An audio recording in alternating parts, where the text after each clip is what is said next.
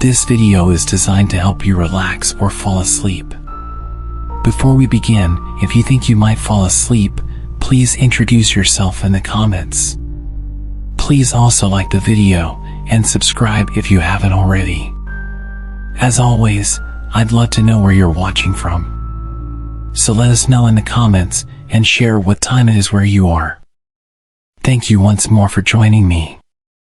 Get comfortable, grab a glass of water, make sure you've locked your door, and turn off the lights. Don't forget to say hello in the comments.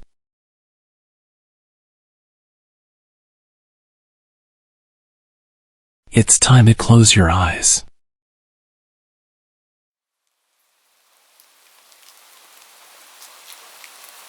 The following story took place 20 years ago. The dialogue is paraphrased but accurately conveys what happened.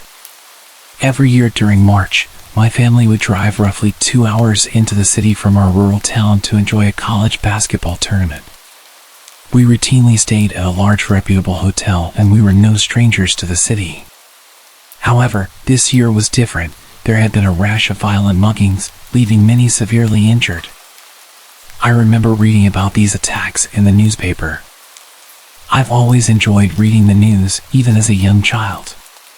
The reports about the city would scare me more than usual because I wasn't used to the threat of violence so close to home. It was Saturday night around 11 p.m. and my mom, dad, and my little sister were winding down and preparing for bed. It's worth mentioning at this point that my mother is naturally paranoid, much more so than other moms. While it can be annoying at times, it often leaves us prepared for bad situations. Tonight would be one of those times. I was sitting on the second of 2 beds, furthest from the entrance to the room, when there was a knock at the door. "Room service," a voice called out. My parents glanced at each other, and my mom motioned for my dad to look through the peephole in the door. "We didn't order anything," said my dad, as he sized up the short, stocky male standing outside our door. He had with him a trolley with what appeared to be a meal on it and was wearing a green hotel uniform. "Are you sure?" he responded. "I've got an order here for room 4109. The guy at the door didn't sound pushy or out of place at all. In fact, if it wasn't for the recent violence in the city, we probably wouldn't have had our guard up in the first place. However, that night my parents were certainly cautious, and my father firmly told the man at the door that we didn't order any food. He left politely, without incident. We had little reason to be suspicious, and my dad wanted to chalk it up to a mistake on the hotel's behalf and get to bed. However, my mother eventually persuaded him to call the front desk to check that everything was legit. 15 minutes or so after the man had left our door, my dad got off the phone with the front desk. They have no record of us ordering food, and their room service staff were white, not green, he said grimly. I noticed my mother's face whiten and my sister looked scared. The hotel immediately sent security up to our floor to see if the intruder was still around. They checked on us and then went about searching the floor. Security came back to our room a few minutes later, telling us they had found an empty trolley in the stairwell, but there was no one to be found. With that, they departed, and we triple-checked the locks on the door before eventually sleeping. The next morning I was the first one awake. I didn't want to turn on the TV and wake my family, and there was no newspaper in the room, so I booted up my dad's laptop and checked the local newspaper's website. The first headline immediately made my stomach twist. "Man stabbed outside City Hotel." Apparently, at roughly 11:30 the previous night, right after we had turned away the fake hotel employee, a pedestrian had been attacked outside our hotel in the middle of the sidewalk. He had been stabbed twice and then badly beaten in plain sight, yet his wallet wasn't stolen. The article went on to say that there was no apparent motive for the mugging, it was pure violence for violence's sake. It also mused as to why the pedestrian had been stabbed to the point where he couldn't fight back, but then beaten by hand. I woke my parents up right away and showed them the article. My mother became very nervous, while my dad looked very angry and reached for the phone. Naturally, we contacted the police and told them our story about the previous night. We provided as much information about the man at our door as possible, thinking he may have been responsible for the assault, but no one was ever caught. Thankfully, we had several inches of locked door between us and the fake employee. It may have just saved our lives.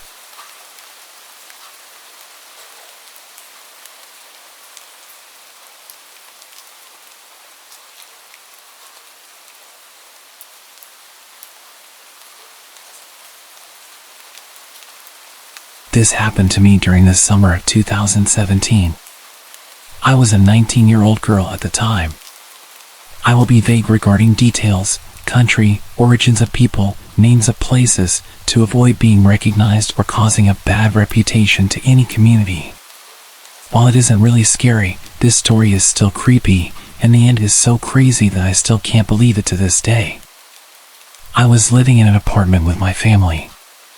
In the parking lot, there were always several guys repairing cars.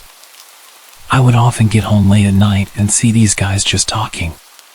They would sometimes say good evening, and one time joked about keeping me a parking spot, but nothing inappropriate. I would just answer politely. I had noticed that one of them had a tuned-up sedan and must have been living in the same building, but used a different entrance, because in the morning the car was parked there. It was really recognizable.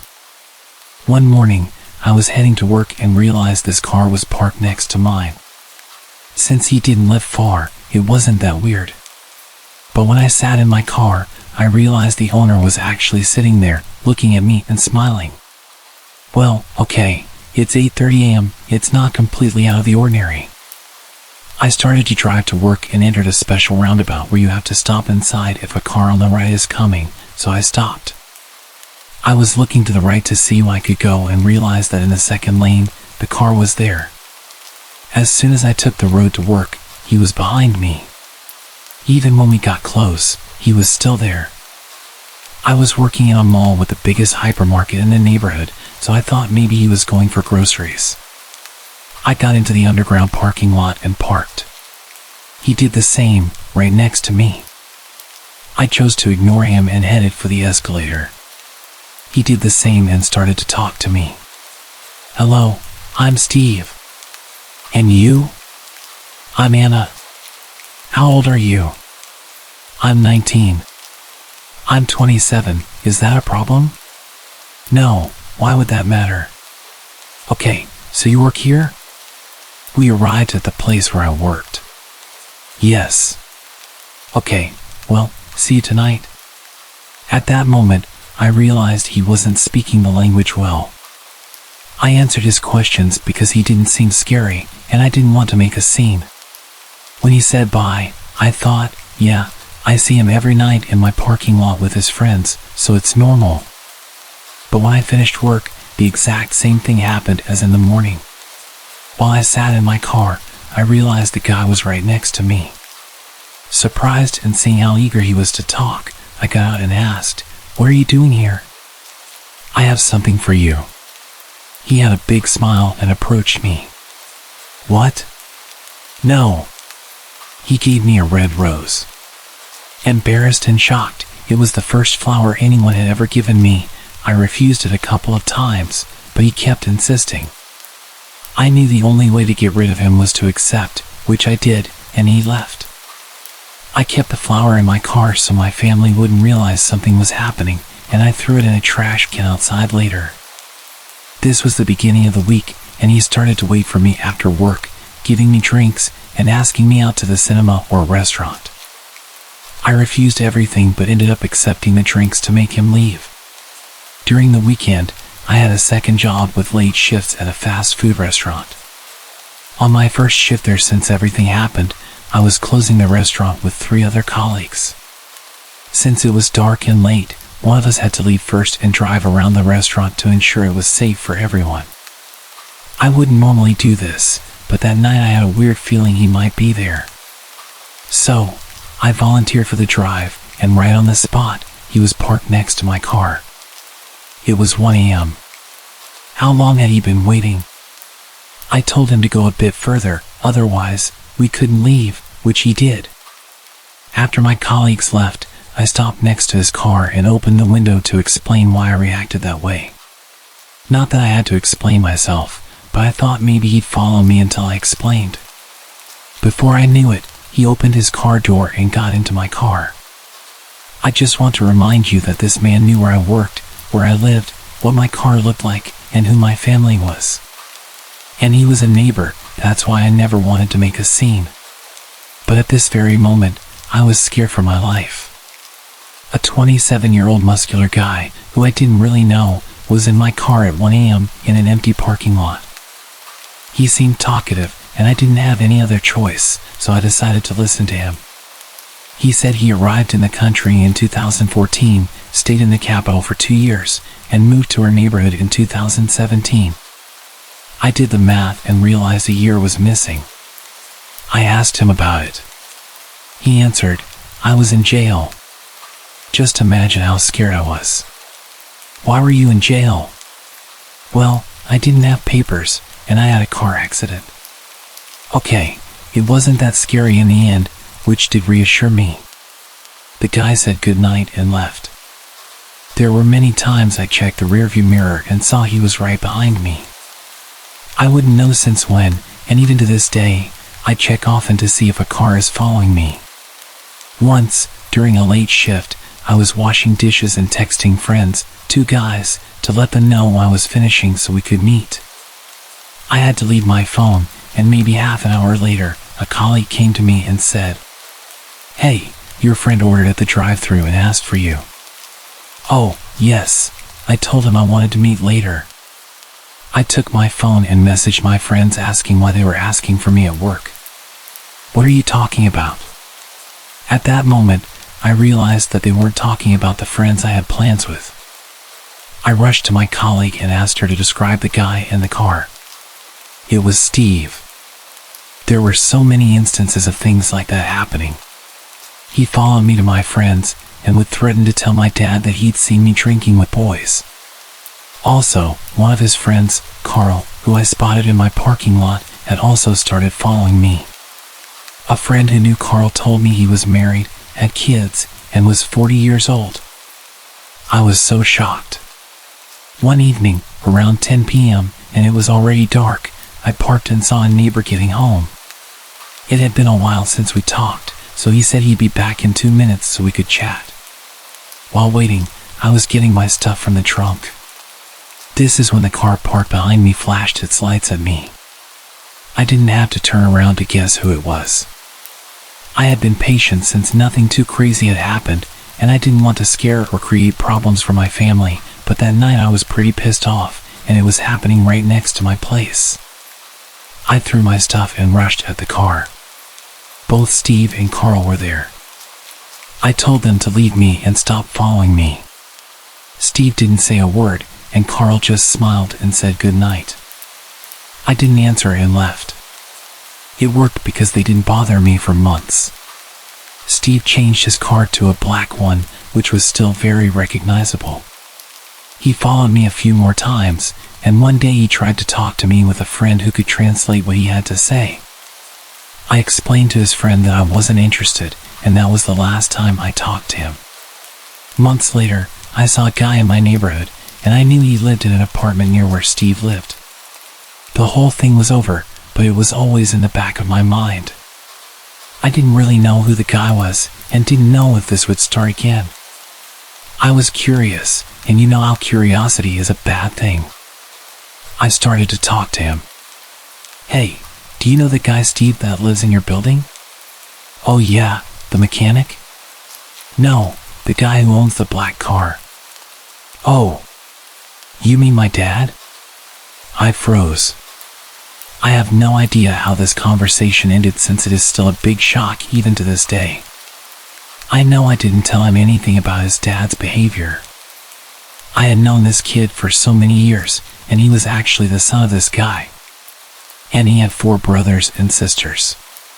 Then I realized the guy had lied about his age because the kid was about 15, and I believed him like an idiot. This is not the end of the stunning discoveries. A few days later, I met a friend who knew about these events and told her that the kid was his son. She looked at me, shocked, and said, "All this time it was this guy?" "What? You know him?" He left his country because he stole money from powerful people and joined his family here, but got jailed for suspicion of badly assaulting a woman. What? I remember that when he followed me, he would stop when I drove in the direction of the police station. I thought it was because he still had issues with his papers.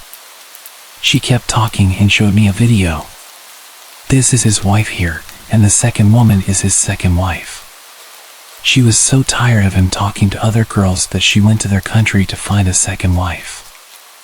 I want to clarify that my friend was from the same country as this guy, but she was born here, which is why she had this kind of information. Small community, so they kind of all know each other. I was very lucky that nothing happened to me. I still can't believe it, and I wonder how it could have gone if I had acted differently. I was young and naive back then and didn't want to be offensive to anyone's culture, but in reality I really should have reported it sooner.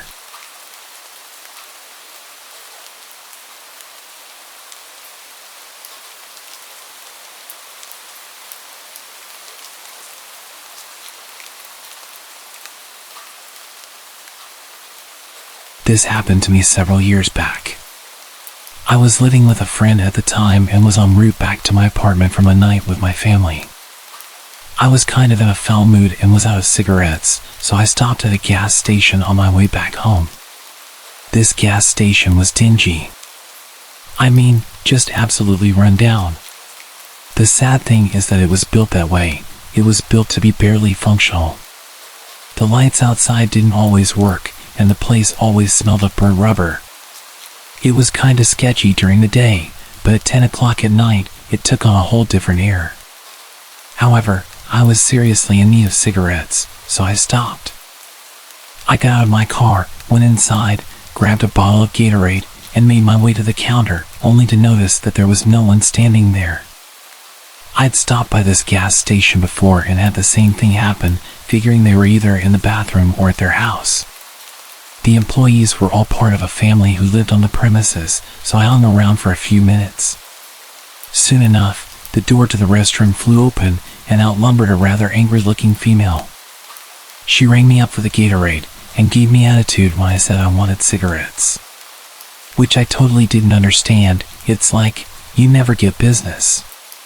So on the rare occasion that someone wants to buy something, you should be grateful. And with that awkward encounter, I was on my way. Total time that had elapsed from when I got out of my car to walking out of the door was maybe 5 minutes. I had a hanging light in my car that is always on when I'm driving. I was sure I'd left it on whilst I was in the store, but as I approached the car I noticed it was off.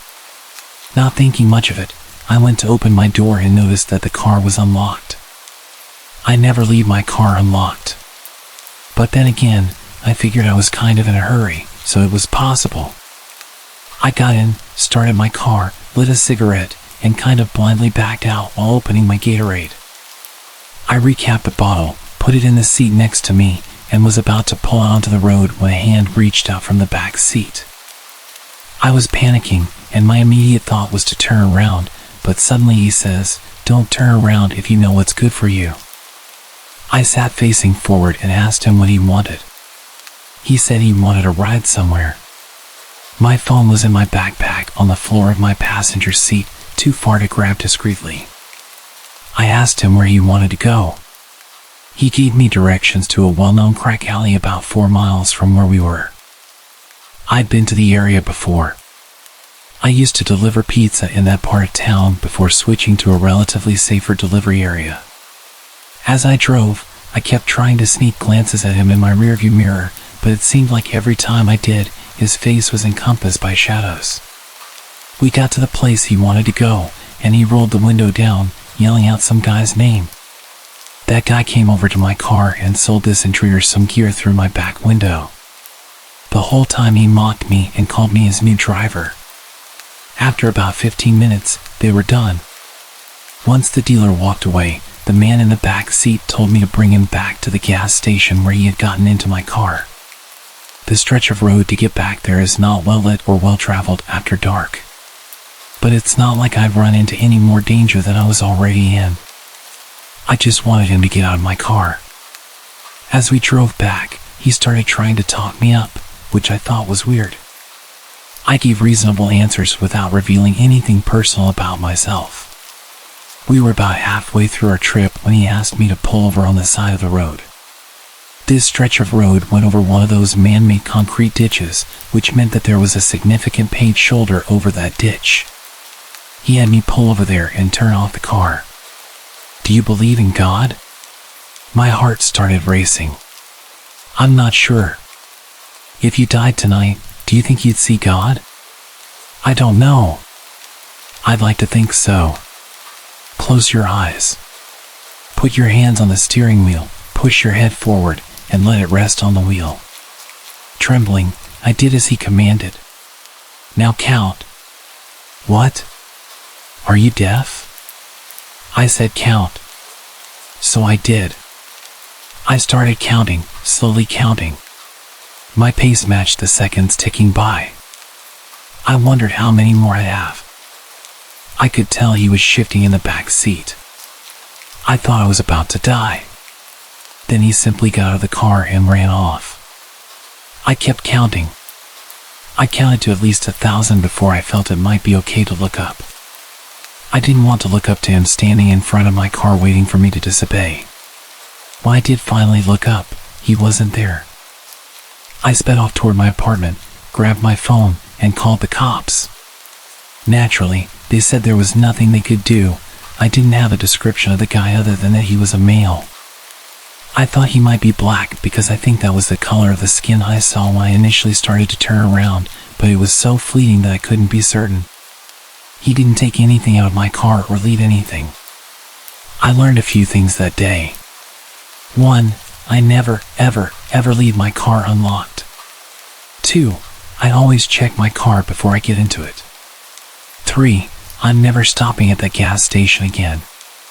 I no longer live there, so that helps. 4. If someone still somehow manages to get into my car to try something like that again, I'm running full speed into the nearest light post. I'll be wearing a seatbelt, and I doubt that some hijacker would worry about putting their seatbelt on.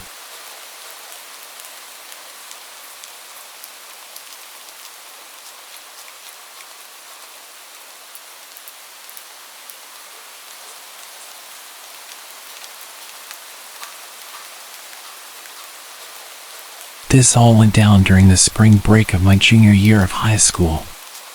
My school was in a pretty small Iowa town with a district spanning several smaller hamlets. During the summer of 2014, a few friends of mine put together a film club that would make short films and compete in national film festivals against other schools. We were a pretty small group, and I found it kind of difficult to get together for any actual filming until spring break of 2015, when we made plans for a little excursion. 4 of us ended up going on the trip, myself and 3 members of the club, let's call them Jake, Bill, and Kyle. We ended up choosing to go camping at Mossy Glen Hollow, a supposedly haunted state park in northeastern Iowa. Since the 1850s, there have been several murders and suicides at Mossy Glen, including a few decapitations and a hired hitman in the 1930s. Being the edgy teens that we were, we jumped at the chance to go hiking and camping somewhere like that. It was within 15 minutes of a small town as well, so stocking up on food wouldn't be that big of an issue either. So, all lights green, we loaded up 2 of our sedans, programmed the GPS, and off we went for a spring break camping in some haunted woods. After the first hour and a half on the road, a few red flags began to fly. After the last large town before getting away into the boondocks, my phone's data signal cut out, and the GPS randomly changed directions on us. Since none of us had any idea where the hell we were at, or where Mossy Glen was supposed to be, we didn't have much choice but to blindly follow the new route. Once we were firmly in the middle of nowhere, our GPS took us off the paved highways and onto gravel roads. At this point, you typically would see the usual brown Iowa DNR signs designating that you were near a state park, but there were none. There weren't even any tree clumps to indicate that you were near some sort of forest. Another 10 minutes or so into the drive, and the gravel road soon turns into a dirt road, then a low-maintenance road, than a Class B minimum maintenance road. With Iowa's dedication to road preservation, this basically means that somebody probably came by and took a peek in the 90s and then promptly forgot about its existence. As we came around the last hilly bend that the GPS shows on our route, we see a farmhouse with a large machine shed, with no lights or activity around either, and no cars in the driveway. A bit weirded out that a house would be right next to a state park, we slow down and keep rolling. To our dismay, however, the road dissolves into a mess of washed tractor tire gouges from last fall's harvest. We stop the cars as far down as we can pass without getting hung up on a frozen rut and unpack some of our equipment. The road gradually narrows, snakes down the middle of a field, and turns down into a small but very thick clump of woods at the bottom of a wide ravine. We get out and hike down the gradually steepening slope and take in the scenery. At first, everything looks like a pretty damn cool set to a film. There are several limestone outcrops hanging off the hillside, a footpath with some picturesque tree overhang, and even a few birds out that made an unseasonal return from wintering down south. We can all hear some water running but can't identify a source from the trail. Looking off in any direction, all we could see was a seemingly endless sea of trees. At the bottom of the hill was a small pond in the middle of a grassy clearing with a fence. As we approached the fence, we noticed a sign, "Private property. Keep out." Bill checks his watch and realizes that it's almost time for dinner, so we trek back to our vehicles and hook up the GPS. The nearest town over was a little place called Edgewood that had several diners and a gas station to load up on supplies for the week. We brought some canned food, but not much beyond that. As we got to town, we realized that Edgewood was a lot smaller than we'd expected, less than 900 people, it would turn out. Everyone knows everyone in these small towns, so we got several weird looks when 4 strangers rolled up with plates from the other side of the state. Kyle asked the cashier and a few people at the gas station about Mossy Glen Hollow and why the only route was through some dude's field on a busted outdoor road. To our surprise, nobody had even heard of a place called Mossy Glen, nor could they figure out why the hell 4 high schoolers suddenly rolled into town looking for the place. We shrugged it off as just a few crazy locals and took back down the dirt trail. As we rounded the corner back near the farmhouse, we noticed that all the lights were still off and nobody seemed to be home.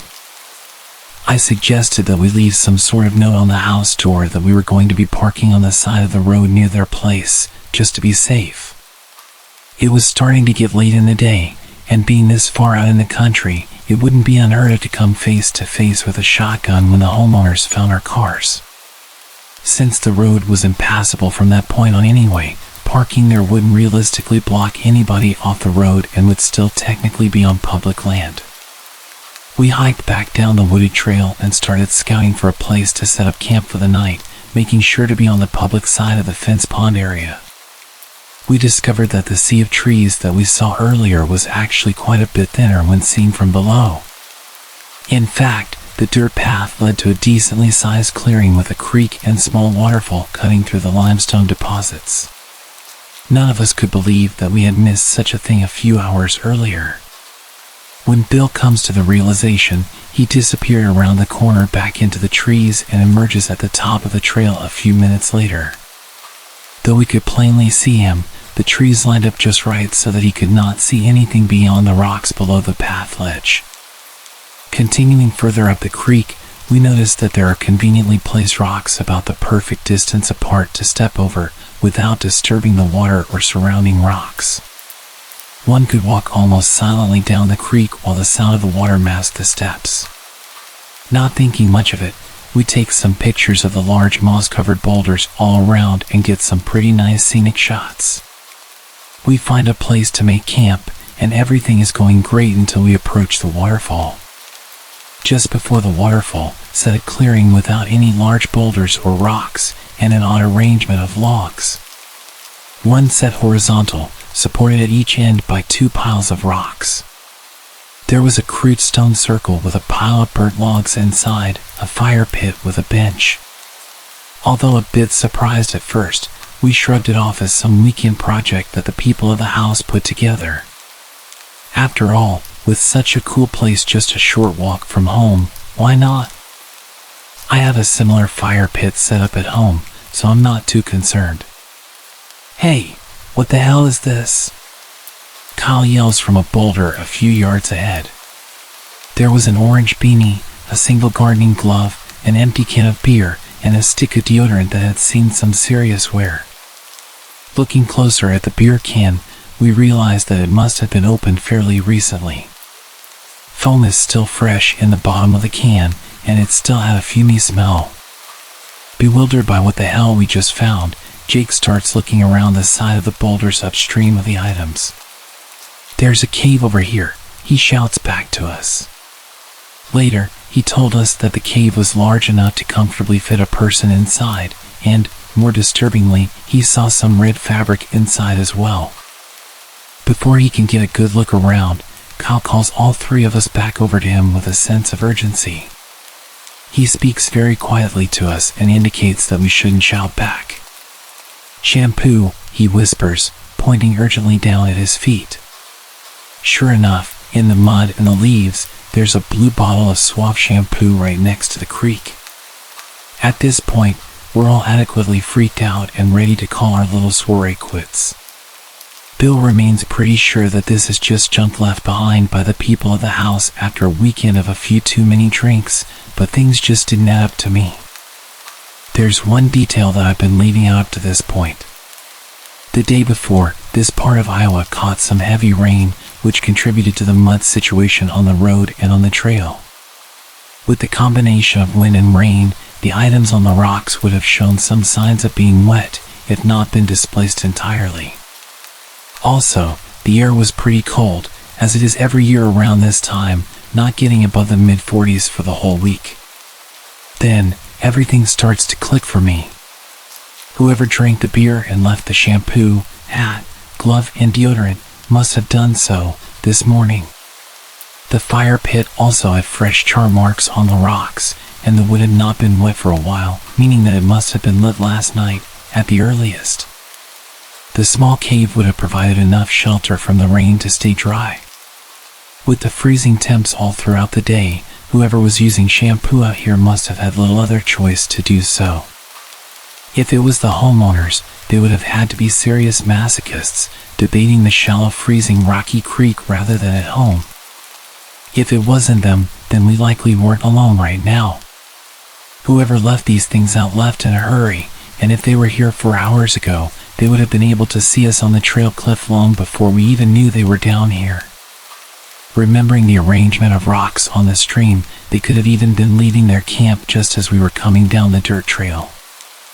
As I processed this, I started to look around at my surroundings and realized that the small area was bordered by the thick trees on the trail side, several sets of huge boulders on the pond side, and limestone cliffs everywhere else.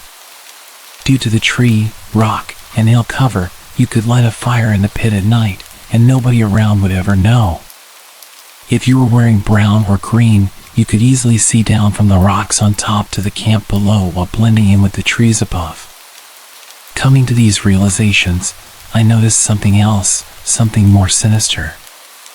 The birds and small animals that we previously heard were now quiet. Aside from the soft babble of the creek, the entire place was completely silent. As I started to explain this to the rest of the group, I saw the wheels turning in their heads as well. Jake starts to head back to the small cave when something rustling up on the limestone ridgeline catches our attention. Something large was shifting around up there, something that apparently didn't want Jake to see what was in the cave. We all look up, and whatever made the noise starts shuffling down the ridge toward the makeshift camp. Because of the high cliff, the only way down to us would be by going all the way back down to the pond and then doubling back up the stream. Realizing this almost by ourselves, and how open we were, we booked it back up the stream, up the dirt path, across the field, and back to our cars. On the drive back to Edgewood, we all tried to process what just happened. I take a look at the satellite map, and the only really accessible way to the cliff where we heard the noise would be to walk up there from the pond. It was too craggy to approach from the adjacent field to the east. Whatever made that noise would have had to be large too, and a deer getting up there wouldn't necessarily be out of the question. It would have had some incredible timing to have started moving just as Jake started looking at the cave and whatever red fabric was inside. Kyle found a report of an escaped convict from a local prison a few weeks ago and was convinced that it was his camp that we found, though we were all doubtful at best of this idea. To satisfy his concerns, we agreed to report the strange things we found to the police anonymously, since we all wanted to really get home at this point. None of us followed up on them, and I doubt anything came out of it. A small town police department gets a report of strange sightings from some stranger, and the same day, some high schoolers roll up and park outside a farmer's house for a few hours. Doesn't exactly spell high-threat criminal activity to me. Still, things just don't seem to add up. Whoever came running down that cliff, if indeed it was a who, wanted to keep whatever was inside the cave hidden, but not enough to actually fight some teenagers. We figured he just wanted to scare us off since the noises seemed to stop once we reached the dirt path. I thought it odd that someone living out in the woods with something seemingly to hide would set up shop in a state park. That is until I checked my GPS again. That little route that it took us on was an old entrance to the park that had been cut off by the purchase of the lake area. The map records used for Google's navigation were updated and we couldn't see that. The place we were at was still public land, for sure, but not quite what we pictured.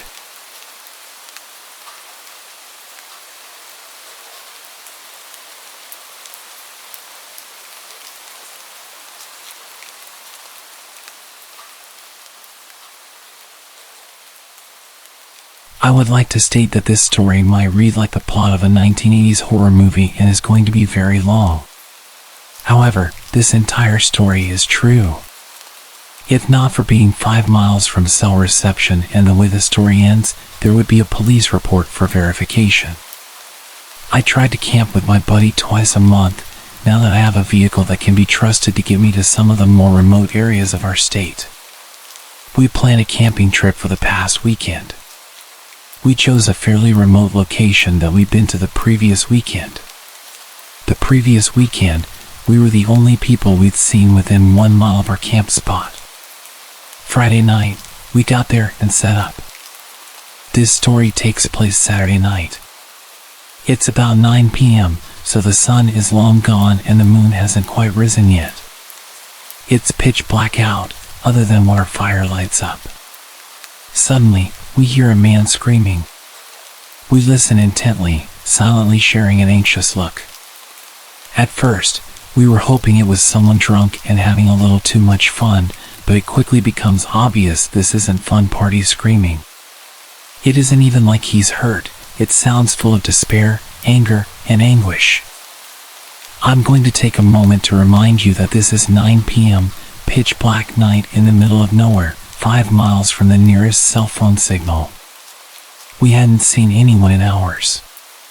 The screaming continues for what felt like hours, but was probably about 5 solid minutes. We had no idea what to make of it and started feeling extremely paranoid. We gathered up anything remotely close to a weapon and tried to come up with explanations for the screaming while keeping our eyes on the forest around us. After about 10 to 15 minutes of fear-induced paranoia, I nearly fell out of my seat as I watched a flashlight and lantern slowly enter our camp. I greeted the stranger with a basic "how's it going?" before he was even lit up by the fire. He responded quickly but flatly by asking if we could do him a favor. "That depends on the favor," my buddy and I said in unison, obviously tense, holding our weapons close to us. The stranger proceeded to ask if he could hang out for a second by the fire. Given that there were 2 of us, and only one of him, plus our myriad of weapons gathered from around the camp to within our arm's reach, we decided to agree and let him hang out. After a short second of awkward silence, I asked him what the hell was going on. He proceeds to tell us that he was camping down the trail with his buddy and that his buddy had snapped and tried to kill him. "Wait, what?" I said before the thought even finished processing in my head. Is that the screaming we heard earlier? The man slowly nods, staring blankly into the fire, and begins his story. We were just hanging out. We came up earlier today and my buddy just freaked out. He started screaming and just wouldn't stop. Then he attacked me. He lunged at me, and I told him to just back off and chill. Well, he kept coming after me and it started getting pretty violent, and I'm pretty sure he was going to kill me. So, I grabbed my car keys, the light, and I ran. I don't know what to do. He chased me when I ran, and I don't know what to do. We don't have firearms or anything, we only have a hatchet. My buddy and I looked at each other for a second, completely astonished, then something horrible dawned on me. Wait, he chased you? Like, he's on his way here? The man just slowly nods in reply, and right on cue, like some terrible horror movie come to life, we hear screaming from maybe 30 to 40 feet from our camp, down on the main trail. I just want to talk. Is what we heard him screaming? I'd never in my life heard a man scream like this. I've never heard anything like it. It was a brutal scream that was shrill to the ears, yet deep in pitch, the sound of someone gone completely mad. And the way he said the stranger's name would switch erratically from long and melodic to short punches of sound. We killed our lights, became silent, and listened. By some miracle, the madman did not notice our camp and continued walking down the trail, screaming the whole way. We ended up chatting with this scary guy for hours, listening to the screaming getting further and further away. We come to find out they had taken 4.5 to 5 grams of mushrooms each, and Gary's buddy was a coworker of his and was fine for 3 hours, then suddenly snapped. It seemed as though he thought he could kill Gary and steal his good trip. We hear the screamings getting further and further for over 2 hours. By this time, it's 11 p.m., the moon is starting to come out, and it's below 30 degrees Fahrenheit. He had no jacket or flashlight, according to Gary. My buddy and I are way too drunk to drive out camp to get cell service, as it was snowy and icy and required 2 to 3 miles of highway driving after getting off the trail.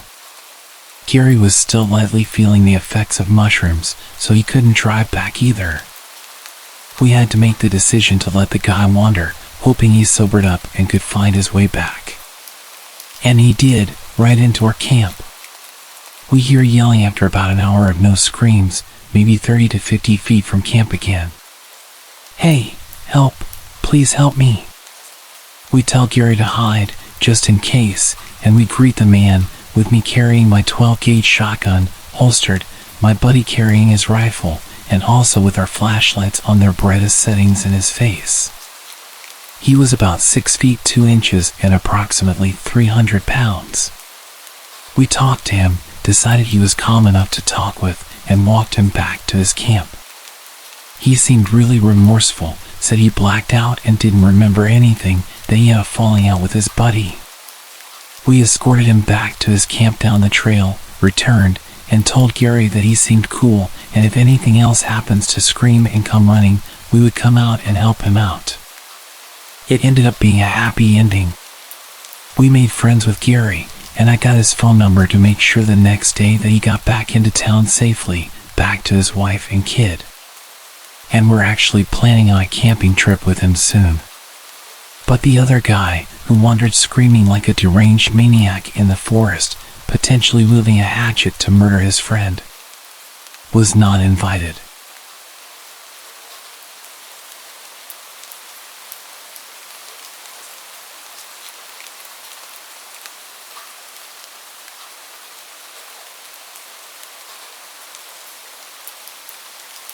To understand my story, you need to know a bit about trespassing laws in our country. We don't have any. As long as you are respectful and non-destructive, you can walk over any hills you like, and in my case, camp on any beach of your choosing. So long as you leave the area as you found it. I used to love camping as a child. Our family would go multiple times a year with a large group of my parents' friends and their kids. On average, there were maybe 10 of us at a time, which was a bit of a logistical challenge since we always headed out to this one really remote beach on the coast. Actually, we weren't the only ones. There were always yachts bobbing just off the shore with people in them, and other campers lining up the beach. Most of them also had children or teenagers, so it wasn't a wild party scene. It was very much an informal family holiday spot. There was even a small building with toilets and showers installed nearby, even though this was the middle of nowhere. I guess the local council must have figured it out, then got sick of people peeing behind bushes. We took a trip up in spring 2011. I remember this because I got my dog in winter 2010 after picking her out that November.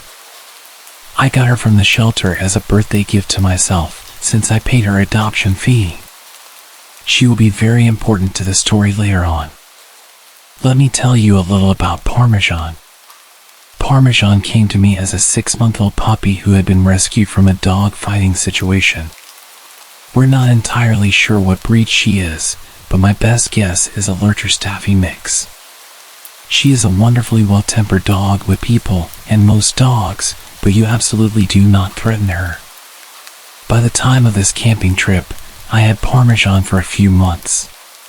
She'd never come camping with us before, but as far as my family is concerned, dogs go on camping trips, so we all piled into the car, and she came with us. Unusually, none of the family friends could make it, so it was only me, my sister, my dad, and my mom. I didn't mind. I wasn't that attached to the other kids. I'd rather play with my dog, and I'd still have my sister. The drive took the best part of 6 hours, and because we left a bit later than normal, although I don't remember why, we arrived at sunset, not a good time to be building a tent.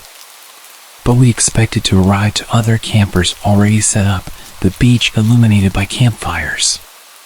The beach was empty. In spite of this, my parents started taking stuff out and trying to build the tent. They asked us to fetch some of the lighter bags from the boot of the car while they sat, pointing a flashlight at the sand to see properly. I rolled down the window of the car for Parmesan before getting out. It was pretty hot for that time of year, and I wanted her to have air. I always got to be looking out for my furry little homie. As we fumbled about in the dark on a beach in the middle of nowhere, it was pretty spooky. The one road that led to this beach was circular and had a bridge over the water, meaning you could basically circle around the beach like a big O shape if you felt like it. I wasn't really paying any attention to the road. I was complaining I was tired, as kids do. But my mom was. After maybe 15 minutes of my dad trying to nail the tent into the sand, my mom asked him if he had seen that car drive around. It's been a few times. My dad kind of shrugged her off. He's sort of like that. I don't know if he said anything back to her, but after a few more minutes, a car pulled up next to ours on the road, and someone got out. It was maybe 15 or 20 feet from the cars to where we were, and the light was pretty low except for the torches. We weren't expecting to see anyone else out here at this point, and I think my mom said it must be security. I don't know why a random beach would have security, and I think what she meant was the Wildlife Trust or something, as they do occasionally come down to do their work. The guy was walking pretty unevenly. He must have been drunk or high because he had that stagger to him. There was absolutely no way this guy was sober. Cool, a junkie. Not an unusual find, but it's rare to see them in the wild. As he walked into the flashlight range, we realized he was carrying a large knife, maybe 15 inches, although I was small at the time, so maybe my sense of scale was off. I don't like my dad, but credit to him, once he saw this, he got up immediately, holding onto the camping mallet, and put us all behind him. The man began to shout wildly at us that we can't camp here, and he was just letting us know. My dad tried to initially be a bit friendly with the guy and told him that was fine, we'd leave, but this didn't work. He kept coming closer to us, so my dad started shouting, and the man kept shouting back. My sister and I were crying. I remember shaking, I was utterly terrified, as I'm sure anyone would be in that situation. It really did seem like this guy and my dad were going to fight, and I'm going to be honest, I didn't fancy my dad's chances. While it's grim to consider, I'm absolutely convinced he would have killed my dad and possibly us as well once he was done, as I don't think my mother would have had the common sense to run with us. I love her, but she's always put her relationship with my dad above us. This isn't how it went down. From the black, like a wolf descending on its prey, took us all by surprise, most of all the man with the knife. In that moment, Parmesan was the apex predator, large canines representing nature. She got him good by the arm and clamped down hard, ripping his jacket and shredding the skin underneath. He dropped the knife as it had been in the arm she latched onto. He kicked her, he punched her, and eventually got her off. He grabbed the knife from the sand and ran back to his car and drove off. Parmesan didn't follow him, she stayed with us, covered in blood. As quickly as we could, we gathered our things and all got back in the car, all pretty shook up by the incident. I looked Parmy over, she was okay, but the car's window was much more open than I left it. We think what had happened was when the shouting started, she must have put a paw upon the gap I'd left for her, as it was an old car and had the manual windows, not an electric button. We think she must have been able to hit it with her paws to force it down enough to squeeze out. This is not the end of my story. We were all pretty scared, and since we had a dog with us, we couldn't book into a hotel for the night. My parents decided to just drive home so we could all feel safe, but first, we had to drive into the nearest town for petrol as they were kind of low. I spent the time trying to clean Parmesan up a little. I'd always loved dogs, but what she just done for me blew my mind. As we drove into town, we came across a gas station, but it looked closed. My dad drove up closer and stuck his head out of the window to get a better look at the sign. My mom asked him what on earth he was doing, and he told her he was trying to see when it opens. My heart sank. Parked in the corner behind a van, so we didn't see him at first, was the man with the knife. He was sitting on the bonnet of his car, using some tissue paper to clean up his arm. It looked pretty bad. Without stopping to refuel or look anywhere else in town, my dad drove right out of there. He decided to go to the next town over, but this was too remote. The next town over was 60 miles away. He didn't have that much petrol. We realized as we began driving, we were going to break down. That's fine, Dad said. We had a cover, they'd come to his home, or at least somewhere acceptable for the night, better than staying in the last town. After driving for maybe 5 minutes, lights flashed from behind. Another car. The same car the man had been driving. It was him, following us. He must have realized we were low on petrol. The next half hour was one of the worst half hours of my life. I had a complete and utter breakdown, as did everyone really. I could tell my parents were trying to keep it under wraps so it wouldn't upset us, but we were really little kids. We were both double digits. We knew how dangerous this situation was. Dad turned off the radio to conserve petrol, and the man followed us for 55 miles before he peeled away onto another road. Our fuel meter was on the big red E for empty for the last 10 miles. We were driving on fumes. I don't really believe in God, but if he does exist, that was definitely one of his miracles. Once we got there, we refilled to a full tank before driving the rest of the way home. My sister and I slept in the car after that. I only woke up once we made it all the way home, just grateful nothing worse had happened than that. After getting some sleep, my mom phoned the non-emergency line for the police and reported what had happened, and they never got back to her after that. But apparently, the woman she spoke to said they may wish to in the future, as he matched the description of a suspect wanted in relation to a murder charge. No idea if he actually was that guy or just a random psycho. As I said, they never got back to her. So what's the takeaway then? other than avoiding the crazy man on the beach? Well, for me, it's that I love Parmesan. She's still with us now, old as the hills and twice as grizzled as one of my mom's friends likes to joke. I don't know why she did what she did that day, but I couldn't tell you what her thought process was. What I do know is that this poor puppy was born into an environment where they abused and neglected her, only to be rescued and taken shelter to where her mother and siblings all found homes before her. Despite how badly people had treated her, when I took her home, she forgave but never forgot. I think the saying is, I never trust a person who doesn't like a dog, but I always trust a dog when they don't like a person. They have a very good understanding of human body language, and I think she must have understood how much danger we were in. I paid £78 for Parmesan's adoption fee, which is a lot when you're a kid, but it chills me to my bones knowing if I hadn't been so insistent on a dog, I might have been killed.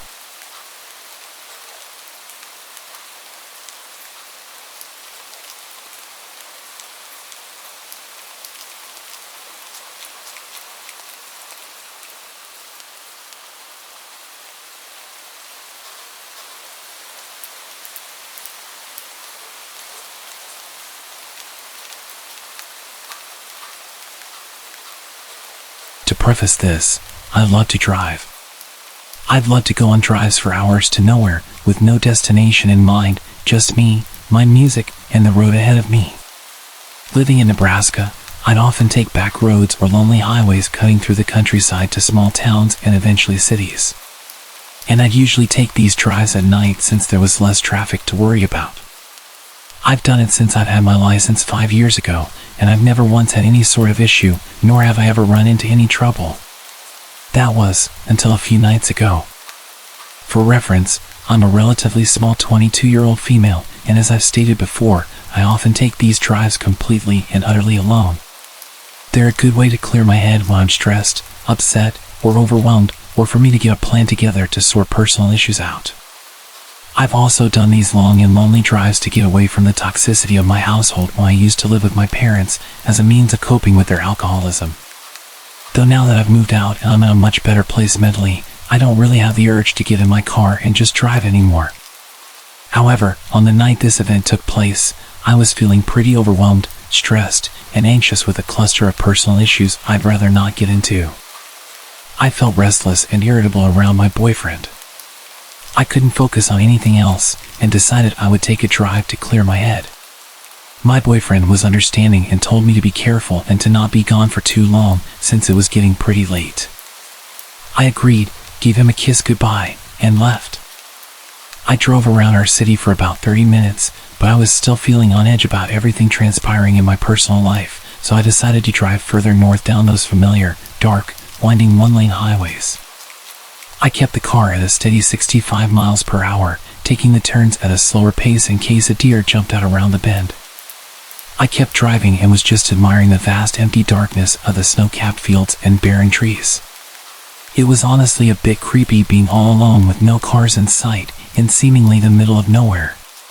The few houses miles back from the road were lightless, and the dead cornfields withered away, snow started to cover them entirely. It was like something out of a horror movie, and I half expected to see a ghost pop up in my rearview mirror or see someone clamber out from the patches of trees dotting the horizon. The only light came from my headlights, and even then I still strained to see through the inky darkness of the night. By now it was just after 11, and I told myself that once I made the familiar roundabout that would either take you to a small town or back up towards the city, I would head back to the city and home. That roundabout was still maybe 15 to 25 minutes away, but other than my imagination picturing the worst, I wasn't really all that concerned. I mean, I was by myself. I didn't have any other motorists to worry about, right? Wrong. As I'm rounding another bend, I notice a vehicle with its hazards flashing maybe a quarter of a mile or something away from me. It was some sort of sedan, dark colored, and was angled to where only part of it was on the shoulder while the rest was jutted onto the road, like they had to pull over in a hurry but didn't quite manage to do that. The driver's side door was flung wide open, and as I slowed my vehicle down and angled it towards the opposite side of the road to pass, I could make out what looked like maybe blood on the inside of the open door. I didn't see anyone on the road or in the car, and I was the only motorist in sight. In this part of the country, cell phone reception is pretty bad most of the time. But more often than not, you couldn't get reception no matter how hard you prayed, which was definitely the case when I took a glance at my phone to see if I had any service. So, a lone female on the road, at night, pulling up near a vacant vehicle that looks like someone had been attacked on the inside, with no cell service. Now, I'm no dummy. I've watched countless episodes of investigation, discovery, and criminal minds, and read far too many true crime books to know that this had bad and danger written all over it. But there was still a small part of me that worried something terrible had happened to whoever was in that vehicle, and I thought I needed to help. These roads don't get a lot of traffic at night, and temperatures were well below freezing. If someone were hurt or in trouble, there was no one and nothing else to help them. Still, I erred on the side of caution. I was still driving my car, though a bit more slowly, and as I approached the vehicle I rolled down my passenger window a bit, shut off the music, and called out, "Hey, anyone there? Are you okay?" I didn't hear a response. I worried they were passed out somewhere, but I wasn't about to get out and look for them. I told myself I'd call out one last time, and if I didn't hear anything I would leave, and the moment there was reception I'd call it in. And if I did hear someone, well, I'd figure out my next course of action then. So, again I shout, "Hey! What happened? Are you okay?" There was silence for a while, and then I heard rustling in the shadows of the trees, followed by a rough voice responding to me. I was relieved at first, and was about to say something in response or possibly even stop my car and get out, when I noticed three things nearly simultaneously. As I inched my way past the front of the sedan, I noticed there was no damage to the hood or anywhere else on the vehicle, which I found to be strange considering the blood on the inside of the door. In my rearview mirror, I caught a glance of someone coming out from behind the sedan, and they were making their way towards my car, fast. The person didn't have any blood on them, nor did they appear injured in any way, and they were wearing a mask, not like a face mask for COVID, or a ski mask or anything normal, but one of those masks you would see in the Purge movies. And they were holding something in their hand. I don't know what it was, I couldn't get a good look, but from its length and shape my guess was maybe a tire iron or a crowbar or something. I don't need to tell you that I slammed on the gas as soon as I noticed those things, and drove like a bat straight out of hell. My heart thundering in my chest and my entire body shaking. My window was still rolled down in my haste, and the music was still shut off, so I could very clearly hear someone, definitely a man, shouting at me, though I had no clue what they were saying. I just knew I had to get out of there immediately. I stole one last look in my rearview mirror as I drove away, mostly to see if they were getting in their sedan to follow chase or if they had stopped. The man with the weapon was still standing in the middle of the road watching me, and right before I looked away from the mirror I saw a second man emerge from the trees that had been rustling earlier, also wearing one of those creepy masks and no trace of blood on him. I probably broke every law for speeding that night, but I wanted to get as far away from those men as possible. As soon as I made it to the roundabout, I turned towards town, parked in the Walmart parking lot that thankfully still had cars from who I assumed were workers closing up shop, and proceeded to have a full-on meltdown. When I could pull myself together, I called one of my friends, Troy, who was a police officer, to tell him what happened. He was concerned for me, and after asking if I was okay, where I was, did they follow me, etc., he told me since it was out of city limits he couldn't do much on his end. But he could get in contact with the local police or sheriff in that jurisdiction to take my statement and check it out. I agreed, thanked him, and while I waited for police to show up, I called my boyfriend. Through my hysterical sobs I managed to tell him what happened, not even 10 minutes ago. He was, as you could imagine, really concerned for my safety, and wanted me to either come home immediately or drive down himself to take me home. I told him the police were on their way to take my statement, so I couldn't leave and that I was okay, but I stayed on the phone with him until I saw the familiar police cruisers pulling into the lot. I gave the police my statement, and they assured me they would go back to the spot to take a look and that they would try to catch the guys who did it. But with no cameras and no description of the men, I wasn't sure they'd be able to. I didn't even get the license plate number, though at the time of my panic, the thought never came to mind until the police were asking me if I got it. All they had to go off of was a dark-colored sedan and two guys with masks.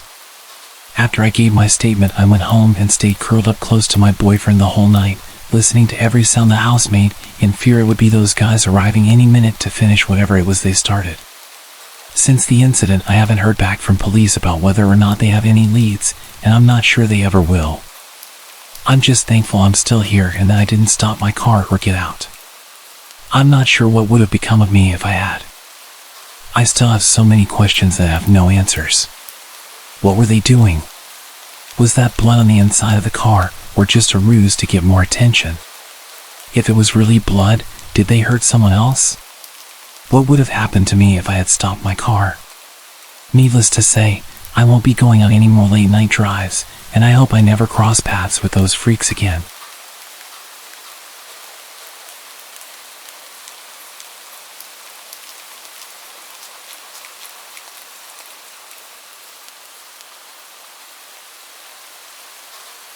It all started with a normal day at work. I worked at a small grocery store at the time, and my duties consisted of gathering shopping carts in the parking lot and bagging groceries, the usual minimum wage stuff. It was rainy that morning, and of course, I was assigned to carts. About 2 hours into my shift, I saw a man rushing to get his groceries into the car. I ran over to him and started helping him with his bags. "Mind if I help you get out of the rain?" "Yes. Thank you so much." As he was closing his trunk, he looked at me with a very surprised look on his face. He lowered his eyebrows, skinned me from head to toe, and smirked. "Are you a new hire?" "No, I've been here for a couple of months." "Oh, you are very pretty," he said in a weirdly sensual tone. "Thank you. Have a good day." I shut it down. I was not interested. As I was walking back to the store to hide until he left, I could feel him watching me while I walked away. Nevertheless, I continued to work, not really thinking about it. After my lunch, I was at the register bagging groceries, and I noticed that same man from earlier walk in. I pretended I didn't see him and just kept bagging. He came up to the register and got a single chocolate bar. I didn't give him a bag. He stands towering over me and says, "Are you going to bag my item?" "Oh, sorry. I didn't know you wanted a bag for one thing." I put his chocolate bar in a bag and told him to have a good day. "When are you off work, sweetheart?" "Ah, man, I'm not comfortable giving that information out." He returned with, "That's okay. You've been here, what, 5 hours? You probably get off around 7, right?" He smiled, winked at me, and walked away. Disgusted, I went to my manager and told her what happened. She told me not to work the lot anymore and to ask someone to walk me to my car. So by the end of my shift, I had a male coworker walk me to my truck, and we scanned the parking lot, looking for this man's car. We didn't see him, so my coworker went back inside and I started my truck. I called my mom to tell her about what happened, and once she answered, I left the parking lot. Literally, the second I turned onto the road, I saw his car pull onto the road behind me. I told my mom I thought he was going to follow me, and she just told me to drive around to try and lose him. I drove around for about 20 minutes, just going in circles around my town. I hit a red light and he pulled up next to me and started yelling something to me out his open window. I, of course, pretended he wasn't there, but I could still hear what he was saying. "You would bear some good kids for me. You'd make a great slave for me, little lady." He then started being very explicit about what he was going to do to me if he caught me. I told my mom I was going to dial 911, and if I wasn't home in an hour, then call the police. While I was trying to call the cops, the man speeds ahead of my truck and starts brake checking me. Frantic, I wait for the closest intersection and turn up the block. My phone fell under my seat while I was turning, so I decided to go to the nearest open establishment and run in and hide and have someone else call for help. The closest open business I could find was a convenience store at a gas station. I pulled in, parked, and ran for my life into the store. I told the clerk what's happening, and she took me to the break room and locked me in there. While processing that I might have survived this ordeal, I hear the doors of the storefront start violently rattling, and before I knew it, the clerk was locking herself in the break room with me. She was on the phone with the police, and they were on their way. We were silent. Cowering in a dark room, I found myself feeling guilty for wrapping another woman into our worst fear. My thoughts were racing through what I said to him, Did I lead him on? I just told him to have a good day. Has he been following me for longer than tonight? How did he know what car I drive? Are the police going to get here in time? Are we going to die? Finally, the small room was illuminated with red and blue lights from the crack under the door. We hear a voice over the intercom telling us it's safe to come out. Whilst shaking, the clerk took out her keys and opened the door, so we walked out and gave our statements. After the police leave, I turned to my unexpected savior and profusely thanked her.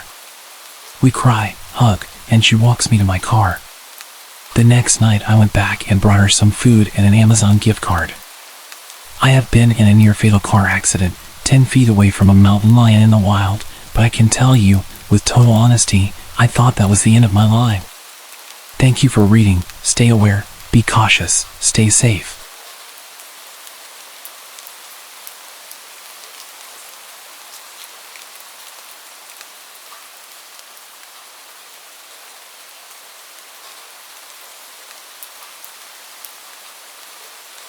This encounter would have happened a little over 10 years ago. I would have been about 26 at the time. I can't remember exactly what year this was, but it was around 2012. At the time, I was frequently going out with my friends to bars and parties, and hanging out until pretty late most weekends. The friend's house that I usually hung out at was on a side street just off a main road where a lot of popular and crowded bars and restaurants were. You had to park on the street at his house, and during the weekend when it was busy, it was pretty common to have to park a number of blocks away. The street closer to the bars was pretty nice, but if you went a few blocks in the opposite direction, it got a little sketchier at night. After a night of hanging out, I had to walk back to my car pretty late, which was parked a number of blocks away towards the slightly sketchier area. This was during the winter, so I was wearing some kind of heavy sweater or pullover and beanie hat. This detail is only important as you couldn't really gather much idea about what I looked like from a distance in the dark, aside from my general height and build. There wasn't much through traffic as you got further away from the bars, and the roads were pretty dark without any street lights. As I was walking down the sidewalk, a car started slowly creeping down the street, matching my pace as it pulled up beside me and then stopped. The window of the car rolled down, and driving the car was an attractive young woman who said that I looked cold and that I should let her give me a ride to where I was going. She seemed very friendly. I indicated that I wasn't parked far away and appreciated the offer, but was going to just keep walking. She then tried really hard to convince me to get in the car with her, since it was so cold. No small talk to establish any information about me to make sure I wasn't a weirdo, just asking me to get in the car pretty aggressively. Based on what I was wearing and how dark it was, there was no way she really could have had much idea about what I actually looked like to possibly find me attractive, and even if she did, I don't know many women who would pick up a male stranger after midnight when they're alone in their car. There were about 10 bars nearby she could have gone to if she just wanted to pick up a guy. There was no reason I could think of that she would have to resort to driving around offering to pick up strangers. She continued to drive alongside me and offered me a ride again, which I declined and kept going. I picked up my pace and she eventually drove off. As soon as she was a few blocks away, I quickly got to my car and made sure there was nobody lurking around or close by. The whole scenario felt off and didn't make sense to me. I asked my friends about it later, and all of the women agreed they wouldn't offer a random guy a ride, especially at night time, in that kind of scenario, even if the guy looked like Ryan Gosling or Channing Tatum. My suspicion is that there was someone laid down in the back seat of the car out of view with a weapon waiting to rob anyone who accepted the ride. I couldn't really figure out any reason she would be offering rides like that to complete strangers in the middle of the night, as it would be very unsafe for her to just pick up random strangers. I just assumed there had to be something nefarious going on in that car, and I do wonder what would have happened if anyone just hopped in the car with her.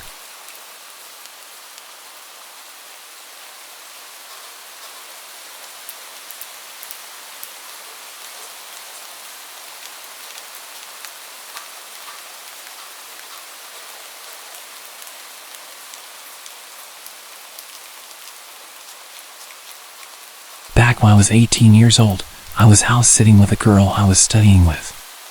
The family we were house-sitting for went to the same church as her, but I didn't really know them well myself. It was more to keep her company in a huge house.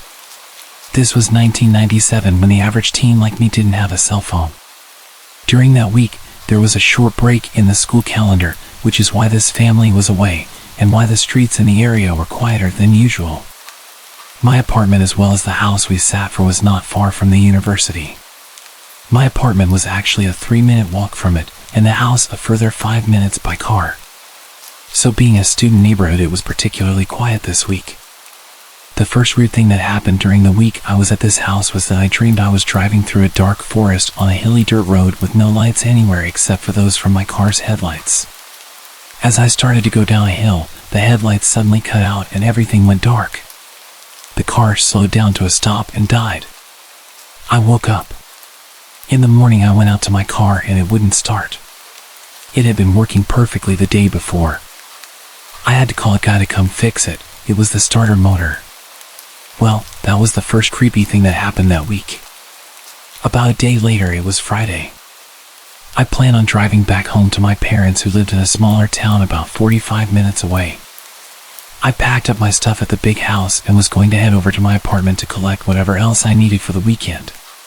That trip between the house and apartment was, as I mentioned, only 5 minutes or so away.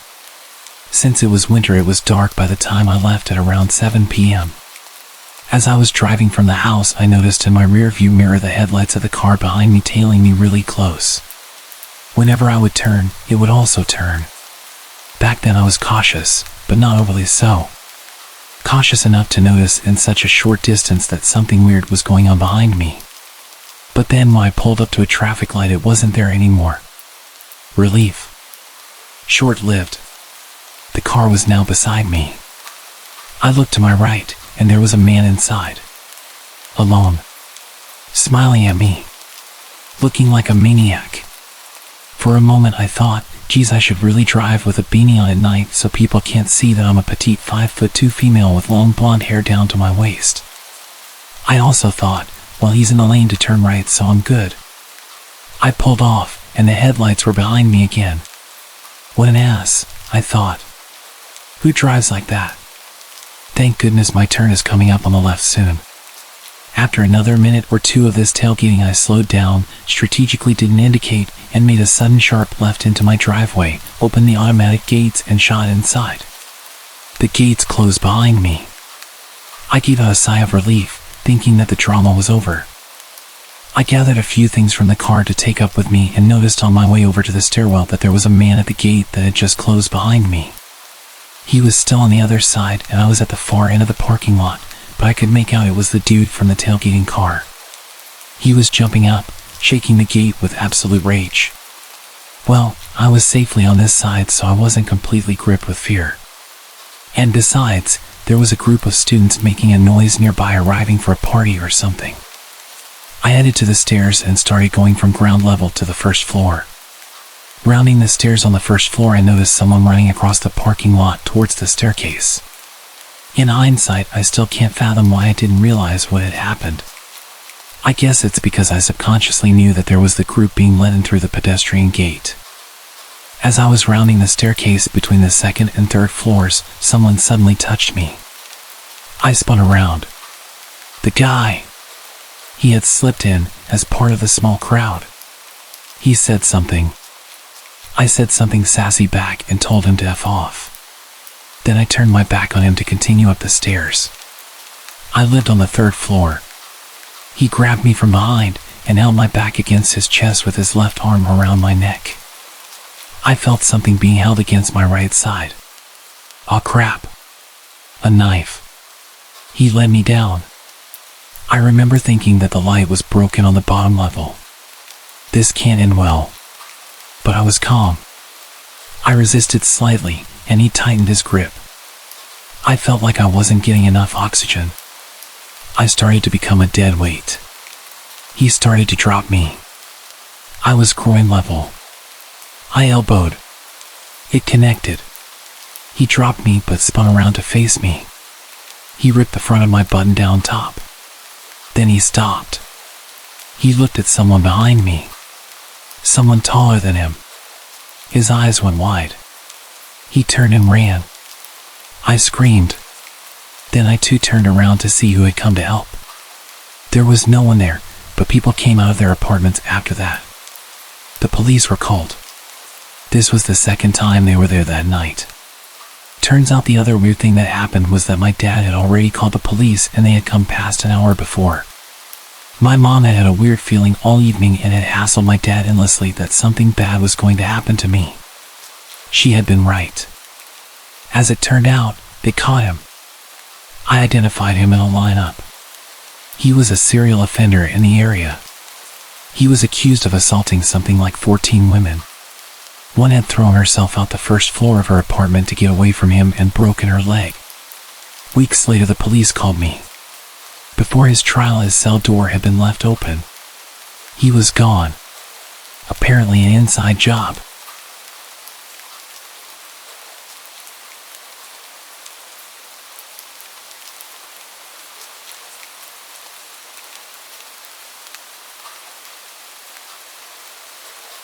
I've had a few creepy things happen to me in my life, but this one still makes me think about how things could have gone wrong very quickly.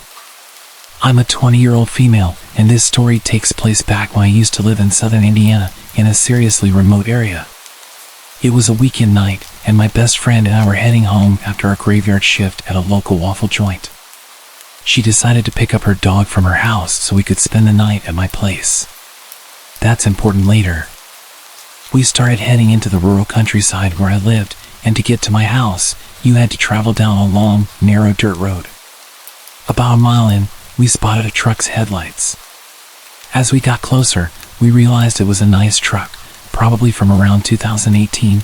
I can't say I know much about cars, so cut me some slack.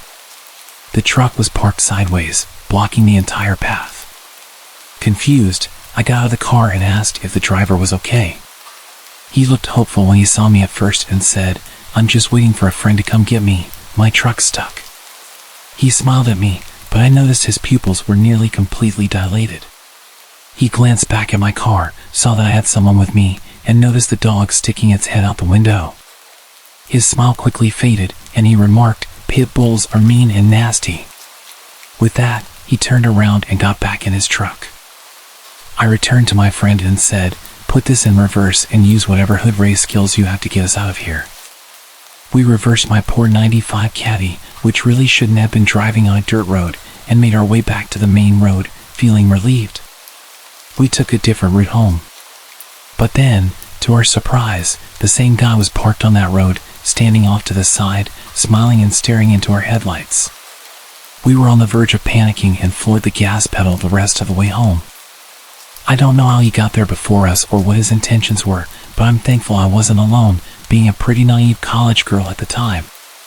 Even though the presence of the pit bull probably saved us from that man, the dog actually ended up randomly snapping at my friend a few months later, causing her serious injuries. It had been a good dog its entire life, and I know she was a good owner, so I guess it's just an instinct thing with pit bulls. They can snap at any moment.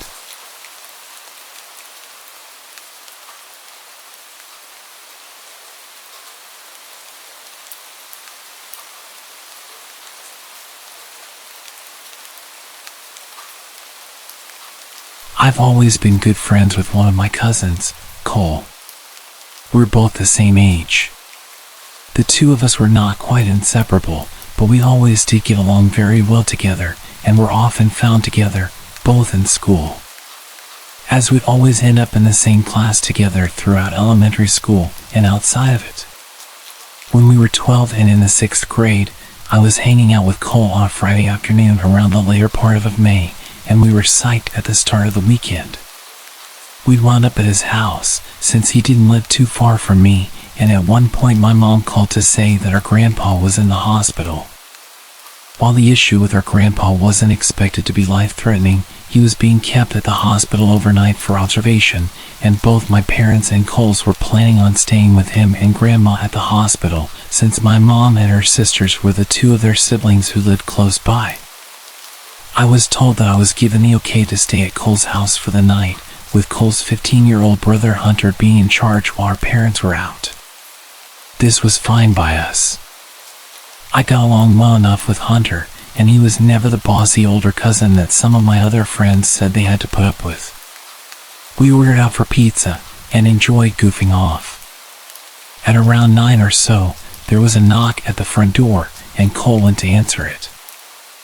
I was a bit curious as to who it could be at that time of the night, and so I watched from a ways back.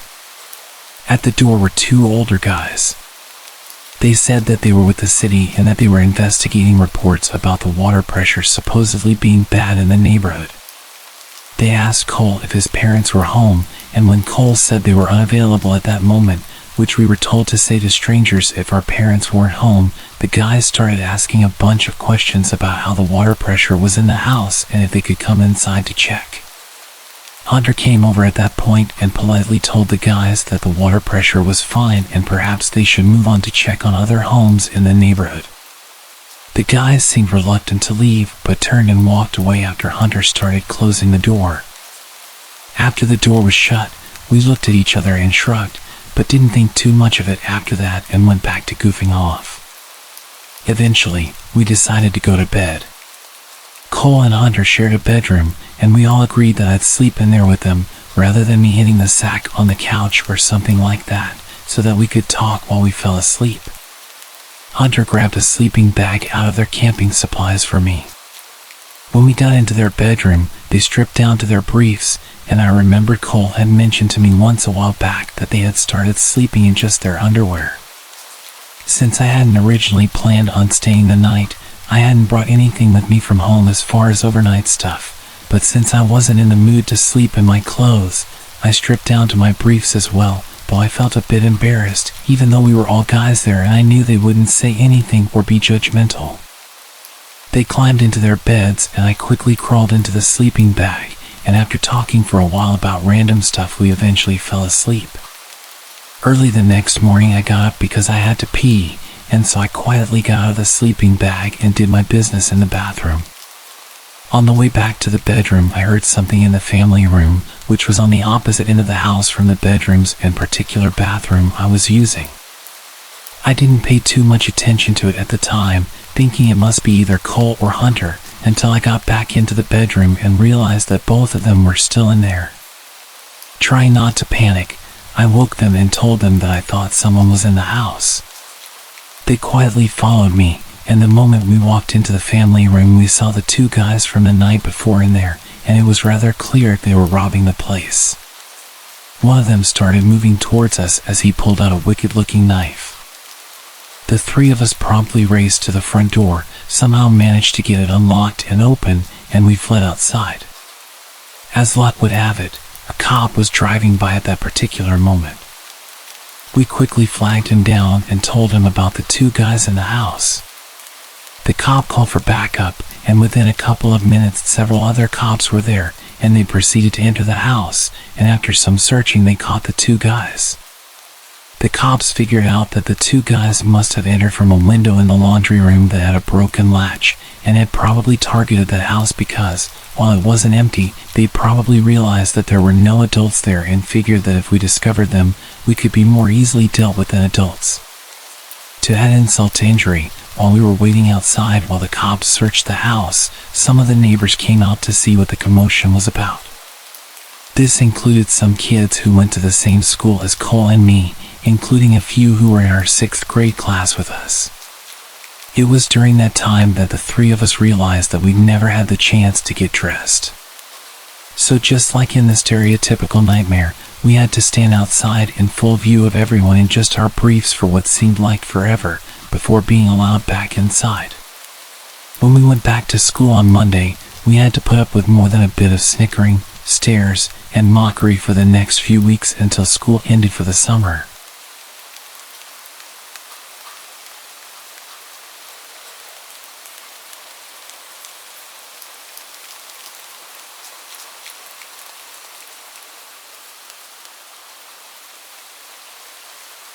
I've never been good at making friends or any type of bond with people in general.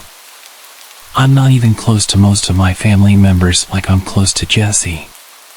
Jessie is my best friend. I've known her only for a year and a half, but she's literally my world. She's the only person I can speak to, the only person who understands me. I've never slept over at anyone's house that isn't mine, and even when I'm supposed to be staying at a family member's house, I get anxious and they have to call my parents to collect me. This results in my parents having to cancel everything that they plan. My parents resent me. I'm a huge burden to them because of just how anxious I am. Jessie asked if I wanted to have a sleepover at her house. I'd never been to her house, or anyone else's house for that matter, and I'll admit I was ecstatic, but also hesitant in case I got anxious and ruined the sleepover and my friendship. I knew I was probably overthinking, but it still scared me. Jessie gave me some time to think, and I eventually agreed. I told my parents and they were pretty shocked, but decided to let me go because I had an actual shot at making a best friend for life. The car pulled up onto a large driveway, connected to an even larger house. It was huge, like mansion-sized. Probably the biggest house I'd ever laid eyes on. Me and my parents made our way over to the front door, which was about twice my dad's size, and he was 6'7". There was no doorbell. Instead, there was an abnormally large silver knocker in the middle of the door. I knocked. Jessie answered the door. When she saw me, her face seemed to light up and her smile grew larger. She instantly leaned in for a hug. Jessie's mother and father also approached the door and stood behind Jessie, also with a comforting smile on their face. Jessie's father was also tall like my own dad. He was your typical dad-looking person. It was the same with her mother. It was almost surreal. Jessie toured me around her huge house, which took about an hour in itself. Then we ventured off into Jessie's bedroom, which was huge and pink. Very pink. Like every object was pink. After staying in Jessie's room playing games and eating candy for a while, her mother walked into the room and placed a sheet of A4 paper on Jessie's bed. The way she walked was so elegant and graceful. I took my headphones and grabbed the sheet of paper. It read, "Sleepover rules. Follow these rules to ensure you have a safe and happy sleepover. 1. Don't eat too much candy. They can smell it from miles away. 2. Do not leave the bedroom after 1:45 a.m. Please remember this rule. Your life depends on it. 3. If you happen to wake up during the night for no apparent reason, hide under the bed within 25 seconds. That way they cannot see you. 4. Do not get snacks from the mini fridge during 8:56 p.m. and 9:47. You will not like what you find. 5. Make sure to turn off any light source. Apart from the TV, you must keep this on all through the night. I can't emphasize how important this is. 6. If you wake up randomly and see Jessie sitting upright, awake in her bed, you must run. Lock yourself in the bathroom and do not come out for the rest of the night. If Jessie knocks and says she hurt herself and needs help, ignore her and do not reply. 7. If you wake up and hear the baby crying, ignore it completely. Don't even move, it isn't the baby. 8. Do not attempt to speak to Jessie during the night, and if she speaks to you, do not reply. This is crucial if you want to stay safe. 9. If you hear a dog whimpering and scratching on the bedroom door, drag Jessie under the bed and then hide behind the bookshelf. We do not own a dog. 10. If you hear a ringing in your ear, run, leave the house. This is the only exception. If you don't, we all die. Have a lovely sleepover, smiley face. It had to be some kind of joke. These couldn't have been real, but I still had a feeling that I should follow these creepy rules. I folded the piece of paper and placed it in my right pocket. Then sat down again to play with Jessie. After about an hour, Jessie's dad opened the door. "It's bedtime, girls. You must go to sleep." I suddenly got very anxious, because this is when I had to start following the creepy rules. I held back all of my emotion because I didn't want to lose a friend like Jessie. Me and Jessie both got into bed.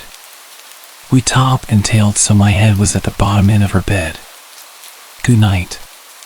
Sweet dreams," she said, in between yawns.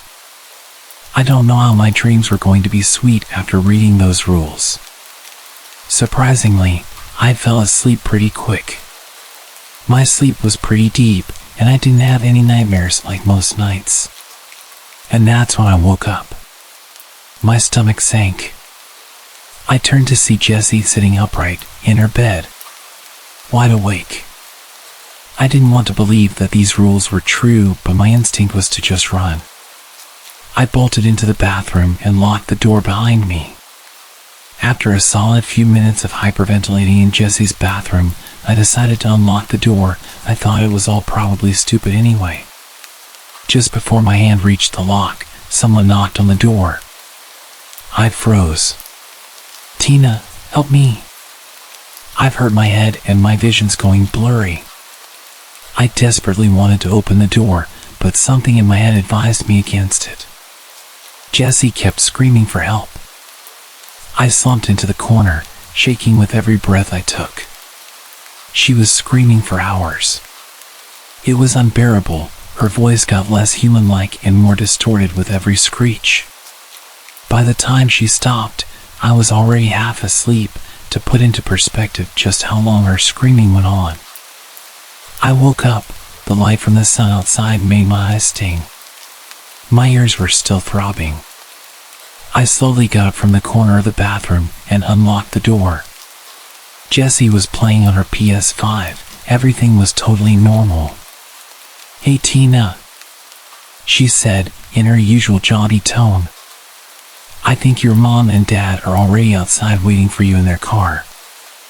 I couldn't take speaking. Everywhere in my body ached. I picked up my stuff and started walking downstairs. Jessie's parents waited at the bottom of the stairs. "Your parents are outside waiting for you," said her mother with a smile. "How did they get here so quickly?" It was only 8:45. I could see the open door and my parents' car outside. I was so relieved. I was gonna leave this place finally. Jessie's dad showed me out, and I hopped into my parents' car. I can't begin to explain how relieved I was to see my parents' smiling faces again. Jessie and her family waved at me as I drove away. "How was the sleepover, sweetie?" I was about to reply when I got a notification on my phone. It was a message from my mom. It said, "Hey, I was just messaging to ask what time you wanted me and your dad to pick you up from Jessie's house." I looked back up at my mom, who was driving, and then to my dad, who was smiling eerily at me. Shit. I forgot to leave on the TV. I felt sick to my stomach. "Forgot something?" my dad asked me.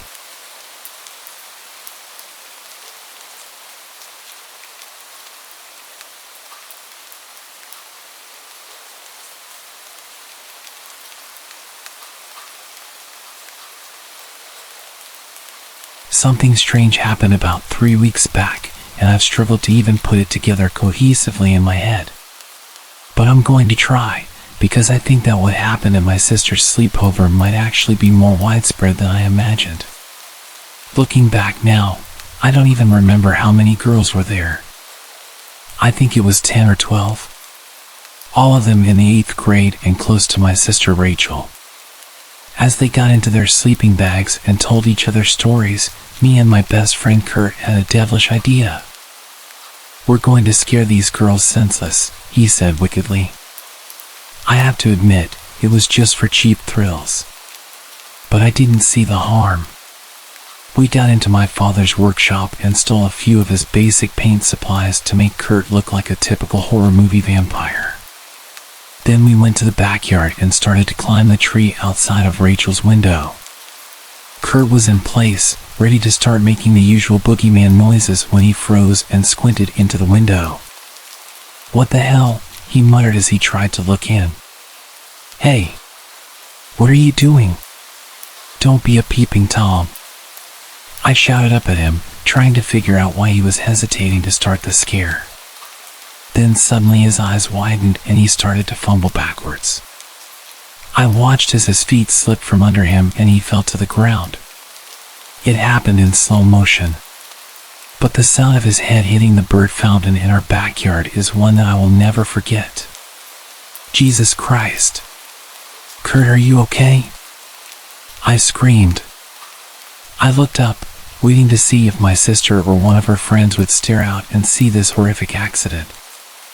I tried to prop his head up and stop the bleeding. Then I reached into my pocket to call 911. But I hesitated. I know it's dumb, but my parents were already going to give me a tongue lashing for being stupid anyway.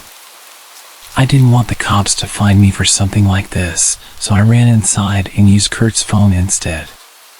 As dumb as that was, what I did next was even stupider.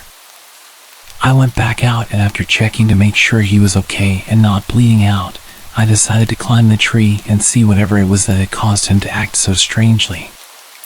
Slowly, I crawled up the branches and peered through the window to where my sister and her friends were sleeping. All except for one of them. It's been so long now, and I still remember that ungodly sight. One of the girls was standing there, crouching over the other girls with a sharp knife, slashing wildly at the defenseless sleeping friends. I will never forget the look on her face as she swung that knife. That's when the girl looked straight at me.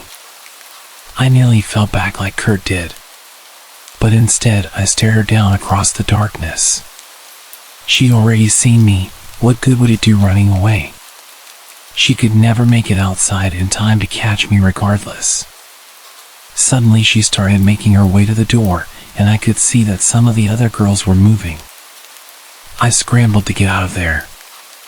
I didn't even wait for paramedics to show up and help Kurt. I didn't want to be around if she was coming to get me. I ran for what felt like hours and ended up at my grandparents' house on the outskirts of my town. I frantically tried explaining to them what had happened. They called my parents, and eventually they started putting the story together. Kurt was in the hospital with his head injury, and apparently all the girls were fine. I went to see Kurt a while later to see what he remembered. Nothing. So now there's rumors that I attacked Kurt and put him in hospital and then ran away to avoid trouble. I tried talking to my sister about what I saw, but she denies that anything of the sort happened and treats me like I'm crazy.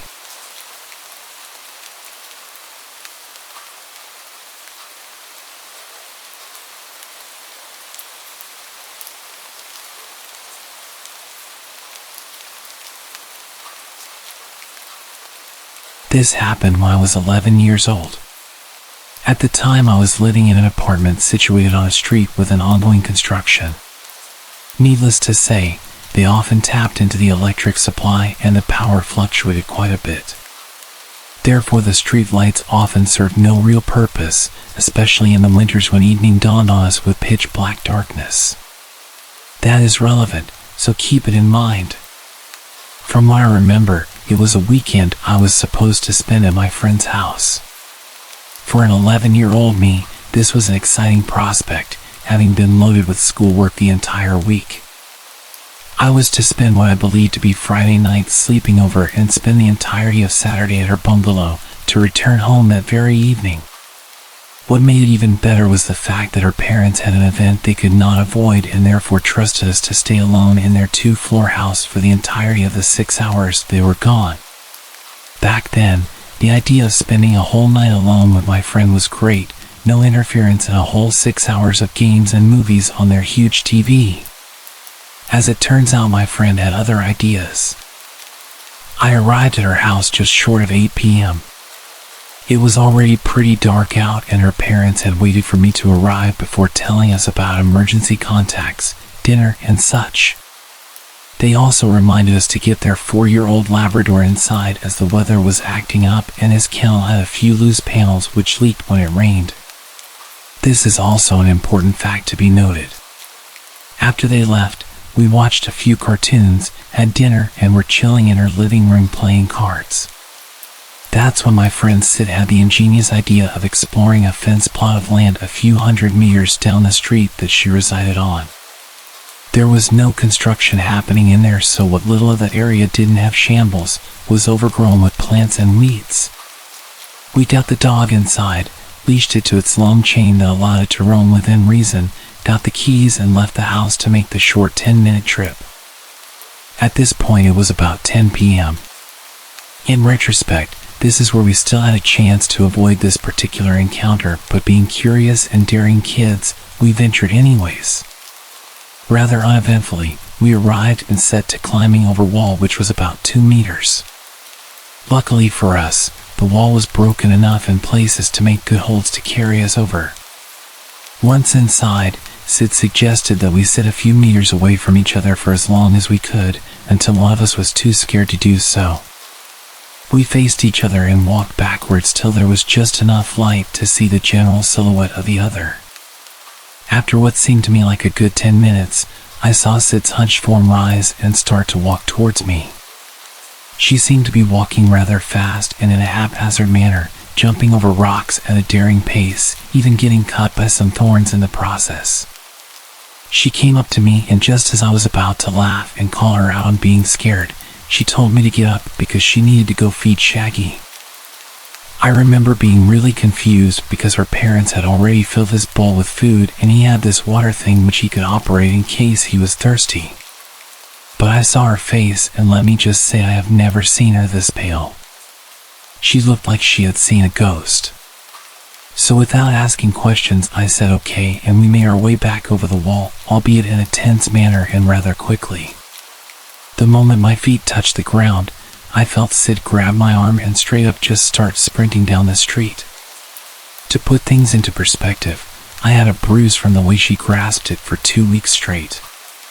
So we ran like hell and eventually arrived at her house and went in through her front yard fence gate. A towering metal gate without bars, and she told me to unlock the front door while she deadbolted the metal gate's various locks into the ground. At this point, I was starting to panic, but we got into the house and Sid then proceeded to run around the house locking and closing all possible windows and doors as well as pulling the curtains shut. I was very confused as to why she was doing this, and so was her dog, who stood there and followed her around while she made the place secure. After about 10 minutes, she came back into the ground floor living room, and with a very scared expression, she explained to me that the reason she did all that was because while we were sitting apart, she happened to glance away to a few meters to my right to see another human silhouette crouching in the bushes. She thought she was imagining it until it moved closer to where I was sitting and seemed to be unaware that my friend was watching them. I would have loved to say that was the end of it, but what happens next has stuck with me until today, and I hold a fear of that situation from that point onward. To give you an idea of the layout of her compound, her house was surrounded on 2 sides by a lawn, and the lawn was then surrounded by a wall 2.5 meters high. The wall had one entrance, which were the tall metal gates I talked about previously. The house itself had windows all around the perimeter as well as 2 potential entrances. The first being the front door, while the second being a door to this small attached space next to the house, which was made of see-through metal like the kind which metal fences are made of but stronger. This space had a metal door with a lock only accessible from the inside, as well as a door which was on the wall. However, this door only had a deadbolt on and was made of light wood. This is also of importance. So an hour or so after the incident, we were upstairs in her air-conditioned room playing games on her computer and talking about whatever it is kids talk about when we heard the dog bark downstairs. It was growling and seemed to bark at random intervals. Keep in mind that her dog was a friendly Labrador who rarely ever growled or barked aggressively. My friend went to get the dog upstairs to her room, and after she returned she informed me that the dog was standing near the front door, growling at it. And that it took her quite a bit of effort to get him upstairs as he kept trying to go back there. We were really confused as this was unusual for him to do, and thinking that a stray dog may have caught his attention, we decided to go into the balcony attached to her room that gave us a view onto the front lawn and a part of the street directly in front of the house. Instead of seeing what we assumed would be a stray animal, we looked down to see a person standing very still in her lawn and in front of her front door. In the limited light, we could make out heavy layers of muddy-looking clothing and a head full of hair that looked very matted. The dog was with us in the balcony and was whining to be let outside. We crouched in her balcony, and right as we were about to discuss the situation, we heard what sounded like the front door rattling, as if someone was trying to open it with a handle. We creeped back downstairs only to realize that this person had now moved onto the window next to the door and was trying to open that. The realization hit that he was trying to find an entrance into the house by going round the perimeter. Just as we were about to creep back upstairs, my friend grabbed me again and in a hushed tone told me that she had forgotten to lock the attached space door in her hurry before. We both looked at each other and paled as we realized that it would gain the intruder easy access into the house as the inner door had nothing but a deadbolt. At this point we heard the windows rattling behind the house, nearly 3/4 of the way back to the front again. The attached space door was a few meters away from the front door and we were lucky that he had chosen to go around the other side. She told me to wait by the inner door with the dog while she went outside and bolted the metal door. She then informed me to close the door as soon as she returned and that if she was caught to let the dog outside and to close the inner door as discreetly as possible as to not give myself away. We were both terrified and since we had no time to argue about it, I stood guard at the inner door while she went to the outer door, fumbled with the lock and returned inside practically running as quietly as she could. We closed the inner door and just then we heard the outer door rattle harshly. Had she not gone there and then, there was a big chance that we would have no choice but to hide in her house had he found his way in. After he tried opening all doors and windows, which took a while as he was doing it quite intently and forcefully. We found our way back upstairs and went back into her balcony to see if he had gone away, as we were standing still near the foot of her stairs for a while, listening for any further activity. As we looked down we saw him once again standing in her front lawn. However, this time we could see his head was tilted back and it felt like he was looking right at us. However, we knew that it was far too dark for him to be able to spot us, as we closed all the windows shut. We had proceeded to kill the lights in her room, as well as drawn the curtains as to not let her little bedside light escape the blinds. He then started giggling in the quiet of the night and proceeded to go down on all fours, crawling around the lawn in front of the house while his laughter grew. In retrospect, we should have called the authorities at this point, but being the terrified kids we were, we did not want to get into trouble for not even being able to follow simple instructions. He did this for nearly half an hour, only to stand up once again facing the street. Then he started climbing on top of the kennel in the corner, up onto the top of the wall, and then jumping down to repeat the loop. We stood still in our balcony, waiting to see if he would return, but an hour passed, and that was the last we saw of him. At around 2 a.m. her parents returned. The next morning they were very confused as to why all the doors and windows were closed on such a pleasant night, and why there was mud on the front doorknob. We said we just wanted to play in the dark inside the house, lying about the actuality of the situation. To this day I do not think the man has been caught.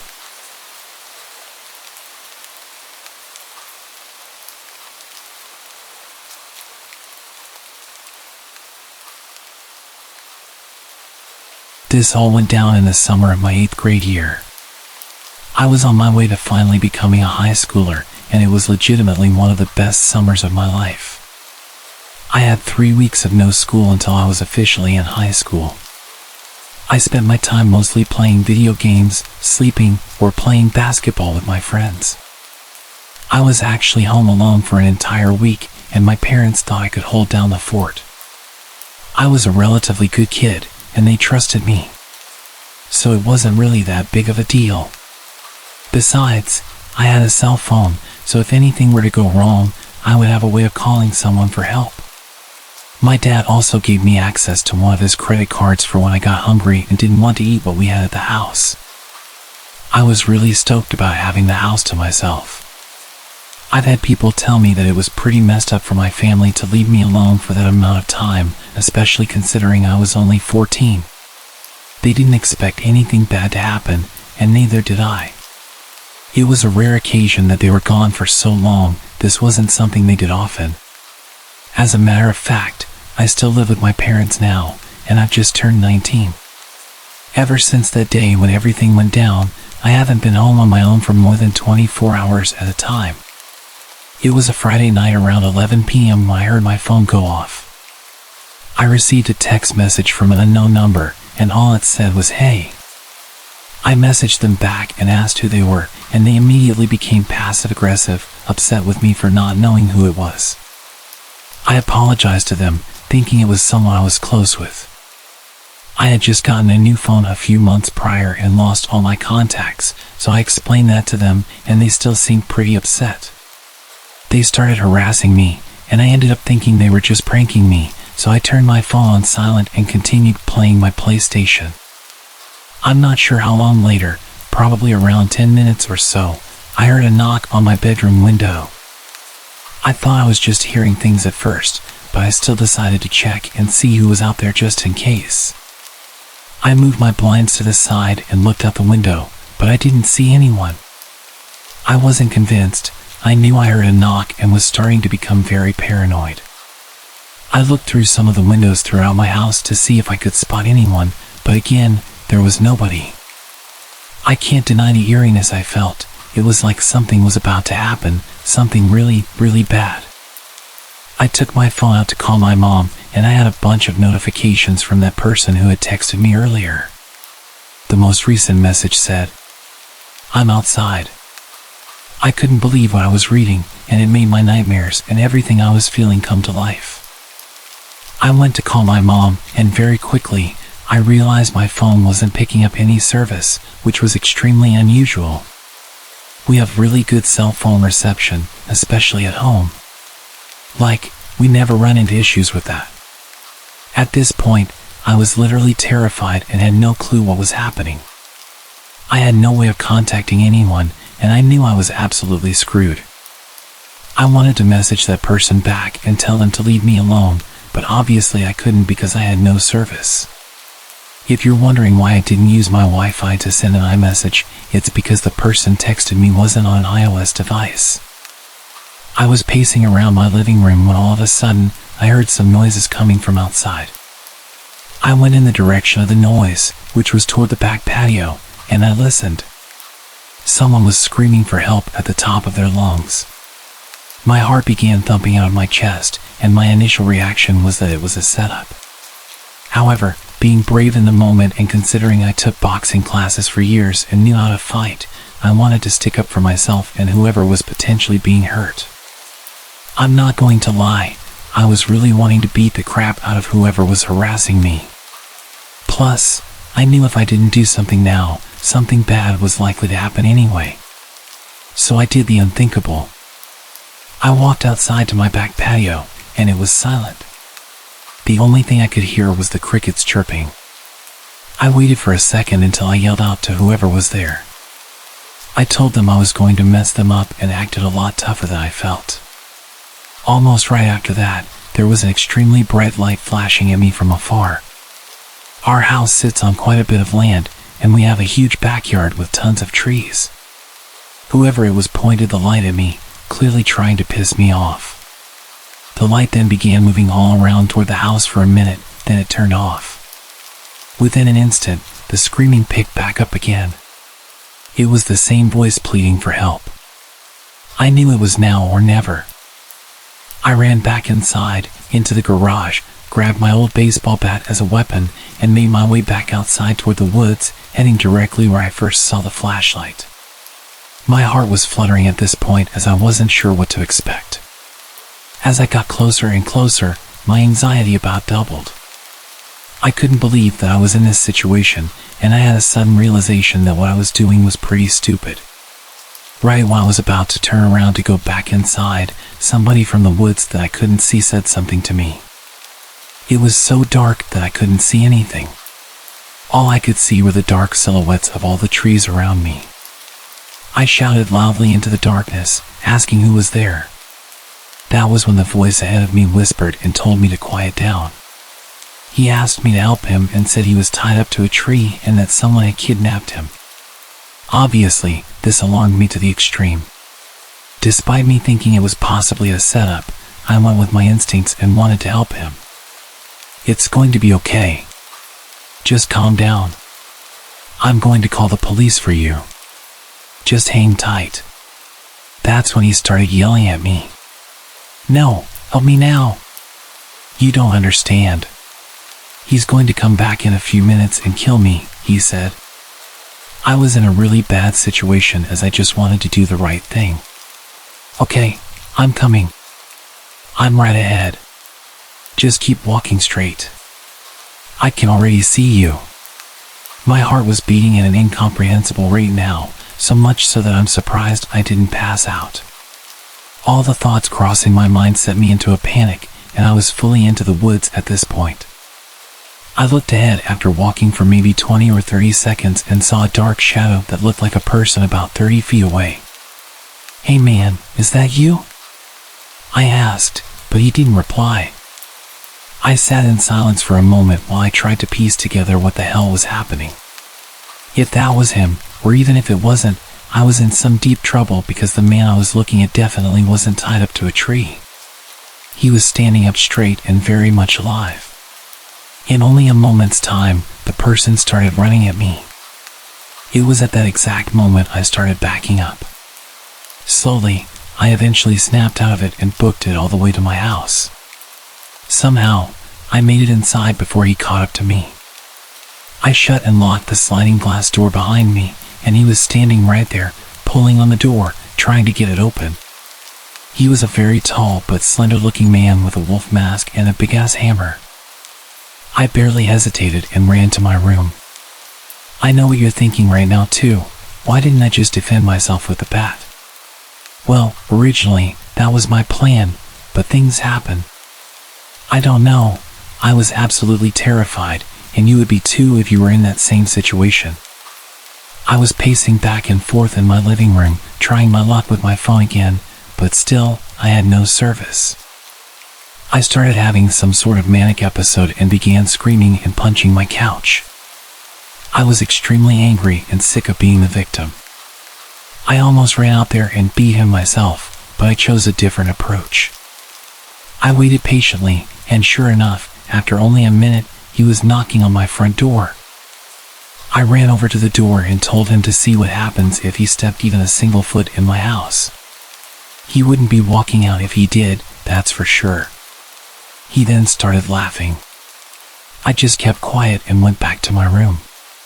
The knocking grew louder and louder, and eventually, he started screaming. I had no idea what he was saying, but I think he was mocking me. A few minutes went by of this, and that's when I heard my living room window shatter. I got myself ready and hid behind my open bedroom door, just waiting for him to walk in. The footsteps got closer and closer as he walked into a few different rooms. Now he was heading to mine. I gripped the bat tighter and said a little prayer. He walked in, and I was able to hit him in the head with the bat. He fell straight to the ground. I hit him a few times while he was down as well, to make sure he wasn't getting back up anytime soon, and I ran. I ran down the road about 5 or 6 miles to my friend's house, and when I finally got them to answer the door, I briefly explained what happened, and they let me use their phone to call the police. A few police officers were sent to my house, and a few officers to my friend's house as well. I then called my parents, and they rushed home. They were over 2 hours away, so it was going to be a while before they made it back. I told the police exactly what happened, and it turned out I had killed the intruder. I didn't know if he was dead until the police officer told me. I was worried I was going to be in trouble, even though I didn't do anything illegal. It was self-defense. The police took me in for questioning, and since I was a minor at the time, they had to bring my parents in as well. Yes, I killed a man as a teenager, and everything about it has completely changed my life. I've been numb, I've been scared, and I've been anxious. I can't tell you how many nightmares I've had about this whole thing. It's all over, and this was years ago. Sometimes it feels like it only happened yesterday, and I relive the whole thing, the blood, the screaming, and more importantly, my lost innocence.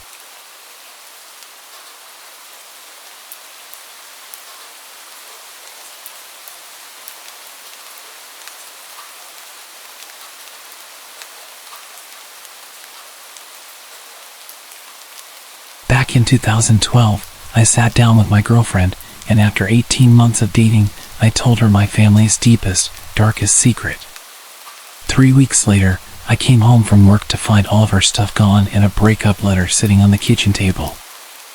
I learned not to talk to anyone but my sister about it, but I also feel like if I don't get this stuff off my chest from time to time, it'll just eat me alive from the inside out.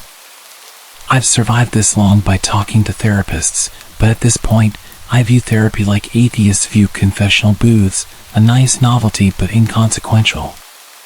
The internet, on the other hand, is an altogether different beast. I can remain anonymous, and strangers online can give their opinions. And just like it allows me to say things I'd never tell a person face to face, it allows you to give me your full and unfettered opinions, as brutal as they may be. But I'm okay with that, and that's why I'm writing this. Because I don't want absolution, I want judgment. I was 12 years old at the time of my discovery, and all summer I had this one all-consuming obsession, Pokemon Red. I put hours into catching and training all the original 150 Pokemon. Then, when I beat the Elite Four and completed my Pokédex, I just deleted my save and started all over again. By showing that I loved playing Pokemon so much, I gave my parents a way of punishing me whenever I misbehaved. They were great parents to me for the most part, and my frequent misdeeds were mostly harmless. But whenever I failed to do my chores, or was rude to my sister, their go-to confiscation item was my Game Boy. It'd go like this: they'd hide my Game Boy somewhere, but I'd always find it, then get caught playing it and have it taken away again. This meant that I spent a lot of time snooping around their bedroom and my dad's office. Since it was still summer vacation, I had plenty of time to do it. It was during one of my little searching sessions that I discovered my dad had a secret space hidden away in his office. He normally kept it locked, but during one afternoon snooping, I found the key in his office. My dad had this big old antique cabinet that he kept all kinds of junk in, and I knew he sometimes hid my Game Boy in it. So after having no luck elsewhere, I began to search it. I remember sticking my hand into one of the bottom cabinets, leaning in just a little too hard, and then I heard a dull crunch of wood as the rear wall of the cabinet suddenly gave way. When I looked, hoping I hadn't broken it, I saw that there was a small hidden compartment. Due to the dim light, the only thing I recognized at first was the gun. But there was also something that looked like a letter and, more importantly, something shaped like my Game Boy. I reached out to grab it, but as soon as I touched it, I realized it wasn't what I was looking for. It felt leathery, not the plastic I was used to, and as curiosity got the better of me, I pulled it out of the hidey hole to see what it was. It was a journal, this old-looking leather-bound journal. When I opened it up, I recognized my dad's handwriting. I might have recognized his handwriting, but I definitely didn't understand most of what was written. The entries were clearly dated, but what followed was an unintelligible mess of abbreviations, words, and phrases. There were also these little hand-drawn diagrams of what looked like beds along with stick men that had their limbs contorted into unnatural positions. I didn't understand what I was looking at, but I just knew from the fact that it was hidden that it was some secret side of Dad that he didn't show us. I was so filled with grim curiosity that I felt compelled to check out the other stuff. First came the gun. It was much heavier than they looked in the movies, and it was much scarier. I held it like it was made of glass, not even daring to touch the trigger. I then put it back as slowly and carefully as I could. I saved the thing that looked like an envelope until last. I figured that it'd be sealed, but after retrieving it, I saw that it wasn't an envelope at all. It was one of those plastic wallets that 1-hour photograph developers give you, the kind that house all your photos and negatives tucked inside. I figured that it might be pictures of my family since those are the only kind I've ever seen come out of a wallet like that. But the only member of my family present in the pictures was my dad, and this version of him was unlike any I'd ever known. The first few pictures were of a bed, somewhere I didn't recognize. It didn't look all that remarkable at first, but then I noticed the rope tied around the bedposts, and that bad feeling I had started to intensify. The next few pictures were of a bunch of tools all laid out on a wooden table, but I noticed a few other things mixed in with them. There was a hammer, a hand drill, a pair of metal pliers, all home improvement stuff, but there was also a scalpel and other surgical-looking tools that looked so sharp they made me wince. The next photographs I saw were of my dad, but like I said earlier, there was something really off about him. He'd taken some pictures of himself, but he seemed to be particularly interested in the way his eyes looked, as some were close-up shots of them. I don't know why he didn't just take a look at them in the mirror, but then again, I had no idea why Dad was doing any of this stuff, let alone why he wanted to hide it from us. When I saw the next picture, I got this intense feeling of dread and knew that I was looking at something he'd never want his family to see. I figured the first person in the selfie was my dad, but the face was covered by a kind of cloth sack made of black wire mesh, so I couldn't be 100% sure. Assuming that he could see out of it, there was no good reason why my dad would want to cover his face up like that. There was also no good reason why he'd want to use it as a blindfold, and the thought of him doing something like that filled me with dread. But then, when it came to the next few pictures, that feeling was replaced by one of confusion. The pictures showed a young Asian man smiling as he posed next to an art installation somewhere downtown. The next picture was of my dad smiling next to the same art piece. I didn't recognize the guy, but I did think it was odd that he looked way younger than my dad. The happy vibe continued for a few other photos. There were pictures of them drinking together at a bar. Pictures of the Asian guy looking like he was dancing. It was all smiles in all the pictures. Suddenly, the vibe of the photos changed dramatically. In the next picture, he was standing awkwardly with his arms by his sides, with a look of slight fear on his face. The next few showed him tied to the bed. He was looking up at the camera, and the terror on his face was even more pronounced. The final picture showed a man in that cloth mask leaning over the guy. I couldn't see what they were doing, but the guy's legs were all tensed up and pulling on the ropes that bound them, almost like he was in an intense amount of pain. I remember having an incredible visceral reaction to that last picture, so after shoving the photos back into the wallet, I tried to put everything back into the little hidey hole exactly as I'd found it. After that, I abandoned the search for my Game Boy, locked up my dad's office, and spent the rest of the afternoon in my bedroom, swinging back and forth between thinking about what I'd seen and trying to forget about it altogether. When my dad got home from work, he just figured that I was angry at him for confiscating my Game Boy. Only my mom realized that there was something deeper going on, but I couldn't bring myself to tell her what I'd seen. If I did, it would be the end of my family as I knew it, so I just kept my mouth shut. It wasn't that I didn't want to talk to someone about the pictures, I just didn't know how to do it without some kind of familial apocalypse. Besides, I wasn't even sure what I'd actually been looking at. I tried to pretend that I hadn't seen anything, but my relationship with my dad was never the same afterward. All I could do when I saw his face was picture him in those photos, wondering what the hell he was doing to that poor unsuspecting guy. I assumed Mom knew nothing about what my dad had been doing in those photographs, and I felt incredibly sorry for her. But at the same time, I was burdened with the horrific guilt of being the only one who could warn her, but not being capable of it. Then the day came when he walked into my bedroom and asked me the one question I'd been dreading for almost a year. When he asked if I'd been in his office recently, the words sent a chill through me. Thankfully, I learned to hide my emotions very well, so without looking up from playing Sega, I just flatly told him no. After that, I hoped to God that he wouldn't question me further, and I prayed to hear the sound of the door closing behind him. But the seconds went by, and the door didn't close. He just stood there, staring at the back of my head, saying nothing. Doing nothing. When he asked me if I was sure, I just kept my eyes locked on the screen and gave him the most nonchalant denial I could muster. Those were some of the scariest few moments of my whole life, and even when the door finally closed, I was terrified that he'd be standing there waiting to have a private talk with me. He wasn't, which was obviously a huge relief, but as I got back to my game, I started to wonder if he had actually taken me at my word. Then, like a bullet between the eyes, it hit me. Some minor detail from almost 2 years ago came rushing back into focus.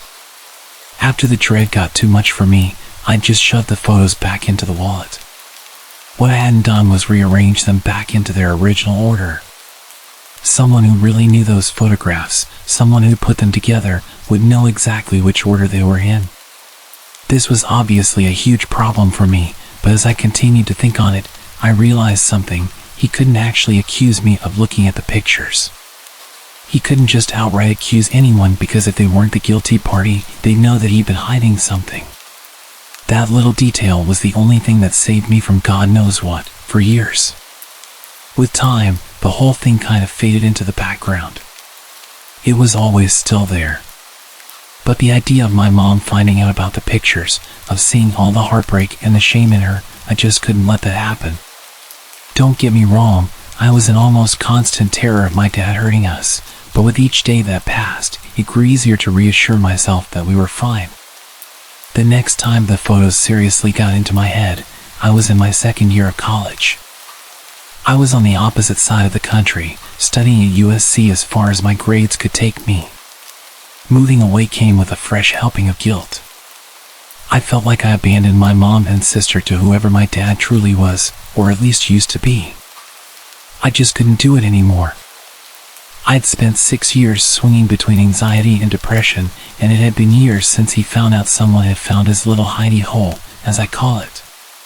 If he was going to murder us all in our sleep, I figured that he'd already done it. Without all that stress in my life, my mind started to compulsively focus on the finer details. I ended up spending hours at a time poring through news articles that detailed missing persons or dead bodies that had been found from all over the Northwest. I didn't know what my dad had actually been doing to that guy, and sometimes I wished that I'd looked at the rest of the photos so I knew for sure. But I knew the guy's face, and I knew I'd be able to recognize him if his pictures were included in some missing persons or murder news piece. On multiple occasions, I considered how utterly futile it was spending hours at a time reading through random articles that listed the victim as having an Asian-sounding last name. It must have been hundreds from the past decade or so, and I didn't actually know when the incident in the photo had taken place. I realized that I was trying to find a needle in a haystack. But then, one day on some rainy Thursday afternoon, I found my needle. I don't want to tell you the poor guy's name because I don't want any of you reaching out to his family. They've definitely already been through enough. But like I said, I found him. I recognized the guy's face from a webpage, and it was a smile I swear I'd recognize anywhere. It was burned into my brain after having stared at those secret photos. The article gave a few details regarding his last known whereabouts, but mentioned that the guy had talked about visiting a friend in the weeks before his disappearance. They went on to plead for any information, basically saying that the police had no idea what had happened to the poor guy.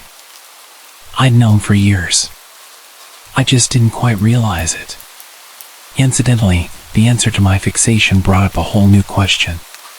What was I going to do with this information? The answer was simple: nothing. There was nothing I could do that wouldn't have a devastating effect on my mom and sister. My sister wasn't very old, definitely not the age to process the fact that her father was at the very minimum involved in the disappearance of another human being. There was nothing I could do right then. Nothing I was okay with. But now that I had my answer, I could at least plan to do something in the future. I didn't quite know when that might be, and I wasn't quite sure how I'd go about it, but I knew I was going to confront him about it at least before he died. Yet, as it turned out, it wasn't my dad's impending death that prompted me to put my plan into action. It was my mom's. 2 years after I graduated college, I was living in Charlotte, North Carolina, when I got a phone call from my little sister. Mom had cancer. It was terminal, and it was aggressive. She had a few months tops. That's what the doctor said anyway. I planned on spending as much time as possible with her during that time. When she finally passed and the truth of what my dad had done could no longer hurt her, I made my move and did something I should have done more than 10 years prior. I called my dad for the first time in what felt like forever, and I gave him an ultimatum. I told him that I knew what he'd done, that it was me who had found the pictures all those years ago. I told him the only thing that stopped me from saying anything was not wanting to destroy our family, and that I wanted Mom to live a life of blissful ignorance before I finally tore apart his legacy. I gave him 2 choices. He could turn himself into the police and do the right thing, or I'd tell them everything I'd seen and how I could link it to the missing persons case from the late 90s that I'd found. The next day, I got another call from my sister, marking the second time she'd been the bearer of bad news in less than 6 months. My dad had taken his own life. It came as a shock. I considered the possibility that he might take his own life before I put my plan into action, but decided that he just wasn't the type. I figured he'd go on the run, try to move up to Alaska and change his name or something, maybe even leave the country. I guess it showed how little I really knew him, even up until the day he died. The only thing was, the whole thing didn't die with my dad. There was still more work to be done. I went back home to check his office for the pictures, intent on handing them to the police, but they were gone. I turned the house upside down, even checked the trash for ashes or things of that nature, but I found nothing. He must have destroyed them or disposed of them somewhere. But that wasn't good enough. He must have known that sooner or later, the cops would get him for whatever he'd been a part of, so he just decided to end it all and rob his victim's family of the justice they deserved. I went to the cops anyway, told them everything, and eventually received a call back from 2 homicide detectives. They called a handful of times over the course of the next few weeks, a few questions here and there. Eventually, I realized how difficult a task they were faced with. After DNA swabs of his office yielded no matches for their victim, there was very little they could really prove. Even if I did manage to turn over the photographs, the only person they showed committing a crime was a man in a mask. All they could do was speculate. Yet, I know it was my dad under there. In my mind, there's no reason why he'd take his own life. He cultivated such a wholesome facade over the years, having successfully concealed a past blackened by death, that no one thought him capable of such things. He was far too proud to watch it all crumble in front of him. But even now, it's still not over. My dad has since been considered a suspect in the disappearances of multiple young men throughout the 90s and early 2000s. I've still yet to hear anything from the police or FBI regarding it, but it's still something that's being actively considered. All these years later, I'm faced with the possibility that my father was an actual serial killer and that my silence following the discovery of the photographs enabled him to continue killing. I could be responsible for an untold number of unsolved murders all over the Northwest. But I tell people that it's not enough to hear platitudes anymore. So judge me. Pour your scorn upon me. I promise you I can take it. As far as I'm concerned, I deserve far worse.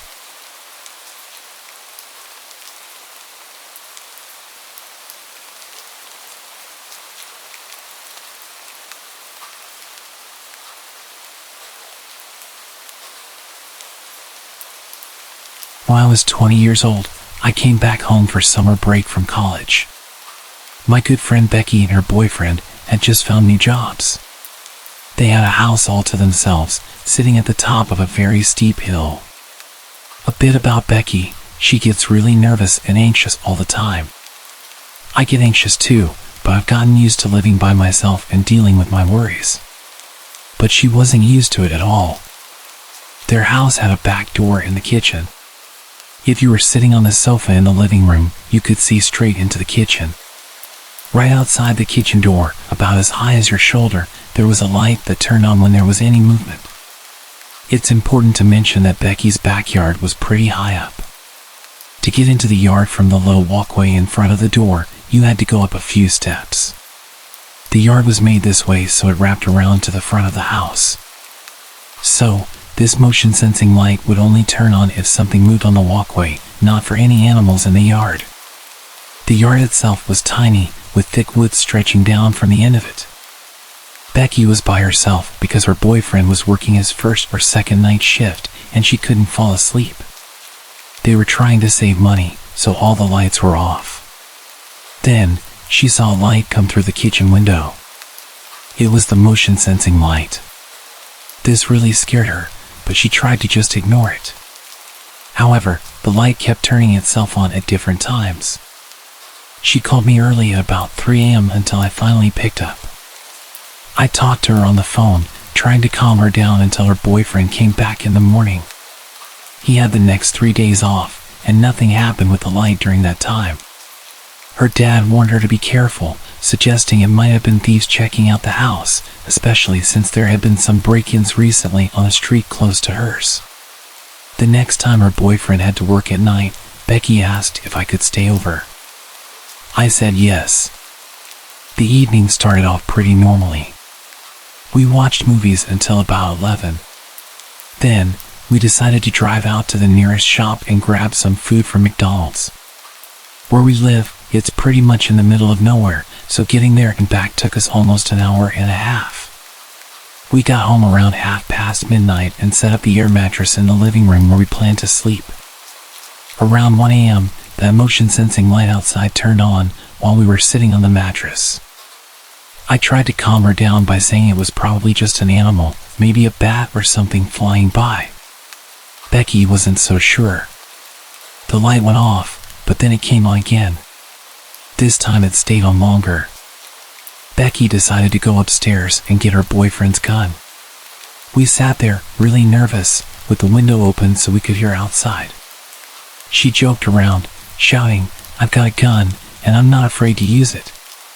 She was trying to make me laugh, but right after she said that, the light turned off. It stayed off for about 3 hours, as if we had scared someone away. We couldn't sleep after that. Around 4 in the morning, I went to the kitchen to get some water. When I turned around to say something to Becky, she suddenly screamed for me to come back. I spun around, and the light was on again. We saw the light turn on and off several times until the dawn began to break. Then, as suddenly as it started, it stopped. We thought about calling the police, but were worried they might think we were making a prank call and we'd get in trouble. The light never seems to act up when her boyfriend is home at night. I still feel really uneasy being alone at her place during the night. I'm sure someone was up to no good that night, whether they planned to break in and found it amusing to scare us once they realized the house wasn't empty, or if they had even worse plans. It was a terrifying experience.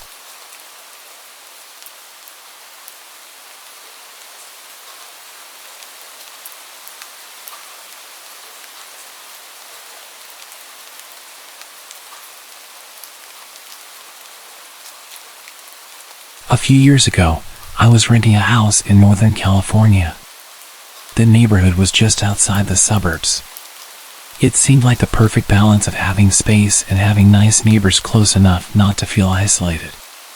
The area had no street lights, so it was very dark at night, especially if there were clouds blocking the moonlight. It didn't bother me though. It made my little house feel even more quaint on dark nights. I got home from work one day in midwinter. It was a cloudy night, so pulling up to my house, I saw only what my headlights and front porch light illuminated. When I got out of my car, I caught a whiff of cigarette smoke. That was odd, as I had never smelled that before around that house. I didn't see anyone nearby, so I ignored it and went inside. I had just got off a shift with a few hours of overtime, so I felt pretty tired. Even though it wasn't even 7 yet, I decided to take a shower and call it a night. I woke up sometime later, sure that I had heard a noise inside my house. I wasn't worried right away because my friend would sometimes stop by to use my shower after work on his way to his night classes. I even gave him a spare key so he could stop by even if I wasn't home. He would always text me to let me know beforehand though, and I hadn't heard my phone go off. I reached over to my bedside table and picked up my cell phone to see if my friend had sent me a text. The bright light from my phone's screen blinded me. These were the days before phones had a light sensor that would dim the screen in the dark, and this particular phone was so bright, I could use it as a flashlight. Through squinted eyes, I could make out that it was 9-something, but I couldn't tell if I had an unread text or not. I set my phone aside and called out my friend's name. There were a couple of seconds of silence before I heard loud footsteps as someone started running through the bottom floor of my house. I leapt out of bed and ran to the closet. They were already up the stairs by the time I had opened the door and stepped inside. That house had 3 rooms upstairs, 2 bedrooms on either side of the hallway, the one I was in and a spare, and a bathroom at the end. The bedroom doors were both closed, but the bathroom door was cracked open. I heard whoever was in my house thunder down the hallway past my door and into the bathroom. Thank God he did. That gave me enough time to open the attic access in the ceiling of my closet and hoist myself up. I had just started to lift myself up when the person ran back out of the bathroom. My feet were barely inside of the attic when my bedroom door burst open. I heard footsteps run into my room and stop. When they didn't see me in that room, they ran back to the hallway and into the other room, which just had boxes stacked in a corner, some weights, and a table where I painted my miniature models. I guess they decided that if someone were hiding, it would be in the bedroom because they charged back into my room and turned on the light. A moment later, the closet door was ripped open. I was crouched in my attic just a foot or so away from the access, so I could try to stop them if they started to climb up. From my vantage point, all I could see was from about their knee down. They were wearing dirty blue jeans with frayed cuffs and work boots. After a few seconds of looking in the closet, they stepped away and I heard a loud crash come from my room, followed by a scream of frustration and anger. That scream was the most unnerving part of the incident for me. It reminded me far too much of my stepfather, who would scream in a similar way when he lost his temper. He would eventually be placed in a mental hospital for several mental disorders that resulted in erratic and violent tendencies. The man in my house ran back down the stairs. I heard crashes and clatters as things were thrown around and furniture was knocked over. I stayed crouched in the attic. I had left my cell phone when I ran for the closet, and I wasn't certain I could climb down without him hearing. After some time, the noises stopped. I started counting slowly. When I reached 1,000, I decided it was safe enough to climb down and call the police. The first thing I noticed when I exited the closet was the intruder had flipped my bed over. I assumed in an attempt to find me. That was the loud noise I had heard after he stepped away from the closet. I couldn't find my cell phone, so I went to the landline by the bed and called the police. I waited in my room until I heard them call out from downstairs. The first floor was a mess, but I had expected that. Chairs had been knocked over, the sofa had been flipped. All the books, pictures, and knickknacks I had on my shelves were strewn across the floor. The cupboards in the kitchen had been opened and all the boxed and canned foods had been thrown to the ground. As far as I could tell, though, the only thing missing was a single knife out of the wooden block in my kitchen. The police checked the house from top to bottom. They found that the side door had been forced open by something like a crowbar. They also found a few cigarette butts along my fence line, along with some foil and an empty pen, which the police said people often use to smoke meth, so they think he had been watching my house for a while. I realized that he must have been out there smoking a cigarette when I got home. They collected up the evidence and told me I should stay with family or friends that night and get that door fixed as soon as possible. I opted to just not sleep. I moved a shelf over to block the broken door and spent the next couple hours cleaning things up. I would often go to the window with a flashlight and shine it along the fence line where the police found the cigarette butts and foil, but I didn't see anything. The next day I called to have the door fixed and get motion lights installed at the back and sides of my house. I ran a phone cable up into the attic and added a landline. I never wanted to be stuck up there without a phone again. Nothing else happened at that house, though. I lived there another 3 years without incident. One more precaution I took was practicing getting out of my bed, going to my closet and climbing into the attic as quickly and quietly as possible. I even practiced doing that at my new place, except now I go to a crawl space at the back of the closet instead of the attic. I try not to think about what would have happened if I had been a bit slower getting to the attic, or if he hadn't gone into the bathroom at the end of the hall first.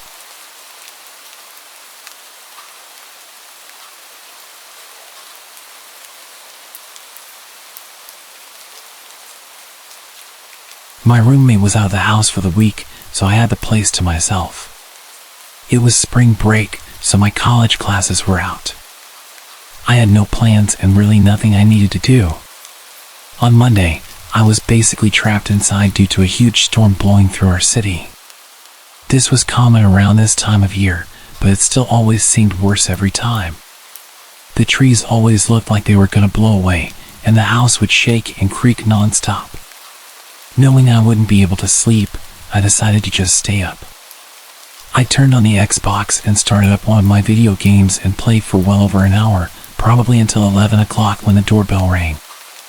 I paused the game and got up, but then I remembered the whole storm situation. Who would be outside right now? I went over to the front door and looked through the peephole, but nothing. I opened the door. The wind and water hit me right away, but when I looked around, I didn't see anyone. I closed the door and thought maybe the wind had somehow rung the doorbell. I don't know, it sounds dumb now, but what was I supposed to think? I went back to my game, but only a couple minutes later, I heard a huge crash in the backyard, stuff tumbling over and breaking. I immediately knew it was our patio furniture and ran over to the back door. Everything was scattered around the yard, blowing around in the wind. I quickly put on my shoes and went outside, pushing each piece of furniture up against the back of the house. The wind was so heavy it would even hurt sometimes when the water would hit my face. I was rushing, going as fast as I could until I saw someone. They were standing at the edge of the backyard, watching me.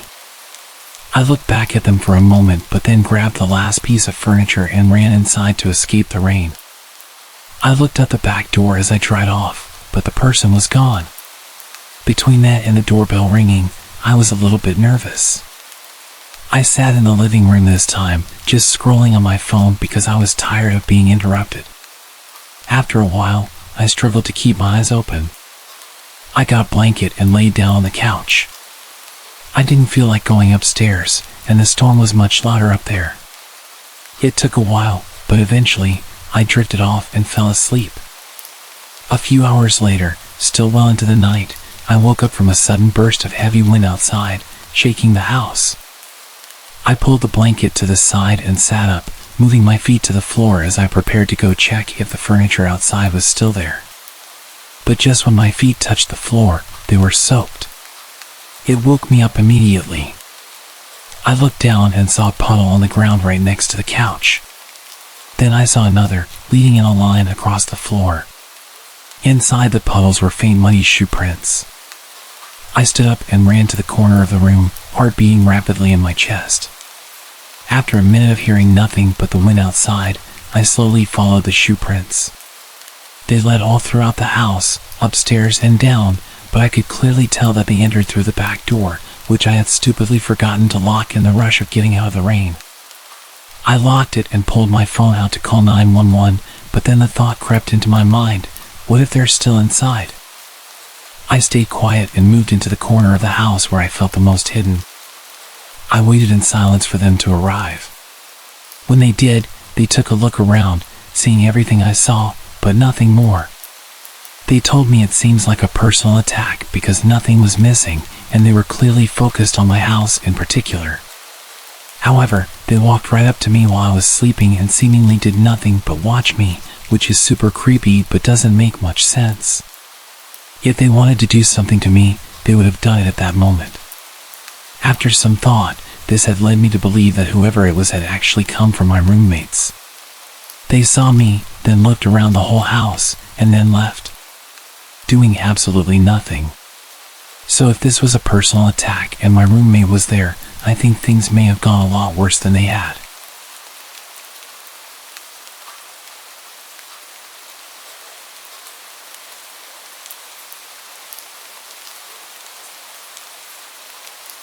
I lived with my older brother for about 4 years after I finished school.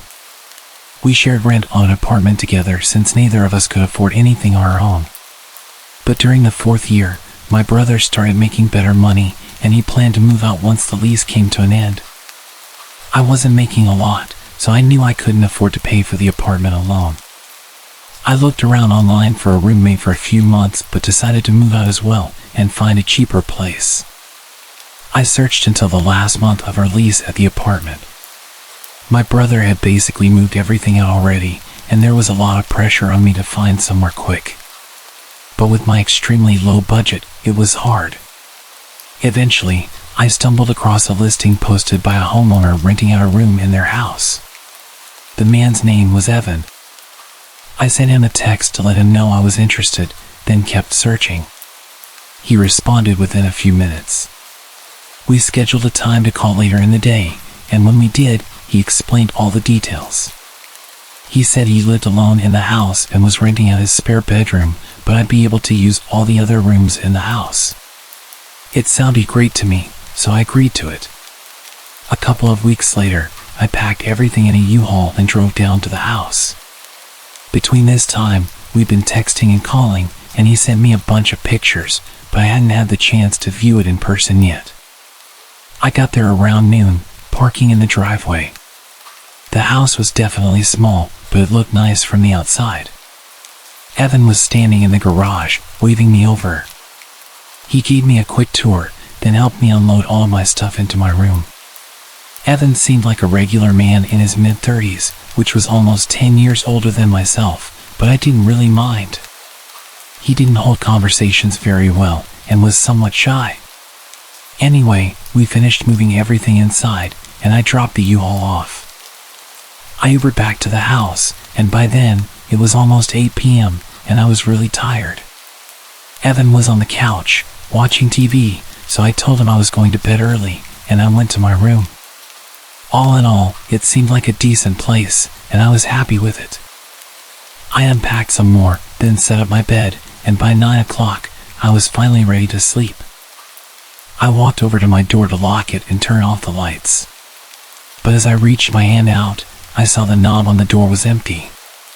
As in, there was no lock on it. Confused, I opened the door.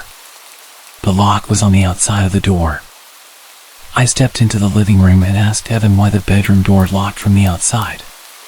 He looked confused and said he never noticed that, but he would switch it around tomorrow. I shrugged and said okay, then went back to my room. I was tired and not too worried about it, but it was definitely an odd find. I got in bed and fell asleep. In the middle of the night, I woke up. I heard someone moving around in the kitchen, which I assumed was just Evan getting water or something. I closed my eyes again. A minute later, I heard him walking back down the hallway, but as he was passing my room, he stopped. I opened my eyes and looked at the door. He was standing out there quietly for maybe 15 seconds before I heard a click. He locked my door. My stomach dropped, and I felt my face go cold as Evan walked down to his room. As soon as I heard his bedroom door shut, I got up quietly and went over to the door. I tried the handle, and it wouldn't budge. I stood in shock for a few seconds, coming to the reality that this man I just met has now locked me in a room. My fear started to turn into anger, and I called out for Evan, telling him to open the door. It only took a second before I heard Evan run out of his room and over to my door. I heard him place his hand on the door, but he paused for a few seconds before he unlocked it. I swung the door open right away. What the hell was that? I confronted him. Evan was stumbling over his words, saying he just wanted to make sure he was safe because he didn't know me well enough. I understood that concern, but locking someone in a room was not a smart way to go about it. I told him that I was going to pack up and leave in the morning. I stayed up all night on the couch in the living room, waiting for the U-Haul store to open at 9 o'clock. I looked into the hallway, seeing Evan's bedroom door was still closed, hopefully meaning he was still asleep. Then I drove straight there and drove the U-Haul back to the house. When I went inside, Evan's bedroom door was open. Evan? I called out. I walked over to his room and peeked my head inside. His room was empty. I moved my eyes around the room in disbelief, seeing as things were only getting weirder. I backed out and got straight to moving my stuff. I powered through 2 hours of moving boxes and taking apart my bed. I only had 2 boxes left, and I ran inside and picked up another, then rushed to the front door until Evan appeared in the doorway. "Move," I said. He stared at me emotionless. After a few seconds, he stepped aside. I hurried past him and shoved the box in the U-Haul. The last box was half full of random food I kept from my old pantry at the apartment. I decided to just leave it. Evan was freaking me out, and I wanted to get away from him as soon as possible. I started closing the back of the U-Haul before Evan interrupted. "You forgot this." He held out the last box. "Oh yeah, thanks." I grabbed it from him and climbed back into the truck. I felt him watching me as I stacked the box, and when I turned, he had his hand on the door. He started pulling it down, trying to close me in. I was able to stop him before the door was even halfway down. I shoved him to the ground, but he got up and ran. Not into the house, but off into the trees, away from the property. I didn't know what to think, but I didn't care. I quickly shut the back door and drove away. My brother was nice enough to let me stay with him until I found a new place. I don't know what happened at that house, or what would have happened, but there was definitely something very wrong going on.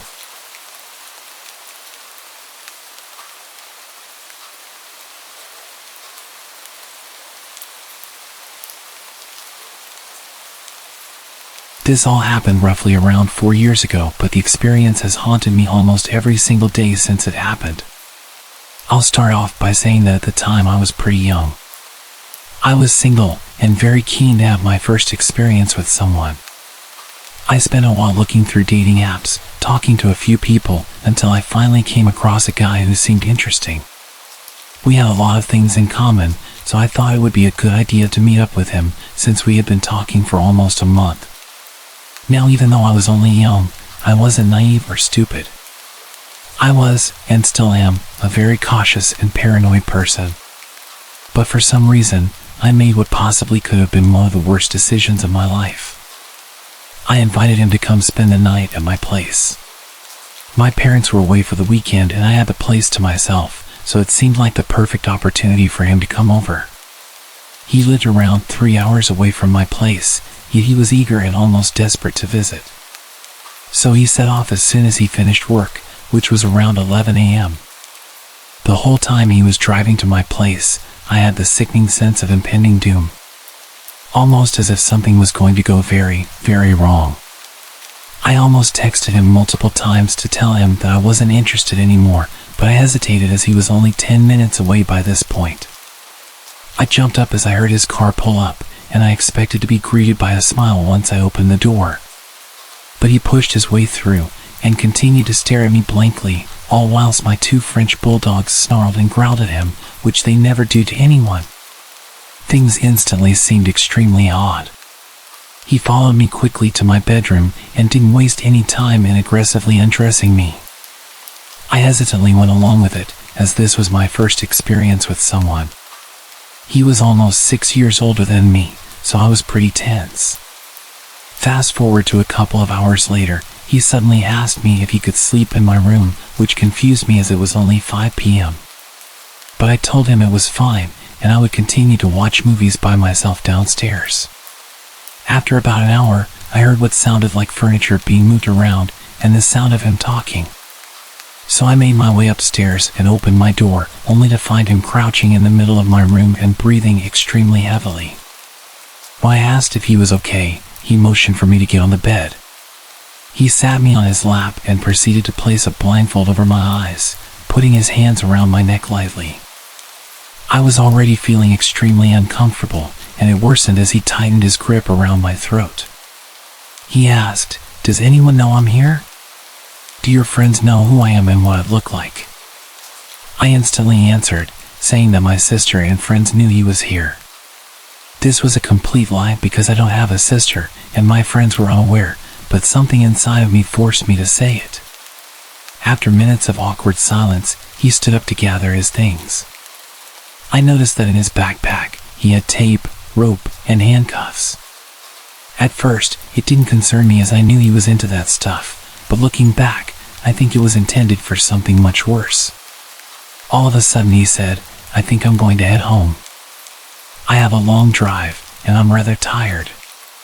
I didn't hesitate to let him out of my door because I was already extremely uncomfortable. As he left, he failed to even look at me or say goodbye.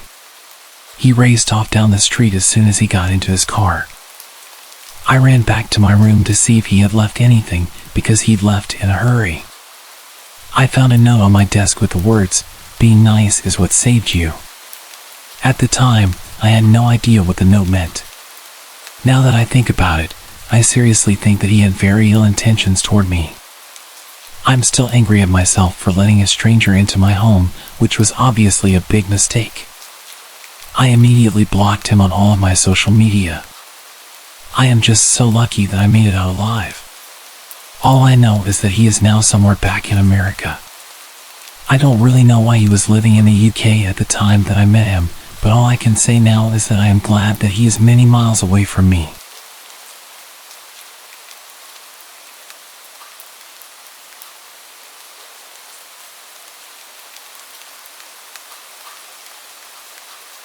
About 10 years ago, I lived on my own and didn't have much company. I was quite depressed at the time after losing my girlfriend to a drunk driver. I was enjoying a beer and watching the sunset on the back porch when I saw a large, scruffy man emerging from the tree line. My heart skipped a beat as he stumbled towards my house in a menacing way. Living alone, I often use my backyard for target practice. And at that moment, I was immensely grateful for it. Instinctively, I rushed to bolt all the doors while frantically dialing the police. What I didn't know was that this intruder had broken in the day before through a basement window and had spent the night squatting there. He had left the basement door unlocked, and at this point, he'd made his way inside the house and was making his way up the stairs towards me. I gripped my rifle, aiming at the approaching man as he descended the hallway. I shouted at him, ordering him to stop and get on the ground, but he just kept walking towards me. I fired the first round, loaded with rock salt, but he showed no reaction. I quickly followed with a rubber bullet to the chest. Yet the drugged-up guy, who was clearly out of his mind, continued advancing. This guy was huge, at least twice my size, and I realized that whatever drugs he had in his body were going to push him through any pain that a rubber bullet would inflict. He was backing me into a corner. I desperately begged him to stop and warned him what would happen, but he just moaned at me like a zombie and shouted, "Shoot! Do it!" Then he lunged towards me. I took my third shot. I can't recall whether it was buckshot or a slug, but it left a gaping hole in his chest. It barely even slowed him down. He kept coming, and in a frenzied struggle, he wrestled me to the ground. He was moaning and coughing up blood. Suddenly, he grabbed my face with both of his massive hands and started squeezing my head. It was utterly terrifying. I could feel him trying to burst my skull open like a balloon. I don't know how long it actually lasted, but it felt like forever. Eventually, the injury finally caught up with him, and he died on top of me. I was laying with him crushing me for a few minutes. My energy was completely drained, and I could barely breathe with his weight on top of me. His body was pushing my rifle into my chest, and it was causing me serious pain when I tilted his body to the side. I was completely drenched in his blood, and I can still remember the overwhelming smell. I'd completely forgotten that I was still on the phone with the operator, who had heard our entire exchange, which more or less amounted to me pleading, "Stop, or I'll shoot," and the man menacingly taunting. The police arrived soon after, and the incident made it to the local papers. There was a criminal investigation, but eventually, I was cleared of any wrongdoing. It turned out that the intruder was wanted for murder of an elderly couple in Baltimore and had somehow made his way 50 miles up the road into a rural area.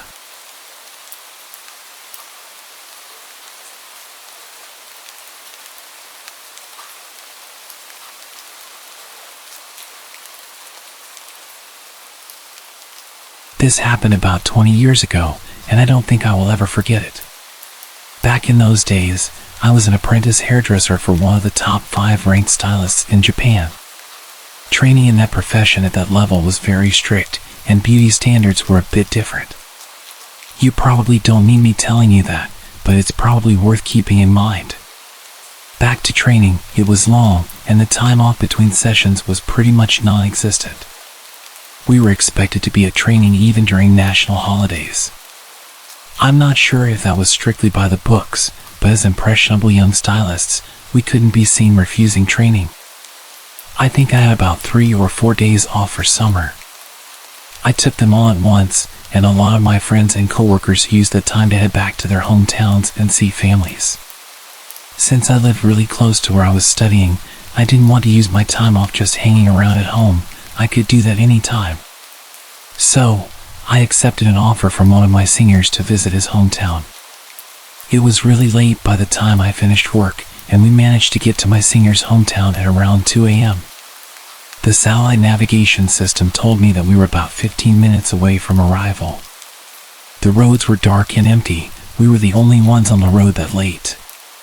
He lived in the middle of nowhere, so that could have been a reason. I remember seeing empty fields on either side of the road. I kind of regretted coming already. I mean, what the hell were we going to do here? He should have probably mentioned that he lived in the rural countryside. I just watched the road and tried to stay awake. I should say that I was driving. I felt like driving since I didn't get to drive much. I might have changed my mind if I had known it was going to be that far to get to his family home. Then suddenly, something appeared out of the darkness in front of the car. A woman with no clothes came running down the opposite lane of the road towards us. I slammed on the brakes because I thought that I just witnessed the paranormal. She ran past us. I looked in the rearview mirror to see a woman between the ages of about 18 to 20 years old. She kept running, then she turned around and ran towards our car. I looked at my friend, and he had a look of disbelief on his face, and I guessed that I didn't have that much of a different look. I think the reality of the situation was we both didn't know what to do. I said to him, "Is that a ghost?" "I don't know. Shall we just keep going?" he replied. We slowly pulled away. I was very skeptical because I thought she looked so real. I made sure I kept to a low speed, and I kept checking the mirrors. The woman got closer, and I stopped the car and said to him, "That's not a ghost. Come on, we have to stop and see if she's okay." He agreed and said he would call out to her. It was so creepy to see someone running around in the middle of nowhere, even creepier if you haven't been to that place before. She kept on running past our car, so I tried to match her speed as my friend rolled down the window and tried to speak to her. "Hey, you shouldn't be running around on the roads like that, this late at night. Maybe you should head home," he said something like that. It wasn't very well put together or that sympathetic, I remember that much. She didn't even turn to face the car, she just said, "Hey, don't worry, I'm fine." It feels so good. I could see her a little closer now and guessed her age to be around 18 or 19 years old. "Why are you like this? Have you been kidnapped? Has someone done something to you? It's really dangerous to be out here with no clothes and alone. We have to get you home," I said to her. She stopped running and looked down at the floor as if in thought, and then replied, "I ran away from home. I don't even know where home is." I noticed at that point that she was actually wearing socks and shoes, so at least her feet weren't too bad. She stood there with her hands behind her back, looking completely lost and confused. It was very odd. I couldn't leave her out here. I told my friend in a hushed voice that we had to help her, and he sighed but then nodded. We decided to take her to the nearest police station. I had a dress that belonged to one of my female colleagues at work in the back of my car. Long story short, I told the woman to throw it on, and she reluctantly agreed. Once she was dressed and in the back seat, I turned to her and said, "Right, if you can't remember where home is, I can take you to the police, and we can figure it out from there, okay?" To that, she responded with something outrageous. "I hate the police. They're always on my dad's side. Please, can you just take me to a hotel? Hotels are safer than police for sure. You can stay there with me. Hold me tonight. I'm a virgin." We were young, but even though we were young and often threw caution to the wind, we knew that we had to get her somewhere safe. It's a scary world out there. If she said that to another pair of guys like us in the next car that came along, well, I don't even want to think about it. We told her that wasn't going to happen. She didn't say anything for a while, but then she handed me a piece of paper. I don't know where she got it from, but it had a name, a number, and the address of a hospital. My friend saw the address and said, "Oh, I know that place." It was a psychiatric hospital. We called the number, and a voice that said it was the security department answered. I explained to the security guard what happened, and after we hung up, we got a call from the woman's mother. We found out where her mom lived and took her there. My friend said that he knew that side of town, but he had never been there before. The woman's mother was extremely apologetic over the phone. My friend spoke to her, and he said that he could tell that she was definitely genuine and sorry for the inconvenience. I felt sorry for her. It wasn't her fault. When we got to the house, we heard more about this situation from her mother. The woman we found out in the middle of nowhere had only just turned 18. She had been assaulted by her biological father when she was 16. A few days after he did what he did, she stabbed him in the neck with a box cutter knife. She was admitted to a mental asylum because of this attack. No one seems to know how she keeps getting out, but the mother said to us that this was the third time she'd successfully broken free. What a sensational story, I remember thinking. We drove the mother and daughter to the hospital at the mother's request. I could see how mentally tired she was by all of what had been going on. She was so polite and grateful. She really impressed me. I mean, with all that happened, she seemed to be incredibly in control of her own emotions.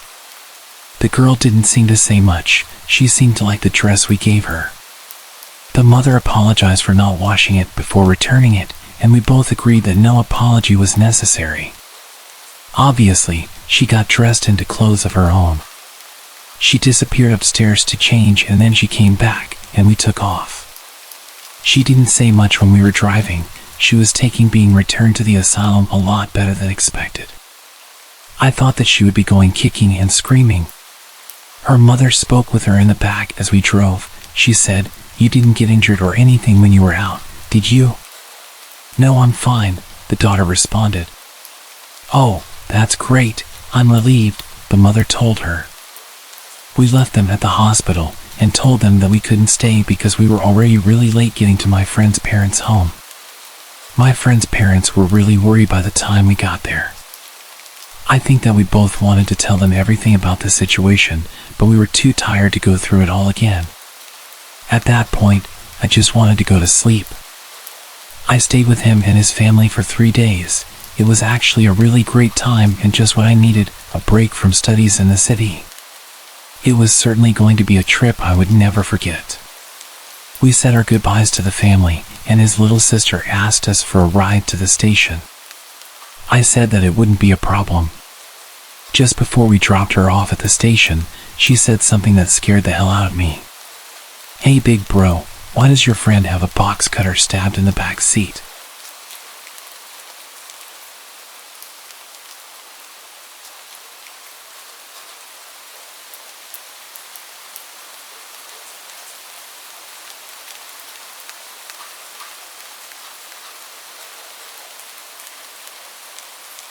So, a quick backstory. I used to live in a very small town, predominantly safe for kids, with only some drug issues. My house was located in a small upscale part of the town. Most people who lived there were families. A small pond with lots of greenery in the neighborhood was about a 5-minute walk from my house. To get to the pond, you had to go down a grass hill. Neighborhood kids, including myself, would always go down to the pond for hours to catch frogs, skip rocks, and enjoy nature. Now, on to the story. On this particular day, it was rainy and pretty cold, so there were no other kids at the pond. My best friend, her brother, who was 1 year older than us, and myself, decided to head down to the pond for a bit. After about half an hour, we saw a minivan pull up at the top of the hill. We thought nothing of it, assuming it was probably someone stopping at the neighborhood mailbox. A man, probably in his 60s, got out. In our small town, everyone knew everyone, or at least recognized each other. I found it strange that I had never seen this man before in town or the neighborhood. He just stared at the three of us for what seemed like forever. Suddenly, he yelled at us, saying, "It's not safe down there, you kids better come up here." My best friend and her brother looked terrified, and I had this gut feeling that something wasn't right. We didn't respond, but he kept repeating that phrase. It's not safe down there. You kids better come up here." Our fight or flight reaction kicked in, and we all sprinted up the other side of the hill, just a few meters away from him and the minivan. As soon as he saw us running, he got into his minivan and started driving slowly behind us, literally following us until we reached my house.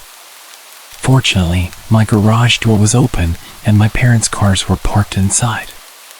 We hid behind one of my parents' cars and watched as he pulled to the side of my house and parked.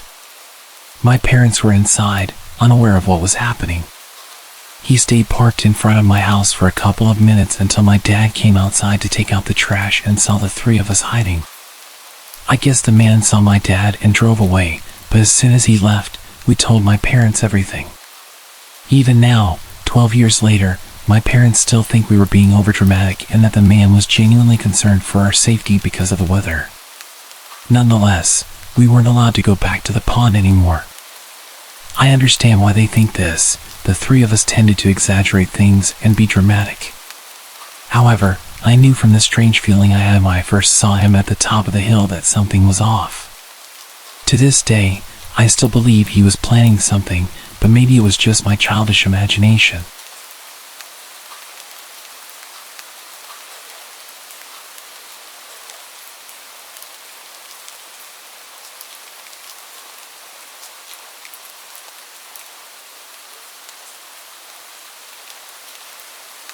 I used to work in a hole-in-the-wall gas station out in the sticks of North Carolina.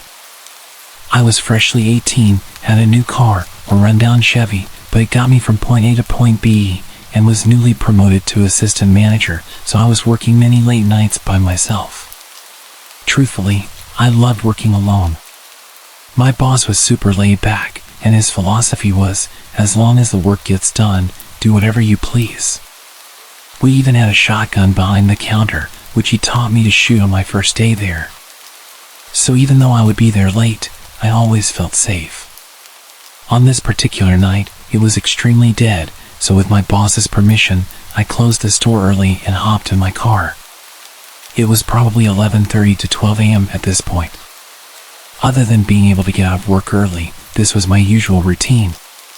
Nothing seemed out of the ordinary. I texted my roommate to let her know I was getting home early. We always looked out for each other like that, lit up a cigarette, and then started on my way home. For those of you who don't know North Carolina very well, I'm going to provide a little bit of detail regarding the terrain. From where I worked at the gas station to where I lived, I had to drive down the back roads. These roads consisted of very dense woods on both sides. Sometimes, the woods would seem so thick that you really couldn't tell where you were, especially at night. This could be intimidating to those who don't know the area, but honestly, I was more worried about deer jumping out in front of me, which was a common occurrence in this area. I'm driving down the road, blaring Nirvana, my favorite band at the time, and just being a typical 18-year-old grunge kid who had newly discovered the freedom of being an adult and getting off work. When all of a sudden, I see something in the middle of the road, probably 75 to 100 feet ahead. At first, I thought it was a deer, but it looked too small. So I started to gradually slow down, ultimately coming to a stop. I have to wear glasses when I drive. I mainly need them at night, but my eyesight isn't terrible enough for me to make it a habit. I grabbed my glasses and put them on. Now being able to see much more clearly, I almost shat myself at what I saw. It was a woman. An older woman, wearing what looked like a nightgown of some kind. Her hair was in disarray, she had her hands behind her back, and she was just standing there, in the middle of the road, just staring at me in my car. Let me remind you, we are practically in the middle of nowhere. There are trees as far as my headlights can shine, and it's midnight. I'm naturally paranoid, so all sorts of questions were running through my head. Who is this woman? Where did she come from? It's midnight. Are my doors locked? Why is she out here at midnight? Should I honk my horn at her? Should I call the police? What if she has Alzheimer's and doesn't know where she is? Or what if she's an escaped patient? Even though the closest mental facility was 3 to 4 cities away, I didn't exclude that possibility. I thought about calling the cops, but I got my phone and of course, there was no cell service. This encounter went on for a while, just sitting in the middle of the road, mentally questioning what was happening. It's now way past midnight. She's still standing there, just staring at me with this zoned out look, hands behind her back as if she's observing me. I'm starting to get tired of this, considering that I had to be up early for work the next morning. So I honked my horn at her. I didn't expect what happened next. This woman's face turns from being spaced out to complete rage. And she raised her arms up. It looked like she was holding something in her hand. She lets out this horrid animalistic scream and charges at my car. As she ran closer, I realized she was holding something sharp. It looked like a kitchen knife or a piece of jagged glass. During this moment of horror, I had a brief flashback to my stepdad giving me advice when I first got my license. If an animal ever runs out in front of you, turn it into a speed bump. I love animals, so I couldn't bear to hear that. But this time, I was taking my stepdad's advice. I was going to turn this psycho into a speed bump. Serve the Servants by Nirvana started playing on the radio. I mention this because the song has much to do with the aura of the moment. As if it was in sync with this instance in time, the intensity of the song enabled me to let out the most intimidating primal scream that I could. Loud enough for her to hear it. The window was open because I had been smoking, and I hit the gas.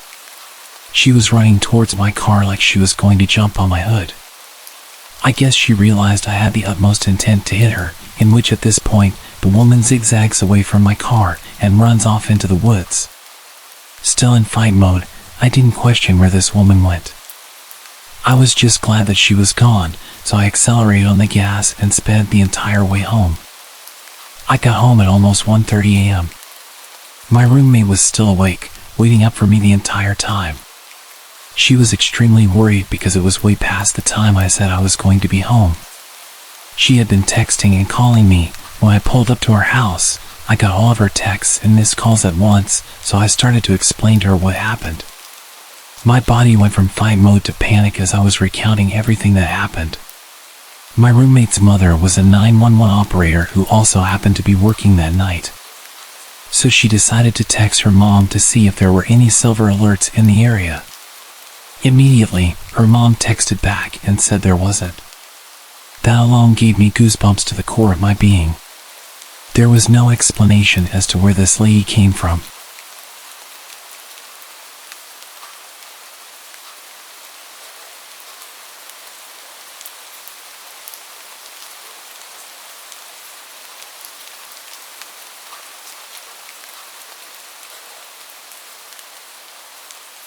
I used to work in a residential care facility, and for a number of years, I worked with a woman named Kajiri.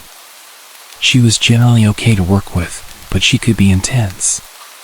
The sort of joking flirtation that often found its way into high-pressure environments was common throughout the whole team, but when she directed it at me, it didn't seem so jokey. It took me forever to realize, because I usually didn't notice someone flirting with me until someone else pointed it out 6 months later. But when she started trying to give me jewelry and chocolate bouquets, I finally started to pick up on it. In between things being normal and actually maybe not really normal, there was a long escalation of text messages, comments that made me uncomfortable, personal space violations, dropping by my house uninvited, hanging around on my shift hours after hers had finished, unwanted touching, etc. As mentioned, I can be slow to catch on. Once I realized what was happening, I put as much distance between us as possible. I stopped answering calls and texts, locked down social media, spoke to other colleagues and had them running interference. A lot of interference, actually. At the time, it kind of became a joke, but looking back, it was all kinds of messed up. She even parked outside my house sometimes, and I'd sit in the back room with the light off so she'd think I wasn't home. After a couple of months of my disappearing woman act, she seemed to get the hint and backed right off. I was pleased. We all got on with our lives and lived happily ever after. Yeah, not quite. A few months after it died down, I heard through the grapevine that Kajiri seemed to have focused her attentions on another coworker, Linda. Linda and I had a close mutual friend, but didn't know each other well. I didn't think much other than good luck, you poor sucker. A few months later again, and I got a call out of the blue from a mutual friend. Without preamble, he asked, "Were you dating Kajiri?" No, I don't swing that way. I was shocked. He had been privy to all the awkward details of my experience with Kajiri and had helped run interference. He explained that he had been talking to Linda and she'd asked about my relationship with Kajiri. The story that followed still sounds too fantastical to have actually happened in an actual sensible grown-up workplace. Kajiri had been catfishing her own best friend Amanda, posing as Linda. In a string of emails, fake Linda and Amanda had discussed Kajiri's drug problem, her abusive and dangerous ex, none other than yours truly. There was a story about fake Linda coming out to her family after her brother caught her in bed with Kajiri, and more. The jig was up when Linda got a second job, coincidentally with Amanda's husband, who mentioned how great it was to finally meet Kajiri's girlfriend. Which was a complete shock to Linda when she learned about herself, that she was no longer a straight woman and had a girlfriend. So essentially, Kajiri moved on from me, found a new target, started emailing Amanda from a fake account, pretending to be Linda. She told all these stories about being with Kajiri, about how I was an abusive ex, and how Linda was caught by her family being with a woman and all the drama that it caused. She made up a bunch of insane stories to justify her creepy obsessive fantasies and was telling them to Amanda and other people from a fake email to make it sound like the stories were from the fake girlfriend and Kajiri couldn't be accused of making it up. Here's some highlights of the stories Kajiri had been telling to Linda, her friends, and other coworkers I wasn't close to. She picked her audience very carefully.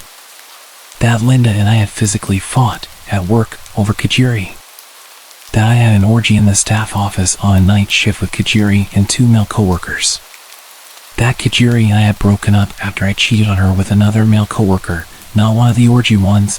I was really getting around apparently. That I would drug her against her will. That we had planned to have children using a sperm donor, but that I couldn't decide who would have the baby. This woman had been living out a full-on soap opera and using her coworkers and friends as characters. Linda and I reported her to management, and she was immediately suspended, pending investigation. She quit 2 days later. Unfortunately, HR decided they needed to continue their investigation of the allegation that I had an orgy at work. Because that was totally plausible and not at all made up by a crazy woman. They put me through hell investigating this imaginary story about me and 2 men and another woman.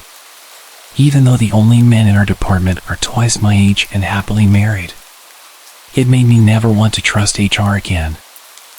I left that job a month later myself, and when I interviewed for my current job, she had interviewed half an hour before me. And they were looking to hire 2 people. She didn't get the job, but there have been 2 other openings since, and she applied for both of them. I'm terrified of meeting her again. It turned out she has a history of inpatient psych treatment for delusional behavior and was known to be obsessive about people she took a liking to. According to Facebook, her current girlfriend has a similar first name as me and shares more than a few physical similarities. She still knows where I live. So I'm pretty sure that the current situation is that she's still telling people that I'm her girlfriend, all while she's desperately applying for any job she can get at my new workplace.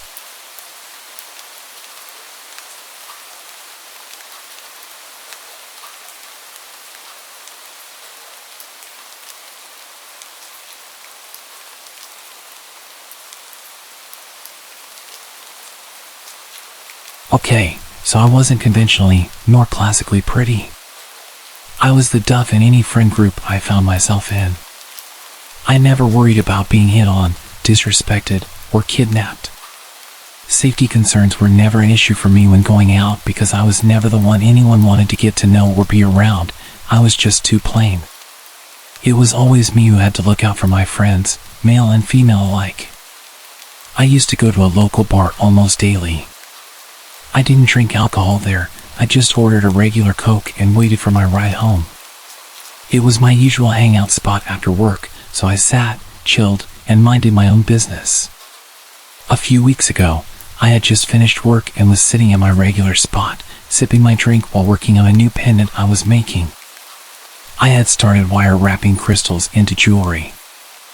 I didn't expect anyone to strike up a conversation with me, knowing I basically blended into the walls, despite the staff knowing me and paying me slight attention and being nice to me.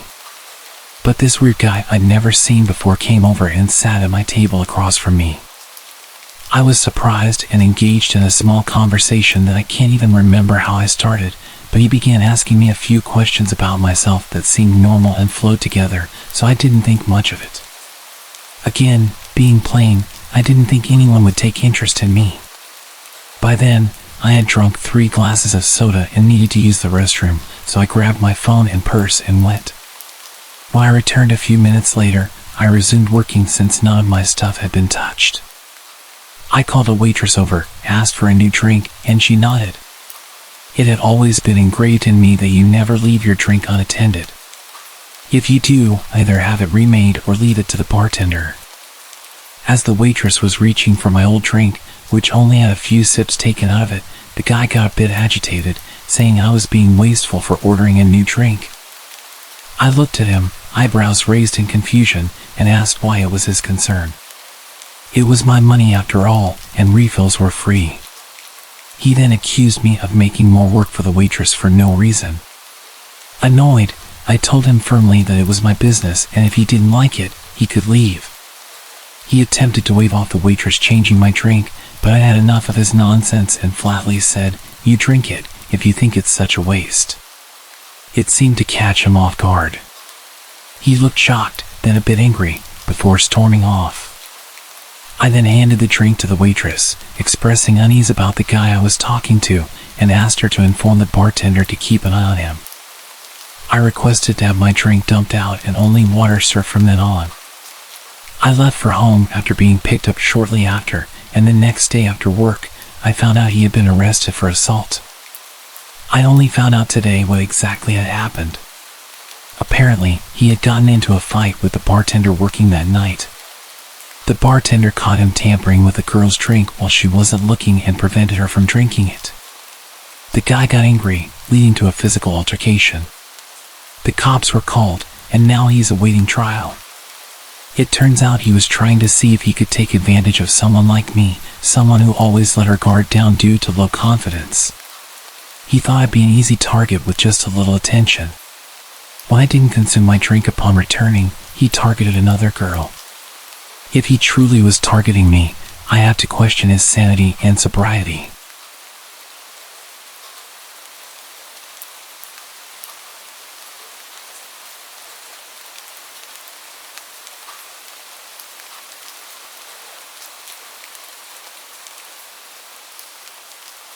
I remember that summer vividly.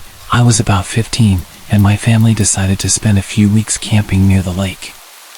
It was the perfect escape from the sweltering heat of the city. We set up our campsite, complete with a cozy tent and a small bonfire pit. Days were filled with swimming, hiking, and enjoying the company of my parents and younger brother. One evening, the sun dipped below the horizon, casting a warm orange glow over the tranquil waters. The crackling of the campfire filled the air, and we all huddled close, sharing stories and roasting marshmallows. My little brother was captivated by the stars that dotted the night sky, and my parents laughed and reminisced about their own childhood camping trips. As the fire dwindled and everyone retreated to their tents, I lay in my sleeping bag, feeling the cool breeze against my skin. I could hear the distant hum of insects and the soft lapping of water against the shore. It was peaceful, serene, until a rustling noise interrupted the quiet. I lay still, my heart quickening as I strained my ears to listen. The rustling grew louder, closer. A chill ran down my spine as I realized that the sound was coming from just outside my tent. It was too rhythmic to be the wind, it sounded deliberate. Fear clenched my chest, and I held my breath, hoping that whatever was out there would just move along. But then, I heard it, a low, guttural growl. My pulse raced, and I felt a surge of adrenaline. I knew I needed to see what was causing the noise, even though every fiber of my being was screaming for me to stay hidden. With shaky hands, I unzipped the tent just enough to peer out. Moonlight filtered through the trees, casting eerie shadows that danced on the ground. And there, just a few feet away, I saw it. It was a large, hulking figure, partially obscured by the darkness. My breath caught in my throat as my eyes locked onto it, two glowing orbs that seemed to pierce through the night. The growl grew louder, more menacing, and the figure took a step closer.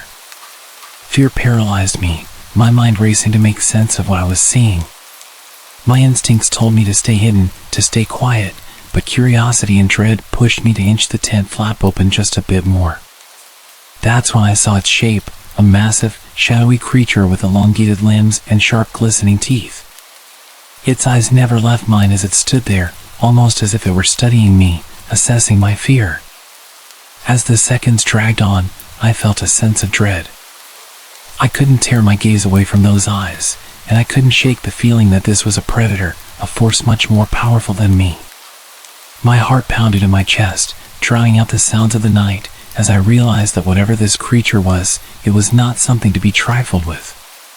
And then, just as suddenly as it had appeared, the creature turned and melted into the shadows, disappearing into the night. The woods fell silent. I zipped the tent shut, my mind racing with questions and possibilities. Morning came, and I emerged from my tent, shaken but determined to find some rational explanation for the night's terror. I scoured the area around the campsite, half hoping to find evidence of a prank or a wandering animal, but there was nothing, no signs that the creature had ever been there. I tried to shake off the unease, chalking it up to an overactive imagination and the dark of the night playing tricks on my mind. Reluctantly, I shared my experience with my parents over breakfast, expecting them to dismiss it as the product of my teenage imagination. My dad chuckled, attributing the sounds to a nocturnal animal, probably just a bear rummaging around the campsite. Mom nodded in agreement, mentioning that bears were known to roam these parts from time to time. As much as I wanted to accept their explanation, a gnawing feeling remained deep within me. I knew what I'd seen and heard. It was no bear. It was something bigger, something much scarier. Even now, years later, whenever I'm surrounded by the tranquility of the great outdoors, I can't help but think about that night. I've heard the usual explanations, the logical reasoning, but deep down, I'm certain that what I encountered was something different, something you hear about in urban legends. I always think about going back to that place with some friends and searching for that monster. But that's probably not a good idea, is it?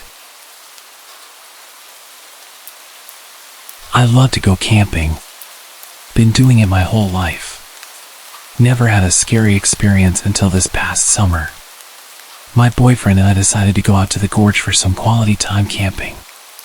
We had always gone with several other people, but this was the first time it was just the two of us. When we got out of the car to prepare our gear for the hike back to the camping spot, two sketchy-looking dudes came out of the trailhead, looked us up and down, and got into their old-school VW camper van. I had a weird feeling but shrugged it off and proceeded back to our camping spot. I had previously camped in the same area a handful of times and knew it pretty well. Once we got back there, I knew of a handful of different camping spots and proceeded to check them all out for the one that would be ideal.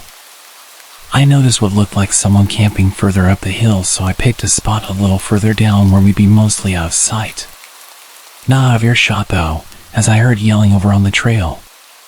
It was starting to get dark by the time we got everything set up, so I figured I'd start looking for firewood. Suddenly this guy appears out of nowhere and asks us if we'd like any help and offered to sell us a bundle of firewood for $10. I laughed because we were in the woods, thus surrounded by wood which I could pick up off the ground, for free. He then said I wouldn't find much wood because they'd already cleared it out over the past few weeks. Few weeks? I asked him how long he'd been camping up there, and he said almost a month. The longest anyone can camp in this area, a national forest, is 2 weeks. I already had the creeps about him, and he claimed he was up there by himself. I asked him why I heard him yelling with someone then, and why he had referred to more people when talking about the wood. He stammered and was like, "Oh well, yeah, there's some dudes I know camping over there up on the other side of the river." Then he proceeds to tell us that he's been lonely since he arrived. He was from Pennsylvania, took a bus to Lexington, Kentucky, and had been living in the woods back behind where I currently work. I knew exactly where he was talking about because I see homeless, immigrants, and drug addicts coming in and out of those woods every day. So basically he was a homeless man who somehow got a ride out to the gorge and decided he would just live there instead. He had been living on snakes, bugs, and selling firewood for food and beer. But he said we were the first people he'd seen in a few weeks. His stories were all over the place, and I knew he was lying about a lot of what he told us. He wasn't alone even though he claimed to be. He even took us to his camp where there was tons of stuff for several guys, not just one. He said he liked camping up top where he could see everything and everyone. By now it was dark and he helped us get a fire going. I was trying to politely get him on his way back up the hill so I could have a minute to process all of this. When he left, I started whispering to my boyfriend that there was no way in hell I could sleep with that lying sketchy homeless creep right up the hill. We didn't have a gun, knife, or even a dog to protect ourselves if we needed to. I said let's quietly get our shit together and get the hell out of here. Which we did, only we left our new tarps set up because they would make too much noise and he'd know we were leaving. As soon as I stood up with my pack, ready to get the hell out of Dodge, he yells, "How's it going?" and we proceeded to GTFO as quickly and quietly as possible. In my mind we were either getting robbed, kidnapped, killed, or something else, because he was not alone. His stories didn't add up and his background of where he came from made me believe he was running from something and was trying to hide by living off the grid. I called the Rangers the next morning and told them about him. Luckily, all he got from us was a set of new tarps. Weeks later, we saw on the news that multiple people had gone missing in the area and that there was a manhunt for the guy who wouldn't leave us alone. I always think about how we really dodged a bullet when I insisted that we left. We found a new camping spot the next year.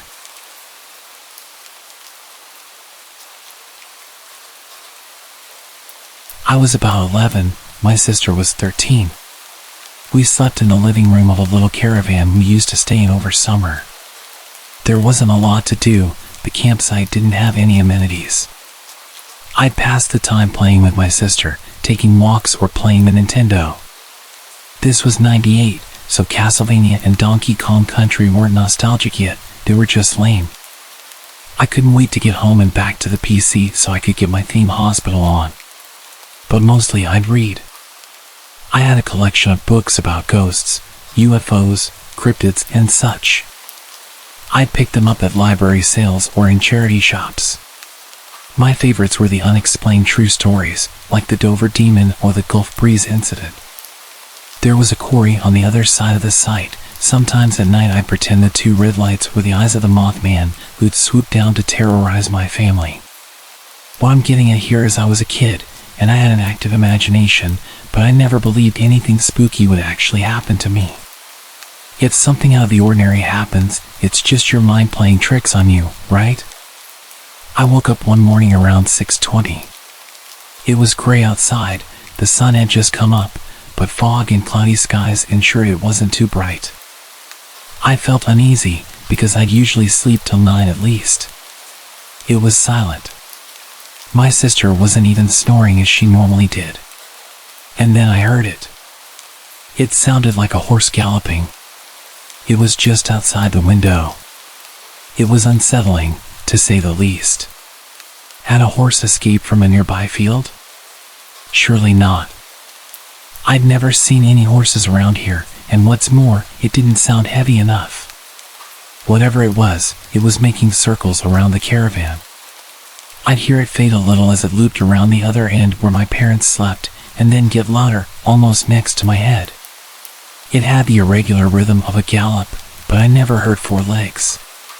It was almost like a person was skipping very, very quickly, but no person could be heavy enough to make the kind of noise on soft ground. It was fading, off into the distance. Whatever it was seemed to have ran off. I breathed a little easier. What a crazy situation. Maybe I hadn't fully woken up yet and was having a dream hangover. And then it came back. It was getting louder and more insistent. I decided to take my chances. "Rosie? Are you awake?"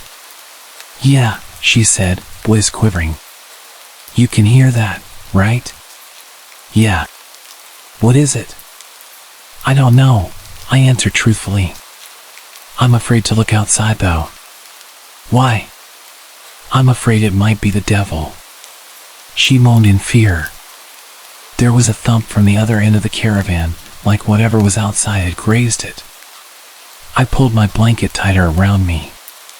After about a minute, it faded again. I told myself if it came back, I'd look outside, and the devil be damned. It didn't come back. My parents woke up around 8, made us breakfast, and the fog cleared. We asked them if they'd heard anything strange earlier. They hadn't. There were no scrapes on the caravan that would suggest something heavy bumping against it. Apart from my sister, there was no evidence that anything had ever happened, except for one rough footprint outside the front door in the shape of a hoof. To this day, I regret not looking outside to see what it was.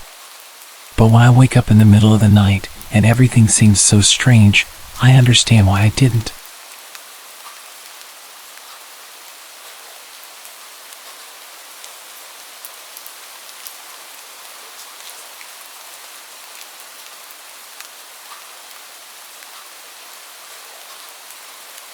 I was just 14 years old, and it seemed like an ordinary night.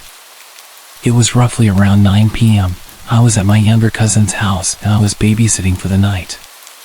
Both of our parents had gone out for drinks and weren't going to be back until late. We were just lounging around, sitting in the living room, watching random shows on television. So we're sitting there, and I was feeling really unsettled. Something was wrong, but I couldn't put my finger on it. I tried to ignore it and kept watching TV with my cousin, who was happily enjoying my company. The feeling wasn't going away. So I got up and walked to the back door to lock it.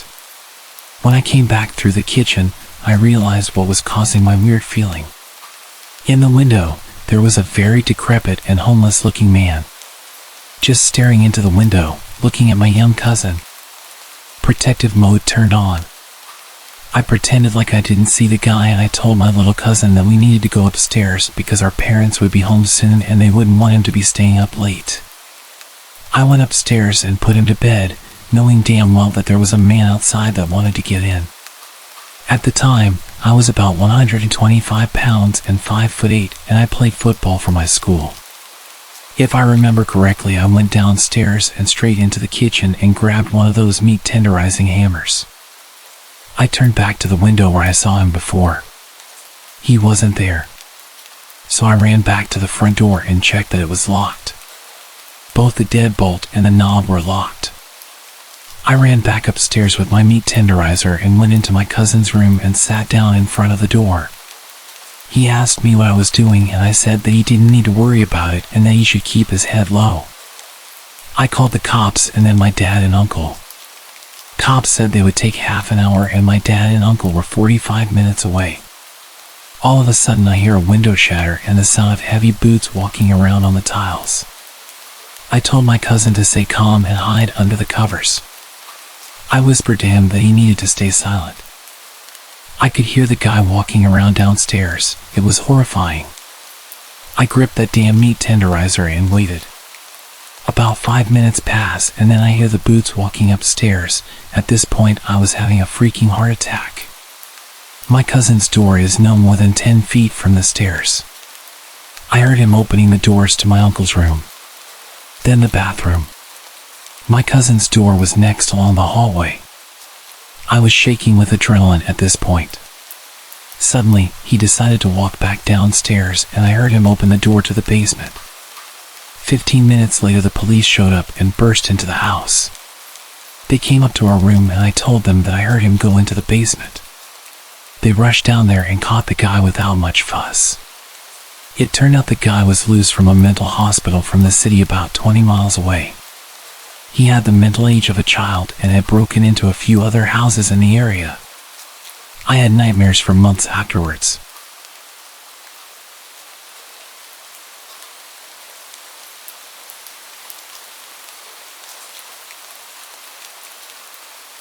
About 10 years ago, I lived on my own and didn't have much company. I was quite depressed at the time after losing my girlfriend to a drunk driver. I was enjoying a beer and watching the sunset on the back porch when I saw a large, scruffy man emerging from the tree line.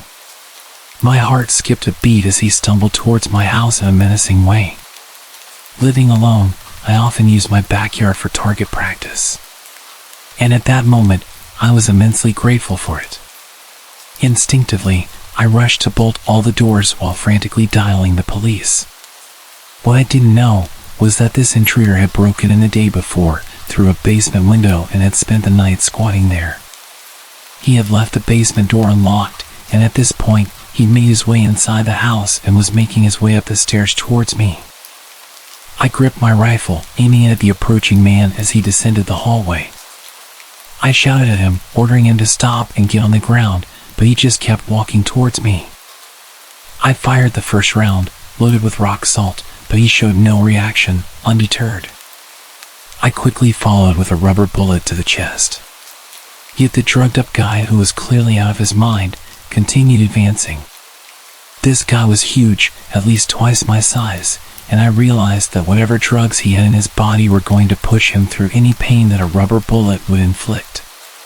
He was backing me into a corner. I desperately begged him to stop and warned him what would happen, but he just moaned at me like a zombie and lunged towards me. I took my third shot. I can't recall whether it was buckshot or a slug, but it left a gaping hole in his chest. It barely even slowed him down. He kept coming, and in a frenzied struggle, he wrestled me to the ground. He was moaning and coughing up blood. Suddenly, he grabbed my face with both of his massive hands and started squeezing my head. It was utterly terrifying. I could feel him trying to burst my skull open like a balloon. I don't know how long it actually lasted, but it felt like forever. Eventually, the injury finally caught up with him, and he died on top of me. I was laying with him crushing me for a few minutes. My energy was completely drained, and I could barely breathe with his weight on top of me. His body was pushing my rifle into my chest, and it was causing me serious pain when I tilted his body to the side. I was completely drenched in his blood, and I can still remember the overwhelming smell. I'd completely forgotten that I was still on the phone with the operator, who had heard our entire exchange, which more or less amounted to me pleading, "Stop, or I'll shoot," and the man menacingly taunting. The police arrived soon after, and the incident made it to the local papers. There was a criminal investigation, but eventually, I was cleared of any wrongdoing. It turned out that the intruder was wanted for murder of an elderly couple in Baltimore and had somehow made his way 50 miles up the road into a rural area.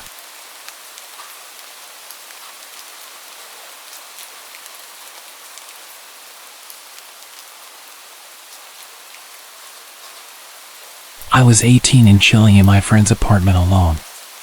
We lived in a duplex. He was on the top floor and I was on the bottom. Ironically, I was watching a horror movie when I hear something huge come through the front door and into the kitchen. I got up to see who was there. We threw huge parties all the time, so it wasn't really that odd for some random to just show up. But then I saw this dude. He was a huge country boy wearing overalls and holding a huge butcher's knife, just looking at me while standing in the kitchen. I might have said something, I don't remember. But I promptly rushed out of a side door, ran into my apartment and locked all the doors. I don't remember who I called or exactly what happened, but I know I waited until I couldn't hear anyone moving around upstairs anymore and crept back in. Big guy was passed out on the couch. Turns out he was on parole for domestic abuse charges, had gotten super sauced downtown, and made it to the apartment where he used to live. He was arrested and we never heard from him again, so I assume his parole didn't go too well. I also have another story from that apartment, possibly related. Again, I was home alone and waiting for my friend to get back so we could play some Xbox. It's like 1 a.m. and suddenly there's aggressive banging on the door. As I mentioned, it wasn't unusual to have unexpected guests, but banging like this? Not normal. I get closer to the door and this guy is screaming about money, and he kept referring to someone called Big Man. Open the door, Big Man.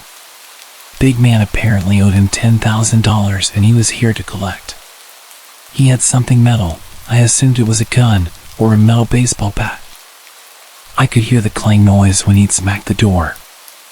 I was pretty high at the time and didn't know what to do, so I just stood on the other side of the door for about 20 minutes whilst he shouted abuse and tried to kick the door down. Pretty dumb, but I was young and stupid.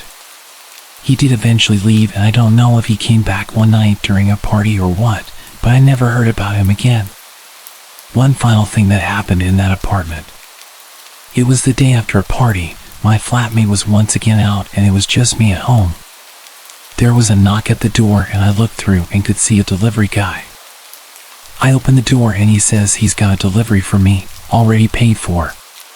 He's just carrying a delivery bag that seems suspiciously light. He asks where's Jason and I ask who that is. He tells me Jason ordered it and says he can only deliver to Jason because he paid for it. I didn't know anyone with that name, and the guy didn't look like your typical delivery guy. I told him he must have the wrong address, and this guy shoves his hand in the door and pushes it open whilst I'm trying to close it. We have this intense standoff where I'm trying to tell him that Jason doesn't live here and he insists that I let him in to check.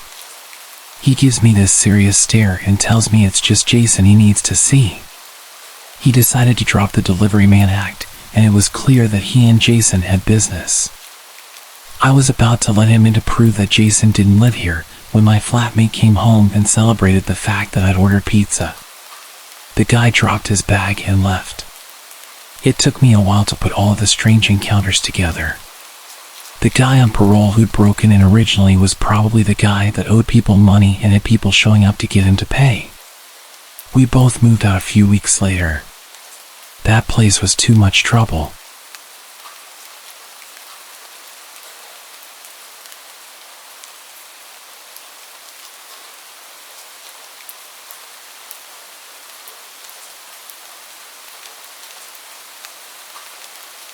I was completely and utterly alone.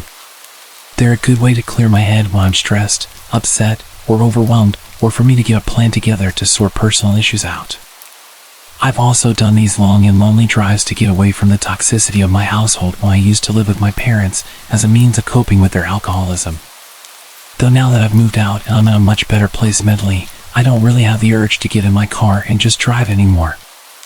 However, on the night this event took place, I was feeling pretty overwhelmed, stressed, and anxious with a cluster of personal issues I'd rather not get into. I felt restless and irritable around my boyfriend.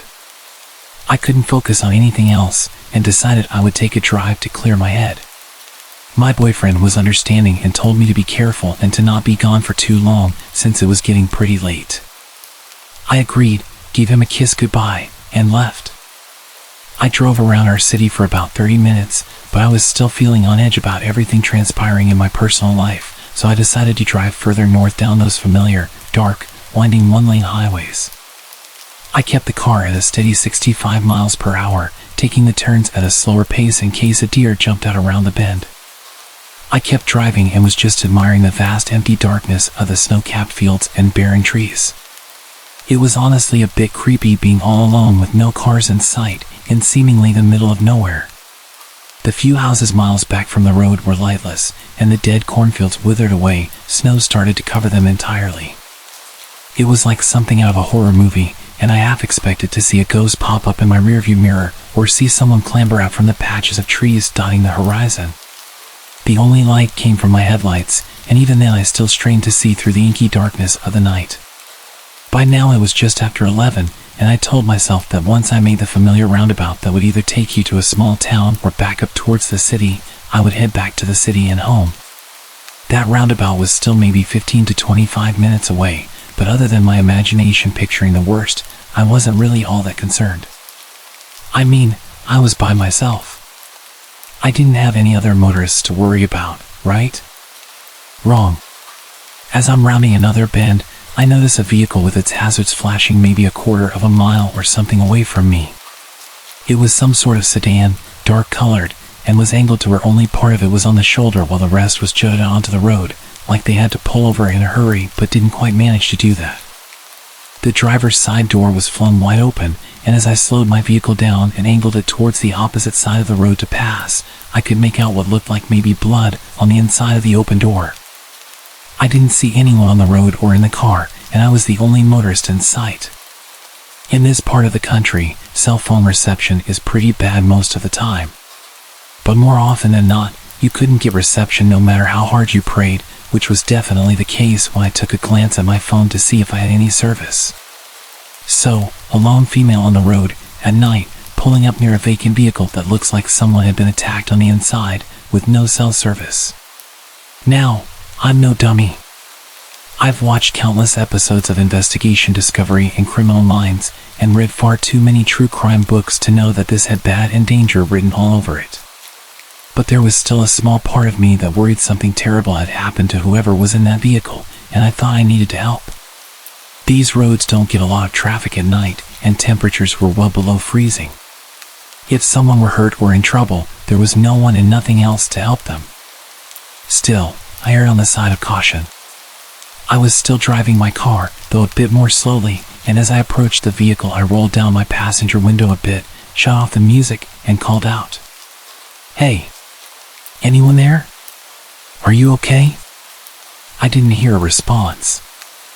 I worried they were passed out somewhere, but I wasn't about to get out and look for them. I told myself I'd call out one last time, and if I didn't hear anything I would leave, and the moment there was reception I'd call it in. And if I did hear someone, well, I'd figure out my next course of action then. So, again I shout, "Hey! What happened? Are you okay?" There was silence for a while, and then I heard rustling in the shadows of the trees, followed by a rough voice responding to me. I was relieved at first, and was about to say something in response or possibly even stop my car and get out, when I noticed three things nearly simultaneously. As I inched my way past the front of the sedan, I noticed there was no damage to the hood or anywhere else on the vehicle, which I found to be strange considering the blood on the inside of the door. In my rearview mirror, I caught a glance of someone coming out from behind the sedan, and they were making their way towards my car, fast. The person didn't have any blood on them, nor did they appear injured in any way, and they were wearing a mask, not like a face mask for COVID, or a ski mask or anything normal, but one of those masks you would see in the Purge movies. And they were holding something in their hand. I don't know what it was, I couldn't get a good look, but from its length and shape my guess was maybe a tire iron or a crowbar or something.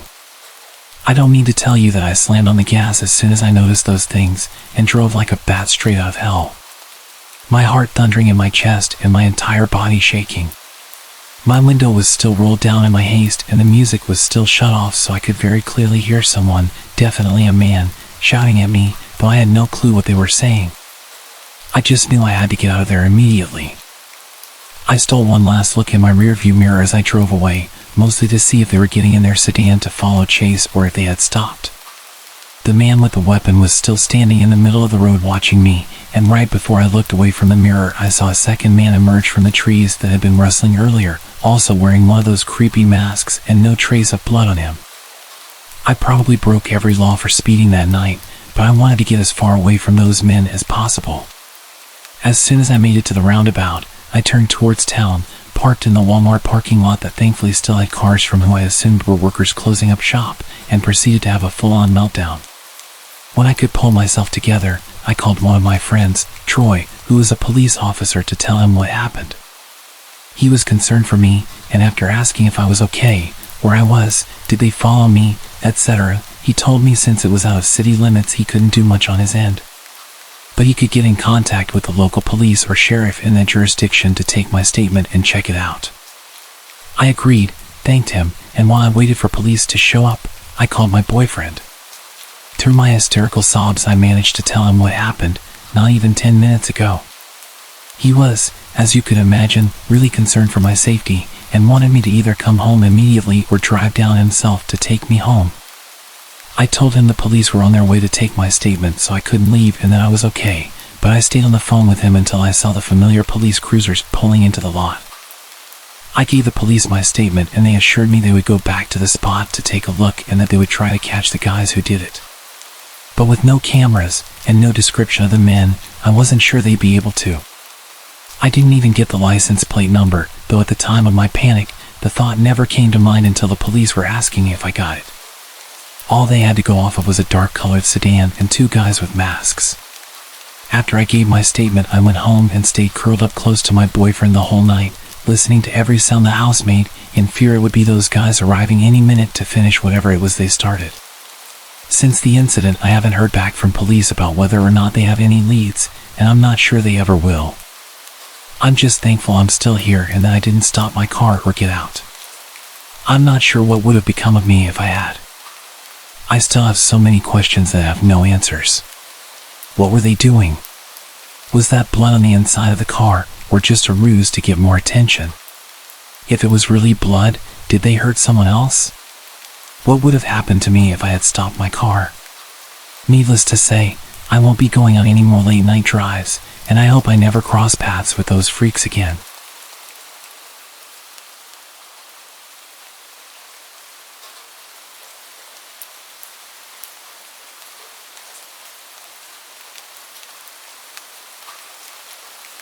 It all started with a normal day at work. I worked at a small grocery store at the time, and my duties consisted of gathering shopping carts in the parking lot and bagging groceries, the usual minimum wage stuff. It was rainy that morning, and of course, I was assigned to carts. About 2 hours into my shift, I saw a man rushing to get his groceries into the car. I ran over to him and started helping him with his bags. Mind if I help you get out of the rain? Yes. Thank you so much. As he was closing his trunk, he looked at me with a very surprised look on his face. He lowered his eyebrows, skinned me from head to toe, and smirked. Are you a new hire? No, I've been here for a couple of months. Oh, you are very pretty, he said in a weirdly sensual tone. Thank you. Have a good day. I shut it down. I was not interested. As I was walking back to the store to hide until he left, I could feel him watching me while I walked away. Nevertheless, I continued to work, not really thinking about it. After my lunch, I was at the register bagging groceries, and I noticed that same man from earlier walk in. I pretended I didn't see him and just kept bagging. He came up to the register and got a single chocolate bar. I didn't give him a bag. He stands towering over me and says, Are you going to bag my item? Oh, sorry, I didn't know you wanted a bag for one thing. I put his chocolate bar in a bag and told him to have a good day. When are you off work, sweetheart? Ah, man, I'm not comfortable giving that information out. He returned with, That's okay, you've been here what, 5 hours? You probably get off around 7, right?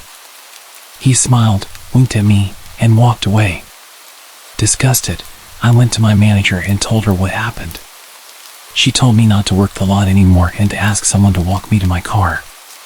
So by the end of my shift, I had a male coworker walk me to my truck, and we scanned the parking lot, looking for this man's car. We didn't see him, so my coworker went back inside and I started my truck. I called my mom to tell her about what happened, and once she answered, I left the parking lot. Literally, the second I turned onto the road, I saw his car pull onto the road behind me. I told my mom I thought he was going to follow me, and she just told me to drive around to try and lose him. I drove around for about 20 minutes just going in circles around my town. I hit a red light and he pulled up next to me and started yelling something to me out his open window. I, of course, pretended he wasn't there, but I could still hear what he was saying. You would bear some good kids for me. You'd make a great slave for me, little lady. He then started being very explicit about what he was going to do to me if he caught me. I told my mom I was going to dial 911, and if I wasn't home in an hour, then call the police. While I was trying to call the cops, the man speeds ahead of my truck and starts brake checking me. Frantic, I wait for the closest intersection and turn up the block. My phone fell under my seat while I was turning, so I decided to go to the nearest open establishment and run in and hide and have someone else call for help. The closest open business I could find was a convenience store at a gas station. I pulled in, parked, and ran for my life into the store. I told the clerk what's happening, and she took me to the break room and locked me in there. While processing that I might have survived this ordeal, I hear the doors of the storefront start violently rattling, and before I knew it, the clerk was locking herself in the break room with me. She was on the phone with the police and they were on their way.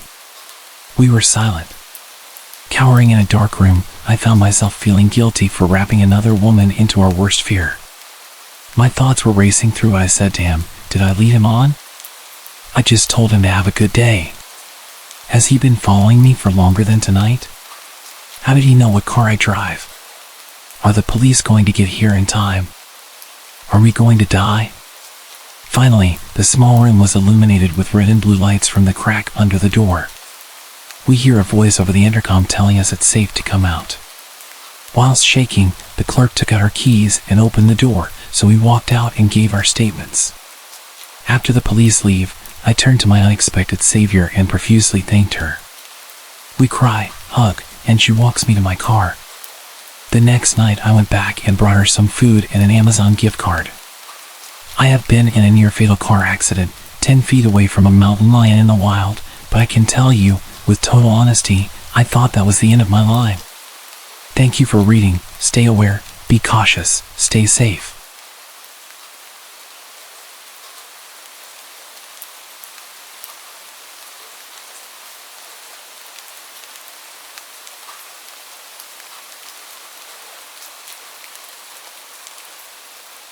This encounter would have happened a little over 10 years ago. I would have been about 26 at the time. I can't remember exactly what year this was, but it was around 2012. At the time, I was frequently going out with my friends to bars and parties, and hanging out until pretty late most weekends. The friend's house that I usually hung out at was on a side street just off a main road where a lot of popular and crowded bars and restaurants were. You had to park on the street at his house, and during the weekend when it was busy, it was pretty common to have to park a number of blocks away. The street closer to the bars was pretty nice, but if you went a few blocks in the opposite direction, it got a little sketchier at night. After a night of hanging out, I had to walk back to my car pretty late, which was parked a number of blocks away towards the slightly sketchier area. This was during the winter, so I was wearing some kind of heavy sweater or pullover and beanie hat. This detail is only important as you couldn't really gather much idea about what I looked like from a distance in the dark, aside from my general height and build. There wasn't much through traffic as you got further away from the bars, and the roads were pretty dark without any street lights. As I was walking down the sidewalk, a car started slowly creeping down the street, matching my pace as it pulled up beside me and then stopped. The window of the car rolled down, and driving the car was an attractive young woman who said that I looked cold and that I should let her give me a ride to where I was going. She seemed very friendly. I indicated that I wasn't parked far away and appreciated the offer, but was going to just keep walking. She then tried really hard to convince me to get in the car with her, since it was so cold. No small talk to establish any information about me to make sure I wasn't a weirdo, just asking me to get in the car pretty aggressively. Based on what I was wearing and how dark it was, there was no way she really could have had much idea about what I actually looked like to possibly find me attractive, and even if she did, I don't know many women who would pick up a male stranger after midnight when they're alone in their car. There were about 10 bars nearby she could have gone to if she just wanted to pick up a guy. There was no reason I could think of that she would have to resort to driving around offering to pick up strangers. She continued to drive alongside me and offered me a ride again, which I declined and kept going. I picked up my pace and she eventually drove off. As soon as she was a few blocks away, I quickly got to my car and made sure there was nobody lurking around or close by. The whole scenario felt off and didn't make sense to me. I asked my friends about it later, and all of the women agreed they wouldn't offer a random guy a ride, especially at night time, in that kind of scenario, even if the guy looked like Ryan Gosling or Channing Tatum. My suspicion is that there was someone laid down in the back seat of the car out of view with a weapon waiting to rob anyone who accepted the ride. I couldn't really figure out any reason she would be offering rides like that to complete strangers in the middle of the night, as it would be very unsafe for her to just pick up random strangers. I just assumed there had to be something nefarious going on in that car, and I do wonder what would have happened if anyone just hopped in the car with her.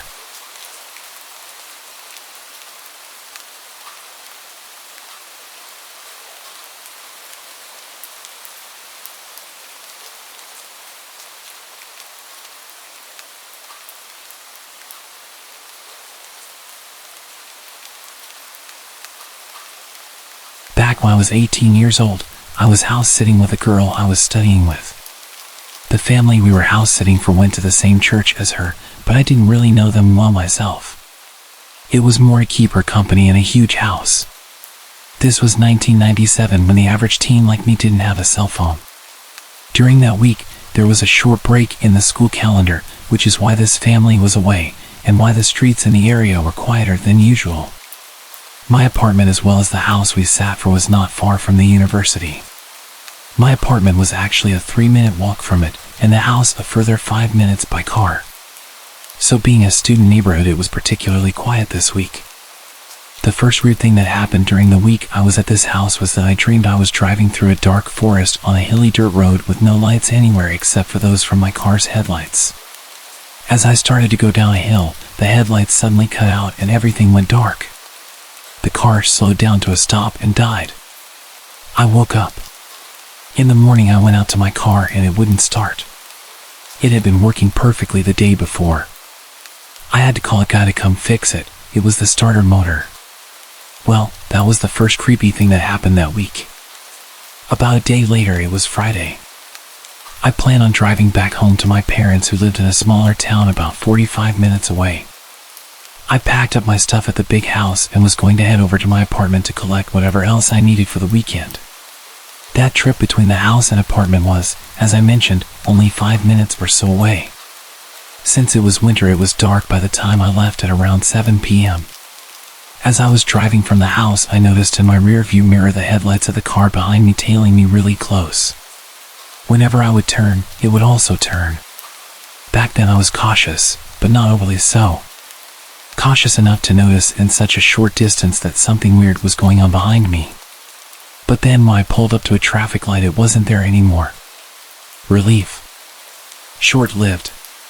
The car was now beside me. I looked to my right, and there was a man inside. Alone. Smiling at me. Looking like a maniac. For a moment I thought, geez, I should really drive with a beanie on at night so people can't see that I'm a petite 5'2" female with long blonde hair down to my waist. I also thought, well, he's in the lane to turn right, so I'm good. I pulled off, and the headlights were behind me again. What an ass, I thought. Who drives like that? Thank goodness my turn is coming up on the left soon. After another minute or two of this tailgating, I slowed down, strategically didn't indicate, and made a sudden sharp left into my driveway, opened the automatic gates and shot inside. The gates closed behind me. I gave out a sigh of relief, thinking that the drama was over. I gathered a few things from the car to take up with me and noticed on my way over to the stairwell that there was a man at the gate that had just closed behind me. He was still on the other side and I was at the far end of the parking lot, but I could make out it was the dude from the tailgating car. He was jumping up, shaking the gate with absolute rage. Well, I was safely on this side, so I wasn't completely gripped with fear. And besides, there was a group of students making a noise nearby, arriving for a party or something. I headed to the stairs and started going from ground level to the first floor. Rounding the stairs on the first floor, I noticed someone running across the parking lot towards the staircase. In hindsight, I still can't fathom why I didn't realize what had happened. I guess it's because I subconsciously knew that there was the group being let in through the pedestrian gate. As I was rounding the staircase between the second and third floors, someone suddenly touched me. I spun around. The guy. He had slipped in as part of the small crowd. He said something. I said something sassy back and told him to F off. Then I turned my back on him to continue up the stairs. I lived on the third floor. He grabbed me from behind and held my back against his chest with his left arm around my neck. I felt something being held against my right side. Aw crap.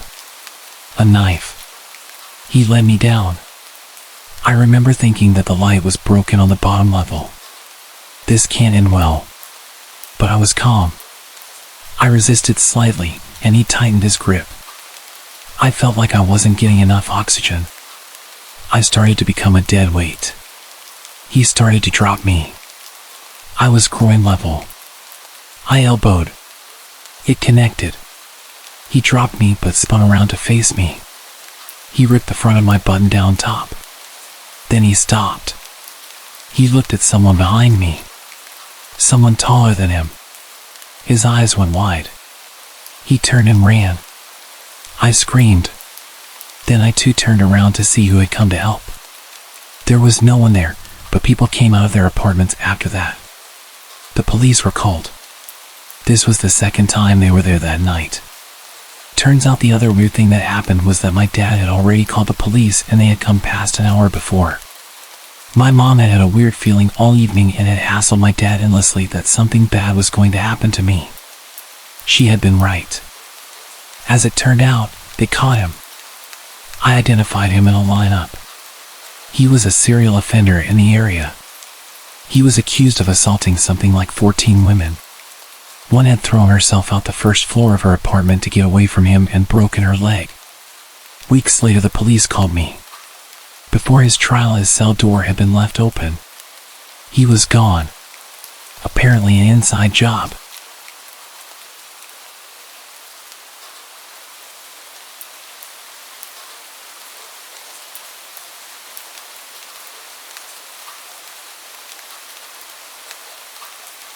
I've had a few creepy things happen to me in my life, but this one still makes me think about how things could have gone wrong very quickly. I'm a 20-year-old female, and this story takes place back when I used to live in southern Indiana, in a seriously remote area. It was a weekend night, and my best friend and I were heading home after our graveyard shift at a local waffle joint. She decided to pick up her dog from her house so we could spend the night at my place. That's important later. We started heading into the rural countryside where I lived, and to get to my house, you had to travel down a long, narrow dirt road. About a mile in, we spotted a truck's headlights. As we got closer, we realized it was a nice truck, probably from around 2018. I can't say I know much about cars, so cut me some slack. The truck was parked sideways, blocking the entire path. Confused, I got out of the car and asked if the driver was okay. He looked hopeful when he saw me at first and said, "I'm just waiting for a friend to come get me, my truck's stuck." He smiled at me, but I noticed his pupils were nearly completely dilated. He glanced back at my car, saw that I had someone with me, and noticed the dog sticking its head out the window. His smile quickly faded, and he remarked, "Pit bulls are mean and nasty." With that, he turned around and got back in his truck. I returned to my friend and said, "Put this in reverse and use whatever hood race skills you have to get us out of here." We reversed my poor 95 Caddy, which really shouldn't have been driving on a dirt road, and made our way back to the main road, feeling relieved. We took a different route home. But then, to our surprise, the same guy was parked on that road, standing off to the side, smiling and staring into our headlights. We were on the verge of panicking and floored the gas pedal the rest of the way home. I don't know how he got there before us or what his intentions were, but I'm thankful I wasn't alone, being a pretty naive college girl at the time. Even though the presence of the pit bull probably saved us from that man, the dog actually ended up randomly snapping at my friend a few months later, causing her serious injuries. It had been a good dog its entire life, and I know she was a good owner, so I guess it's just an instinct thing with pit bulls. They can snap at any moment.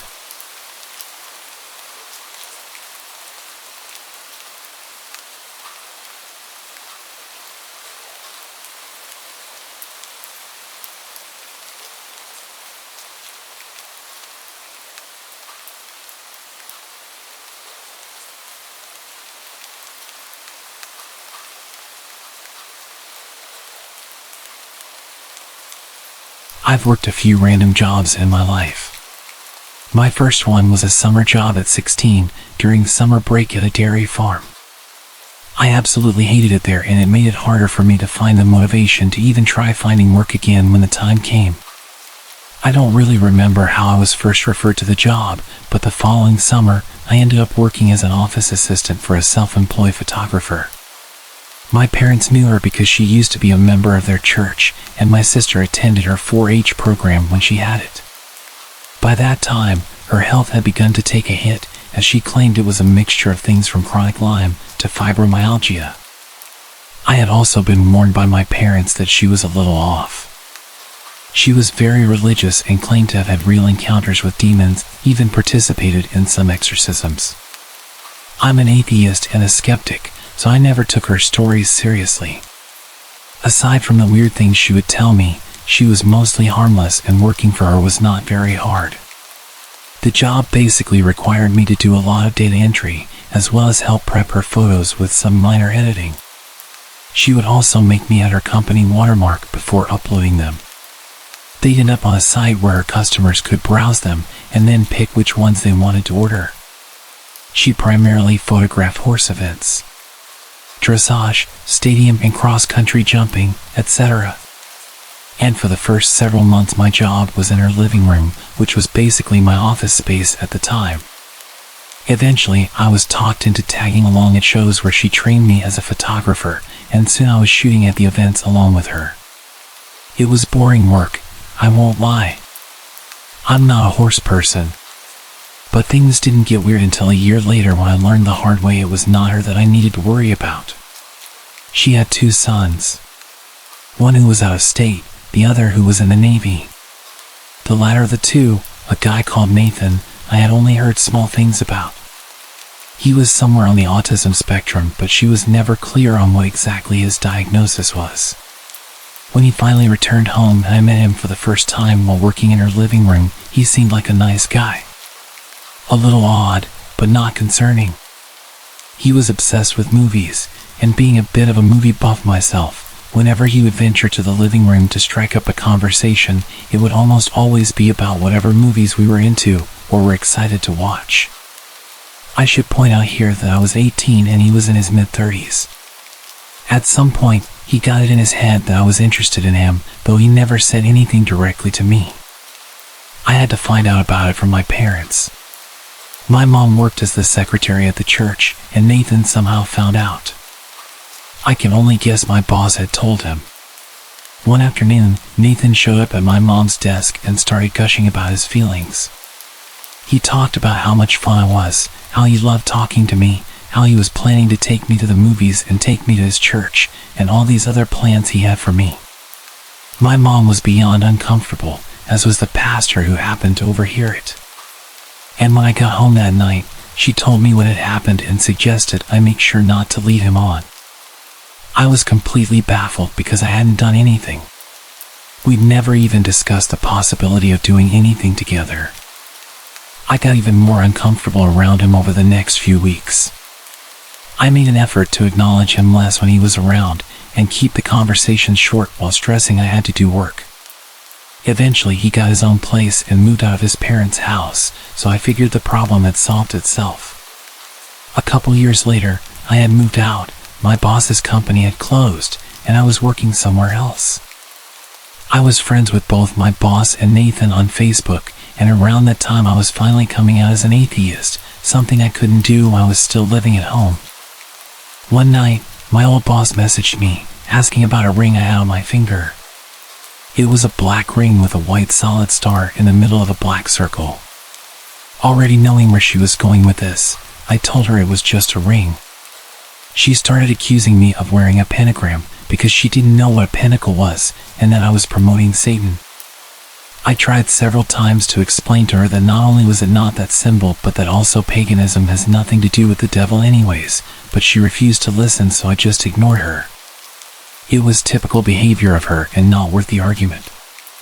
The next morning, I had a message from Nathan telling me I needed to come to his church with him. I told him no, and the messages I received back gradually grew angrier and angrier. He went from asking to demanding I go with him.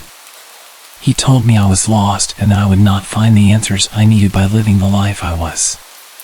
Eventually he outright said he thought the fact that I was wearing a pentagram was disgusting and that I was opening myself up for possession. Knowing there would be even less of a point in arguing with him than there was with his mother, I went ahead and blocked both of them, deciding I was done with it all. Then he started showing up at my workplace. He would always search through the store until he found me, and then once he did, he would corner me and not stop talking to me no matter how many times I tried to dodge him or tell him I needed to get back to work. Eventually the managers caught on and started intercepting him whenever he showed up. I wasn't making enough to pay the rent with that job, so I had to take up a second one. Within a week of working my second job, which was in a different town, he started showing up there. This time I told the managers who he was, and after that, every time he showed up, I was allowed to hide in the back room behind a locked door while they sped his order along and got him out. One of those many encounters, while I was hiding in the back, one of the managers was back there with me, inputting employee time punches into the computer when the both of us heard Nathan shout in our direction.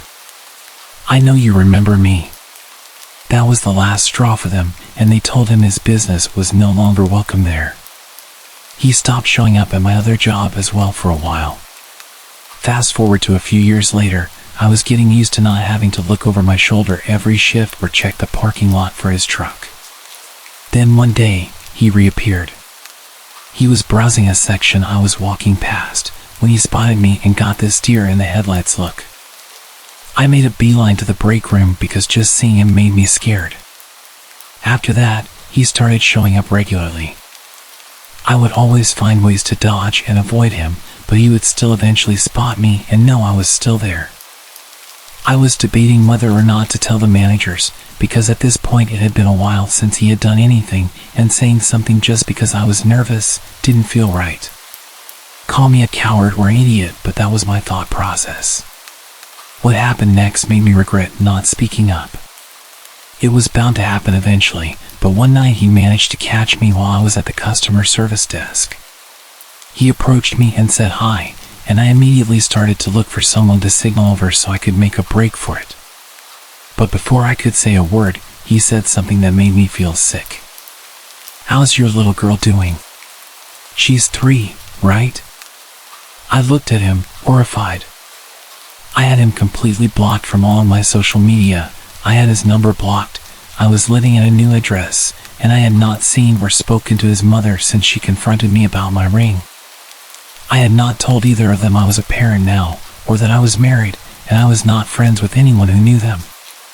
"How's your husband doing?" "He's good." "He's a good man," I said, trying to reinforce the idea that I was not available to him and that I had no desire to have anything to do with him. "Really? Where does he work?" At this point, I felt like I was going to pass out. Thankfully, another employee approached, and I got the hell out of there.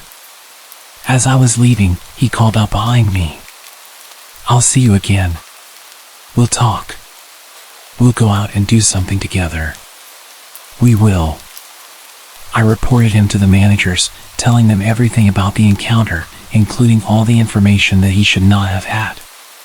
They were able to pull up his face on CCTV, and while I have not heard anything, I'm guessing one of them finally managed to approach him because I haven't seen him since. This has been going on for 10 years and I want it to finally be over.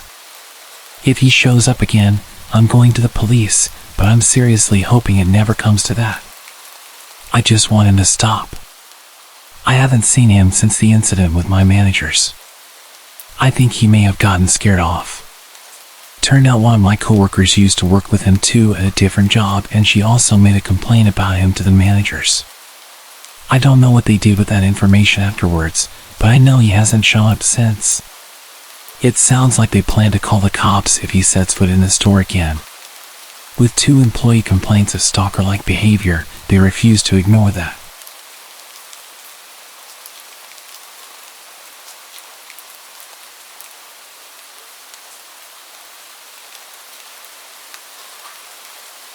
In 2002, I was 14 years old, starting freshman year. I was an awkward, nerdy girl that didn't know how to handle attention from boys, so you could say I made things worse for my situation. I had a knack for making friends with the weird people no one liked, but I tried to be friendly with everyone I met, so it wasn't a big deal to me. Unfortunately, that was also my downfall. Clubs were a big deal, and they actually had an anime club, so of course I was all about that. First club meeting, I sat next to a couple of friends and soaked it all up. I thought I was finally with my people. Then here comes Stalker Kid. I'd use his real name, but to this day I have no clue what it is. He sat in front of me, and being that person, I said hi. I could tell he was uncomfortable and didn't know anyone, so I was just being nice. And boy, did this guy cling to me for that one word. At first, he would just find me during lunch and just stand there mumbling things to me. He had such a soft voice, high-pitched, mousy little guy that you just felt unnerved when he spoke to you. The way he would look at you as he spoke, I could never look him in the eyes.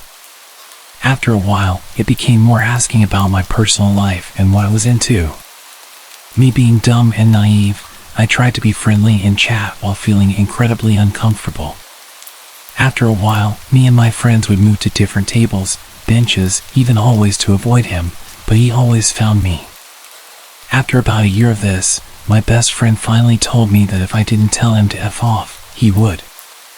I really didn't want him around anymore, so, sure, go ahead. So one day during lunch, here comes Stalker Kid with his signature greeting. Barely above a whisper. Hey Nancy.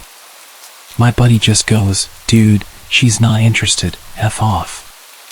Looking hurt, he shuffled away. I was like, man, you didn't have to be so hard on him, but thanks.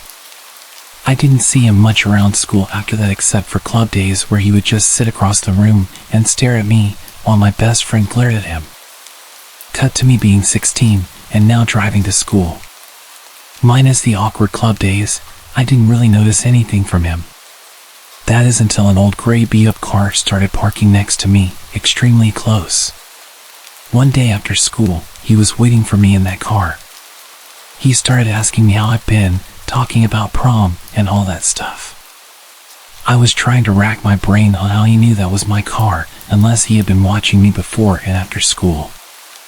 I started getting there later and leaving later to avoid him because he was like clockwork.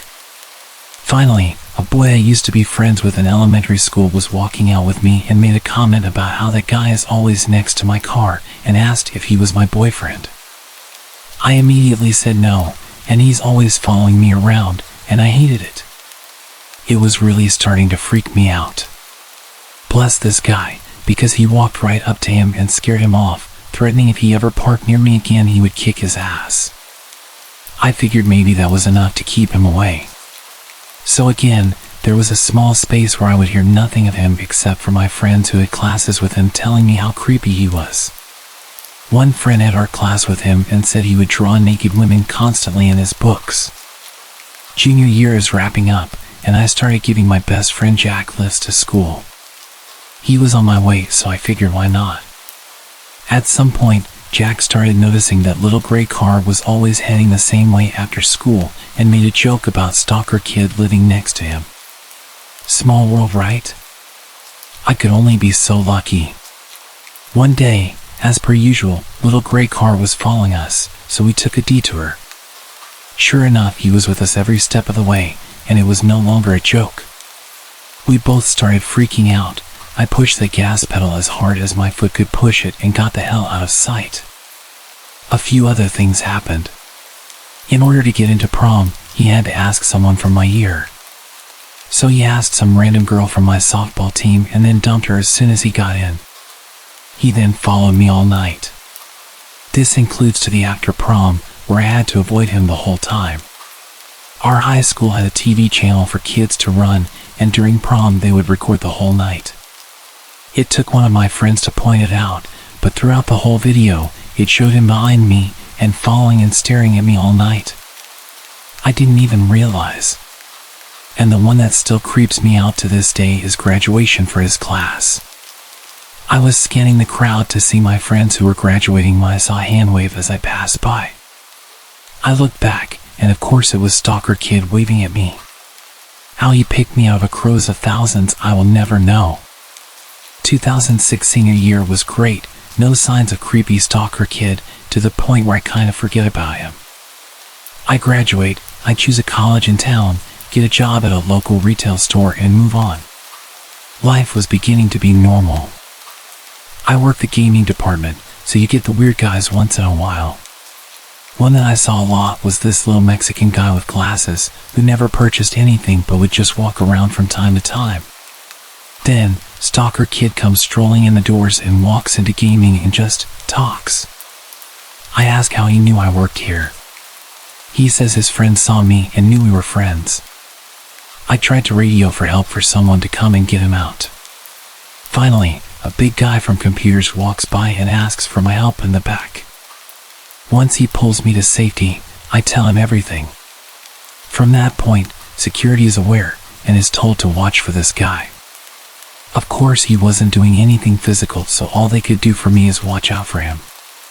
So every time he came in, they would tell me and I would dip back to the warehouse.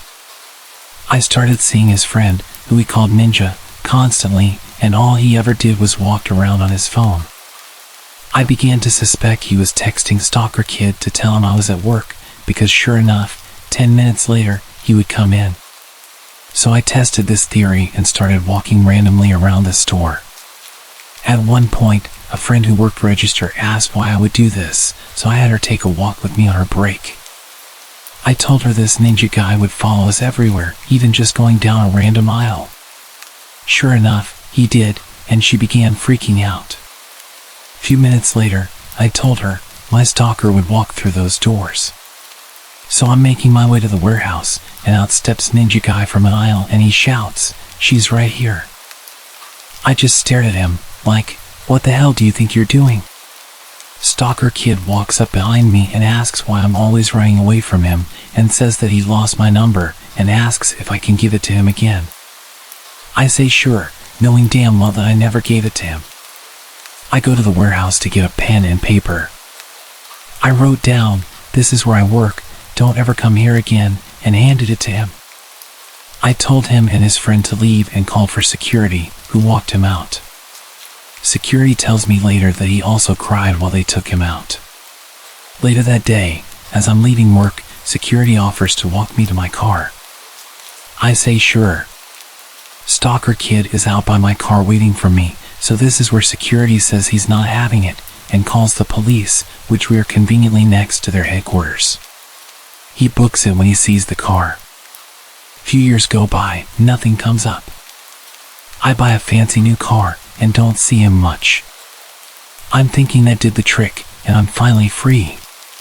2012, my buddies and I are leaving work, ready to hit the night at the bar, per usual. We are all walking out the door, where we all have to stand and wait to hear the alarm sound to verify it's armed. As we are walking out, I hear it. That awful sound. "Hey Nancy." I cringe, grab my friend's arm and turn. There he is leaning on his car, waiting. My friend recognizes him and asks what he wants. Guy says he just wants to talk to me. He said he didn't ever see my car, so he didn't think I worked here anymore. His other friend is sitting in the back seat of his car just staring at me blankly. I start to think the worst. If my friends leave me here, something tells me I'm not coming into work the next day. Or ever. I'm terrified that he's had years of time to think about our last encounter where I wrote my number down and made him cry. I grab my friend's arm tighter. My friend kicks off, pretends to be my boyfriend and rips into him. My friend is about 2 feet taller and much bigger. They get into it, and I'm just standing in the parking lot and I'm just begging for my friend to kick his ass. He spooked Stalker Kid so bad that I'm pretty sure he pissed himself before getting in his car and booking it. Ever since, if he comes into the store, my friend stares him down from his office. Years later, I've moved on, gotten married, and moved out of town. Recently we've moved back to start a business, and to this day, I still feel myself looking behind me at stores on the off chance that I randomly bump into him. He caused me to have anxiety, mental and emotional pain, fear and trust issues for a decade. Even after moving on, I still feel the effects today. And I never even knew his name.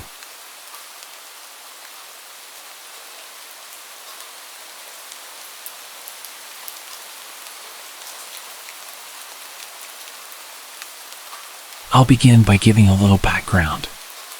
At the time this happened, I was a 16-year-old girl working at a chain coffee place while in high school. I am 19 now, and in college, 7 hours away from this place. This happened at a time in my life in which I was super shy and had a tough time standing up for myself. In retrospect, I could have handled it a lot better. I used to work closing shifts with my best friend after school. It'd be from like 3 to 10 p.m. We worked at a relatively dead store, so we spent most of our time playing music and talking. We did our duties like taking the trash out and restocking, etc., although both of us always dreaded taking the trash out, as we had to go out back. The dumpsters were behind the store, in a dimly lit area, next to a sketchy liquor store.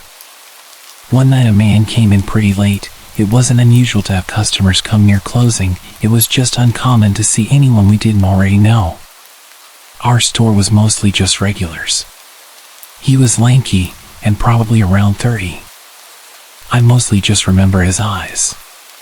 They were piercing, the type that never break a stare. I remember initially thinking he was attractive. Yikes. The way he spoke was short and concise, just ordering a small hot latte. I made his order and that was it. I told my friend about how I thought he was attractive, and we then started referring to him as the small hot latte guy. We always call people by their drink orders. He came a bunch of times after that. Each time staying a little longer and longer, talking a little more and more. One day he came with a woman, presumably his girlfriend. I remember I felt a little weird, like she was staring at me, or like they had spoken about me beforehand. She glanced over at him and said, "Wow, she is pretty." I didn't think much of it, said thank you, served them, and I thought that would be the end of it. He then began showing up and talking to me a lot without her. He started off as being friendly. I honestly don't even know what we talk about. Then he got kind of flirty. Initially I was just flattered, but being underage and immature, I didn't even think about the fact that it was kind of alarming. He began to stay for a while. Sometimes he would bring a laptop or a notebook. I could feel him staring at me and listening to our conversations. But at that point I wasn't getting creepy vibes from him, as my coworker and I had dealt with our fair share of creeps. He began by just giving little snacks or drinks. I would accept, but would never eat or drink them. It wasn't that I necessarily thought he had ill intentions, I just had a hard time accepting gifts. I remember one night he brought me a book about one of his favorite artists. I reluctantly took it but had tried to decline before. I remember telling him about one of my favorite musicians and sent him a link to a performance I really liked. He started being kind of sexual while still talking about the song. He then began talking super suggestively, and I would laugh it off and decline when he asked to send pictures. I began talking less and less and told my friend about the situation. She agreed that it was getting creepy and said I should maybe change my schedule. I told her I'd be fine, I'm stubborn. He'd still come every week at closing time, and he'd even stay in his car till we closed. Meaning he'd watch me go to the back to take the trash out. It was time to take out the trash and lock up, so we got ourselves together. I was opening the door while juggling like 3 bags of trash and saw something on the ground.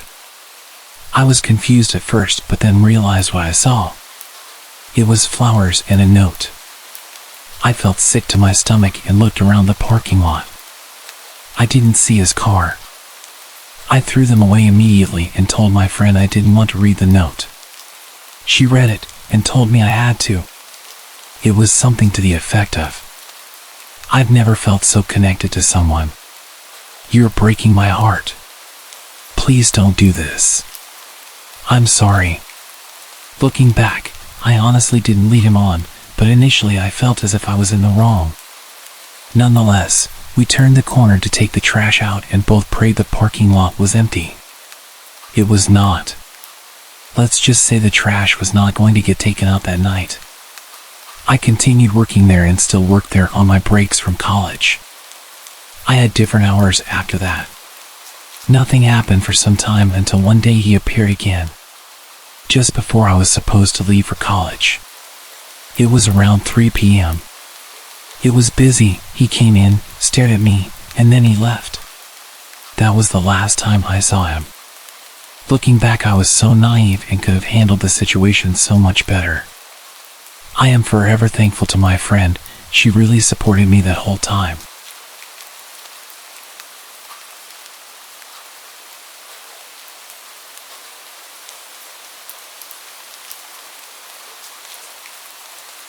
A year ago, I used to post my entire life to Snapchat. It was my go-to app for sharing bits of my life with friends and family. But then something happened that made me reconsider my online presence. One day, out of the blue, I received a friend request from an unfamiliar username. I didn't think much of it at the time and accepted the request without a second thought. It was just another random person, or so I assumed. Months passed, and I forgot about that peculiar friend request. My life went on, and I continued sharing snippets of my daily activities on Snapchat. Little did I know that someone was watching, very closely. It started innocently enough, with an unexpected snap. I opened it, thinking it was probably a friend sharing a funny meme or a cute pet photo. But as the image loaded, my heart almost stopped. It was an eerie, edited version of an old Snapchat story I had posted months ago. Floating love hearts surrounded the image, and the caption read, "Can't wait to see you." The chill running down my spine was hard to ignore. How did someone get access to my old stories? Who was behind this? Days turned into weeks, and more edited snaps kept arriving. Each one featured pictures taken from my past stories. The captions became increasingly unsettling, referring to my personal life. "How was your McDonald's on Friday?"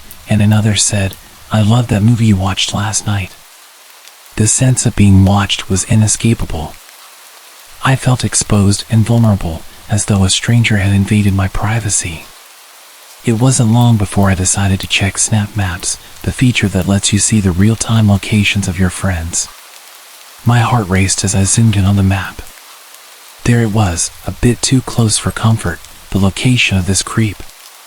He was nearby, and the thought sent shivers down my spine. I couldn't shake the feeling that this was no ordinary prank or trolling. It felt personal, like someone was playing mind games with me. Fear gripped me as I realized the mysterious friend was getting closer to my location. I knew I had to act fast. I began taking screenshots of the disturbing snaps for evidence. Then, I contacted the local authorities and reported the unsettling situation. The investigation that followed uncovered the identity of the creep. To my shock, it turned out to be someone I met at a party months ago. I'd been warned about how creepy and weird he was. He would just invite himself to parties and nobody wanted to be rude and kick him out, so we just tolerated him. To be fair, I had no issue with him and spoke with him a little bit throughout the night, but didn't see much of him. I guess being nice to the social outcast when everyone else kept him at arm's length was enough for him to become obsessed with me. They didn't end up charging him with anything, but they told him to leave me alone and explained to me that I could get a restraining order, but I didn't see the point.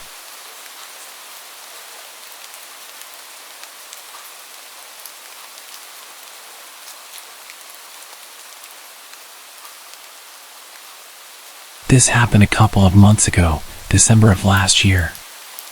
I started working a new job in the mall and had to work for most of Boxing Day. I was done at 10 and transit seemed to have ended at 7. I'm a student who didn't go home for the holidays due to this job and never had to deal with holiday transit hours. I decided to call an Uber and the driver picked me up right in front of the mall. We had a casual conversation during the drive back and he learned about where I worked and how I'm living on my own for the time being since my roommates went to their hometowns. Fast forward to the next day at work, around 6 p.m. This driver walks into the store and tries to strike a conversation with me, but I told him I had to get back to work. He also asked if we could hang out later, to which I said no, and he left. At the end of that shift, I walked out of the store, planning to take transit. As soon as I stepped out of the store, the driver immediately pulled up next to me and offered to give me a free ride back home.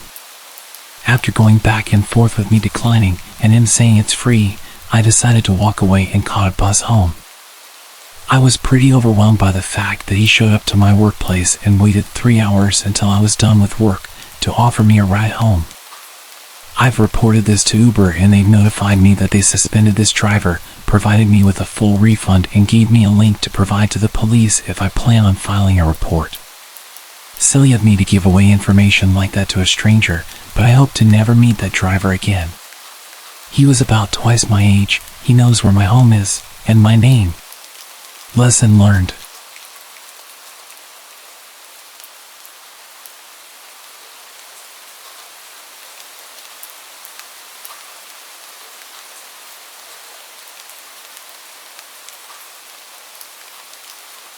found myself in the kind of situation that would chill any parent to the bone.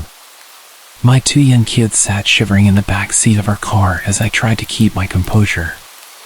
We were stranded on a snow-covered road in the middle of nowhere, far from the nearest town. The car's engine had sputtered and coughed its last breath a while ago, and my phone had no signal. Desperation clung to the cold air as I tried to reassure my children that help was on the way. I had called a tow truck, but it seemed like hours had passed since then, and the icy darkness was unrelenting. Just as I was losing all hope of being rescued, a set of headlights appeared in the distance, slowly growing brighter. Relief washed over me as a man pulled up in a pickup truck. His frosty breath covered his face in the cold night air. "Looks like you folks could use some help," he called out. His voice was friendly, but something about the situation had my guard up. I was hesitant, but the thought of my children suffering in the cold pushed me to accept his offer. "Yes, thank you," I replied, trying to hide my unease. "We've already called a tow truck, but it's taking a while." The man didn't waste any time. He opened the hood of my car and started tinkering with the engine. His hands moved deftly, almost too quickly, and I couldn't shake the feeling that something was off. As the minutes turned into what felt like an eternity, the man turned his attention to my children. "You know, it's pretty darn cold out here," he said, looking towards them with a warm smile. "Why don't you let them sit in my truck? It's nice and toasty in there." I hesitated, glancing at my children. They were practically blue from the cold, their teeth chattering uncontrollably. "No thank you, we're okay," I stammered, trying to muster some courage. But the man was persistent, insisting that it was the best thing for them. "It won't be long, just until I get this fixed up," he said, his smile never faltering. "I've got hot chocolate in the truck, they'll love it." The children began to whine, their tiny voices filled with misery. I felt a lump form in my throat. "All right, just for a little while," I relented, my heart pounding in my chest. As my son and daughter climbed into the stranger's truck, I watched anxiously from a distance. Minutes turned into what felt like hours as the man continued to work on my car. I couldn't shake the feeling that something was terribly wrong, and my mind raced with dark scenarios. The kids wrapped in the stranger's blankets seemed oblivious to the unsettling atmosphere that had settled around us. They giggled and chatted about how cozy and warm the truck was. My daughter even mentioned how nice it would be to spend the night in a comfy bed instead of the cold car. The stranger, who had been fiddling with my car engine, suddenly looked up and said, "You know, the nearest town is only about a half-hour's drive from here. I'd be more than happy to take your kids there, give them a warm meal and a place to sleep for the night. It's not safe for them to stay out here." My heart raced as my children's faces lit up with excitement. They began pleading with me to let them go, their voices filled with innocence and trust. "Mom, please, it'll be fun," my son exclaimed. Despite the freezing cold that still gripped me, a chill of a different kind ran down my spine. I absolutely hated everything about this situation. I needed to protect my children, but letting them drive away with a stranger obviously wasn't an option. But neither was freezing to death. They weren't helping the situation at all. I hated how naive they were, and I hated how they would ignore my attempts to give them a serious stare when I was trying to communicate to them that we were in a bad situation. The stranger's insistence, coupled with my children's growing enthusiasm, created an agonizing dilemma. I mustered all the politeness I could, and replied, "Thank you so much for your offer, but the tow truck should be here soon, and we'll be on our way. We wouldn't want to trouble you any further." The man's expression changed. His eyes narrowed as he glanced at me with a hint of frustration. "Ma'am, I'm just trying to help. It's not safe for your kids out here in the cold. I promise, I'm a good guy." The standoff continued, my heart pounding in my chest as the tension thickened. The stranger's insistence clashed with my maternal instincts, and I felt a growing urgency to protect my children from whatever threat might be lurking behind his seemingly kind offer. As the minutes passed, the kids continued to shiver despite the warmth of the stranger's truck. I couldn't ignore their discomfort any longer. Trying to sound as composed as possible, I said to them, "It's time to get back into our car. The tow truck should be here soon." The children reluctantly agreed, and we climbed out of the stranger's truck, thanking him for his help. As we made our way back to our car, the man's eyes followed us. He seemed disappointed but didn't insist any further. I hurriedly bundled the kids back into the car, and we locked the doors. Just as we settled in, the distant sound of a tow truck's engine reached our ears. The tow truck arrived, its lights cutting through the darkness like a beacon of hope. The driver, a burly man with a kind face, jumped out and got to work on my car. As he worked, he glanced at me and the stranger. "You're lucky I got here as fast as I did," he said. His tone was serious. "You know, this road isn't safe at night. It's best to stay in your car." The stranger's demeanor changed instantly. His friendly smile vanished, replaced by a look of cold determination. Without a word, he climbed into his truck and sped away into the snowy night, leaving me with a chilling sense of dread. With my kids safely beside me and our car on the road to recovery, the sense of dread that had hung over me earlier began to fade. The late-night drive home, though still chilly, felt considerably less ominous than the creepy encounter we had just experienced. And as we finally drove away from that desolate stretch of road, I couldn't help but wonder what might have happened if we had accepted the stranger's offer to take the kids away in his truck. The thought made me feel sick, and I knew we had narrowly escaped a potentially perilous situation. The worst part about all of it was my children's lack of situational awareness. They were so eager to be taken away by a stranger. I made a very conscious effort to teach them more about dangerous situations, and that when mommy looks at them with a big serious expression and tells them something, that they need to listen and do as they're told.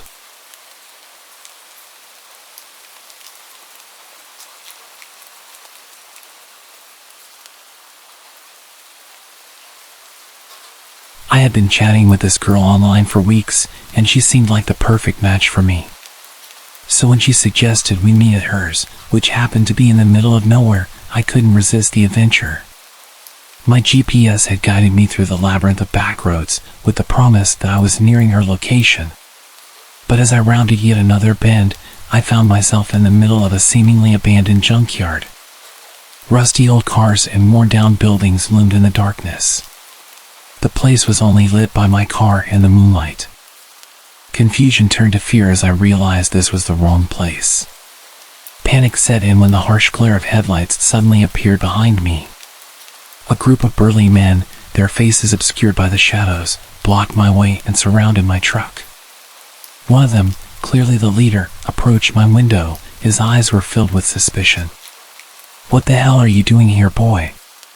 This is private property." My words tumbled out in a rush as I explained my predicament, that I was supposed to meet someone nearby, but my GPS had led me astray. They exchanged glances, their suspicion turning into a sinister grin. Sure, the leader said, "but you see, we've been having some trouble with trespassers lately. Can't be too careful, you know?" His companions chuckled ominously. Without another word, I threw my car into reverse and backed out of there as fast as I could. My heart was pounding. I turned the car around quicker than I thought was possible, and I fumbled with the GPS, trying to tell it to return home. The men continued to shout at me as I sped away, but my troubles were far from over. My GPS, unable to keep up with my rapid escape, soon led me onto an even narrower road. Darkness surrounded me as I ventured further into the woods. My anxiety was making my legs shake aggressively, and my hands could barely follow simple instructions. With no cell service and no signs of civilization, I was well and truly lost. Suddenly, as if mocking my desperation, a deer bounded out from the shadows and onto the road. Panic surged through me as I slammed on the brakes, screeching almost to a complete stop. The deer barely reacted and just continued to slowly prance down the road. Suddenly, I noticed the rednecks from the junkyard had caught up, their truck now dangerously close behind me. They were leaning on the horn, yelling obscenities, and I really started to feel like I wasn't getting out of this alive. Desperation pushed me to follow the deer. I drove at a crawl, praying the animal would move aside. But it just dominated the road in front of me for a painful amount of time. It continued to run ahead of me. The longer it was there, the more it started to look like some type of demon. It looked like something you'd see in Norse mythology. Its horns looked like human arms reaching into the sky. My heart raced as I watched the creature's every move. The rednecks were relentless, inching closer, their voices growing louder, getting even angrier. The suspense was unbearable. I was trapped behind the deer, with nowhere to go, and a group of hostile men closing in behind me. The narrow road seemed to stretch on forever, and with every passing second I couldn't help imagine all of the different ways that I was going to be killed. The men in the truck behind me were starting to push into the back of my car, and I could hear the revving of their engine, eager to push me off the road. I really started to panic and started honking at the deer. I even contemplated abandoning my car and fleeing into the darkness, but I knew that would be futile. They would catch me within moments. As we continued our awful drive on that terrible road, the deer suddenly leaped to the side, disappearing into the dense underbrush. I seized the opportunity and accelerated. When I looked back in my mirror, I saw the deer jump out again right in front of their truck. They slammed on the brakes and were frantically shouting at it to get out of the way. I'm sure they had no issue with killing a deer, but ramming it with their truck at that slow speed would likely just make it angry, and it wouldn't be worth the damage. I didn't hesitate for a second as I went full speed down the rest of the road, hitting every bump with no regard for the condition of my car. I drove for what felt like hours, my heart still pounding, until I finally stumbled upon a small town. There, I found my bearings and eventually made it to the nearest motel. It was only when I locked the door behind me that I felt safe enough to breathe. As I lay in bed, trying to process what had happened, I couldn't help wondering about that deer. Was it merely a coincidence, a strange twist of fate? Or did it know what it was doing, sensing my fear, deciding to lead me away from danger and preventing them from chasing me? I'd almost completely forgotten about my date, and when I checked the app to tell her what had happened, she'd unmatched. I have mixed thoughts about the whole thing. Was she a catfish the whole time, luring me into danger? Did she think that I had ghosted her, so she unmatched out of embarrassment? I kind of believe that she set me up, either as a prank or as part of the junkyard group. What their plan was, I'm not sure. But I've given up with dating apps.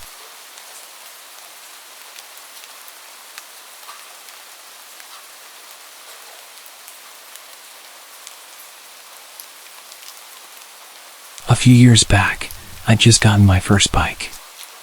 As a young female rider, I often attracted unwanted attention. People couldn't help but notice me as I cruised through the streets. It was exhilarating, and I loved the feeling of the wind and the freedom of the open road. Most bikers I came across were so kind and welcoming, and there's a really strong community. But there were times when the attention crossed a line. One evening, I was riding home after a long day. The sun was setting, casting a warm glow across the sky. The road was quiet, just the way I liked it. My bike growled beneath me, and for a moment, everything felt perfect. But then, as I pulled into a gas station to top up my tank, I noticed him, a young guy on another bike, maybe in his 20s. He parked beside me, and our eyes met. I offered a polite nod, thinking he'd move on. Instead, he removed his helmet and started chatting. He had a friendly smile and an easygoing demeanor, and although his confidence was admirable, something about his persistence set me on edge. We talked for a few minutes about our bikes and the thrill of riding. He seemed genuinely interested in getting to know me, but I couldn't shake the feeling that he was being a bit too forward. I nodded and kept my responses short, hoping he'd eventually get bored and ride off into the sunset. However, that wasn't his plan. After filling up our tanks, he hopped back on his bike and revved his engine, indicating that he was going to follow me. Anxiety began to creep in as I realized this stranger wanted to ride with me. This wasn't completely unheard of. I'd gone side by side a few times with some other bikers until we both go our own ways. But I was heading home, and I didn't want to be followed. As the miles rolled by, he continued to ride beside me occasionally trying to impress me with a wheelie or a burst of speed. It wasn't overtly creepy, just persistent. I decided it was time to lose him. I knew my bike and its capabilities well, so I hit the throttle, speeding away from him. The wind rushed past me as I pushed my bike to its limits. He caught up again and I realized that I wasn't going to lose him. I decided to pull over and he pulled up next to me. He was so proud of himself. He took off his helmet and had a massive grin on his face as if we'd been playing a fun game. I told him I was heading home now and that I'd see him around. He continued smiling at me and told me he'd make sure I get back safe. I really wasn't in the mood. I kind of snapped and told him directly that I was good and didn't need an escort. Just as I started to leave, I gave him a wave. One last attempt to make it clear that I was saying goodbye, leave me alone. He'd rested his helmet down, so it took him some time to get ready. I managed to get some serious distance this time. Glancing back, I saw him in the distance, desperately trying to catch up. The adrenaline was pumping through my veins as I weaved through the winding roads. But the persistent rider wasn't giving up. He was closing in fast. I could hear the roar of his engine growing louder, and I knew I had to make a decision. Ahead, the road took a sharp turn. I had to slow down to navigate it safely. That's when he saw his chance to overtake me. He revved his engine, racing forwards. But he misjudged the turn, and before I knew it, he slammed into the wall with a deafening crash. My heart pounded in my chest as I watched in shock. He flew over the barrier, disappearing into the darkness. Without hesitation, I screeched to a halt and rushed to the edge. I pulled out my flashlight and shined it into the water, desperately trying to spot him. It was almost pitch black and I'd barely even seen how far he went. All I know is that I saw him fly straight ahead. He clearly landed in the river, but it was really wide, and visibility was minimal. I shouted for him, whilst pulling out my phone to call for help. The river was moving fast. He could have easily been miles downstream by the time help arrived. I stayed there for hours that night, searching for this stranger, desperately hoping that we'd find him. I had this awful feeling of guilt. One moment I was racing away from him, the next, I wanted nothing more than to see him alive and well. I still wrestle with the idea that it was my fault. I didn't even give him a chance to explain why he was going the same way as me. They never did find his body. That river has claimed many lives over the years, and I feel like I contributed to it.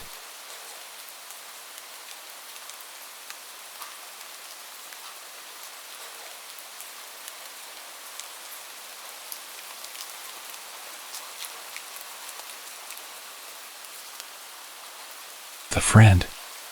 We mostly camped along the way, and our first night of camping happened in the Jefferson National Forest at a campsite in West Virginia.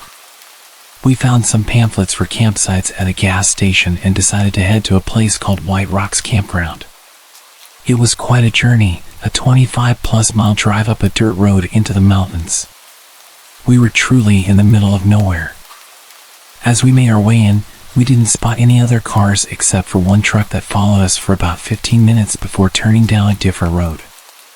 Along the route, we passed a massive coal factory with a sign that read, 62 days since an on-site incident. The only people we encountered on our drive were a group standing on the side of the dirt road, huddled around a plastic bin that was on fire. It was all quite unusual, but our excitement about camping and the road trip had us laughing off the weirdness rather than worrying, despite having no cell phone reception and being deep in the mountains. Upon arriving at the campground, we found it completely deserted. Not a single car or person in sight, and this campground had about 30 sites. We drove around, hoping to spot someone, but when it became clear we were alone, we randomly picked a site and decided to stay. We got out of the car and stood there, listening. The silence was unnerving. I've always loved being in the woods and have never felt scared or intimidated, but this time was different. There were no bird sounds, just thick, eerie silence. It was like something out of a Blair Witch movie. The daylight was fading fast, and we decided to start a fire and set up our tent to get comfortable. My friend was in charge of setting up the tent while I worked on the fire. As we went about our tasks, we'd occasionally stop and listen. My friend even commented that if anyone were to approach us, at least the crunchy leaves everywhere would make them easy to hear. You can probably see where this is going. I thought we were just getting spooked by our imaginations, but it genuinely felt like someone was watching us. It was the first time in my life I'd ever experienced that feeling. I had goosebumps, and I wanted to leave, but I kept my composure for my friend, who, as it turned out, was also internally freaking out but trying to keep it together. Once we got the fire going, the tent was set up, and our sleeping bags were ready. The sun had completely set. Sitting around the fire together, the darkness seemed to encroach upon us, making us feel suffocated. My friend tried to alleviate the tension by pulling out a book to read aloud and make us feel more at ease. While she was reading, I used my headlamp to occasionally scan the area around us. Since we arrived at the campsite, I had this nagging feeling that someone was out there in the woods. It was pitch black, and our fire acted like a beacon. My friend and I decided, screw it, let's go to bed. We thought we'd go to sleep quickly and pack up in the morning to get the heck out of there. We extinguished the fire, and I decided to grab the one knife we had, which was still in the car, keeping it beside me in the tent. After settling into our sleeping bags, my friend pulled out her cell phone to see if she had any cell reception. But, as expected, there was no signal. She tried dialing her boyfriend just in case, and I remember saying out loud, "We have no reception out here, it won't work." We lay in silence, watching our phone trying to dial out, but it eventually disconnected. Just when we thought things couldn't get any worse, suddenly, about 20 feet off to the left of our tent, we heard footsteps. These weren't quiet, gradual steps. They sounded like someone had been standing behind the tree near our tent and started walking toward us. Those crunchy leaves certainly did their job. We froze, staring at each other with wide eyes. The footsteps continued, coming closer to the tent, then veering behind it for a couple of yards before stopping. The silence that followed was chilling. These were heavy, booted footsteps, with the distinct rhythm of a person walking, not an animal. My friend grabbed the knife that was next to my bag, and with her headlamp on, unzipped the tent and stepped out. She stood in front of the tent with her knife drawn, scanning the area with her light. She was nothing short of a warrior. We both listened for more footsteps or voices during what felt like an eternity of silence. I could see the light from my friend's headlamp darting around the trees, but there was nothing there. She leaned back into the tent and whispered, "We're getting the hell out of here." We packed up everything within maybe 10 minutes, moving quickly, and then we bolted from the campsite. Looking back on it, it's amazing how we didn't lose our heads. We stayed calm while packing, even though we were internally screaming with terror. We only had our headlamps on, and the whole time we were packing up, I couldn't shake the feeling that the hill people were watching us and waiting to grab us and pull us into the darkness. We felt entirely helpless. But it didn't seem real, like we were just psyching ourselves out. Still, I couldn't shake the feeling of being watched as we sped away. Then came the confirmation that someone or something had been tracking us. As we pulled out of the campsite, we spotted two dirty black trucks pulled off to the side of the road, concealed in the trees but still visible. They had definitely not been there when we arrived earlier. The nearest residential homes were about 15 miles away. We didn't see anyone around the trucks, but we didn't stop to look. We reached a motel and stayed there for the night. We shared our story with the motel owner, who was incredibly kind and comforting. He even gave us some cash for another motel if we needed it. I made a promise to that man that I would give him a stellar review. I'll remember every detail of that night for the rest of my life. The unsettling feeling of being watched, the sudden footsteps so close to our tent, and the ominous black trucks by the road.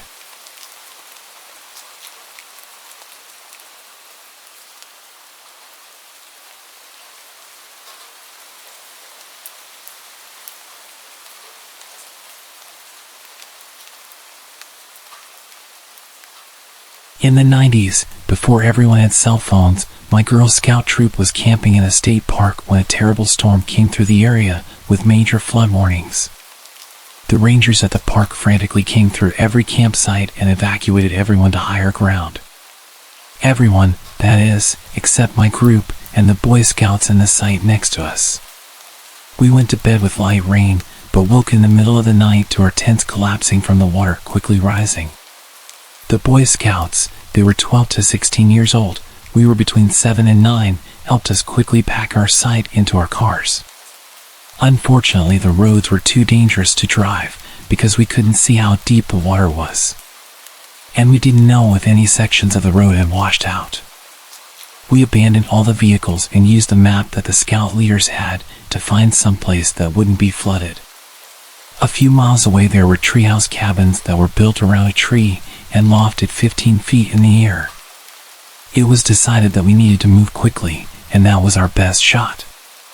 The older boys and the adults carried the smallest girls when it became clear that the wind was preventing them from staying on their feet. The wind and rain soaked everyone through to the skin. We made it to the cabins, and the adults broke in and raided the emergency supplies there for space blankets. There was no way to build a fire because there was no firewood. It had been especially dry this year, and starting campfires was forbidden due to risk of starting a forest fire. I remember shivering for hours, all of us girls in the middle of a huddle on the floor with the boys on the outside trying their best to keep us warm. One of the boys asked us if we knew any Girl Scout songs.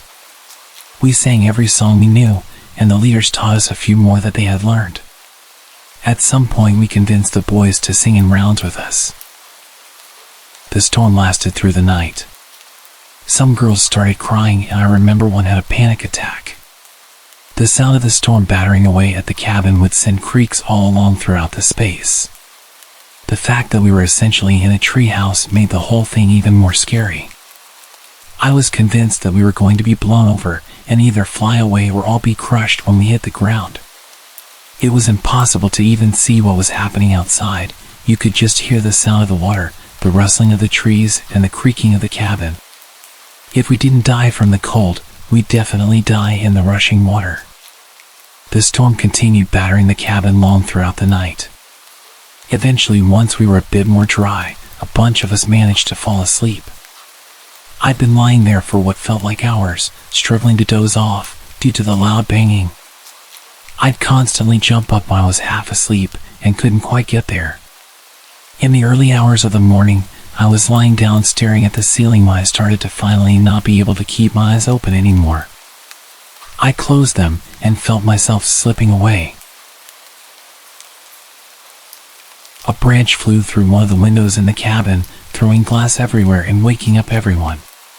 The room was full of screams, and the camp leaders were frantically trying to calm us down whilst figuring out what had happened.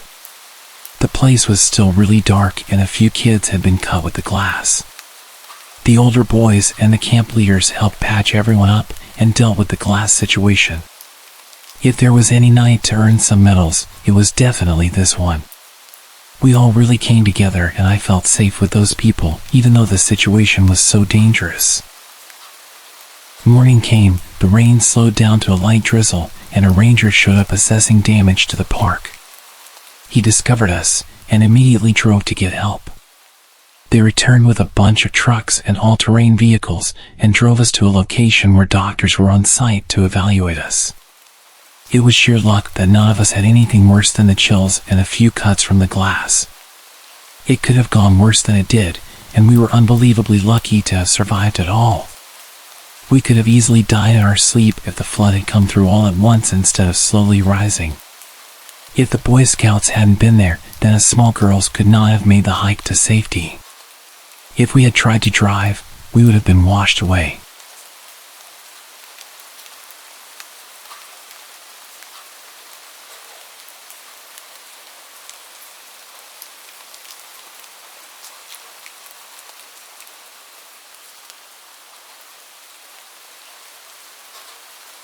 My wife, my dog, and myself were on our second day of an 80 kilometers hike in northern Ontario, Killarney Provincial Park. We set up camp on a point about 750 meters into a lake. One way onto the point and one way off the point. We were hearing wolves since about 9 p.m. We went to bed by about 10 and the howls were getting closer and closer. Then, one owl from right behind us on the trail down to the point.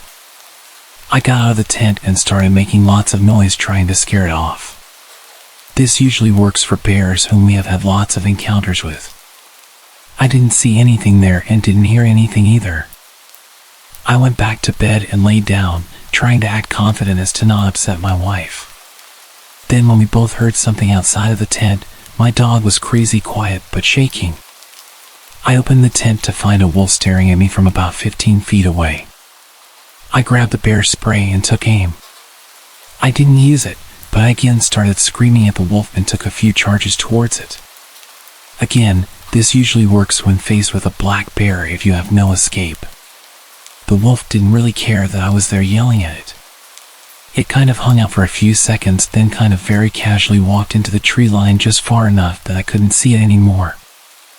I built a fire between the tent and the bush, sat up all night, and kept my headlamp on all night. Had to listen to 3 or 4 wolves howl to each other the whole time, about every 20 minutes. They were very close. One, I would estimate to be within 50 yards. I was sure they were going to come and grab my dog. At about 6 a.m., a bunch of them started howling all together, way more than during the night, but it sounded like 8 to 10 wolves. We waited until about 8 a.m., then packed up and got the hell out of there. We were 36 kilometers deep. Took us 2 days to hike in, but we hiked out in 6.5 hours. About 1.5 hours into our hike out, the wolves started howling behind us again. They were following us out. On the way back, we saw a bear with 2 cubs. This would usually concern us a bit, but we were just like, get the hell out of my way. My wife lost all her toenails from the hike. And my poor dog got some serious anxiety about being in the tent.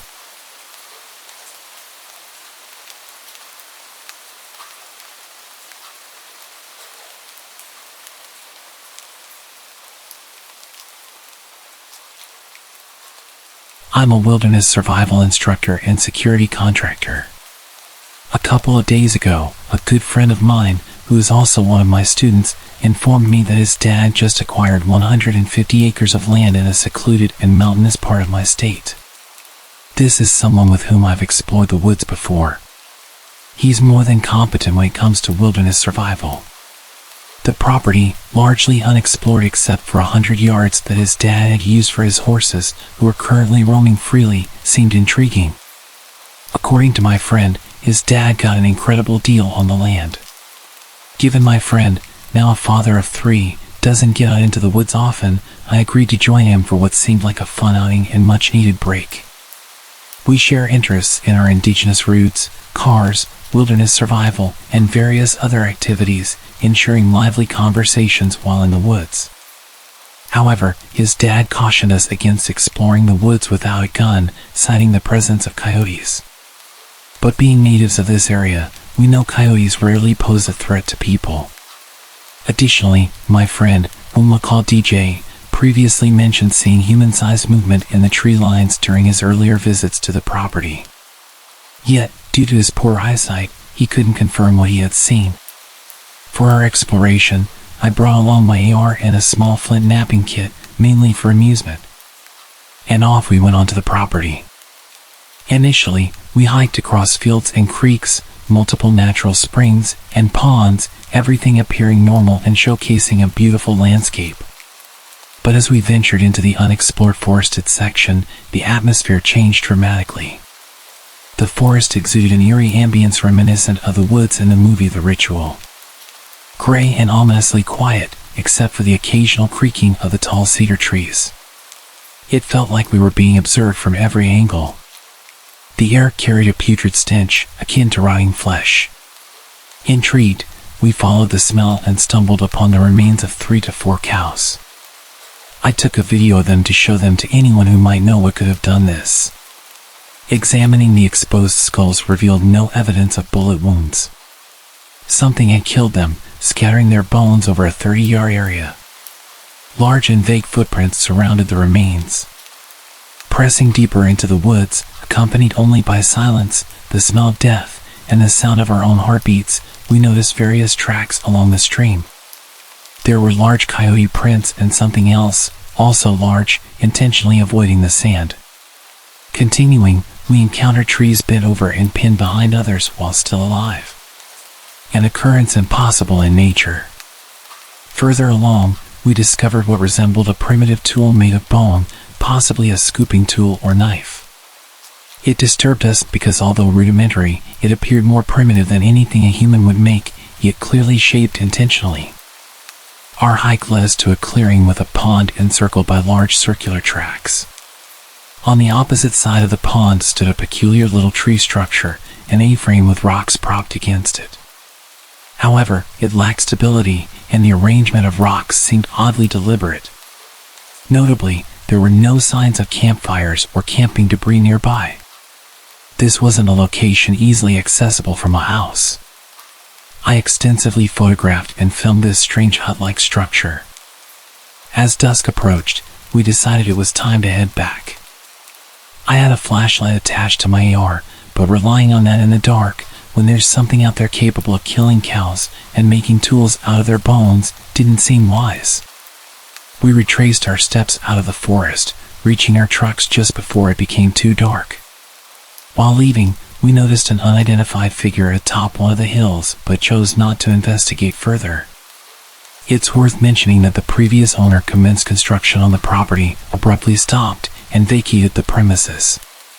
We're planning on going back there again this weekend, but this time with a few more people and all of our camping gear.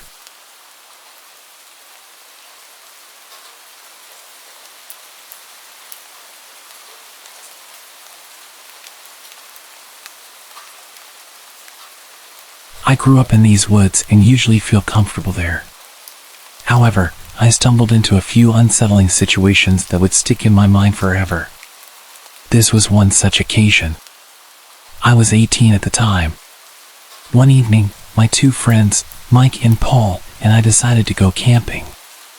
Well, camping might not be the right word since we didn't plan to spend the night, just chill and have some fun around the campfire for a while. The plan was simple: head out, build a campfire, drink a few bottles of wine, eat something, and head back home for a good night's sleep. We met at my house while it was still sunny outside, got ready, and headed out. Our destination was an old abandoned quarry in the middle of the woods, about 40 minutes from my house. Even though the quarry had a tragic and frankly creepy history, it was a popular place for such occasions. When we got there, the sky was already reddish as the sun slowly sank behind the hills. We quickly gathered all the firewood we could find so we wouldn't have to look for it later. As darkness fell and everything around us turned into impenetrable blackness, we managed to get the fire going. We were in a great mood and were getting ready for our first toast. That's when we realized we made a horrible mistake. We forgot the corkscrew. We attempted to open the wine without it, but quickly gave up. The bottles were quite expensive, and we didn't want to damage them. At this point, it was clear that one of us would have to jog back to retrieve the corkscrew. After some discussion, I volunteered with two conditions. Firstly, they would give me a hatchet in case something went wrong along the way. Secondly, no pranks when I got back. Mike and Paul agreed without hesitation. They handed me a hatchet and a flashlight and sent me on my way. As I jogged through the forest, I heard a noise resembling a boar. Suddenly, I remembered a warning I received from an older hunter a few days ago. He said that at this time of year, boars were getting dangerous, especially at night. I was a bit nervous, but luckily managed to survive unharmed. I arrived safely back home, much to the surprise of my mom, who didn't expect me so early. I explained the situation, she just laughed, I grabbed the corkscrew, and headed back. Not wanting to encounter a boar, I chose another slightly longer path, this time through an open field. After a while, I reached our spot. It was a small clearing surrounded on one side by massive rocks, maybe 70 meters tall, and on the other side by a thick forest. Our campfire was in the middle of the clearing. When I approached it, I realized that there wasn't anybody around, although our backpacks were still on the ground and the fire was burning brightly. Great. We specifically agreed that there would be no pranks when I got back. Those guys think they're funny, I thought to myself. I resignedly sat down near the fire facing the woods. That's the only place where they could have hidden, I thought.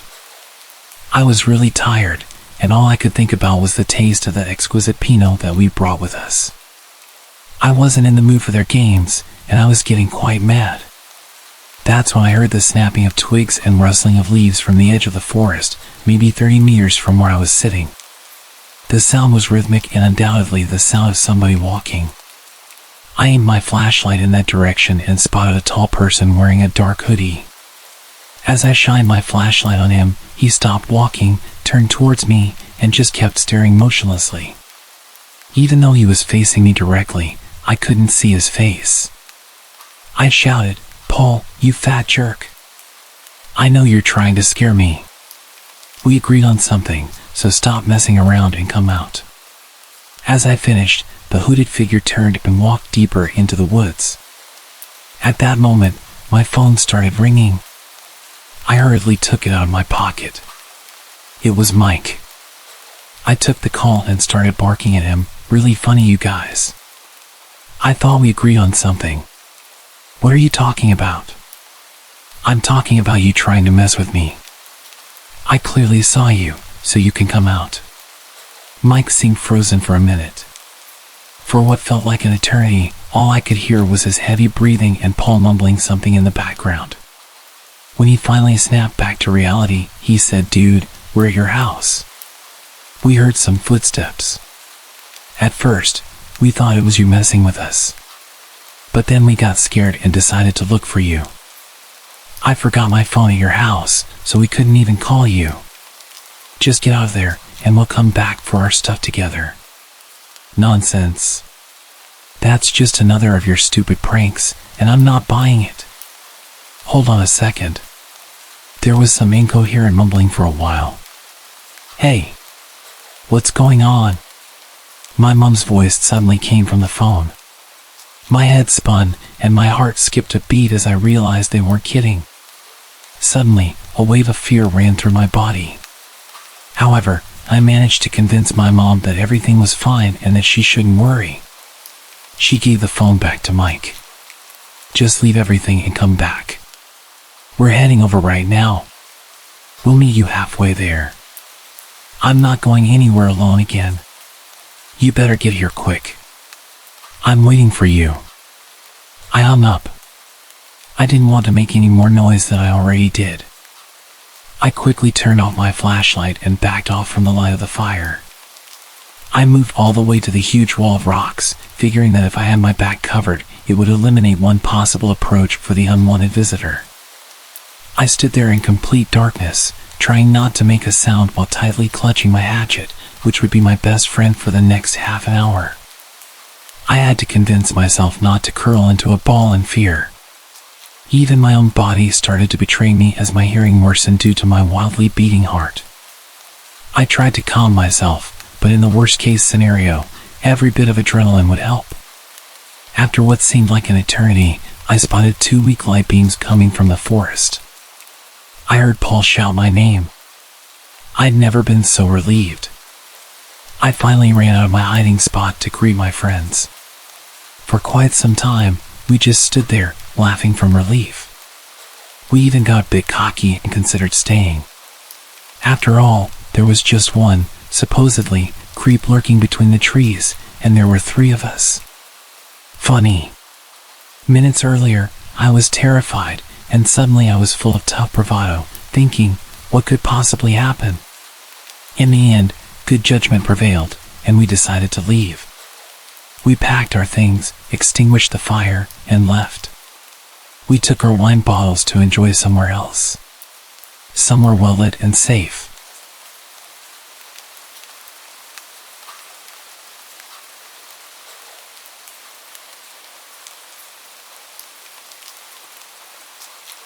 I work for a well-known university as a field biologist and have recently been contracted out to the National Forest Service. My first assignment has been in the Potomac district of the Monongahela National Forest.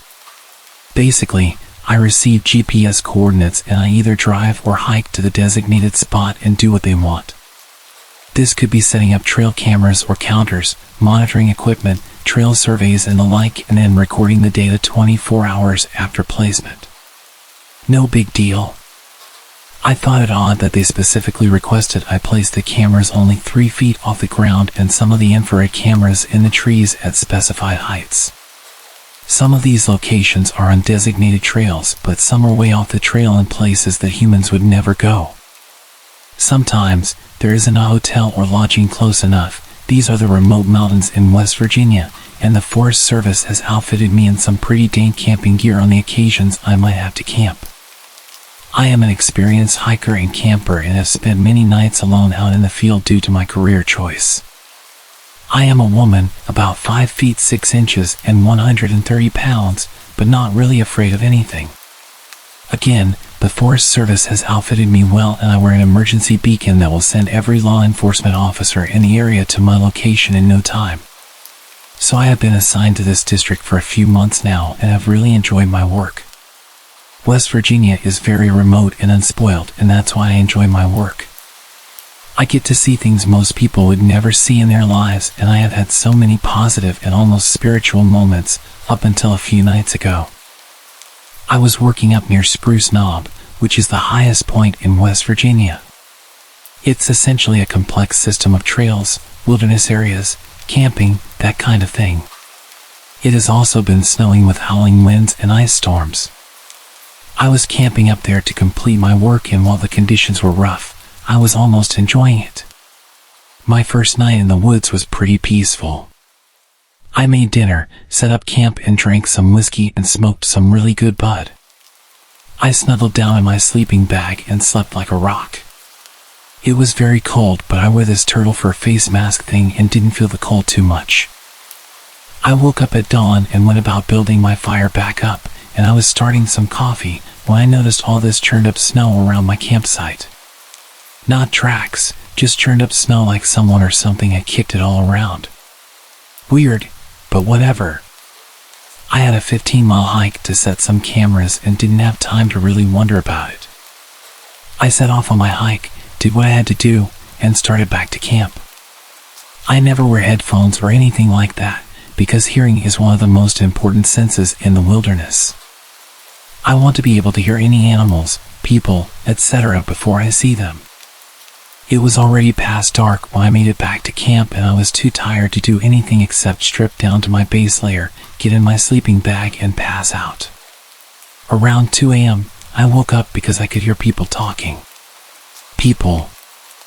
I was about 30 miles up a gravel road that was locked with Forest Service gates and about 10 miles from where my truck was parked, and I could hear voices. I completely lost it. I have a firearm and I quietly retrieved it from my pack and got back in my sleeping bag and cocked it and waited. I was on high alert, all my senses going wild. Eventually the voices faded and I couldn't hear them anymore, but I never went back to sleep. At daylight, I emerged from my tent to more churned up snow and my 2 trail cameras hanging from a tree about 5 feet from my tent. These were cameras that I had placed 15 miles out from my campsite. I packed my stuff as fast as I could and practically ran back to my truck. Along the way, I saw a lot of footprints all around my site, and when I reached my truck, I discovered it had been broken into and my computer and other equipment had been stolen. I am currently in a luxury log cabin at some resort, too scared to retrieve my other equipment and too embarrassed to tell my superiors how scared I am. The Forest Service brought me a new truck while my other one is getting the window replaced, and I did make a report about the theft, but there is absolutely no way that I'm ever going back to that site. I don't know if this means I will be fired or sent to work a desk, but out of all the years I have been doing this in national forests around the country, this is the most terrified I have ever been. I am not scared of the animals, and I have many stories to share about my encounters with them. I am scared of the people.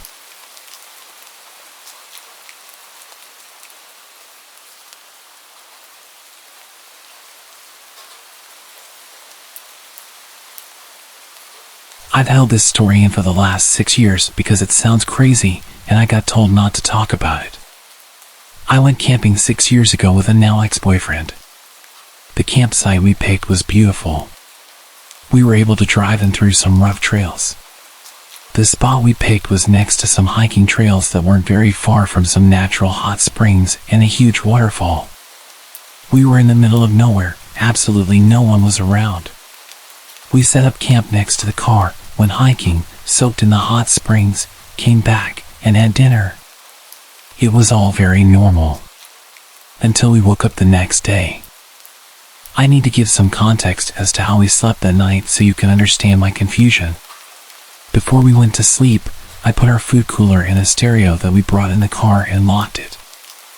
I put the keys in the front pocket of my backpack and placed the backpack next to my sleeping bag on the far side of the tent, away from the door of the tent. My boyfriend at the time slept nearest the door of the tent with a gun next to him. When we woke up the next morning, I felt fine. I had slept hard, and from inside the tent, everything seemed normal. When we got out, our campsite was absolute chaos. The fire pit we had made was ruined. The cooler had been thrown, and food was scattered all over the place. The stereo was smashed to pieces, lying next to a tree. All of the car doors were open, including the trunk. We stood there for a minute in silence, just taking everything in. The woods felt strange, it was quiet and not the beautiful campsite that I saw yesterday. Everything about those woods felt wrong. My ex accused me of not locking the car and said that an animal got into our stuff. I promised that I had locked it and went into the tent to grab the keys from my backpack, but they weren't there. I found them later on the ground right next to the car. We quickly threw everything in the trunk and left. My boyfriend was quiet and wouldn't talk to me about what had just happened. He finally spoke up when we were almost home and told me that he had a dream about something kneeling over him in the tent, holding his gun, and just staring at him. When I tried to ask him more questions, he got quiet again and said he didn't want to talk about it and that I shouldn't talk about it anymore either. I've tried to forget about it, but I just can't. Something really wrong happened to us in the woods that night.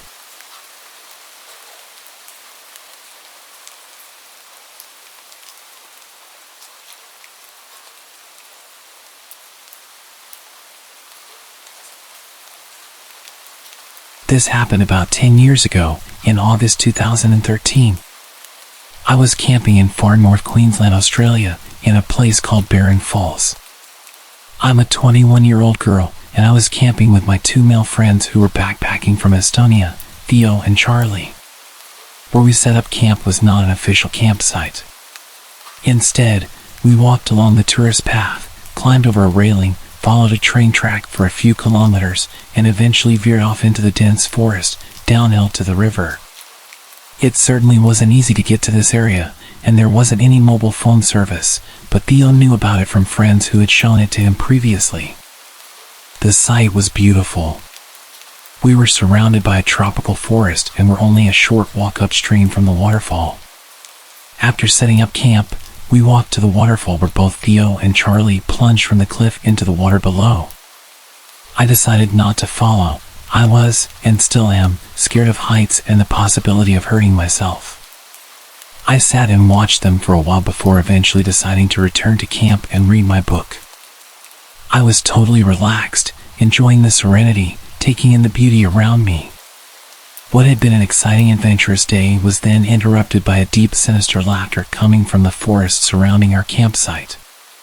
Instantly alerted, I felt chills run through my body as I scanned the forest trying to detect where the laughter had come from. There was nothing. I tried to forget about it, convincing myself that my mind was playing tricks on me. Theo and Charlie returned and told me that they had forgotten fire lighters for the campfire.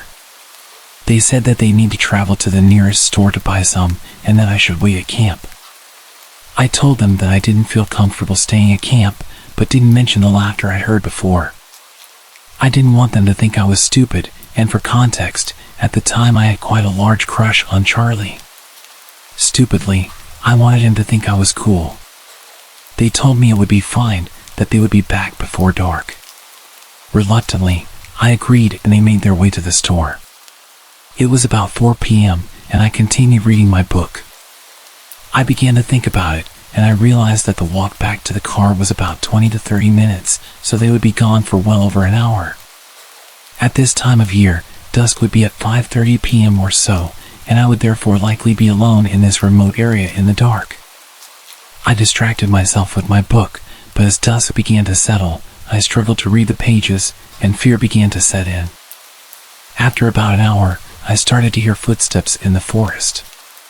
My first thought was that Theo and Charlie had returned, and I was instantly relieved that I was no longer alone. I listened for their voices, but heard nothing. My heart dropped. It dawned on me that it may be someone else, and I started panicking. Then came the laughter. The same deep, sinister laughter I'd heard before, only this time it seemed much closer. I sprung to my feet and surveyed the forest. That's when I saw him. He was standing on the other side of a stream, which was connected to the river. Standing on a log, what I saw was absolutely bizarre. He was wearing an immaculate tuxedo, with a top hat and all. I remember being puzzled as to how he was able to get to this area in such clean, formal clothes, and I at first thought he may be an apparition or that I was hallucinating. I did a double take, and I was not. I then studied the man's face.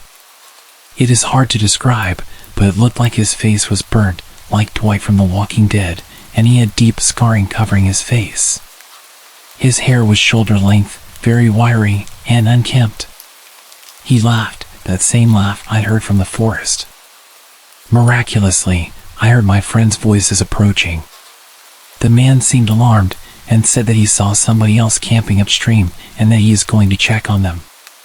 He left, and minutes later, Theo and Charlie returned. I immediately told them what happened, and they laughed and thought I was making it up, that it was a lame attempt to scare them. Tears began to gather in my eyes, and Charlie realized that I was serious. Theo didn't seem fazed. He was a very stereotypical backpacker and had the carefree nature travelers tend to have. Charlie, however, assured me that I would be okay and had me sleep between him and Theo for the next 2 nights. I barely slept at all for those nights. I kept listening for the laughter, but fortunately never heard it again. For years after, I searched online for any reports of similar encounters. I never found anything, but I have always contemplated what would have happened if Theo and Charlie hadn't returned at that moment. I shudder at the thought.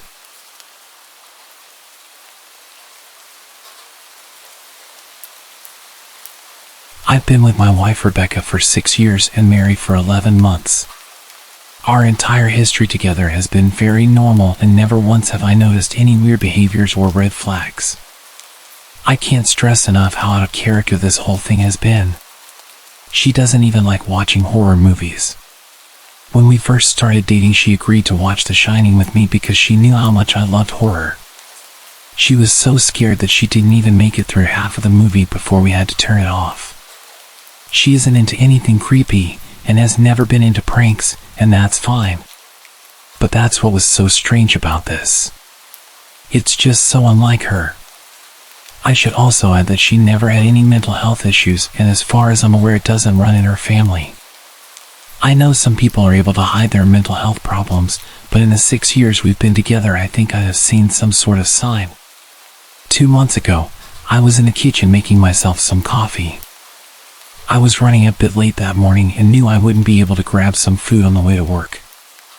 I took a sip of my coffee as I hurried down the hall towards the front door, when I happened to notice Rebecca peeking at me from around the corner ahead of me. I could only see her eyes, and a strand of her long dark hair hanging against the wall. The rest of her body was concealed behind the corner.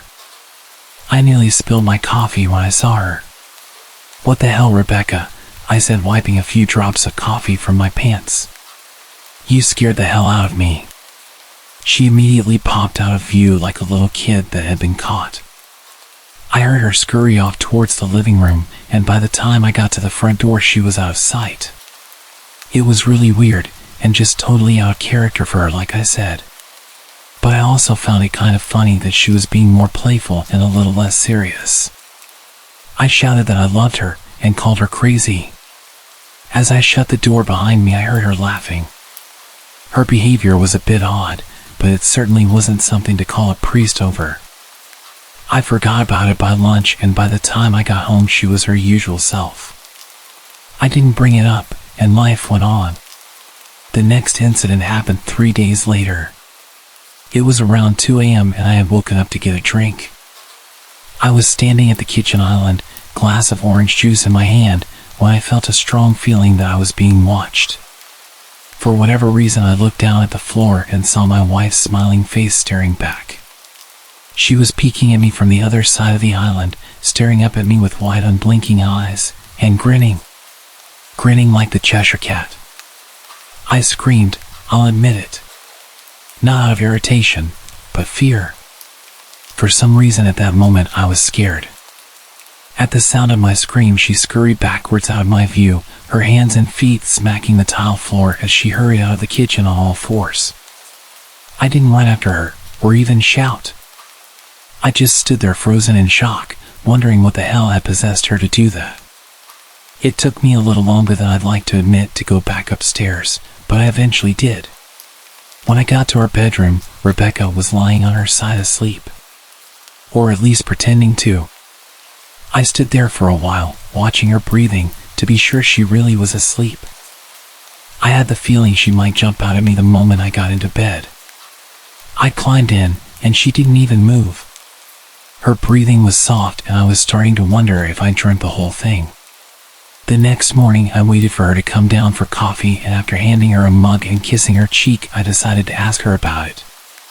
What was that about last night? I was keeping my tone light so I didn't offend or embarrass her. She frowned over her cup of coffee, shaking her head like she had no clue what I was referring to. You were peeking at me again. From over there, I said, pointing to the spot on the floor by the kitchen island. She followed my gaze, and when she looked back at me, she burst out laughing. She laughed so hard that I couldn't help joining in. You creep me out sometimes, you know that? She laughed at what I'd said and wrapped her arms around my neck. You creep me out all the time, so I guess we're even. We said our goodbyes and left for work. As I drove, I kept thinking about how creepy it had been seeing her grinning at me from behind the island like that. The sounds her hands made on the floor as she crawled away. I told myself she was just trying to be silly. Just trying to join me in my love of all things horror. It's not like I was afraid of her. But it still didn't sit right. I started seeing her peeking at me more and more. Sometimes she'd be peeking out from behind the couch or living room curtains.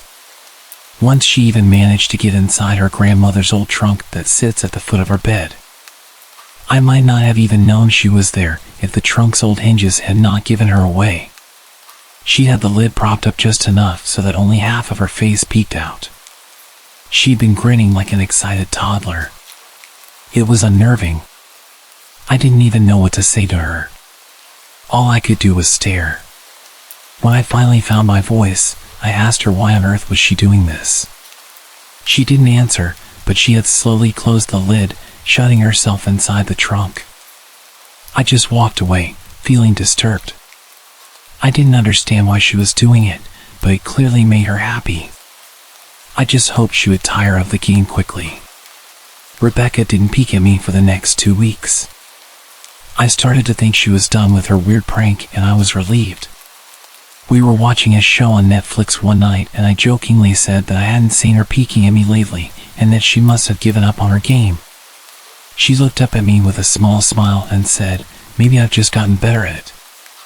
I didn't say anything, but I wondered whether or not she was joking. For the next few days, I couldn't stop thinking about what she'd said. Was she still peeking at me when I wasn't looking and I just hadn't noticed?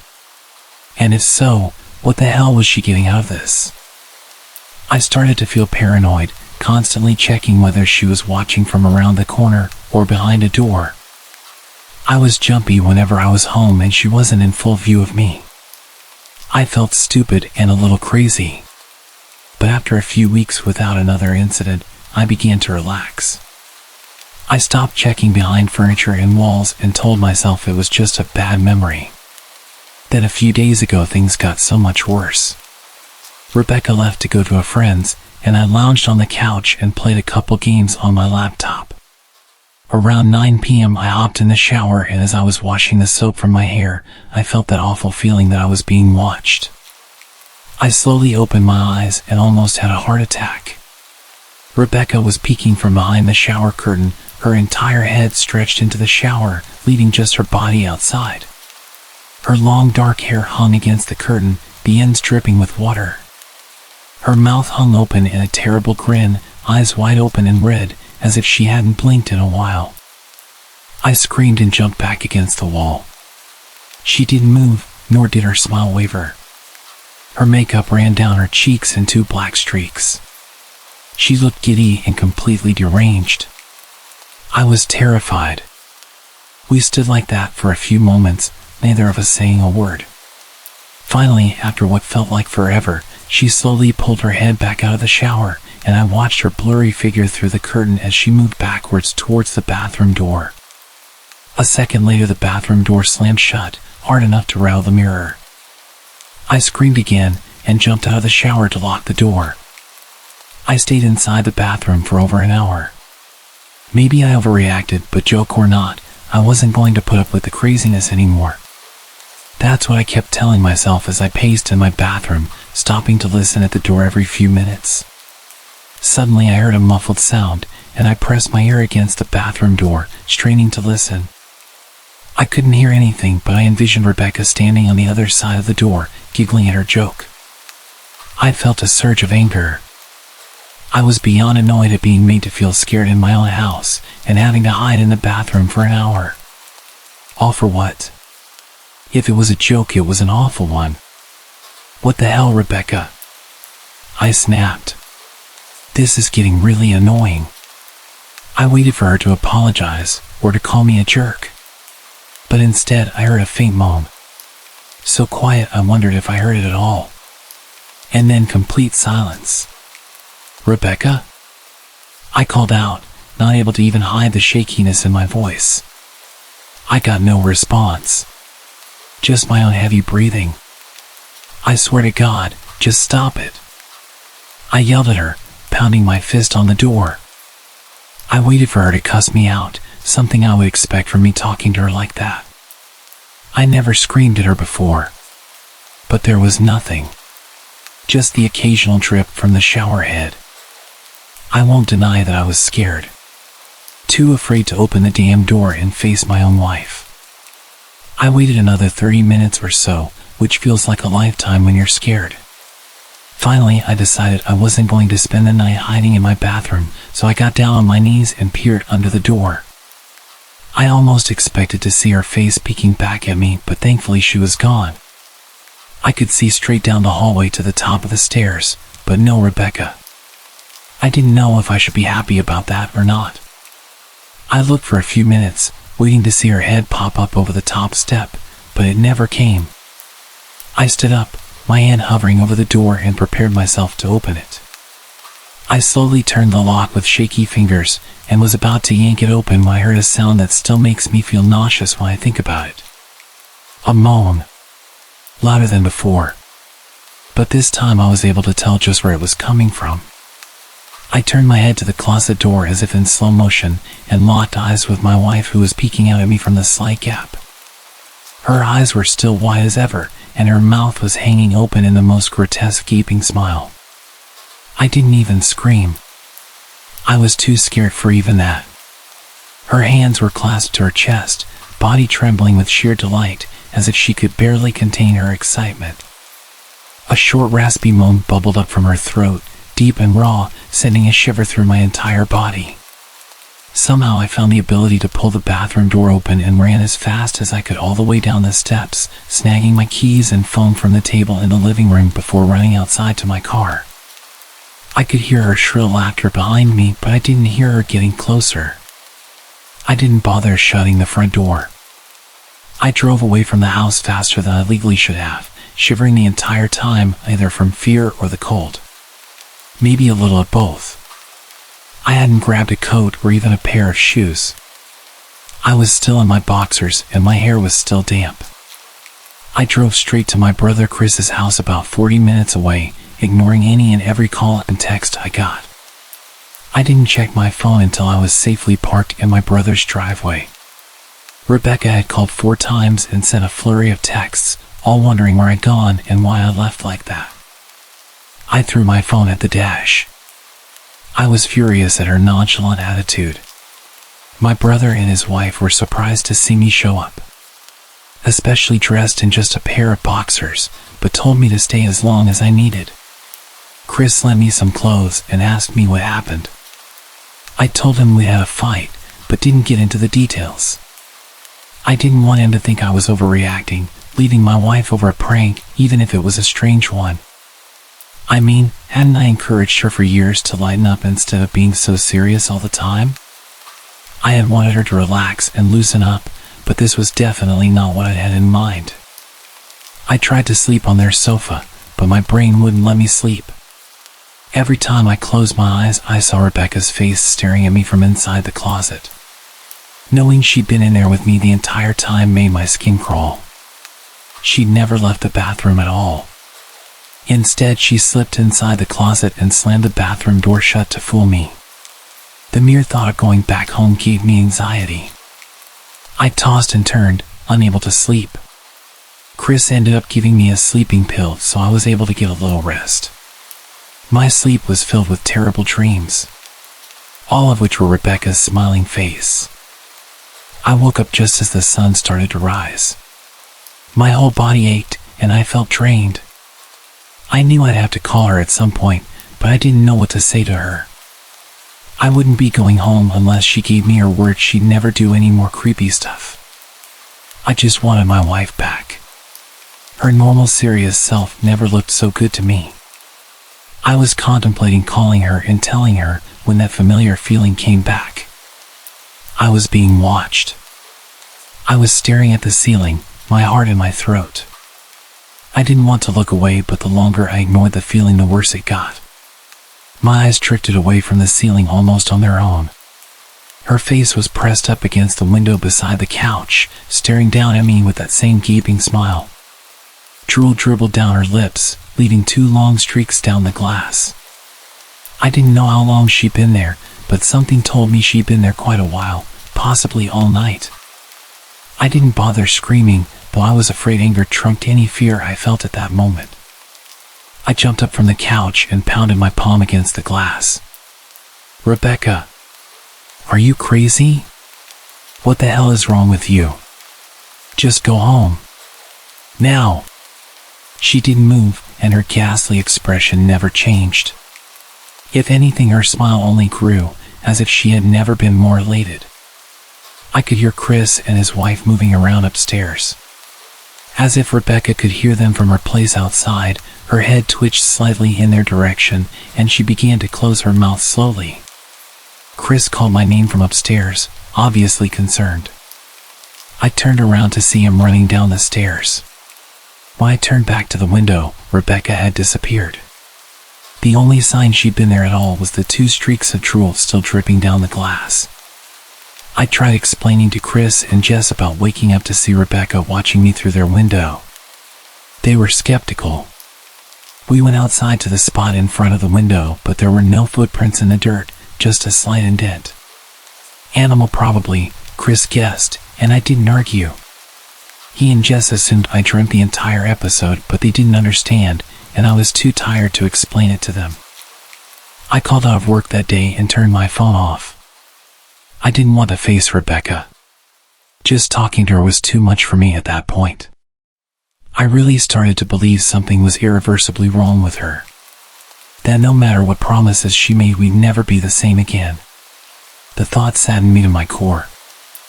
I cried most of the morning. By noon, I figured I was ready to confront her. Give her one last chance to explain herself. I could at least give her that after 6 years, I told myself. I turned my phone on and saw the dozens of texts she'd sent, all from a seemingly concerned wife. "Can we talk? I love you. Please call me. I'm really worried. Can you answer? Just come home." And more of the same. All texts telling me she loved me, and she wanted me home. how worried she was. Not a damn one addressing the crazy crap she pulled. Like she hadn't been acting like a character from a Stephen King book. Even her texts were different. She normally texted novels just to tell me to pick up a loaf of bread.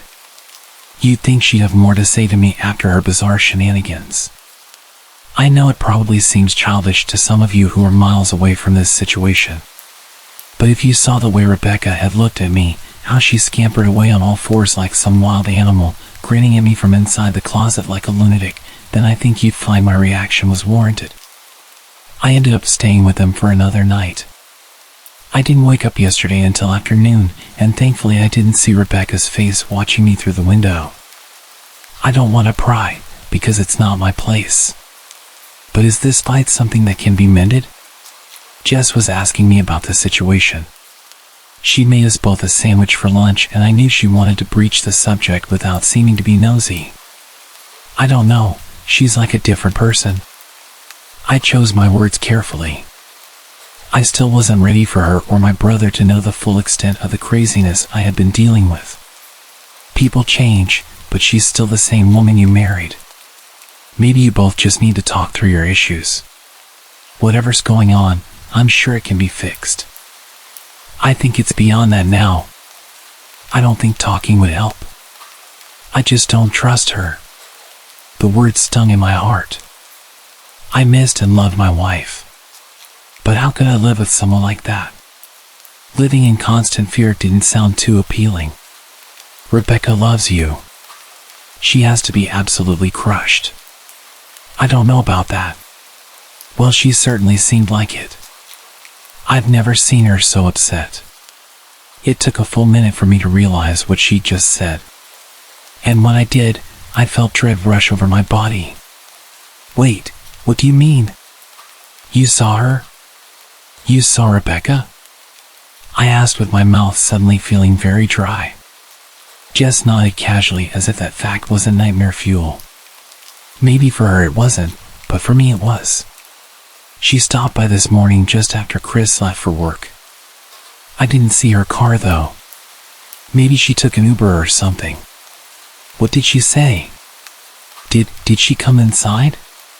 Sweat started to break out on my forehead. I began looking around, examining corners as though a predator lurked behind them. No, she just asked if you were awake yet, and I said that you weren't. I asked if she wanted me to wake you, but she said no. Just said to let you sleep. That's all. She didn't say anything else?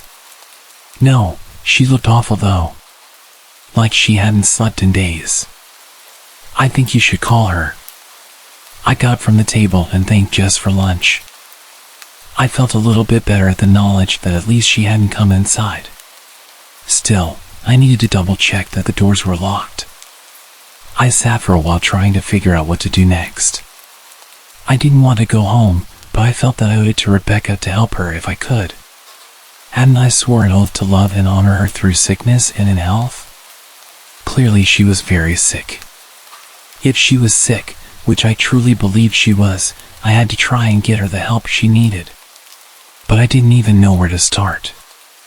I didn't want to call the police, and besides, what the hell was I going to tell them? That my wife was peeking at me? That she was being creepy? As bizarre as she'd been, she still hadn't committed any crime. Not yet anyway. The police would have probably said that I was overreacting. But this wasn't some prank. It felt wrong. Dangerous. Like something sinister lurked beneath her smile. I knew as her husband I was well within my rights to have her committed, but what if she simply acted normal in their presence? She'd obviously been able to fool Jess into thinking she was just a concerned wife. As long as the doctors didn't find her a danger to herself or others, they'd have no choice but to release her after 72 hours. I felt lost and overwhelmed. So I did what any husband in my position would do. I called her mother. I didn't want to, believe me. We were never on the best of terms. We never fought or anything like that. She just wasn't a very warm person and wasn't very easy to get along with. She hardly ever smiled, and when she did, only her lips would move into a thin-lipped smile, leaving her eyes as blank as before. She gave off this aura that felt like she was permanently on the offensive. I'd only met her twice, and both times were very short. I got the impression she didn't approve of me for her daughter. Rebecca always ushered us out quickly, as she didn't want me to feel uncomfortable, which I was grateful for. Being in her mother's company felt almost unbearable, like walking on glass. I was glad when we moved 3 states away so we didn't have to see her often. I was happy to avoid the woman, but I needed her help.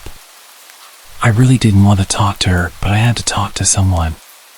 She was the only person who might know Rebecca better than me. I took a deep breath and picked up the phone. "Yes," she answered, already sounding irritated. "Marianne, it's me, Ben. Do you have a minute to talk?" I could hear her cluck her tongue in irritation. "I'm in the middle of writing some checks, but if you insist, I suppose I can spare a moment." "What is it that you want to discuss?" "It's about Rebecca. She's been acting strange. And I was wondering if you had any idea whether there was something." She interrupted me abruptly. "It's a bit difficult to follow your rambling, Benjamin. What is that you want from me?" I could almost see her standing there in her thin sweater and slacks, tapping her fingernails impatiently on the table. "I wanted to know if you ever noticed any odd behavior, or possibly any mental health issues." There was a long, uncomfortable pause, maybe because she was just thinking, or something else. Finally, after a few seconds, she spoke. "I'm not sure if this is one of your jokes, Benjamin, but if so, I don't find it very funny. Now I do have business to attend to, as I've said, so if you don't mind, I cut her off before she could get rid of me. Marianne, it's not a joke. I'm sincerely concerned about Rebecca's mental health. Her behavior has been very erratic lately. I'm very worried about her, and I figured as her mother you would be as well." The frustration was evident in my voice. "If you're truly concerned, then I suggest you get the health professionals involved. I don't know what you expect of me," she snapped.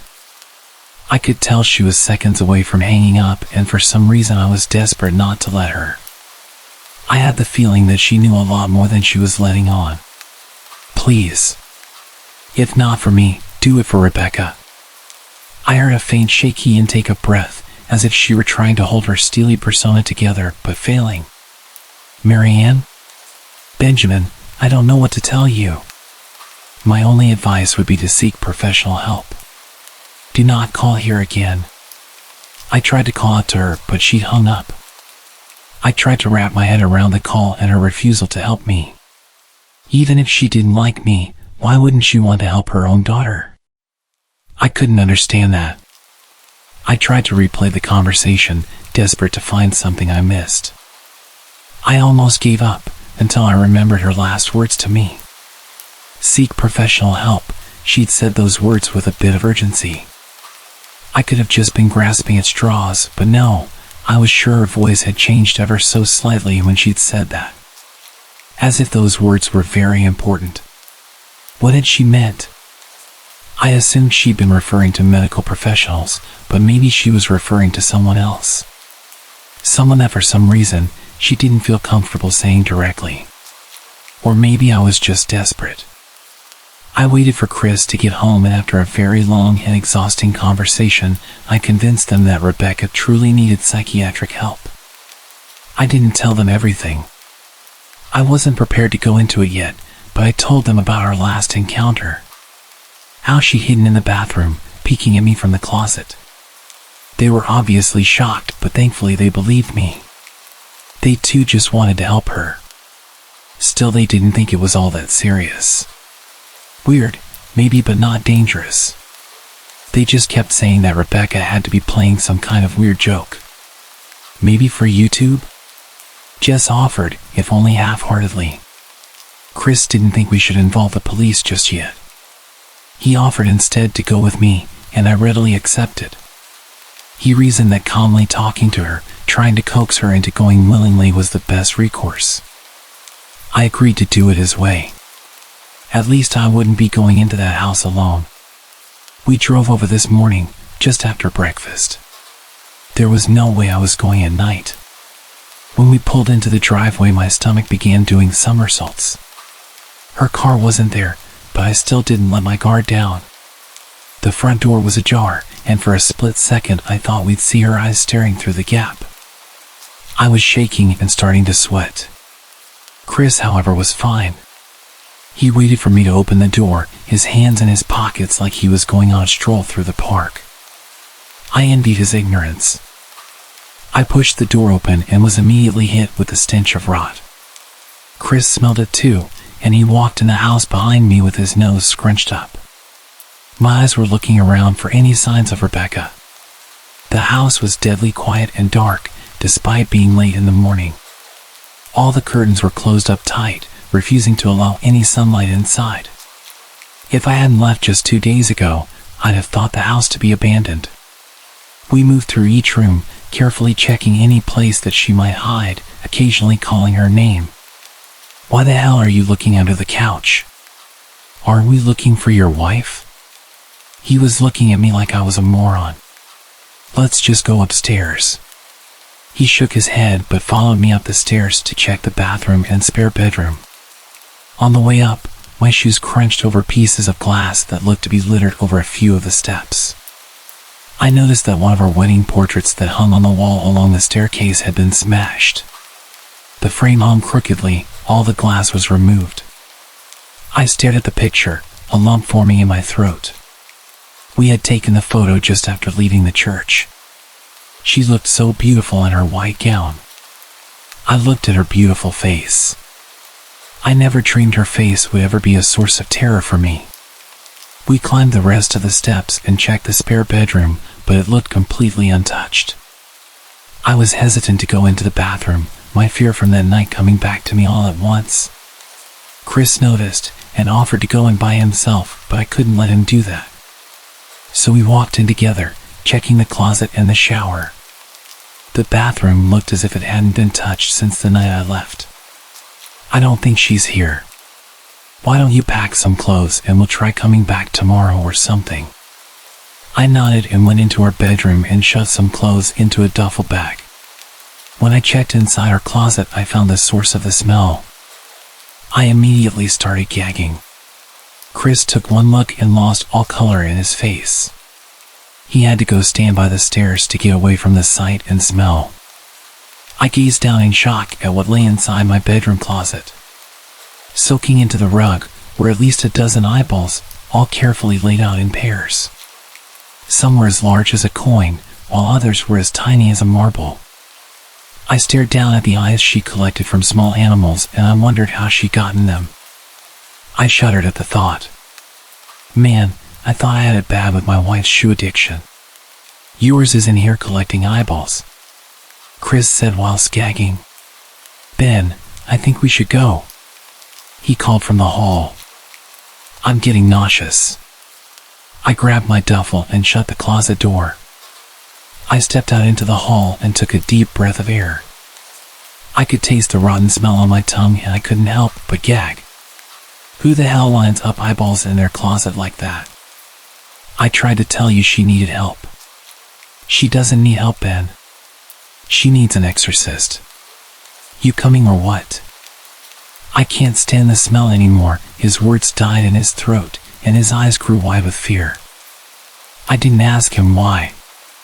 I could feel it. Someone was watching me, and I didn't think it was the eyes in the closet. I turned around, my eyes slowly scanning the bedroom. "Christ," I whispered, as I finally saw what we'd missed. Under the bed, curled on her side, watching us with the excitement of a kid on Christmas morning, was my wife. She held her hands together just under her chin, and they were shaking eagerly. Now that she knew she'd been found, I could hear the quiet noises she was making. A sort of hiccuping sound in her throat, as if the excitement was just too much for her. It was unnerving to say the least. Wide eyes, and that same huge smile. Everything in me told me to run, but I forced it away. This was my wife. No matter how twisted, she was still the woman I married. I had to help her. "Rebecca," I said softly. She didn't respond, but her head bobbed back and forth in 2 quick little movements as if she were nodding. "Baby, I just want to help, okay? Can you let me do that?" I had taken a single step forward, approaching her like some kind of dangerous animal. "I love you, Rebecca," I said softly, taking another step closer. She let a tiny moan escape her wide-open mouth, and I had to resist the urge to run. Her shoulders were starting to quiver, and her eyes grew as large as saucers. I crouched down so I could see her better, and immediately saw the blood. Her hands were covered in it. They trembled more the closer I got, as if she was barely able to contain herself. "Rebecca, are you hurt? You're bleeding." She bobbed her head again, her bloody fingers moving up and down as if playing an invisible piano. They occasionally grazed her chin, leaving smears of blood on her skin. I wanted to recoil in disgust. The smell that was coming off of her was revolting. I could feel the vomit trying to climb up my throat. Her lips were dry and stretched thin, blood seeping between the cracks. I knew she wouldn't come out on her own, but I didn't want to leave her in the state she was in. I scooted closer and reached out to her. The excited hiccuping sounds got louder and her hands shook, fingers flexing. It was then that I could see the blood oozing from in between her fingers. "Oh my God, you're bleeding." Instinctively, I reached out to take her hand, but before I could even touch her, her hand sprang out towards me. A sharp pain shot through my arm, and I fell back on my ass. My arm burned, and I could see the blood dripping down onto the carpet. I looked back at her in shock and saw her grinning madly, her fingers clutching a large shard of glass. "You all right in there?" Chris asked from behind me. I turned my head slightly and nodded to him, cradling my arm to my chest. When I turned back to face Rebecca, I saw that her focus had shifted. She wasn't looking at me anymore. And she wasn't smiling anymore either. She was staring past me, her eyes glaring at Chris the way a hungry lion might stare at an antelope. Her mouth was still hanging open, but it was twisted into a snarl. I got to my feet and began walking backwards down the hall, afraid to take my eyes off her. "Are you bleeding?" The moment the words left his mouth, Rebecca started fast scooting out from under the bed, the glass shard still in her fist. "Chris, run, go!" He must have been too afraid to move, because a second later I felt my back bump into him. He was still standing at the top of the stairs, staring at the horror that was my wife. Rebecca had crawled completely out from under the bed and stood in the bedroom doorway, her face twisted in rage. Her whole body was visibly tense. Blood ran down her fingers and onto the floor. "Jesus, Rebecca." My brother tried talking to her, but I reached back and pushed him towards the steps. "Move your ass," I said as quietly but firmly as I could. Rebecca bobbed her head in sharp motions and began to grin, stretching her mouth open wider and wider so that her chin seemed to touch her chest. I heard Chris mutter a prayer, and then he was running down the stairs. I stood at the top of the steps, stuck between self-preservation and the love for a woman who clearly needed serious help. "I only want to help," I said whilst holding back tears. Her eyes focused on me once again as she slowly lifted the glass, holding it out in front of her. And then she started sprinting towards me, grinning with utter excitement. Thankfully, my body took over and I flew down the stairs, skipping 2 or 3 steps until the bottom. I made it to the front door before I felt her leap onto my back, wrapping her arms around my neck, her open mouth next to my ears so that I could hear those terrible hiccuping sounds. I shook her off me, knocking her to the floor. I felt a searing pain in my back as she fell, but I tore open the front door and bolted to my car. Chris was standing in the front yard, talking on the phone with the police. I didn't say a word, I just ran to my car and jumped in. Chris took the hint and followed me, still on the line with the cops. I watched the rearview mirror, sure I'd see her there, running after us. But I never did. I went straight to the emergency room and got 11 stitches in my arm and 3 on my back. The police asked a lot of questions and went back to the house to do a search, but of course, she wasn't there. They advised me to stay with a friend or relative for a while and to file a restraining order as soon as I could, but none of those things would matter. I dropped Chris off at home and went to a motel an hour away.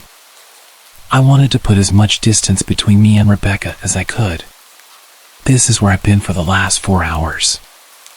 I thought maybe the police would find her, maybe they'd get her the help she desperately needs. But now I don't think so. Because 40 minutes ago I got a text from an unknown number. Just 3 words. I found you. And a picture attached. The picture was dark and grainy, but I instantly knew what it was. There was no mistaking my wife's eye. I started typing this out immediately after. I don't know what to do. I'm alone and scared, and I can't help but feel that I'm being watched. The following story took place 20 years ago. The dialogue is paraphrased but accurately conveys what happened. Every year during March, my family would drive roughly 2 hours into the city from our rural town to enjoy a college basketball tournament. We routinely stayed at a large reputable hotel, and we were no strangers to the city. However, this year was different. There had been a rash of violent muggings, leaving many severely injured. I remember reading about these attacks in the newspaper. I've always enjoyed reading the news, even as a young child. The reports about the city would scare me more than usual because I wasn't used to the threat of violence so close to home. It was Saturday night around 11 p.m., and my mom, dad, and my little sister were winding down and preparing for bed. It's worth mentioning at this point that my mother is naturally paranoid, much more so than other moms. While it can be annoying at times, it often leaves us prepared for bad situations. Tonight would be one of those times. I was sitting on the second of 2 beds, furthest from the entrance to the room, when there was a knock at the door. "Room service," a voice called out. My parents glanced at each other, and my mom motioned for my dad to look through the peephole in the door. "We didn't order anything," said my dad, as he sized up the short, stocky male standing outside our door. He had with him a trolley with what appeared to be a meal on it and was wearing a green hotel uniform. "Are you sure?" he responded. "I've got an order here for room 4109. The guy at the door didn't sound pushy or out of place at all. In fact, if it wasn't for the recent violence in the city, we probably wouldn't have had our guard up in the first place. However, that night my parents were certainly cautious, and my father firmly told the man at the door that we didn't order any food. He left politely, without incident. We had little reason to be suspicious, and my dad wanted to chalk it up to a mistake on the hotel's behalf and get to bed. However, my mother eventually persuaded him to call the front desk to check that everything was legit. 15 minutes or so after the man had left our door, my dad got off the phone with the front desk. They have no record of us ordering food, and their room service staff were white, not green, he said grimly. I noticed my mother's face whiten and my sister looked scared. The hotel immediately sent security up to our floor to see if the intruder was still around. They checked on us and then went about searching the floor.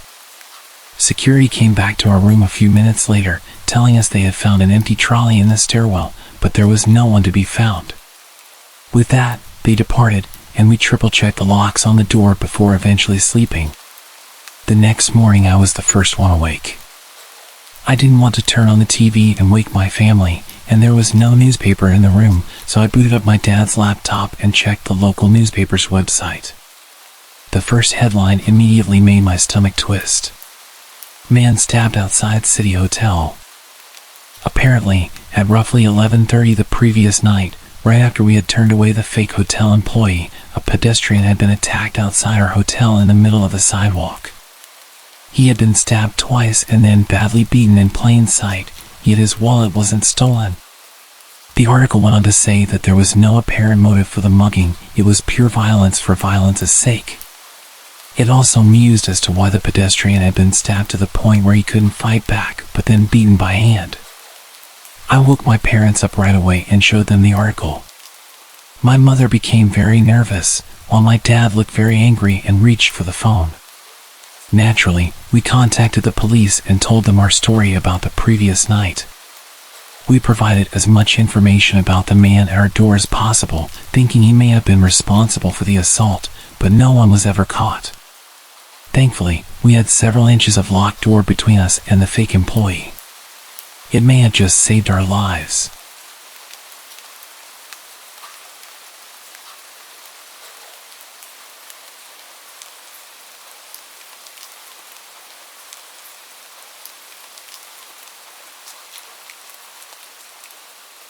This happened to me during the summer of 2017. I was a 19-year-old girl at the time. I will be vague regarding details, country, origins of people, names of places, to avoid being recognized or causing a bad reputation to any community. While it isn't really scary, this story is still creepy, and the end is so crazy that I still can't believe it to this day. I was living in an apartment with my family. In the parking lot, there were always several guys repairing cars. I would often get home late at night and see these guys just talking. They would sometimes say good evening, and one time joked about keeping me a parking spot, but nothing inappropriate. I would just answer politely.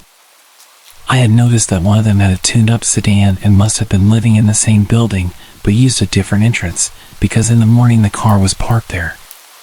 It was really recognizable. One morning, I was heading to work and realized this car was parked next to mine. Since he didn't live far, it wasn't that weird.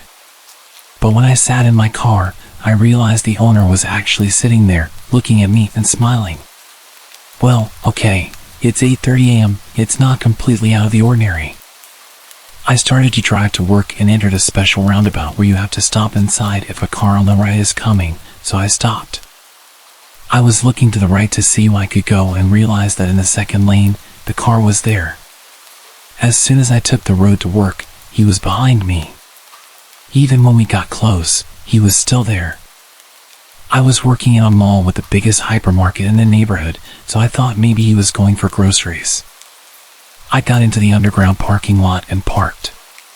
He did the same, right next to me.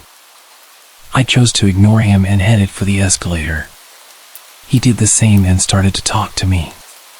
Hello, I'm Steve. And you? I'm Anna. How old are you? I'm 19. I'm 27. Is that a problem? No, why would that matter? Okay, so you work here? We arrived at the place where I worked. Yes. Okay, well, see you tonight. At that moment, I realized he wasn't speaking the language well. I answered his questions because he didn't seem scary, and I didn't want to make a scene. When he said bye, I thought, yeah, I see him every night in my parking lot with his friends, so it's normal.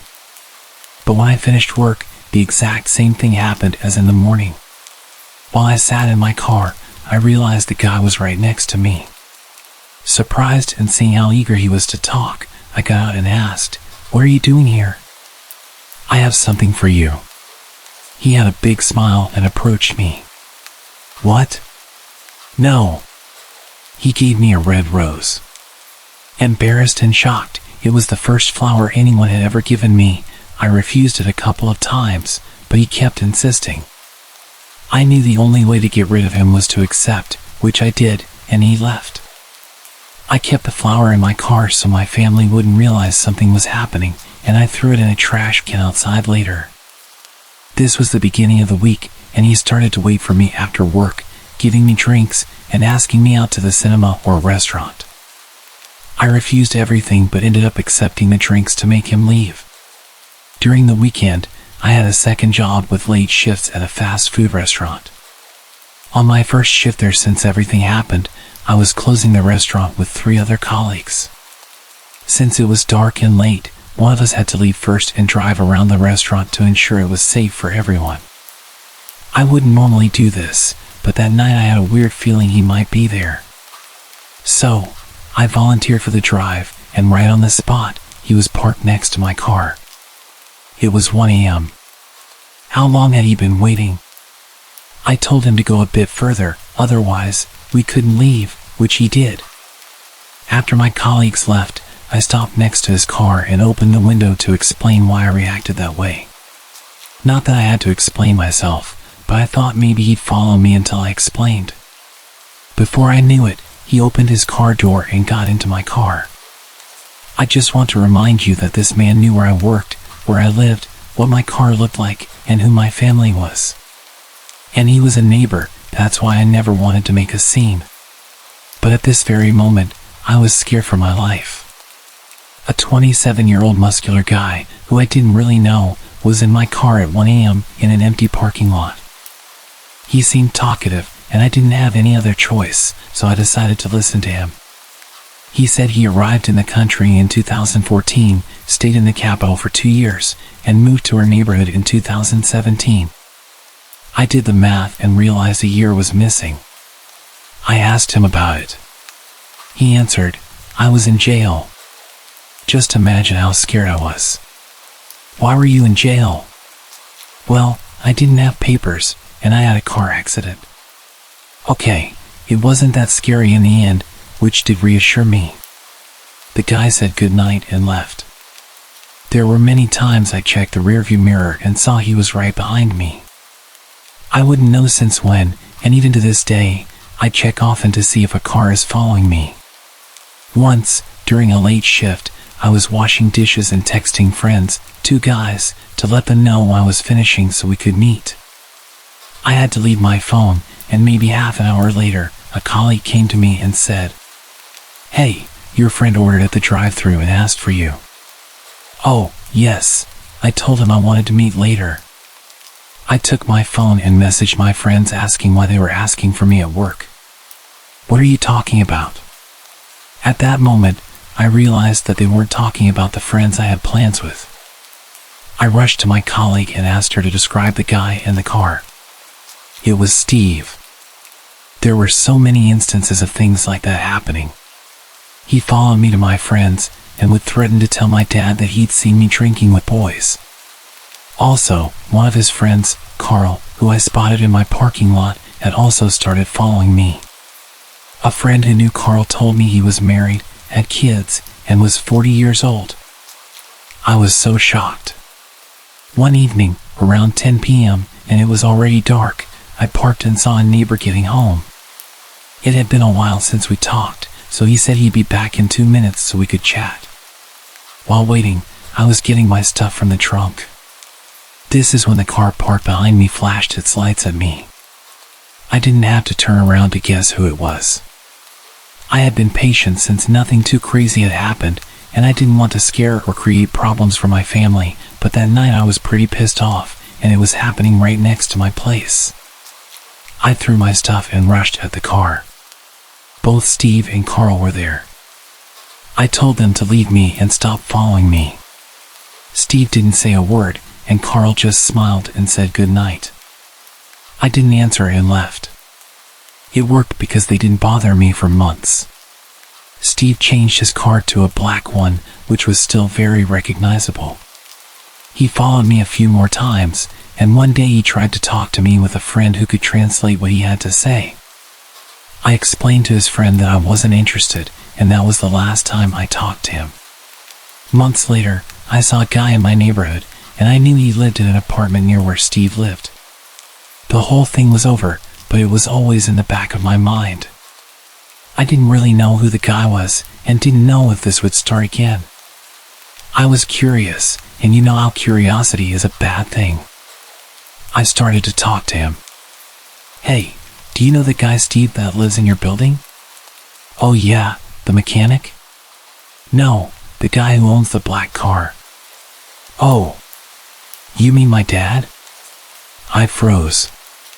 I have no idea how this conversation ended since it is still a big shock even to this day.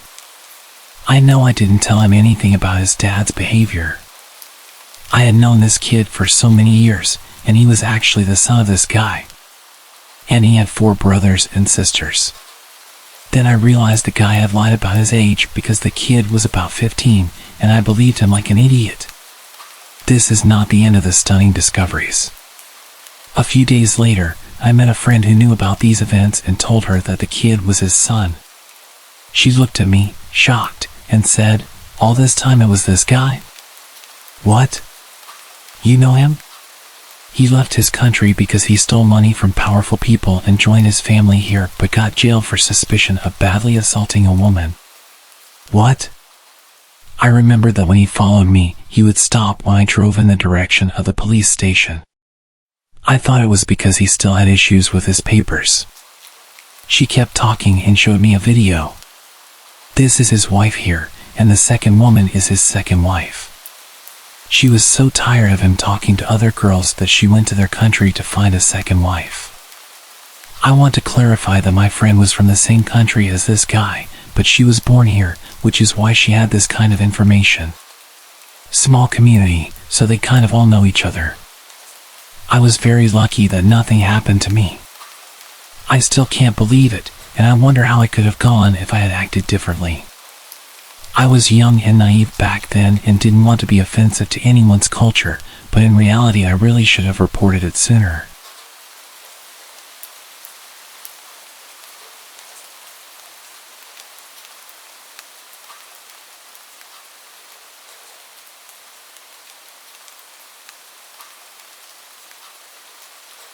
This happened to me several years back. I was living with a friend at the time and was en route back to my apartment from a night with my family. I was kind of in a foul mood and was out of cigarettes, so I stopped at a gas station on my way back home. This gas station was dingy. I mean, just absolutely run down. The sad thing is that it was built that way. It was built to be barely functional. The lights outside didn't always work, and the place always smelled of burnt rubber. It was kinda sketchy during the day, but at 10 o'clock at night, it took on a whole different air. However, I was seriously in need of cigarettes, so I stopped. I got out of my car, went inside, grabbed a bottle of Gatorade, and made my way to the counter, only to notice that there was no one standing there. I'd stopped by this gas station before and had the same thing happen, figuring they were either in the bathroom or at their house. The employees were all part of a family who lived on the premises, so I hung around for a few minutes. Soon enough, the door to the restroom flew open, and out lumbered a rather angry-looking female. She rang me up for the Gatorade, and gave me attitude when I said I wanted cigarettes. Which I totally didn't understand. It's like, you never get business. So on the rare occasion that someone wants to buy something, you should be grateful. And with that awkward encounter, I was on my way. Total time that had elapsed from when I got out of my car to walking out of the door was maybe 5 minutes. I have a hanging light in my car that is always on when I'm driving. I was sure I'd left it on whilst I was in the store, but as I approached the car I noticed it was off. Not thinking much of it, I went to open my door and noticed that the car was unlocked. I never leave my car unlocked. But then again, I figured I was kind of in a hurry, so it was possible. I got in, started my car, lit a cigarette, and kind of blindly backed out while opening my Gatorade. I recapped the bottle, put it in the seat next to me, and was about to pull out onto the road when a hand reached out from the back seat. I was panicking, and my immediate thought was to turn around, but suddenly he says, "Don't turn around if you know what's good for you." I sat facing forward and asked him what he wanted. He said he wanted a ride somewhere. My phone was in my backpack on the floor of my passenger seat, too far to grab discreetly. I asked him where he wanted to go. He gave me directions to a well-known crack alley about 4 miles from where we were. I'd been to the area before. I used to deliver pizza in that part of town before switching to a relatively safer delivery area. As I drove, I kept trying to sneak glances at him in my rearview mirror, but it seemed like every time I did, his face was encompassed by shadows. We got to the place he wanted to go, and he rolled the window down, yelling out some guy's name. That guy came over to my car and sold this intruder some gear through my back window. The whole time he mocked me and called me his new driver. After about 15 minutes, they were done. Once the dealer walked away, the man in the back seat told me to bring him back to the gas station where he had gotten into my car. The stretch of road to get back there is not well lit or well traveled after dark. but it's not like I'd run into any more danger than I was already in. I just wanted him to get out of my car. As we drove back, he started trying to talk me up, which I thought was weird. I gave reasonable answers without revealing anything personal about myself. We were about halfway through our trip when he asked me to pull over on the side of the road.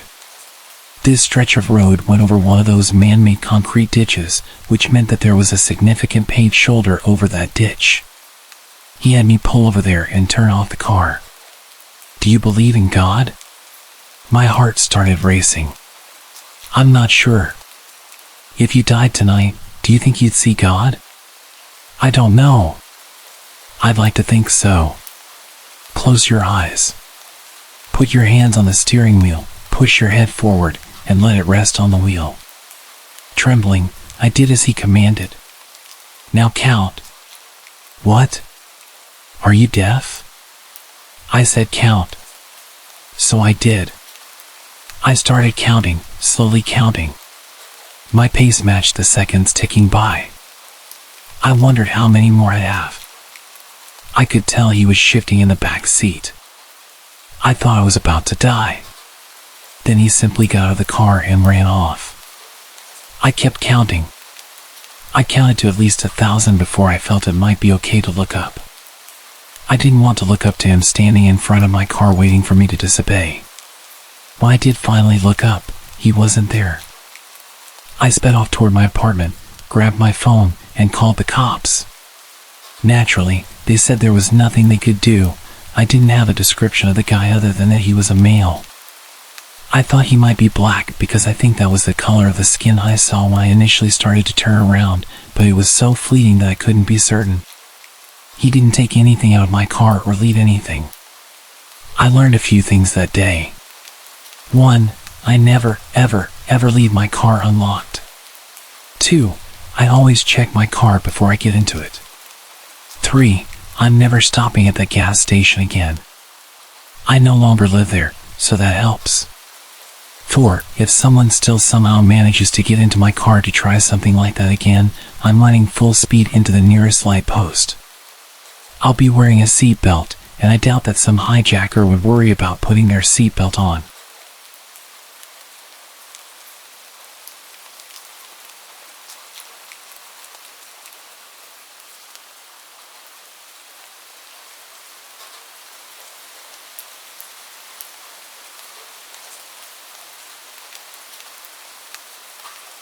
I'm Jamie, a 32-year-old freelance photographer from Portland.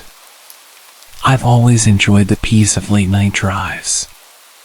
There's something calming about being alone on the road, the city lights fading behind you, and the open space ahead.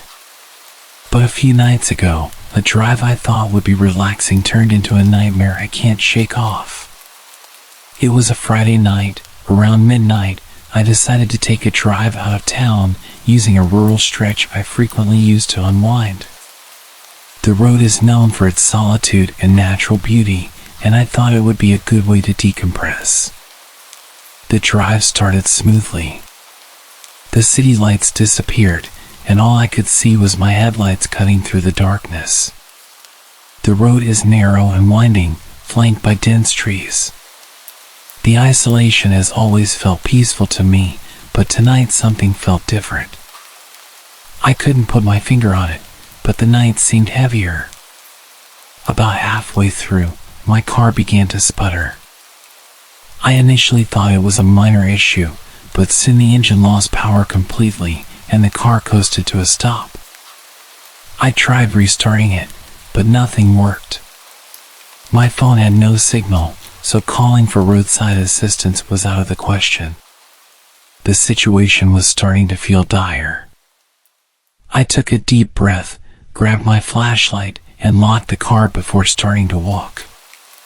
My goal was to find the nearest town, which I knew was several miles away. The woods on either side of the road felt like they were closing in on me. With only my flashlight for company, I trudged on, trying to ignore the sense of isolation that grew with every step. After a couple of hours, I saw a distant light. It was faint but visible, and it gave me hope. I quickened my pace, my exhaustion temporarily forgotten. As I approached, I realized the light was coming from an old farmhouse. I was relieved but apprehensive. The place looked abandoned and decrepit, but I had no other options. I knocked on the door, my heart racing. After a few moments, the door creaked open and a man in his 60s, with a grizzled beard and a wary expression, peered out. His eyes were sharp and seemed to study me carefully. "Can I help you?" he asked, his voice gravelly. I explained that my car had broken down and that I'd walked for hours to get help. The man introduced himself as Earl and seemed to take pity on me. He agreed to help and said he'd drive me back to my car with his tow truck. As we drove back to where my car was parked, I tried to make small talk to ease the tension. Earl was polite but distant, and his eyes kept darting to the road behind us. I started to feel uneasy. Why was he so jumpy? When we arrived at my car, he got to work hooking it up to the tow truck. I watched, my exhaustion making me feel vulnerable. Earl worked quickly, but his movements seemed a little too practiced, almost mechanical. My sense of unease grew stronger. As he was finishing up, he suddenly stopped and turned to me. "You know," he said, "it's not safe out here at night. Lots of folks have had problems. You're lucky I came by." I forced a nervous laugh. "I appreciate it. I'm just glad I found you." Earl's eyes narrowed. "You're very lucky. There are things out here you don't want to encounter." I was about to ask him what he meant when I heard an engine growling in the distance. Earl's demeanor shifted. He seemed suddenly alert, almost anxious. "We need to get out of here," he said sharply. "Now." Before I could react, Earl shoved me towards the tow truck and jumped into the driver's seat. I barely had time to process what was happening before the truck lurched forward, dragging my car behind it. "What's going on?" I asked, my voice trembling. He didn't answer immediately.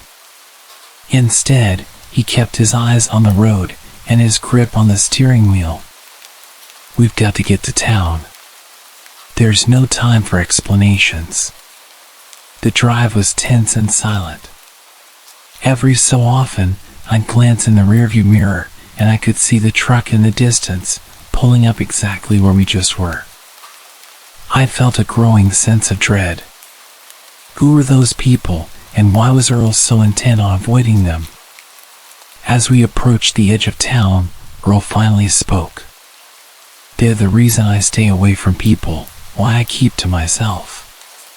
They're dangerous." I was bewildered. "What are you talking about? Who are those people?" Earl shook his head. "It's better if you don't know. Just stay away from this area. It's not safe for people like you." He dropped me off at a gas station on the outskirts of town, and I thanked him, though my gratitude was overshadowed by confusion and fear. Earl didn't wait for my response. He drove off quickly, leaving me with a sense of foreboding that wouldn't leave me. I finally got my car towed to a nearby mechanic and made my way home. I was exhausted and shaken, the events of the night replaying in my mind. I've tried to make sense of what happened, but the fear I felt is still fresh. I don't know what Earl was hiding or who those people were, but I'm certain that night was more than just a series of unfortunate events. I've learned to be more cautious on my night drives and avoid that place altogether. That stretch of road is no longer my peaceful place. So, thanks for the help that night, though I wish you had been more forthcoming. And to anyone driving out there, be careful.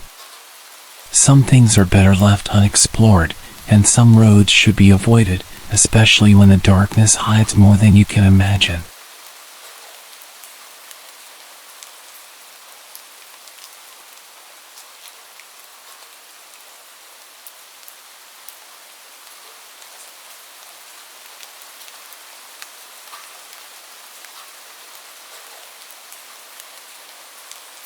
I'm Alex, a 28-year-old graphic designer living in Denver. I've always been drawn to the quiet, solitary nature of late-night drives. There's something about the stillness of the world at night that helps me clear my mind and escape from the daily grind. But a few weeks ago, a routine drive turned into a nightmarish ordeal that still haunts me. It was a Saturday night in early June, and I had been working long hours on a major project at the office. I was exhausted and needed a break from staring at my computer screen. So, around midnight, I decided to take a drive on Route 54, a highway that bends through the countryside just outside of Denver. It's a route I've driven many times before, and while it's remote, it's always felt safe and familiar. As I headed out, the city lights of Denver gradually disappeared behind me, and the road stretched out in front of me, illuminated only by my headlights. I had the radio on low, playing some mellow tunes, and I felt the usual sense of calm that came with driving through the quiet night. About an hour into the drive, I noticed something odd. A car was parked on the side of the road, its hazard lights blinking. I slowed down, my curiosity piqued. The car was a beat-up sedan, and it looked like it had been there for a while. I couldn't see anyone around, but it was strange to see a car in that condition in such a desolate area. Should I stop and see if they need help? I thought to myself. I've always been the kind of person who wants to help others, but the isolation of this stretch of road made me hesitant. I continued driving, convincing myself that it was probably nothing. Still, I couldn't shake the feeling that something was off. As I drove on, I started thinking about how late it was and how far from civilization I was. The darkness seemed thicker, and the quiet seemed more oppressive. The only sounds were the hum of my engine and the occasional rustling of leaves in the wind. I kept glancing in my rearview mirror, half expecting to see the sedan following me, but it was just empty road behind me. A few miles later, I saw headlights approaching from behind. I was relieved to see another car, and I hoped that maybe they would have some insight into the situation with the broken-down sedan. As the car drew closer, I noticed it was an old pickup truck. It passed by quickly, but something about it made me uneasy. The driver didn't even glance my way, which was strange considering we were the only vehicles on the road. I tried to brush off the feeling of unease and focused on the drive. But as I rounded a bend, I was hit with a sense of dread. The road ahead was blocked by a large, makeshift barrier made of wooden planks and old tires. I had no way to get around it, and the barrier seemed intentionally placed to block the road. What the hell? I muttered, my pulse quickening. I stopped the car and put it in park, trying to think of what to do next. My phone had no signal out here, so calling for help was out of the question. I was completely on my own.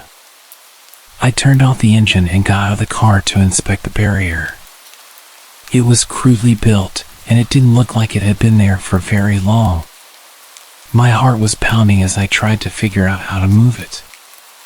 I was about to start pushing the planks aside when I heard a noise coming from the woods. It was a low, shuffling sound, like footsteps dragging through the underbrush. My breath caught in my throat.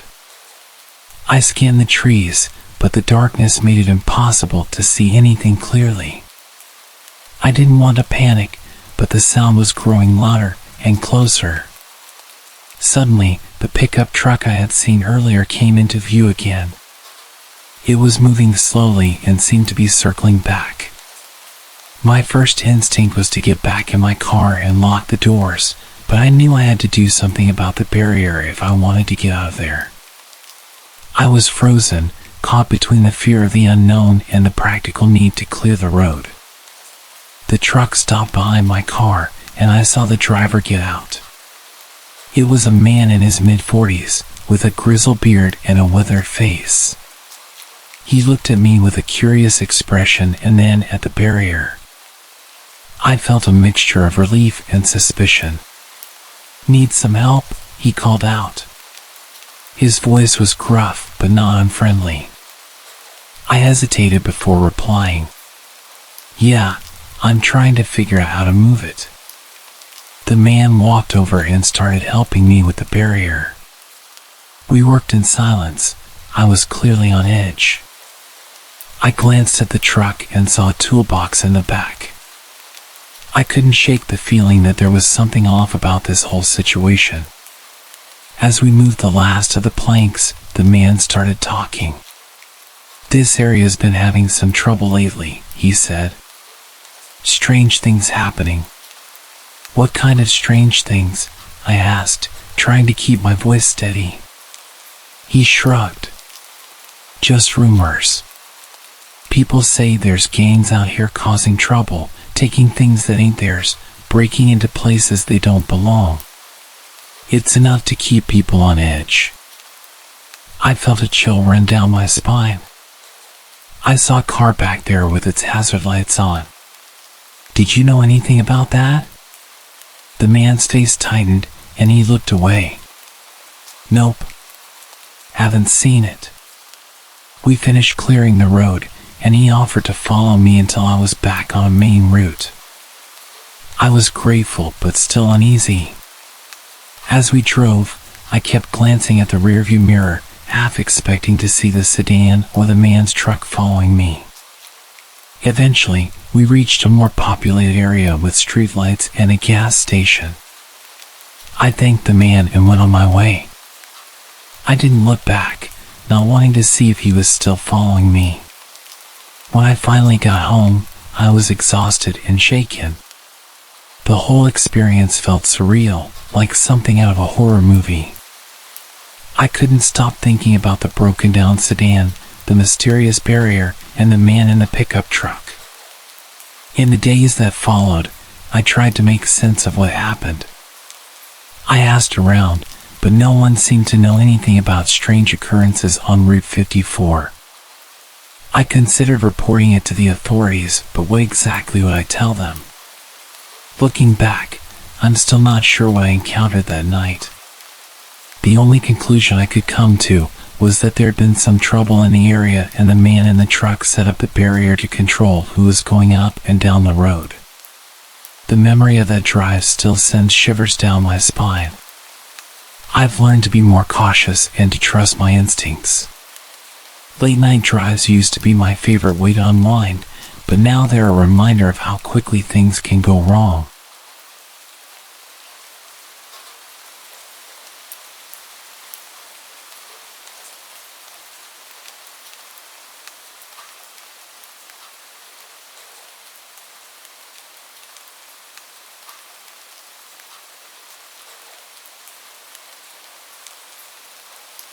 This happened back in my university days when I was on the way back from a trip with my friend.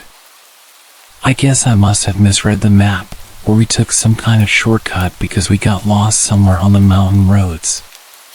My friend was driving, and I was supposed to be the navigator. It was the one job I had. It was around 8 p.m., but it was already really dark since we were in the shadow of the mountains.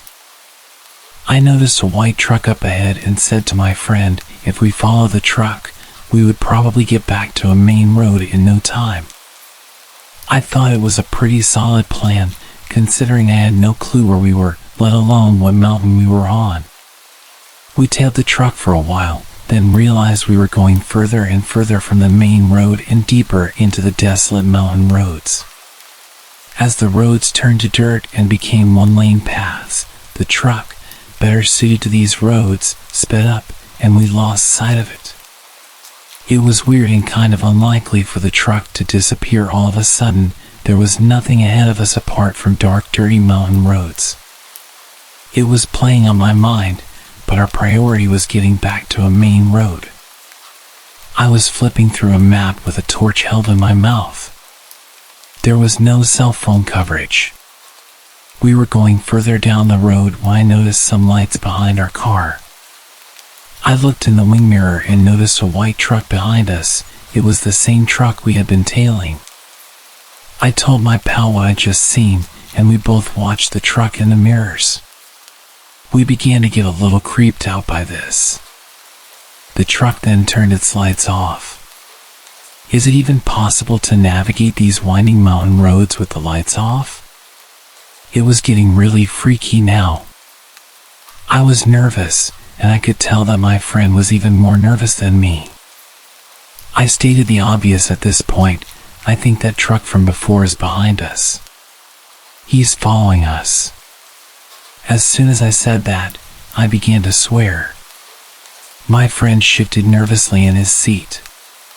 He sped up to test my theory, and the truck behind sped up to catch us, still with its lights out.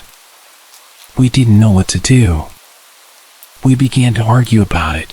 It was incredibly tense. Then, suddenly, the truck behind us seemed to disappear. It felt totally hopeless. Whoever was in the truck clearly knew the roads. I really wish we hadn't decided to follow that guy. We kept going forward on the one-lane road, keeping an eye out for a chance to turn back, sending snappy, bitey remarks to each other about how we could get out of this mess. Then, seemingly out of nowhere, the truck swerved into our lane again and slammed on its brakes. My friend reacted in time, and once again, we were behind the white truck. He said, if we don't do something, it's gonna end bad. This was the worst. I've never felt so stressed out. A moment or two later, we reached a point where the road got wider, and my friend took his chance. We spun into a U-turn. There wasn't too much space to turn, so my friend's car kissed the guardrail on our escape. We noticed points in the road where the truck could have disappeared and appeared in front of us that answered the question of how it was possible, but we still had the unanswered question of why. Why was this guy doing this to us? We knew that we were on our way back to civilization, so my friend floored it while I kept nervously glancing over my shoulder to see if the truck was following us. I kept asking him to speed up, but I knew that he couldn't, and that truck could pop out of nowhere again at any moment. So, we kept heading down those dirt roads until eventually they became concrete again. I saw the lights of people's homes. And before long, we came across a non-franchised gas station. My friend immediately pulled in, and we skidded to a halt. My friend ran in and grabbed the clerk by his arm and frantically explained the situation. He asked the guy to call the cops and for directions to get off these mountain roads. The clerk didn't seem that interested in our plea for help, so we got him to go outside. My friend then said, "Believe us, there's someone chasing us." Okay then, if a white truck with all its lights off turns up at any second, then will you believe us? And just as he finished saying that, the truck arrived with its lights still off. It screeched to a stop a few meters away from the gas station, then it slowly turned around and headed back into the darkness. We weren't able to get a look at the driver, but we noticed something. There was some sort of logo and some text on the side of the truck. The clerk at the gas station said, "Oh, now I understand you. The guys from the church." Maybe cult's a better word. I pressed him for more information, and it turns out that apparently the entire mountain is their territory. They own a village, and the leaders and the followers all live there together. I understand that there are cults, but I didn't understand why that truck was following us. I asked why they'd follow us, and according to the old fellow at the gas station, there are frequent attempts to escape by followers of the cult who change their mind. So the cult is very wary of cars getting anywhere near their village. Their reckless driving and relentless pursuits of anyone who gets close to the village is said to be the cause of numerous accidents up here in the mountains. I remember that the cult featured quite heavily on the news and in the media a few years after, but it seems to have gone radio silent since. I guess that guy who followed us was a lookout for escapees or for families trying to rescue their loved ones or something. It was a very creepy experience.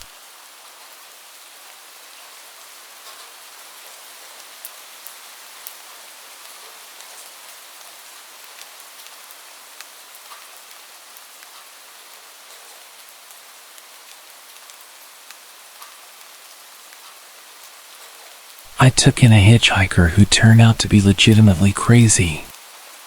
I won't ever do that again, and hopefully, my experience will discourage you. I live in a foreign country, and I don't know about your country's sanitary measures against the epidemic, but at the time, we were no longer confined.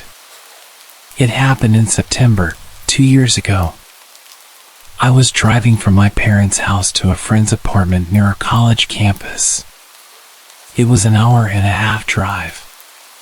We had plans to spend the weekend together after not seeing each other for months. Even though the incident is not related to my friend in any way, it just hit me how dangerous it actually was when I started telling them what happened. I remember one of them saying, "This must have been the worst 45-minute drive of my life." I laughed at it back then, but it hits me now how true it was. I left quite late that day, around 9 p.m. I remember the sun had already set, and I was going to arrive late, which I didn't like, but I was used to the road as I'd often taken it. For a bit of context, it was an 1.5-hour drive, and I would usually stop midway in a McDonald's parking lot to smoke a cigarette before carrying on. Just remember this for later. I saw the hitchhiker not long after I left my parents' house. I had driven for about 10 to 15 minutes or so when I saw him at the exit of a roundabout. He was a tall, slender guy with one of those tiny shoulder bags worn across the chest. I thought he was a guy in his 20s who had just been dropped off by his friends on his way back from a party or something. Which was stupid because it was still too early for a party to end. But that's not the first thought I had. I immediately felt sympathy and stopped. I opened the passenger side window and asked where he was going. I realized right away that he was way older than I thought, at least in his 30s. He had a really pale face, and the way he looked at me honestly freaked me out. The guy was going in my direction, to the town where I would stop midway to take a break. I don't know what I was thinking, to be honest. I just responded automatically. It was on my way, and he got in the car. Then I had the worst 45 minutes of my life. I don't mean to be dramatic, but it really was hell. I knew right away I'd made a mistake as I drove off because as soon as I started driving, he held his stomach tight, crouched in the passenger seat, going back and forth, saying he wasn't feeling good. I offered to open the window for some fresh air, but he said he just had to take his meds. Saying I felt uncomfortable is an understatement. I remember thinking I'd screwed up and that whatever was going to happen, I should not stop under any circumstances. The first thing I did was to ask him if he would be okay if I dropped him off at the city's McDonald's. I think he agreed, but either way, it didn't matter because I wasn't planning on stopping elsewhere. I was already freaked out. I thought I'd pretend to focus on the road and try to appear as calm as I could, and he kept talking during this whole time. I don't remember in what order it happened exactly, but I remember he asked me if he could look at my nails, to which I responded I was driving. He apologized and said I shouldn't worry because he'd never assaulted anyone. He told me his girlfriend was mad at him, wanted to break up with him if he didn't come back. He asked where I was going, what I was planning to do tonight, and if I was planning to have a long, steaming shower. He kept going, asking if I had a boyfriend and how we liked to do it. I said that was private and that I did not want to answer. He nodded and said that he used to be unlike me until he got arrested. He insisted twice that we were followed by cars. He asked me if I smoked and I said no. He offered me a cigarette. I said it's nice, but he didn't have to. He left a cigarette on the board, took out his phone at one point, and wanted to show me a picture of him and a picture of his mom, saying she was beautiful. I took a quick glimpse, and the thing was broken. It had multiple straight black lines of broken pixels. It was reddish on the left and yellowish on the right, which made the picture really creepy. He got mad at that point because I was just taking a quick glimpse, and he started talking louder, saying I didn't give a crap about what he was saying. I straight up said, "I'm listening, I can't watch, I'm driving." He calmed down immediately, said okay, and apologized, and wanted to show me another picture. He asked if this was my car. I said it was my parents'. Somehow, I did not want him to think I was rich or had any kind of money. I'm just a young student who has no money. Leave me alone. I lied, saying I had hit a deer last week and I was trying to focus and pay attention because I didn't want to break my parents' car. I hoped he would shut up. At some point, he was just straight up staring at me and muttered, "Poor thing," then straightened up and pointed to a road sign in a panic, saying, "I meant the road sign, poor road sign." Honestly, I think at that point I was thinking if he ever tried anything, I would crash this car with both of us in it, into a tree. Because if I could not make it out, neither would he. I'm ashamed to say this, but I didn't want him to get out of this easily. He screamed that his name was Archangel Michael. He asked my name, and I gave a fake name.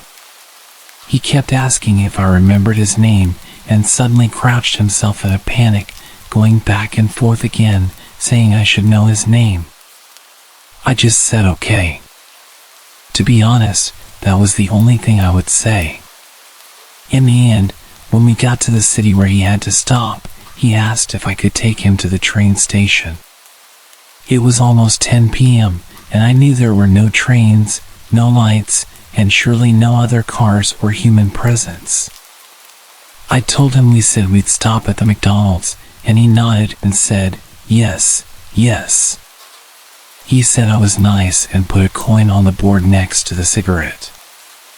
I stopped in the parking lot, didn't park, just stopped right there in the middle of the way where I felt the most exposed. He just left, saying, "See you later," and I drove away very fast. I never saw or heard from him again.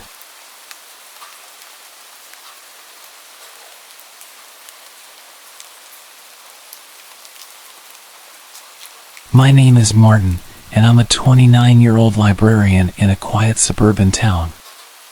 The tranquility of my daily environment made what happened over the past month all the more shocking and unsettling. I never imagined that my quiet life would be disrupted by a persistent stalker, especially not someone who initially seemed to be just another patron interested in literature. It started subtly enough with a new visitor to the library. Her name was Eliza, and she introduced herself on a busy Tuesday afternoon, asking for recommendations on contemporary fiction, which was my area of expertise. She was polite, enthusiastic about my suggestions, and seemingly just another lover of books. Over the next week, Eliza visited several times, and our interactions remained purely professional, centered around discussions of authors and book genres. However, things gradually started to change. Eliza began showing up at the library every day, timing her visits to when I started my shift. At first, I was flattered by her interest in my recommendations, but it soon became clear that her visits were not just about books. She started bringing me coffee, exactly how I liked it, without me ever having mentioned my preferences. Then, small gifts began appearing on my desk, bookmarks, a scarf, and even a paperback copy of a rare book I mentioned once in passing. I tried to set boundaries, explaining that while I appreciated her enthusiasm, the gifts were unnecessary and somewhat inappropriate given our librarian-patron relationship. Eliza seemed to take it well, or so I thought. Her behavior escalated quickly from there. She started waiting for me in the parking lot after my shifts, offering to walk me to my car, which I politely declined. One evening, I noticed her following me as I went to a nearby cafe after work. When I confronted her, she just laughed it off, saying it was a coincidence since she liked the cafe as well. The situation took a darker turn when I started receiving emails from her late at night. The messages were long, detailing how much she thought we had in common and how she felt we were meant to be great friends, if not more.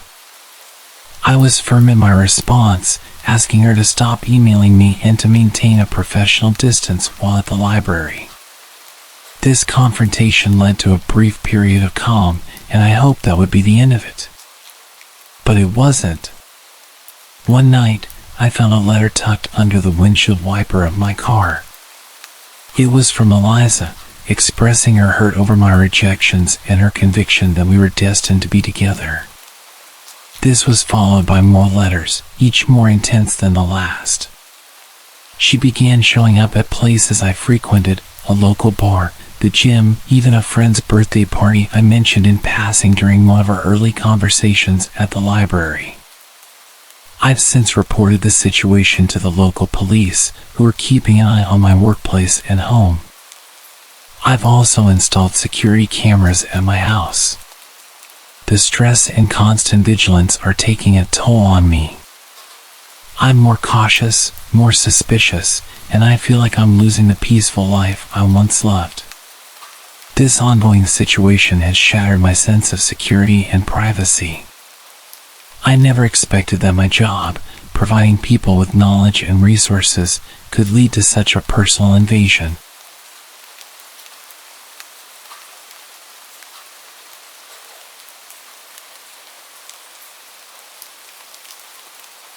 I'm Rachel, and I've been dealing with something pretty scary that all started when I ghosted someone from a dating app. His name was Mike. At first, our chats were light and fun, but then he got intense real quick.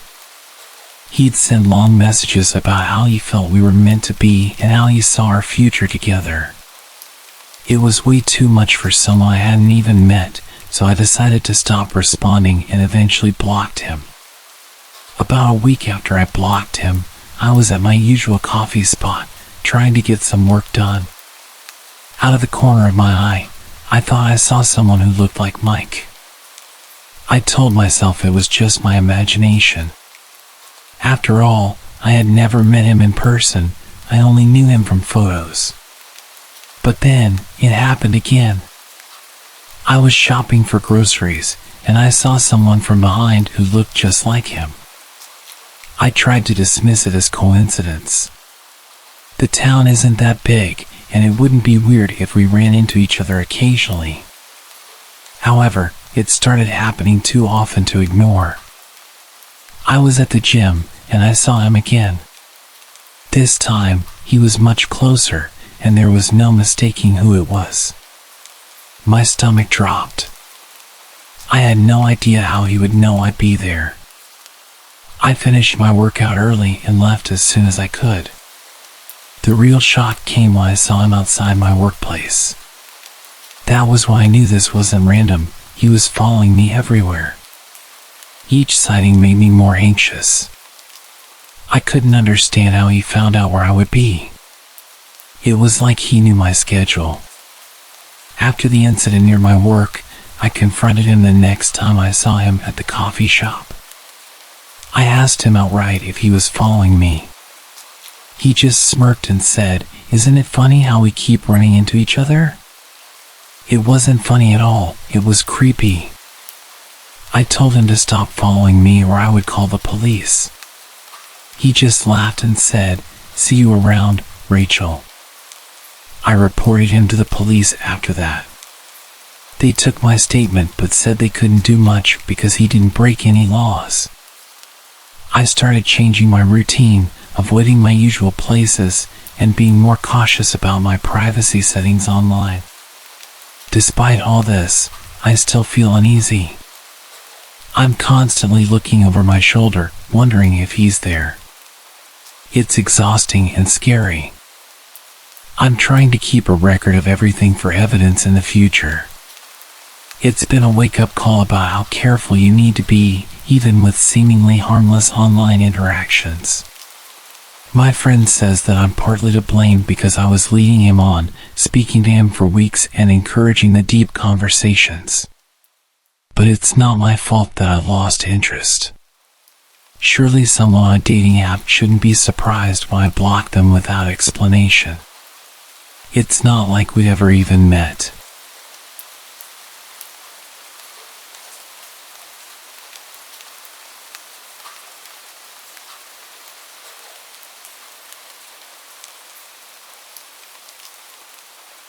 My name is Emily, and I've been dealing with something pretty unsettling for the past few weeks.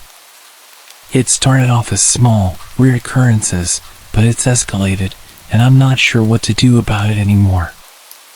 It's gotten to the point where I felt the need to share my story here, just to see if anyone else has been through something similar or has any advice. It began about a month ago.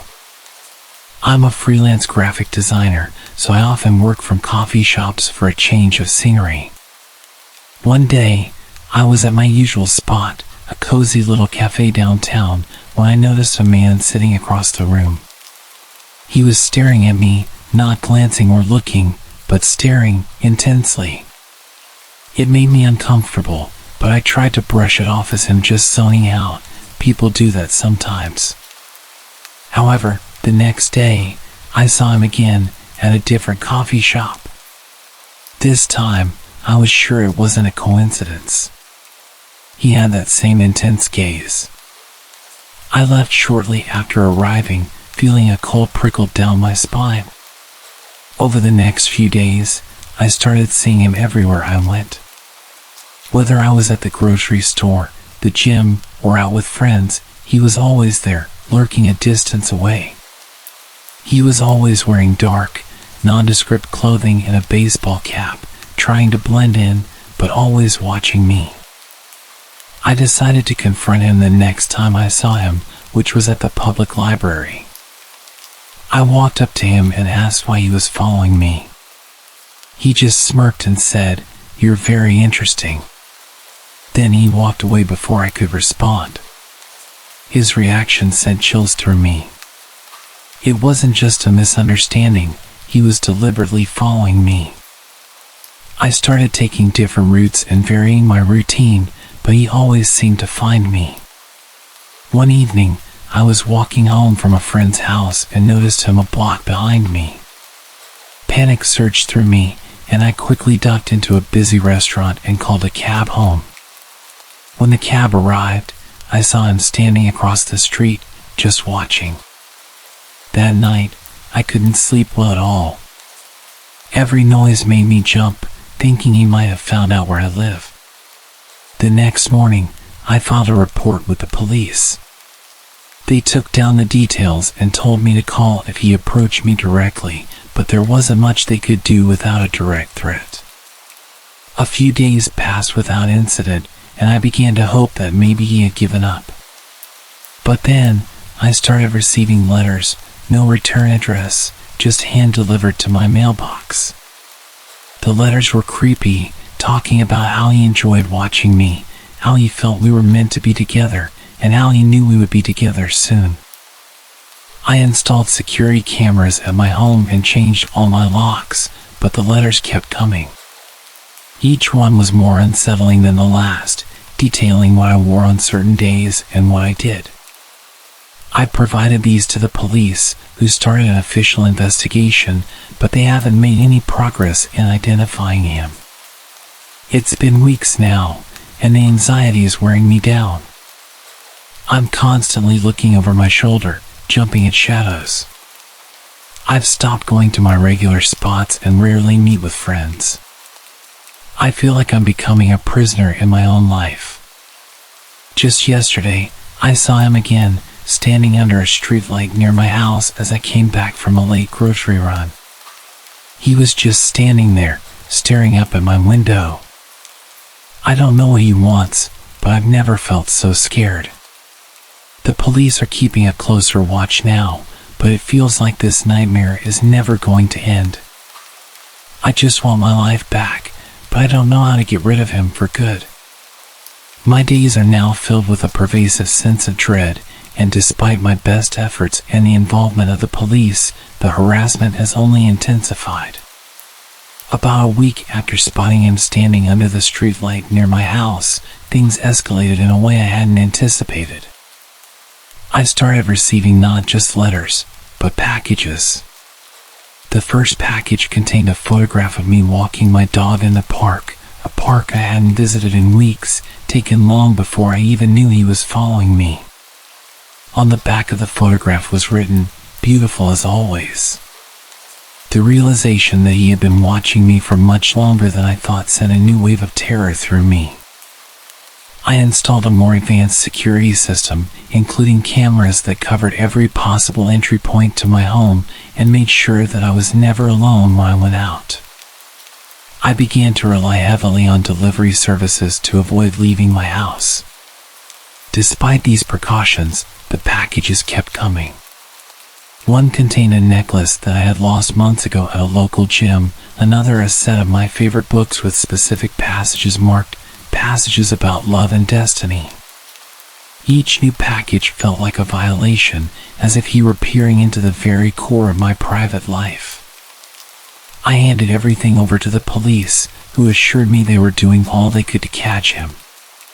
They posted a patrol car near my home during the night, which provided some comfort, but it wasn't enough to stop the fear. Then, 2 weeks ago, I received a video message sent to my email, which had been hacked. The video showed clips of me at various locations over the past few months, all taken from afar with a shaky, handheld camera. His voice was overlaid on the video, a deep, distorted tone, saying, "I can see you, Emily. I'm always with you." The invasion felt so complete that I broke down, unable to understand how he could have filmed me so often without my noticing. I decided it was no longer safe to stay in my home. I packed up some essentials and moved in with a friend in a nearby city, leaving my place under surveillance by the police. My friend's house is in a gated community with strict security, which made me feel a bit safer, but the change in scenery hasn't helped much with the anxiety. I'm jumpy at every sound, and I keep the curtains drawn at all times. Despite these precautions, yesterday, my friend received a delivery meant for me. Another package, but this time to her address, which I had told no one about. It contained an old t-shirt of mine, one I donated to charity a year ago. There was a note, "You can't hide from me." The realization that he had found me even here, in a place I thought would be safe, was paralyzing. The police are now considering this stalker a serious threat and have escalated their efforts, but so far, they have not been able to identify him. I'm considering hiring a private investigator, as I feel like I'm running out of options. The thought of living like this indefinitely is unbearable, and I am desperate for a resolution.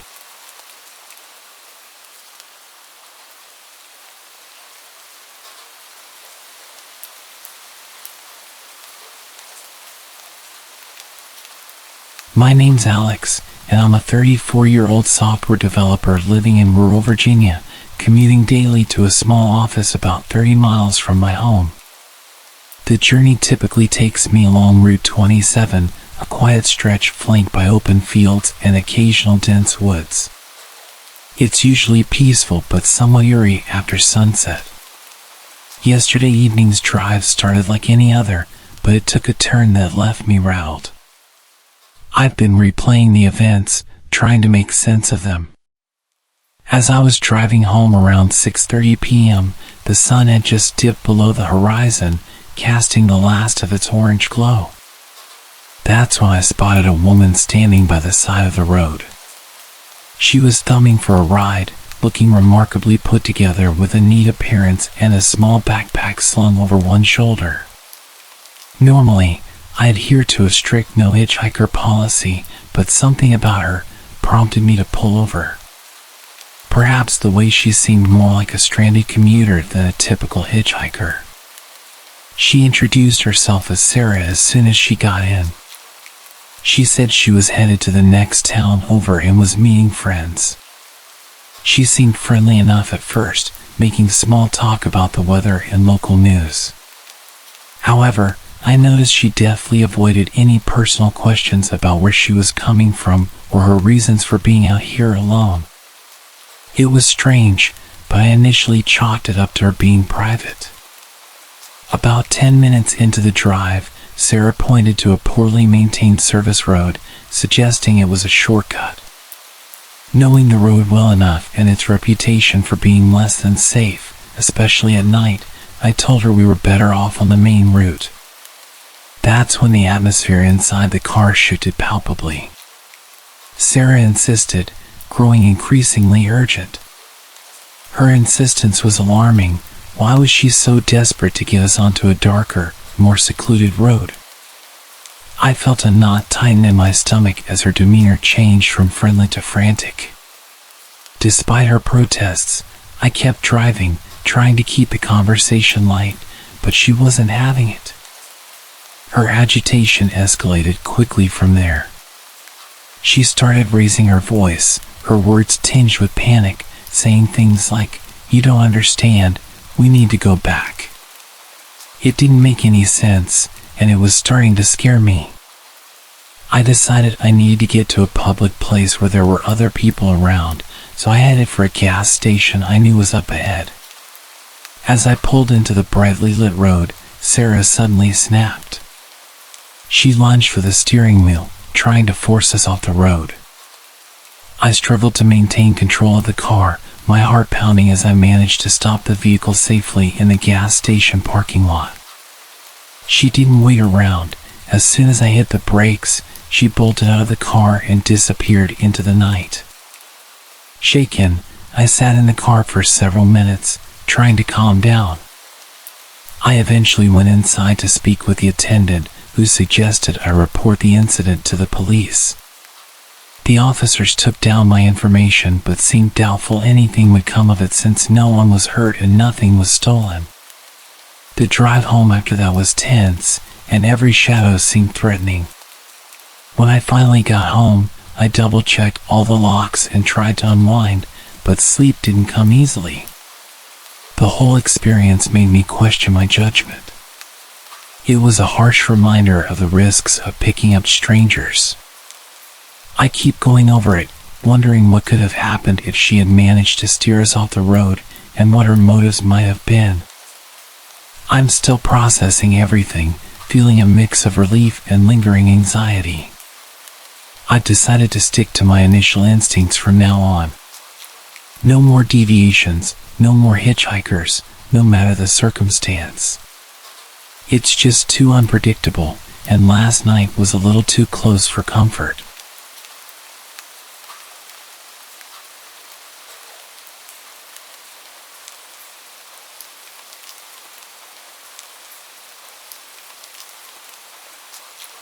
It was around 11 p.m. last night when I realized I was out of a few kitchen staples, milk, eggs, and some bread.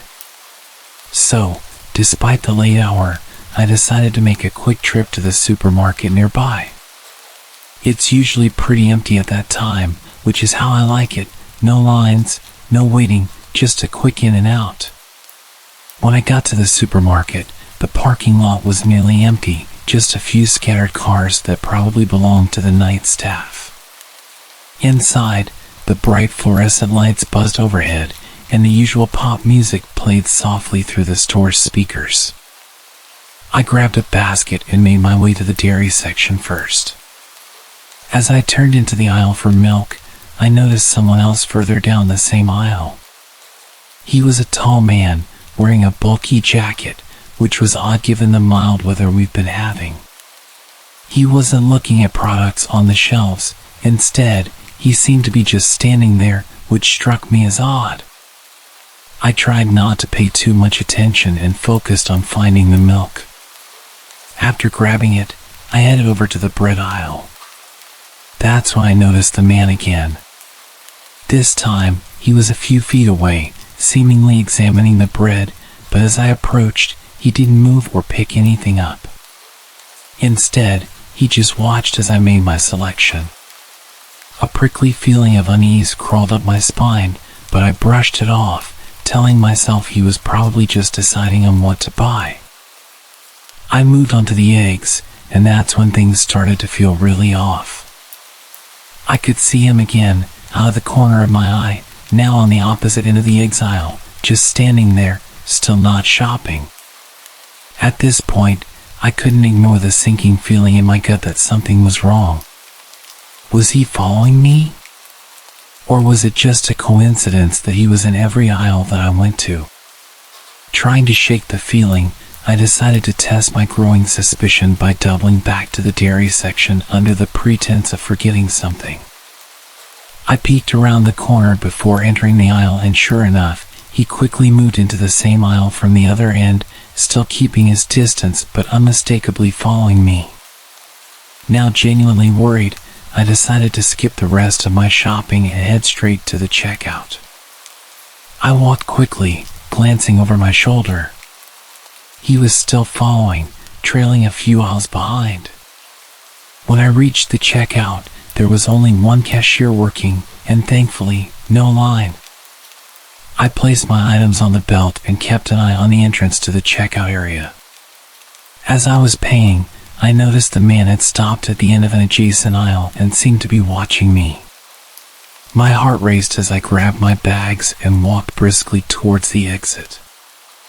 I made sure to pull out my phone, pretending to make a call, thinking it might deter him from doing anything if he thought I was talking to someone. Once outside, I hurried to my car, locked the doors immediately, and started the engine. Just as I was pulling out, I glanced back at the store entrance. He was standing there, just outside the doors, watching me drive away. The drive home was nerve-wracking. Every set of headlights behind me made me jump, worried that he might be following me. When I finally got home, I checked all the locks on the doors and windows, ensuring everything was secure. I've been trying to rationalize the whole incident. Maybe he was just a socially awkward person who didn't realize how his behavior came across. But something about his demeanor and the way he was methodically moving through the store just doesn't sit right with me. I think I'll be avoiding late-night shopping for a while, and maybe even look into getting some groceries delivered instead. The whole experience left me rattled, and I've been on edge since. There's a part of me that hopes I'm just being paranoid, but another part that's deeply unsettled by last night's encounter. If nothing else, it's a stark reminder that you can never be too careful. It was such a weird experience, and even though I wasn't hurt or anything, I'm probably going to shop in the daytime from now on.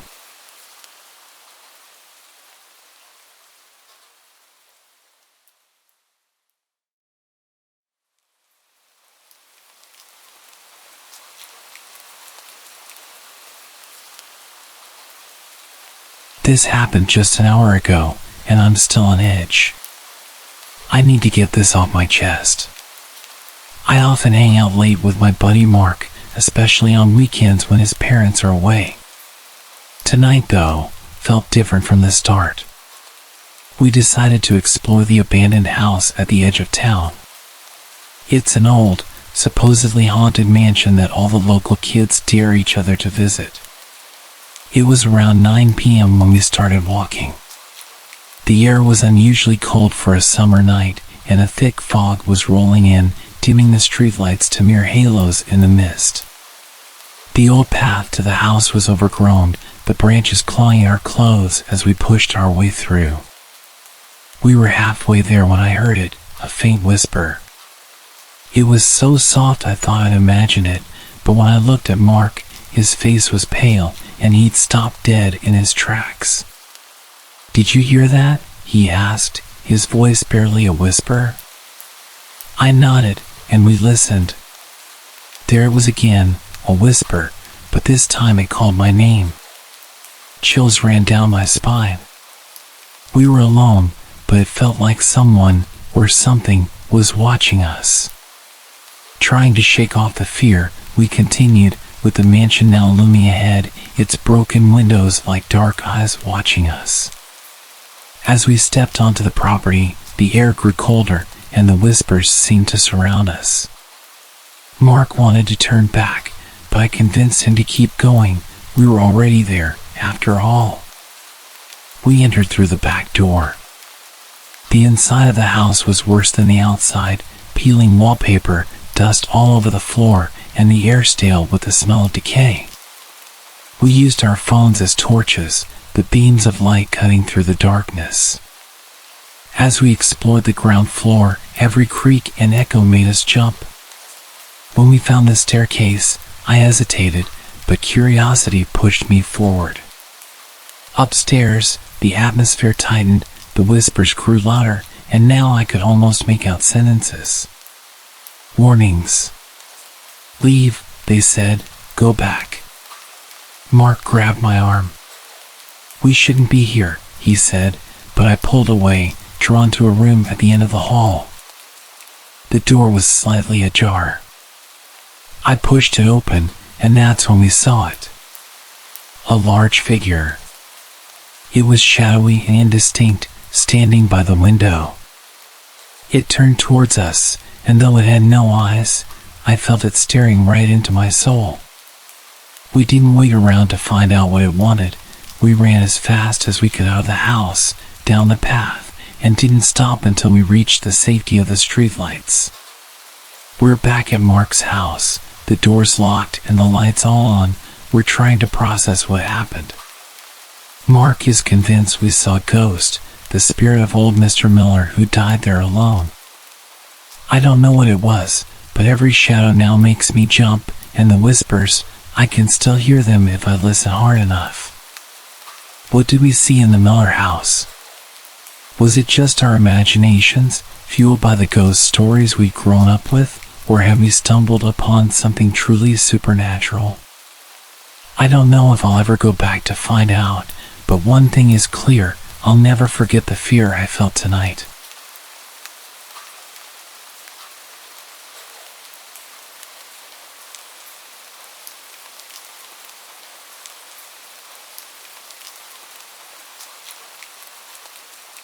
Many years ago, I used to work the night shift at a hotel in Myrtle Beach, South Carolina. During the season, it wasn't too bad, mostly families and tourists. We had on-site security back then. However, in the off-season, the winter months were different. The cheap weekly rates we offer attracted a lot of creepy people. The idea was supposed to be to make money in the off-season by renting to snowbirds, older retired people who came to the beach for about a month through the winter. It did not always work out that way. The cheap rates made it possible for a less than desirable element to become long-term residents. I've discovered more than my fair share of meth labs, broken up physical assaults, and more during the winter months. Working the third shift, I would meet some interesting people. The cold weather would mean some homeless people would come in to get warm and grab some free coffee. I wasn't supposed to let them, but it's not in me to be cruel. I would let them grab a coffee and get warm for a minute, as long as they didn't cause trouble. As you can see, night shift in the winter made for some crazy and sometimes creepy stories. I have a lot, but this one is one that stands out because it didn't end well for me. I had a great night up to this point. I had gone to an indie wrestling show with my best friend before work. In fact, I had agreed to come in an hour early the next night for the young lady that worked the second shift in exchange for her working an hour late for me. Ironically enough, I met Terry Funk that night, a wrestling legend known for his hardcore matches. Little did I know I was about to experience this kind of violence for real. I was supposed to be there at midnight, due to her working over an hour for me. I normally came in at 11 p.m. I counted the register, and she briefed me on her shift as to what had happened, as per usual. As she was leaving, my friend Andrew arrived. He worked second shift maintenance at this hotel and the other two hotels our company owned. He would regularly stop by after work, go grab us some food, and we would play World of Warcraft on our laptops after eating for a while since business was slow. He was just getting my money for the food, getting ready to leave. I was excited, telling him about how much fun I had at the wrestling show and showing him my Terry Funk t-shirt that I was so proud of. I was just walking into the back office to put the shirt up when I heard the doorbell indicating a customer had entered. It's true what they say, ask not for whom the bell tolls, it tolls for thee. I had turned around when I heard someone say something loudly, but I still couldn't make out what they had said. I had just reached the doorway when I saw Andrew fall down in front of me. The next thing I know, a guy walks around the corner and punches me in the head with a short steel pipe in his hand. It staggered me, and I fell to the ground. Before I could react, he hits me in the head with the pipe. I suddenly heard another guy that I hadn't even noticed. He was panicking because he thought that one of us had ran to get a cop. They left out the door. I was finally able to get to my feet. I tried to call the police from the phone in the back office, but it was having issues. I slammed it in frustration. I was hurting and scared, really freaking out. I realized that they could come back, so I ran and locked the door. I didn't know where Andrew had gone, and that worried me. I called 911 and started to notice the blood pouring down my head. I told the operator I had been attacked and needed an officer and an ambulance. I then called Travis, the manager of the hotel, to tell him what had happened. He thought I was messing with him at first because when we got bored, we would usually prank each other. I finally convinced him I was not joking. So he told me he was heading over straight away. The cops and the ambulance pulled up, and I opened the door. It was at this time I found out that after they sucker punched him and knocked him down, Andrew was able to amazingly jump over the desk and escape. He ran out just as a cop was driving by, which he ran to flag down for help. I ended up in the hospital emergency room where I had to have 10 staples in my scalp and they gave me morphine for pain. I had no way to get home after being treated, but the doctor and nurses took pity on me and paid for a cab. My plan was to go back to work because this was December and Christmas was coming. I had 3 kids and needed all the hours I could get. When I got back to the hotel, the IT guy Ted was there with his wife Barbara, who also worked at the front desk. She was shocked to see me. She thought I would still be in the hospital. I thought I had only been hit in the head once after being punched. But the video which Ted was pulling for the police showed a different story. After I went to the ground, the guy had hit me not just 1 time, but 10 times in total. I kept trying to grab the pipe and get up, for some reason. I do not remember that. I guess I was knocked pretty hard. He kept punching me and hitting me with the pipe until his friend told him that Andrew got away and then got the cops. The 2 of them then ran out. I was given a room at the other hotel. And Ted and Barbara gave me a lift there as I was in no condition to drive due to the morphine. They also gave me a paid week off to heal. They switched me over to the other hotel on the night shift for a month, just in case they were after me in particular. We never found out why they chose to attack me. The police thought it might be a failed strong-arm robbery due to Andrew getting away and me not just going down. Not knowing why they attacked me really shook me up. Even though I was at our other hotel when I came back to work the night shift, I was still nervous.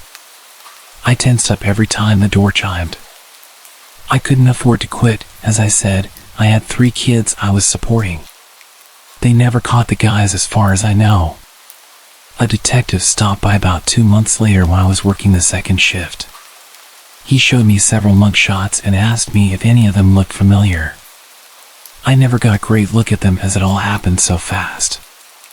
I had seen the video, which wasn't the best quality. Even so, 2 of them looked very familiar. I pointed them out, and he asked me how sure I was. I told him honestly, like 85%. He then yelled and asked me if I wanted someone to go to jail for attempted murder on 85%. I was stunned into silence. I was the victim. I was attacked for no reason, and he is yelling at me like it's my fault. I was too busy being attacked to get a good look at them. I no longer work at a hotel on the night shift, and I'm glad, because it's just too dangerous in this area. Night shifts at hotels can be risky, and after my terrifying experience, I decided it was time for a change. For a while, the memories of that night haunted me. The feeling of being so vulnerable, the pain from the attack, and the lingering questions about the attacker's motives all weighed heavily on my mind. But over time, I began to heal, both physically and emotionally. I found a new job with better working hours and conditions, which provided me with the opportunity to spend more time with my kids. The sense of safety and security that had been shattered during that fateful night gradually returned. Life moved on, and I left the hotel industry behind.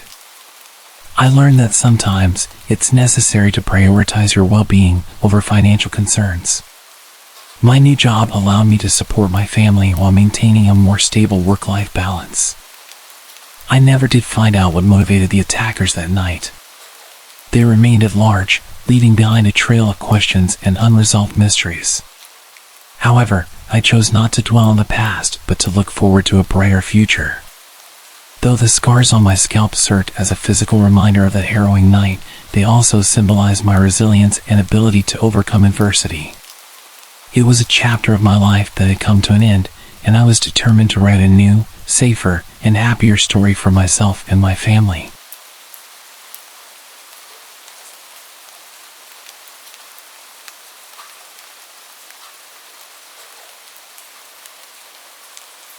I need to preface this by saying that I don't believe in ghosts or any other kind of paranormal activity. This is not an attempt to convince people of their existence. What I will say is that I have an open mind regarding things that I can't explain using logic or reasoning. I know something happened to me, I just don't know what. And nothing I've heard so far has come anywhere near a satisfactory explanation. But then, that's what had me creeped out about it. If I could just chalk it up to seeing a ghost or witnessing a glitch in the matrix, as I've heard people call it, or any of that, at least I could draw a line under it and move on. But I can't.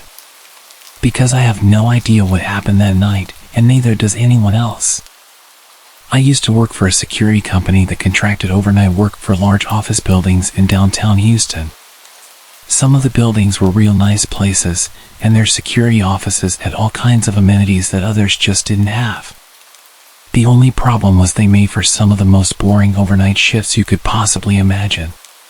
Tough guards can be exhausting and dangerous, but boredom is a different kind of poison altogether. So you understand why I say, out of all the places that I could have expected my scariest night working security, these places didn't get anywhere near the top 10. One of the buildings we worked in had a bunch of different offices on each floor with a layout, each one being shaped like a letter U. Each of the floors was owned by a different company for the most part. Anyway, so most had a different design but the same layout, and part of that layout were those polished metal plates that sat on the corner of each corridor. They were positioned at the 90-degree angles in the U shape. At first, I figured it was just an odd design choice. Then I figured out that they were like mirrors. If someone was walking down the connecting corridor and you couldn't see them, you'd be able to see a little movement in the polished metal so you wouldn't run into anyone or get a fright. Kind of clever, right? Well, listen to this. One night, I'm working the overnight shift with 2 other coworkers. When it comes my turn to perform a physical sweep of the building, we had most of the building mapped out with cameras, but no security guard worth his salt relies on electronics. So every half hour, one of the guards would take a quick walk around each of the floors just to make sure everything was A-okay. Most of the guys would just take elevators up and down, but it was around this time that I decided to take the stairs a few times a night to get some exercise. I was a few pounds heavier than I wanted to be, and walking up even 5 or 6 flights of stairs sucked. So I took as many flights as I could, then took the elevator the rest of the way. It also helped kill time on those hellish shifts. Anyway, this one time, I managed to hustle all the way up to the 9th floor, which was totally a new record for me. But I was completely out of gas. I literally had to lean against the wall to catch my breath, making sure to stay in the stairwell's blind spots so my coworkers wouldn't watch and laugh at me. Once I had myself together again, I walked out into the corridor and towards the first bend in the U-shaped layout that I mentioned earlier. As I got within a few feet of it, I froze. For the first time in the whole time that I'd worked there, I saw a reflection in a polished metal mirror thing. It wasn't crystal clear, but it was absolutely different to how it usually looked. I had the usual reflective image ingrained into my memory because I saw it hundreds of times a night. I could clearly see someone standing in the connecting hallway, wearing what looked to be the same kind of security uniform as me. I called out, thinking it was one of my coworkers. Then the white shirt shape suddenly moved out of sight. Now, right away, I thought this was a prank. I caught them trying to scare me. So, as I'm walking around the corners, I'm kind of calling out, "Hey, I know you're there. I saw you in the reflection." I get around each corner, but I don't see anyone. I assume the guy had ducked into one of the conference rooms or offices as a backup. I checked all of them, and they were all empty. I called down on my radio to make sure someone was really up there with me and they're just hiding in a closet or something because they're a bunch of immature idiots. The second I heard both guys talking on the same radio, I felt myself getting just a little bit freaked out. Either I was having some kind of weird episode after power walking up those 9 flights, where my eyes were playing tricks on me, or something very bad was happening. So, naturally, I'm starting to get a little worried. Not majorly worried, just a little. I decided to take the elevator the rest of the way. I was still concerned about my health, but then as I'm walking back towards it, something happened that makes me feel cold just to think about to this day. It felt like someone walked up behind me, and it felt like it was fast. I heard the footsteps that definitely weren't my own, and I felt that feeling of imminent danger you get when someone rushes you from behind. I turned, had my hand on my sidearm, ready to defend myself. But there was nothing there. Just an empty corridor with me standing in it. I can't even really think of the words for the kind of fear that I was feeling in that moment. The best that I can come up with is it was like a physical force, and that fear hit me and pushed me towards the elevator at a speed walk. I was convinced that someone was up there with me. But at the same time, they either had to be psychic or a ninja to rush up on me like that, or at least make me feel like I was being creeped on. None of it made any sense, and more, I was thinking that there was something wrong with me, not that something weird was going on. Once I was safely in the elevator, I called down to my coworkers and asked them to watch all of the cameras on the 10th floor for any kind of movement. They replied, asking if I was all good or if I needed help, probably because they could hear the state I was in. But I told them to shut up, watch the cameras, and tell me if they could see anything or anyone. I was expecting a no, in which case I had to accept that I was having some kind of medical emergency and maybe even call 911. I heard about people having strokes or heart attacks and how they can feel confused or panicked, so that's all my hypochondriac mind was thinking about. But then, as my radio crackled to life again, I heard the next thing they said, and I swear to Christ that I felt like I was going to throw up. My coworker came back with, "Yeah, there's someone up there with you. We're headed for the elevator right now." I sent it down to the ground floor, and if I'm being honest, I was weirdly relieved. I wasn't about to have a stroke, and I wasn't going crazy. There really was someone up on the 10th floor, and they were about to get messed up for scaring the living daylights out of me. We swept all the rooms together, calling out to this potential intruder the whole time, saying things like, "Come on out, and you're only getting trespassing," and even saying things like, "This is a heck of a way to get yourself shot." We were just bluffing, and it wasn't a huge issue that we didn't find this intruder. They could have easily used the stairwell to escape to another floor. But instead of going and hunting them down, we just headed back down to the security office, watched the cameras, and waited for the real cops to show up. On the way back to the office, I asked my coworker what exactly he'd seen on those security cameras, and it turns out he hadn't seen anything definitive, just enough blurry movement on the edges of a monitor to know that someone was definitely up there. And they seemed like they knew where the camera's blind spots were. This is what really sent alarm bells ringing for my coworkers. Stuff like that suggests someone has cased the place, done a little recon in the daytime, possibly disguised as a client or employee. They'd know where to go to get whatever they'd come for, as well as how to get there without being spotted straight away. A lot of people have asked me how this person could have gotten into the building in the first place, and didn't that bother me at all? The question did bother me, but we're not trained to waste time thinking about how. We're trained to react to intruders as and when they occur, to focus on either locking them down for the cops or getting them out of the building without anyone getting hurt. You focus on the how afterward.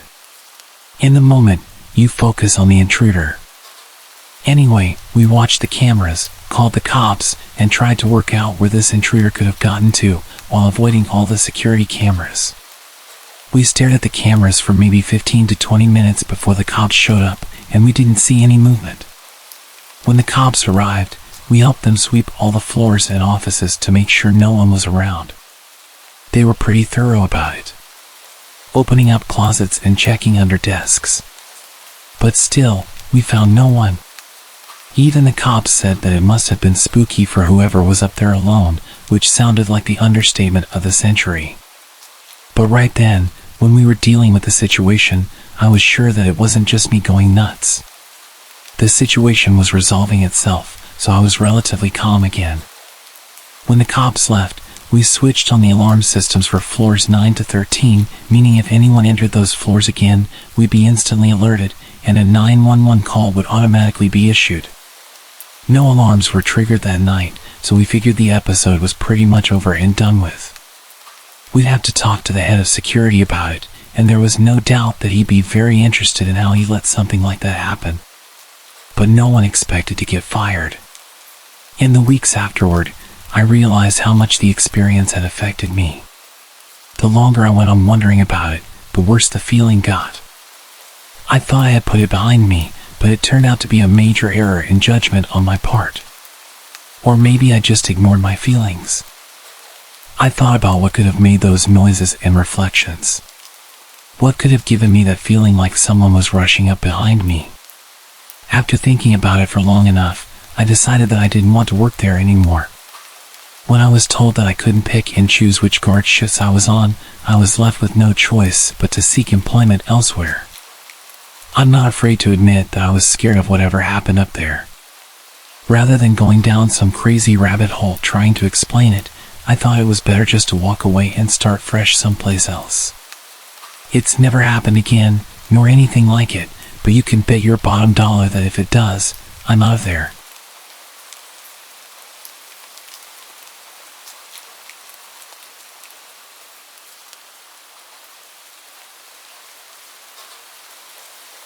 A couple of years ago, I was living in Colombo, in Sri Lanka, at a small hostel on the outskirts of the city. The hostel catered to long-term guests, so I got to know everyone who lived there pretty well. Among the residents, there was a guy named Raj, and Raj served as a middleman of sorts in the local casinos.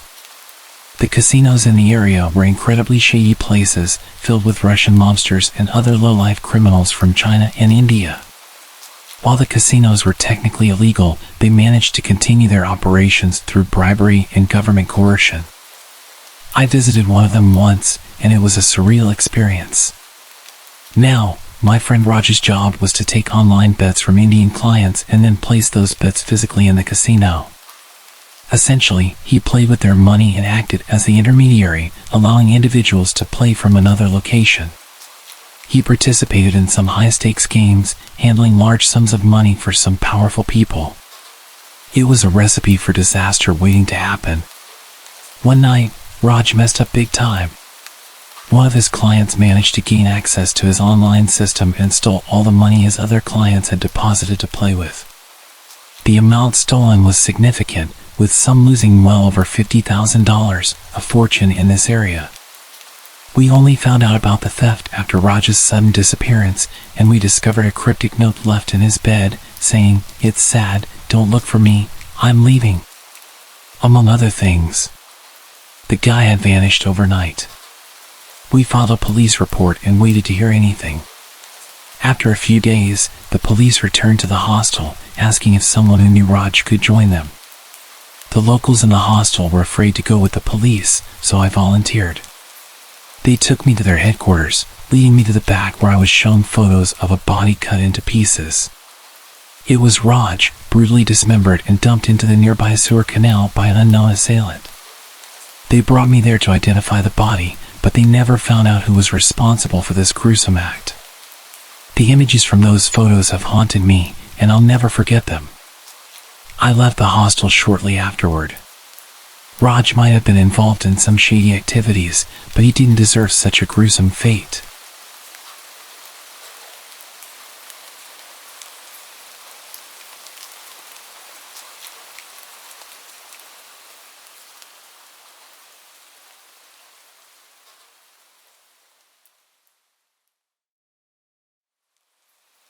I work as a baker for a small bakery in a tourist town. I'm regularly at work around midnight most nights. I'm pretty close to the local strip of bars and clubs, so I hear late-night partygoers, sirens a few times a night, and people yelling. That kind of stuff. The weirdest story, which started out creepy but didn't end that way, was when I opened the door around 4 a.m. to someone knocking. The only reason I opened the door is because my boss had literally just texted me saying we might be getting an early delivery, so I thought it was that. I opened the door, and no one's there. I glanced around, thinking they knocked, and ran back to their truck to start unloading. Then suddenly, someone steps out of the shadows, looking like Slender Man. I panic but hold it together pretty well. Once they got out of the shadows, it obviously wasn't a monster. It was just a tall, skinny girl with no pants on, no shoes, and a shirt that obviously wasn't hers. This poor girl then asks me if she can borrow a phone. It clicks in my mind what could have happened, and I tell her to come in. I let her use my phone. She tries to call her boyfriend and tells me that essentially she just woke up after passing out. She didn't know where she was, and I was the only light on the street. I didn't ask what happened to her, but she was saying something about pulling a firearm earlier and was hyperventilating over the cops being called on her, so I didn't call them. Her boyfriend never answered the phone, but I helped her figure out where her hotel was. Luckily, it was on the same block we were already on. I couldn't leave to walk with her or drive because I had a million things in the oven. I actually gave her my phone with the place pulled up on Google Maps and the flashlight on. She walked there, made it back okay, showered, took a nap, and brought me back my phone later in the morning. She hugged me twice and thanked me profusely, and I'm just sitting there like, damn, I didn't think I was getting my phone back. But I'm glad it worked out okay. I don't know if she was assaulted or just the type to strip when drunk or what, but she seemed okay after having been back to her hotel room. It could have gone a lot worse for her, so I'm glad I was the door she knocked on. God, did she give me a heart attack at first?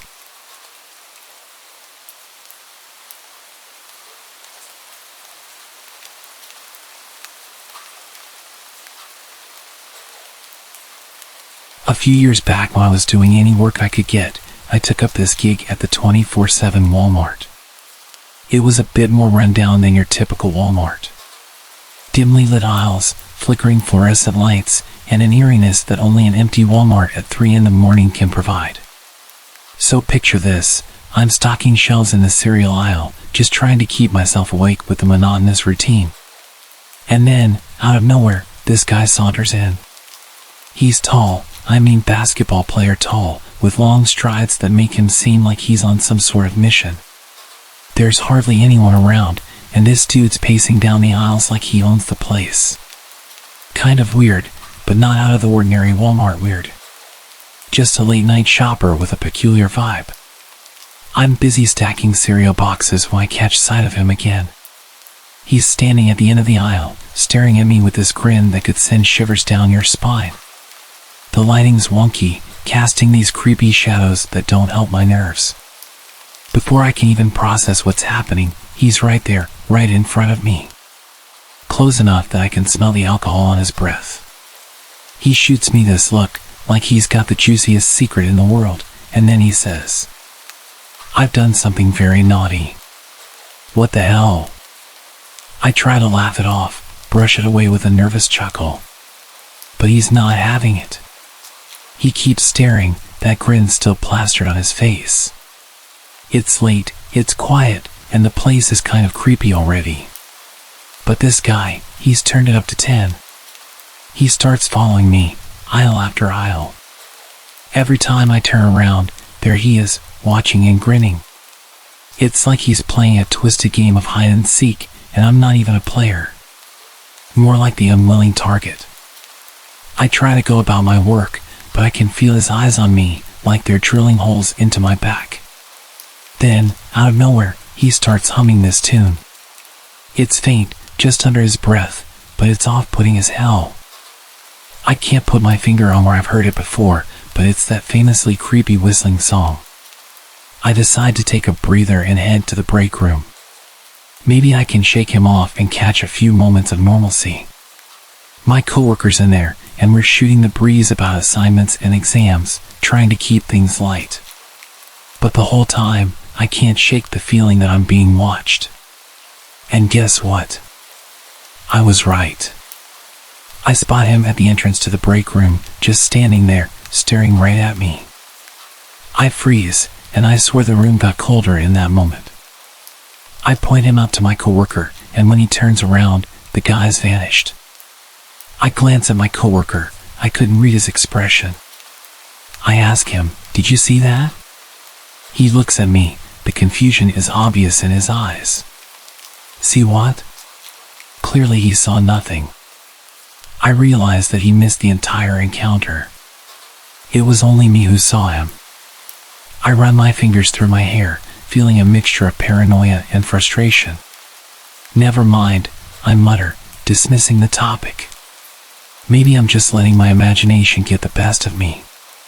It was late and I'd not slept properly in days. My coworker's not as intrigued as I am. He's focused on the task at hand, more interested in getting his work done than in delving into whatever nonsense I was talking about. We head back to our posts, and I'm still rattled. I can't shake the image of that guy's grin. Hours pass, and I try my best to concentrate on my tasks, but the unease is a constant presence in the back of my mind. I keep glancing around, half expecting him to reappear. That creepy grin plastered on his face. And then, out of nowhere, he's back. My heart skips a beat, and my hands tremble. It's like a nightmare come true. He's standing there, that same grin on his face. My breath catches in my throat. Before I can even react, he's sprinting towards me, his steps quick and purposeful. Panic surges through me, and I freeze. What does he want? My mind races, but my body's paralyzed. He grabs me and easily picks me up. He starts shaking me and shouting in my face. And then, as if from a distance, I hear a shout. My coworker's voice cuts through the fear. "Hey, what's going on?" He's running towards us, his footsteps echoing in the aisle.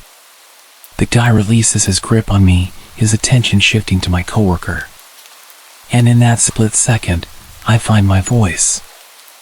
I scream as loud as I can and start beating on the guy. My coworker arrives, his presence enough to make the guy hesitate. He turns and bolts, disappearing down the aisle. I'm left shaking, my heart pounding. My coworker rushes to my side. He looks seriously concerned. "Are you okay?" he asks me. I nod. I'm completely out of breath from the screaming. We're both shaken, both trying to make sense of the madness that just unfolded. We call the police, and as we wait for them to arrive, I can't help but replay the encounter in my mind.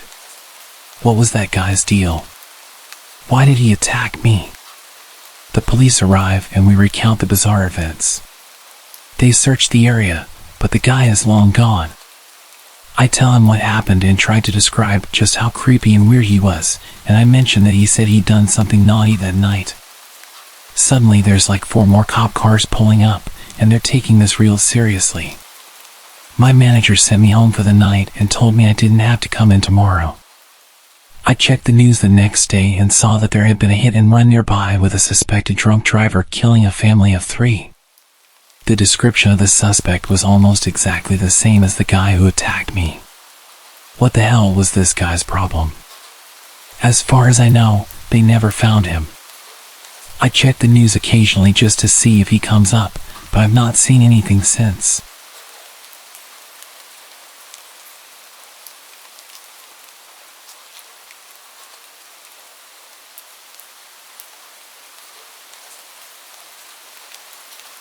One of the hottest trends on YouTube right now is ordering random mystery boxes from the deep web and opening them on camera.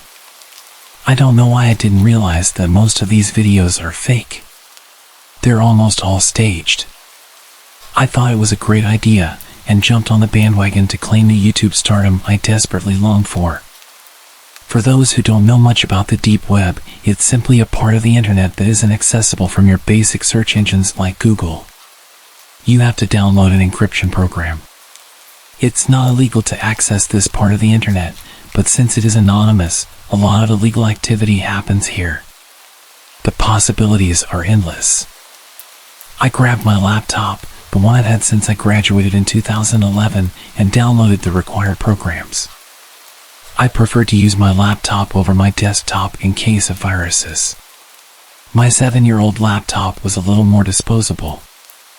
I went through a Bitcoin phase a few years ago when it was blowing up, so I already had a little saved. It wasn't much, roughly $632, but it was enough for what I was looking for. After the downloads were finished, I opened the browser and started my journey at the Hidden Wiki website. They provide a lot of useful links to get you started on the deep web. I scrolled through the warnings and general information and found the links I was looking for. Almost forgot, I muttered to myself as I grabbed the duct tape from my desk drawer. I cut a tiny square piece off the end and placed it over my webcam. Call me paranoid, but I'd rather be safe than sorry. I clicked on the first link and waited what seemed like forever for the page to load. It was another very plain page with a list of popular websites that you could scroll through on the side. I continued my search through the web links until I found a page dedicated to mystery boxes. I wanted to find one around $500 so people knew I meant business on my channel. I was worried about being scammed. I decided to continue my search after a quick bathroom break. When I came back, I noticed my mouse was off to the side and I couldn't see it on the screen. I wiggled it around to see if it would appear, but the web page was a similar color to the mouse cursor, so I couldn't see it. I clicked a few times to see if my mouse was working and accidentally clicked a link. I was taken to a pitch black page with small white text near the top. I'm selling one random package to anyone brave enough to receive it for only $400 or best offer. I thought to myself and decided I'll take my shot. I hit the small payment button and was asked how much I'd like to spend. I entered $300 with my fingers crossed. The payment went through without any hesitation, and I was instantly met with a chat box asking where I'd like my package sent. I know this wasn't a good idea, and I regret it to this day, but I assumed the other YouTube channels used their own addresses often, so I thought nothing of it. Without much consideration, I gave them my full name and address. I waited over a month for the box to arrive. 36 days to be exact. It came directly to my front porch. It was wrapped numerous times in tape and looked really suspicious. I set my camera on the tripod and adjusted it to show the box on a small wooden table. I draped a sheet in the background to make it look a little more professional. I collected some gloves and scissors so I could film the video in one go. Hey everybody, welcome to tonight's vlog. I continued my monologue, mentioning how I got the box and how much I paid. Without wasting further time, let's open this deep web mystery box. I grabbed the scissors and cut along the red tape. I made sure my gloves were on tight and I ripped the box open. My brow furrowed as I saw just one book. Without saying a word, I took the book out of the box. I was pretty pissed that I'd spent $300 on a book. Well, looks like we got a dud. These pages better be made of gold. The outside of the book was old and tattered, and it smelled of mildew and mold. I cracked the book open to the first page and glanced over the contents. It's an old photo album. Smells like rot. Let's look at these pictures.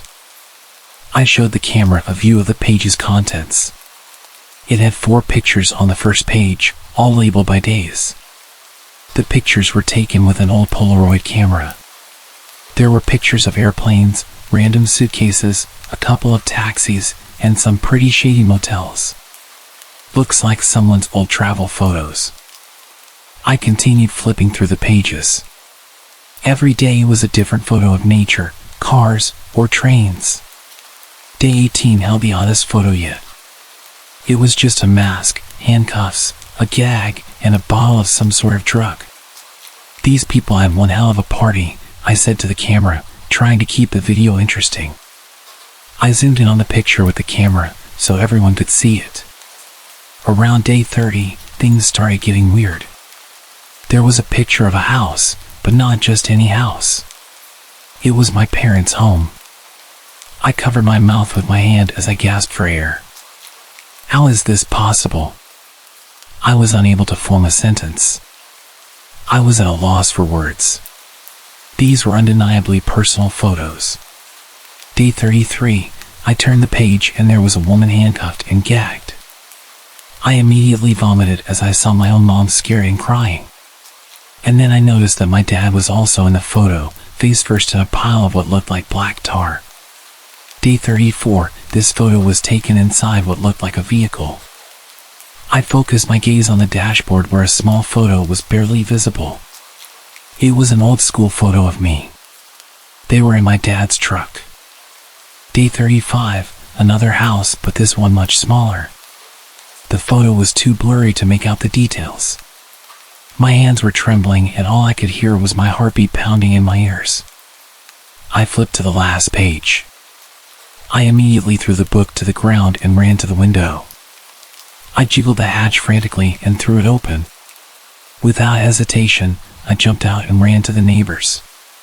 As I was running, I turned around for a brief second. What I saw haunts me to this day. A tall hooded figure stood in my room, looking at me through the window. He stood motionless before lifting his hand and waving. I screamed for my neighbor who hurried me inside and called the cops.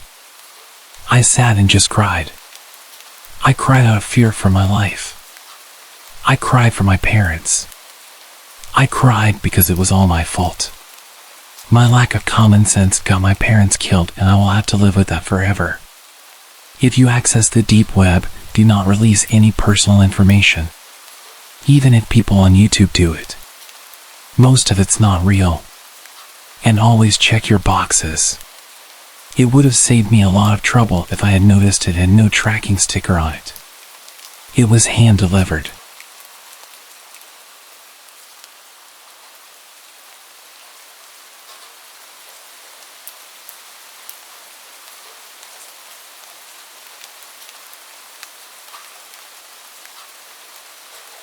I had always been aware of the deep web.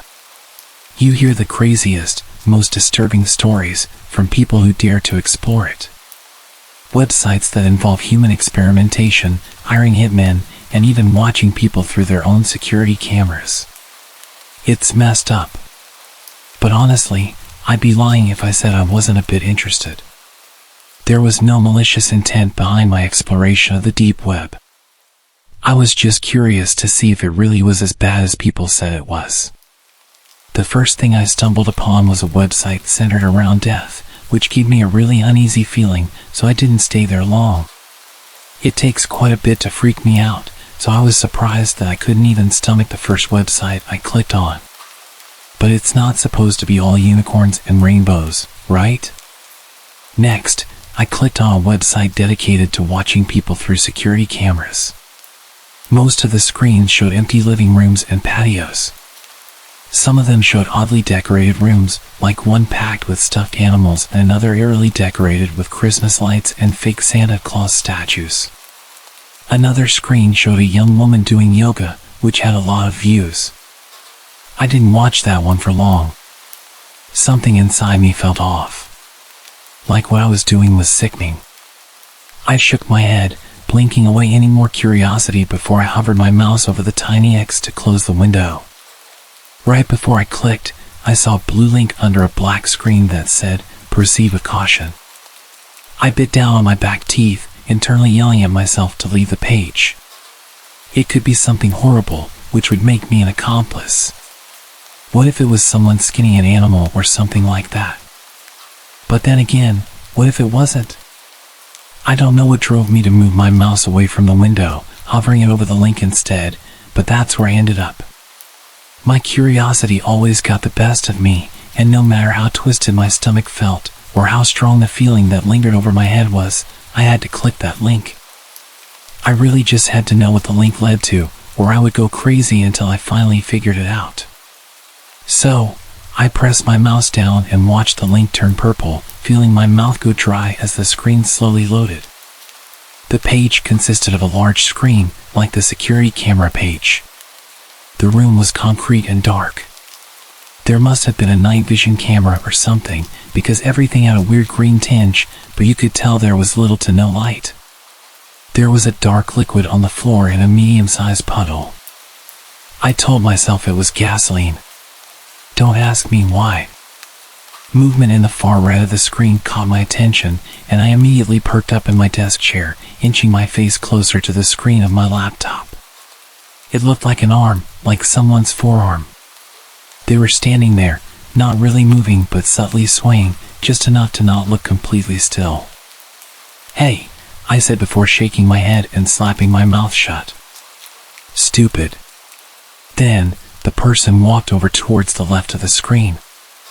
I felt my stomach knot, felt my throat tingle and tighten, and felt bile rising in the back of my throat. I knew my mouth was open, gaping, and my eyes were wide, my face twisted in an expression of pure disgust. It was a young woman. She couldn't be older than 25 or so. Long, dark, and dirty hair was in tangles, like she'd been pulling at it. Her leg was dragging, her other skinny leg doing most of the work as she limped around. Suddenly, the woman raised her head, and it looked like it weighed a ton on her tiny body. I hadn't noticed it before, only able to barely make out her side profile, but now it was clear as day. She looked around, eyes watering with tears and black makeup streaming down her face. Small strands of bloody thread were intertwined in her lips, messily tied, locking them together. Dark blood stained her chin, probably from where she tried desperately to open her mouth, to scream. Her dainty fingers were stained as well, the same color as the puddle on the concrete. My whole body felt weak. My stomach was sick. I tried to tell myself it was fake, that it was all a big hoax. My eyes scanned to the bottom left of the screen. 5,623 people were watching. Unable to fight it any longer, I ran straight into the bathroom, puking my insides into the toilet bowl. Everything in me felt disgusting. Twisted. Once I was finally done, I lay on the floor of the bathroom, letting the cold towels try to soothe my burning body. My head was spinning. I kept repeating to myself that I shouldn't have clicked the link, I should have left, I should have closed the window and told my inner curiosity to go away. Instead, I was lying on the floor, with the bathroom reeking of vomit, and my mind a complete mess over what the hell I just watched. Should I get the link and send it to the police? My first instinct was to copy the link, just in case, then call the police and inform them of what was happening.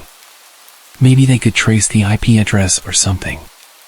Maybe they would recognize the girl and know where to start looking. Maybe I could save her life. I'd feel really dumb if this was all fake just to get viewers, but I wasn't about to gamble. Not with what was at stake. I tried to ignore the dizzy feeling that was flooding my head as I started to pace around my room. My phone suddenly buzzed in my pocket, scaring the living daylights out of me. I stopped mid-panic and picked it up with shaky hands. I saw my girlfriend's name and immediately answered. My voice was a complete wreck, my eyes finding the screen where the girl shrunk down to the ground, the sound of her cries bouncing around the room, making my body feel rigid. I had nothing left to throw up, but I still felt so sick. "Madeline, you're not going to believe what I just saw." "What? Are you okay? Have you been crying?" "I'm not okay," I answered, averting my eyes from the screen. "I know you said to stay away from the deep web, but... Are you kidding me?" Her voice went from caring to mad in a split second. I told you to stay away from that place. You never listened to me. There's a girl, I said. She's trapped in some basement or something. Her mouth is sewn shut. There's blood all over her face and hands. I don't know what to do, Madeline. The woman's cries got louder and more desperate, but muffled. I'm so sorry. Close it out, clear your history, and never go back there again. I'm not kidding. But, should I call? No. Her voice was stern. You don't know if it's real. It's probably staged to get attention. Apparently idiots click on things like that. People do it all the time. That's why I said it'd be best if you just stayed away from there. You could get yourself into a lot of trouble. I didn't say anything, wordlessly walking over to the desk. My hands shook as I moved the mouse to the small X once more. My eyes watched the number of viewers slowly tick higher before I closed the window. I felt even worse than before. We can file a report tomorrow, but go to sleep and stay away from the deep web. I can't believe you even went there in the first place. I didn't have the energy to argue with her. Guilt plagued my whole body. It was all I could feel. I told her good night, that I was sorry and that I loved her before I made my way to the couch to sleep. It didn't feel right being in my bedroom or anywhere near my computer. Not while that girl was still trapped, unable to scream for help, unable to talk at all. I know it could be fake, but was that really a risk I was willing to take? I looked up some Google searches about what was fake on those kind of websites and read multiple stories about staged webcam videos, which made me feel a little bit better. But it didn't make the guilty feeling go away. It's safe to say that I didn't get much sleep. Every time I closed my eyes or even began to drift off, I would see the woman's face, the thread laced into her lips, the blood staining her mouth, her fingers, the floor. I continued to grow more and more anxious and uneasy, deciding that maybe getting out of the house, heading over to the local CVS and picking up some melatonin might help. I threw my blanket off, slid on my shoes, and grabbed my keys and wallet from the nightstand. The cold air felt amazing and did wonders to calm the whirlwind of thoughts in my head. I went to check the time, realizing I'd left my phone at home. Not a huge deal, the store was only a few minutes away from my house. I ended up buying melatonin and a stronger sleeping pill just in case it didn't work. I also got a pack of bottled water to rehydrate after vomiting earlier. By the time I got home, I felt much better, which lasted about 3 seconds before I noticed that my front door was wide open. I may have been in a state of shock and panic, but I never ever leave my front door open or even unlocked. My heart immediately began to thud against my chest. I got out of my car, closing the door quietly and unlocking my trunk, grabbing the crowbar that I kept in there. I yelled into the house, waiting for any noise. Who is there? My own voice was shaking and weak. I was met with complete silence. Keeping the crowbar up and ready to strike, I walked to the couch and felt for my phone. As soon as I found it, I hit the emergency button and waited until I got a hold of a 911 operator, letting her know that I thought my house had just been broken into. She told me police would be on their way. After checking around the house for anything out of place, I decided to give my girlfriend a call, letting her know what had happened. The phone rang and just kept ringing. After getting her voicemail, I hung up, knowing she'd probably be asleep this late at night. I waited about 20 or so minutes for the police to show up and walked around with them like a scared puppy as they checked every room. They ended up just having me fill out a report, telling me they'd keep patrol cars in the area just in case anyone else got hit. As they were leaving, I checked to see if Madeline had called back yet, but there weren't any missed calls. However, I did notice several outgoing calls to her cell phone. Outgoing call to Madeline, 3:12 a.m. There were multiple outgoing calls to her, almost every 2 minutes. They stopped at 3:56 a.m., which was around the time I'd gotten home. My mind went into automatic panic, knowing for a fact that I did not make those calls. I quickly checked my texts, reading what I'd apparently sent out at 3:23 a.m. Hey, can't sleep. Gonna come over. Mind leaving the back door unlocked so I can get in? I did not send that message.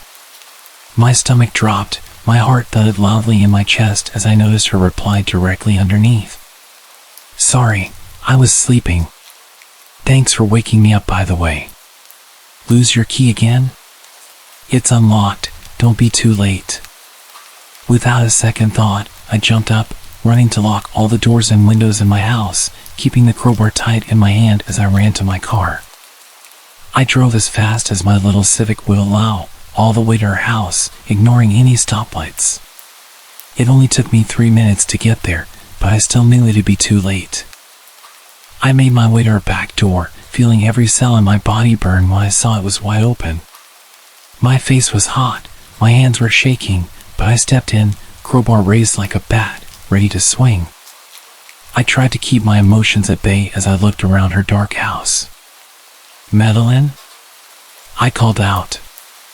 Are you okay? Nothing. Silence. Madeline? A small scream came from her bedroom just up the stairs. My legs jerked to a run as I flew up the stairs, slamming her door open. I looked at her empty bed, her empty room. Confused, I heard the scream again. Only this time, I heard it coming through her computer monitor. I felt numb as I looked at the screen, noticing the same website I saw earlier. This time there were 2 women. The first woman was lying on the floor, not moving, in that puddle of dark liquid. I recognized the second girl, just as I had recognized her voice. My heart shattered as I saw her face, streaked in blood, the same threading sewn into her eyelids, locking them shut. Her scream hit my bones, surrounded my body. It was all I could hear. Her face was twisted in pure terror. I cried pathetically as her voice began to go out, continuing to grow weaker and more rasped. I locked my jaw, picking up my cell and dialing the cops for the second time, only this time it barely rang once before the deep, gravelly voice of another man answered. You should not have called.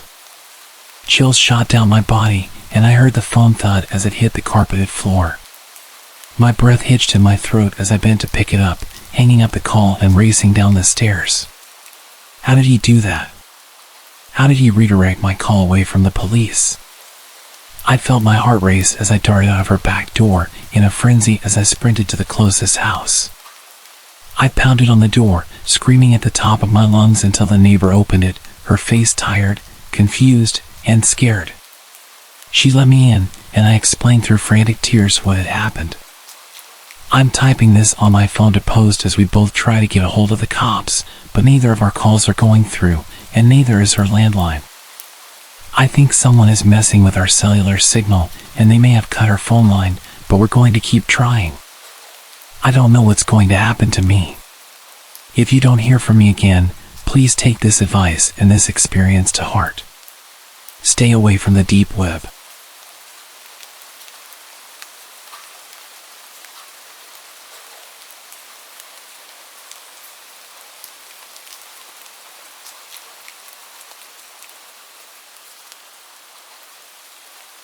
I've always had a morbid sense of curiosity.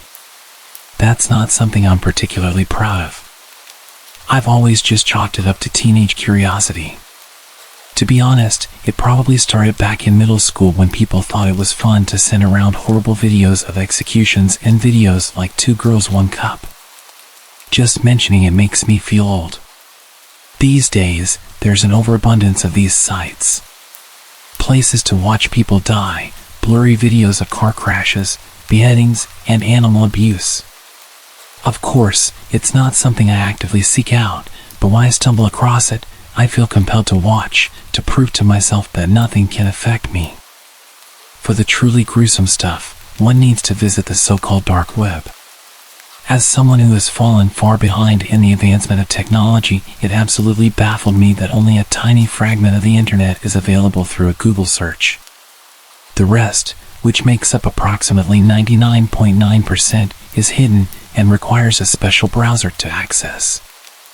With the help of a YouTube tutorial, I quickly downloaded the Tor browser and went on my way to search for the hidden aspects of the internet. It couldn't have taken more than half an hour of clicking on links before I stumbled across something that quenched my thirst for the horrible forever. The website itself was rather plain. Just a black background with a video player in its center and a chat box beneath. Within a few seconds of entering the website, the video had loaded and automatically started playing. What was depicted before me was a scrawny-looking man in his early 20s, strapped to a chair and covered in wounds. In the upper left corner of the video, a timer was counting up each second. 24 minutes and 14 seconds. "Please, stop. Please, it was an accident, I swear," he yelled. A larger man entered the picture, holding a large needle connected to an empty syringe. Without speaking a word, he stuck the needle as far as it could go into the victim's abdomen. The victim let out a loud scream as the man removed the needle and plunged it back in. After a few stabs, the man grabbed a hammer and hit the victim straight in the jaw, shattering his mandible and leaving him unable to form any coherent speech. The victim let out a gurgled whimper before passing out. I tried to fast forward the video, sure it had to be fake, but that's when I realized it wasn't pre-recorded footage but a live stream. 26 minutes and 12 seconds were the words that lit up the screen. The chat beneath the video went wild, calling out the victim as a pathetic excuse of a human being, demanding that the man continue the torture. A few seconds passed, and the chat was replaced by a voting form containing only 2 options: life or death. The votes were quickly counting, the bar for death rising rapidly. As much as I could stomach, I couldn't be part of an act of murder, so I quickly voted for life. In the end, the results were displayed on the screen. Out of 200 people, the results were 95% for death, 4% for life, and 1% did not vote. 10 people had tried to save the poor kid, but it wasn't enough. Without further warning, the man grabbed the hammer and started repeatedly hitting him, starting from the legs and working his way up until all that remained was a bloody pile of broken flesh. I sat speechless, staring helplessly at the screen as I noticed that my camera light had lit up. The video player vanished, and in its place, 10 smaller boxes popped up, all displaying people from various places around the world, all being unknowingly filmed by their own webcams. To my absolute horror, one of the boxes showed my bedroom and myself wearing a terrified expression. It quickly dawned on me that these were the people who will be next. A message appeared as a timer counted down towards 0. A few boxes turned black, to which the chat responded with laughter, a hopeless attempt at escape. 3, 2, 1. 9 of the 10 pictures disappeared from the screen, including my own, leaving the screen occupied by a middle-aged Asian man, frozen in fear. "We'll see you soon. Good luck." I let out a sigh of both relief and panic. I'd escaped unharmed, but not everyone was that lucky. Of course, I called the police, but by the time they could even look into it, the link had long since expired. I don't know what else I could have done, but it taught me not to look too deep into the depths of the dark web.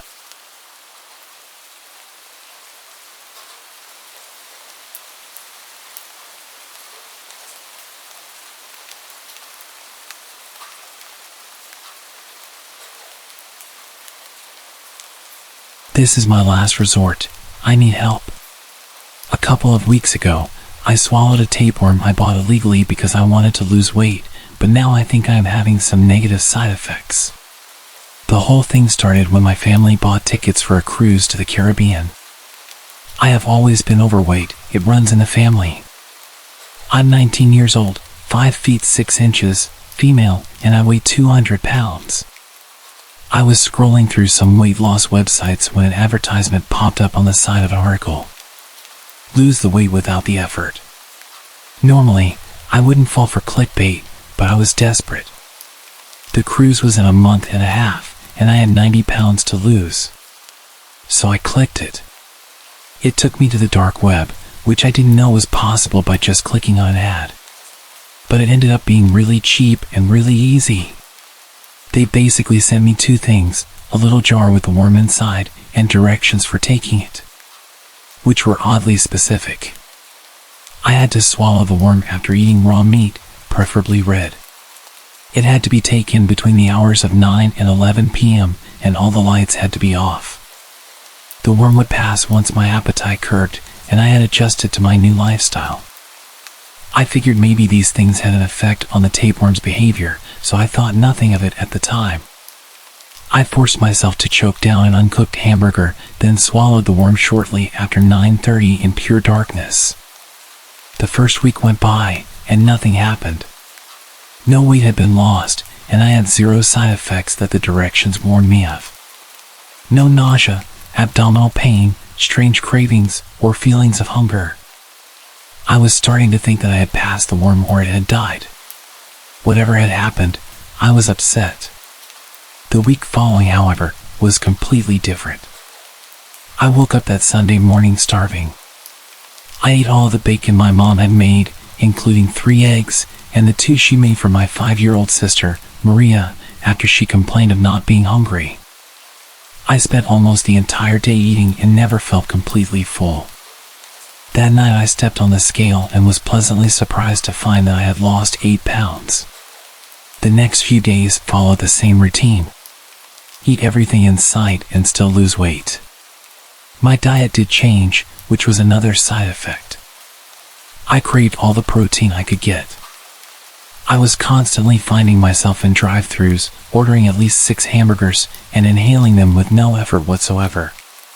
But then, the stomach pain started. I couldn't hold down anything but meat.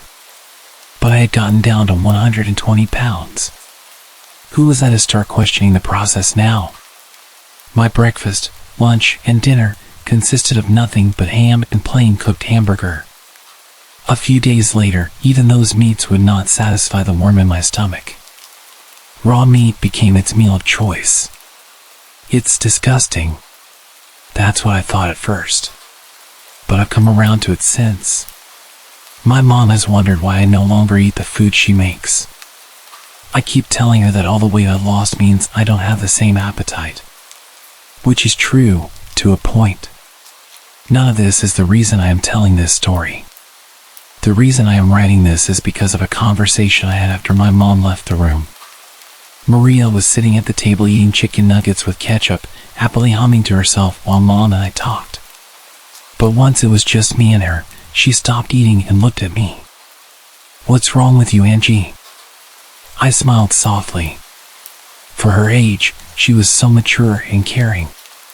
"Nothing, Maria. I am on a diet. I'm getting healthier, so I'm not as hungry as I used to be." She frowned and widened her big eyes at me. "But I watched you. The other night you pulled raw bacon out of the fridge and you ate it all." I knelt beside her to comfort her, which is why I smelled her. She was sweet, so small and plump. The pangs in my stomach grew stronger, and I felt the roof of my mouth start to salivate. I even got a little dizzy. I was just so hungry. I looked at her little arm resting on the table, and I could practically hear all of her fresh blood running through her veins. I blinked rapidly a few times and stumbled away from my little sister and into my bedroom. I stayed there the rest of the night. That was 3 days ago. I'm down to 99 pounds. I can smell my family from my room. I snuck out last night and tried eating some uncooked hamburger, but I threw it all up. I'm so tired. I haven't slept much lately because my dreams have all been the same. I am looking down at myself. I'm at the dinner table with a full belly and a smile spread across my lips. I can't see what I'm eating, but I can taste it. Rare, bloody, tender, and so savory. It's heaven, nothing I've ever had before. Then I slowly look over to the table, and there she is. Unmoving, but certainly alive. I'm looking at Maria, she's looking back at me. She is splayed out for me like a display, teeth marks and full bites taken out of her chunky little thighs and arms. A part of her cheek is missing, and through the bloodied mess, she is silent, smiling at me with those eyes. I smile back at her, and with pieces of bloodied flesh dangling from my teeth, I swallow and lean down to take another bite of my sister. That's when I wake up, crying, and starving. I would go to the doctor, but I'm terrified of being out in public. There's so many tasty people out there. I can't even track down the website where I ordered it. I think I'm running out of time. I weighed in at 90 pounds 2 hours ago. I can feel the urges growing, pushing me to feed. I'm starting to really worry that my sister might not have much time left.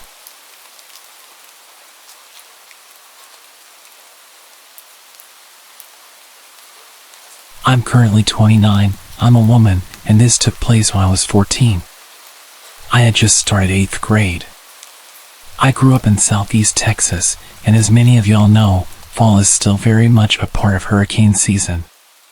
It was a Friday night, and it was just me and my mom at home. My dad was out of town for work.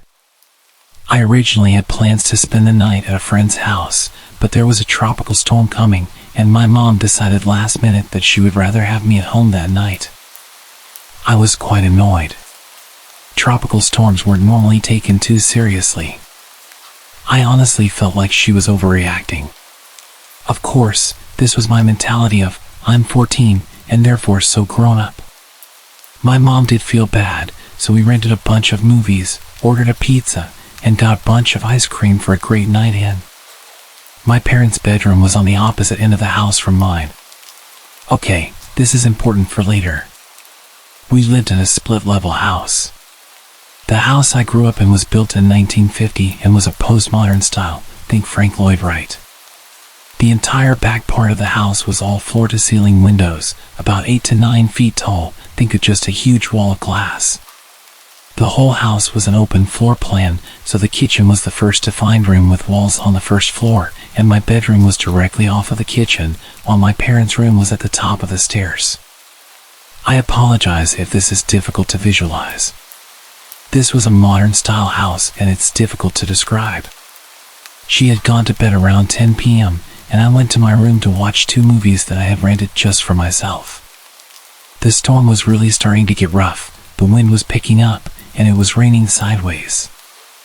I was in the middle of watching The New Guy, and I still remember looking at my clock and it said 12:53 a.m. I was getting tired and could feel my eyes getting heavy. With the weather so bad, I remember thinking that maybe it wasn't so bad I had to miss the sleepover. I must have dozed off because the next thing I remember is a huge crash.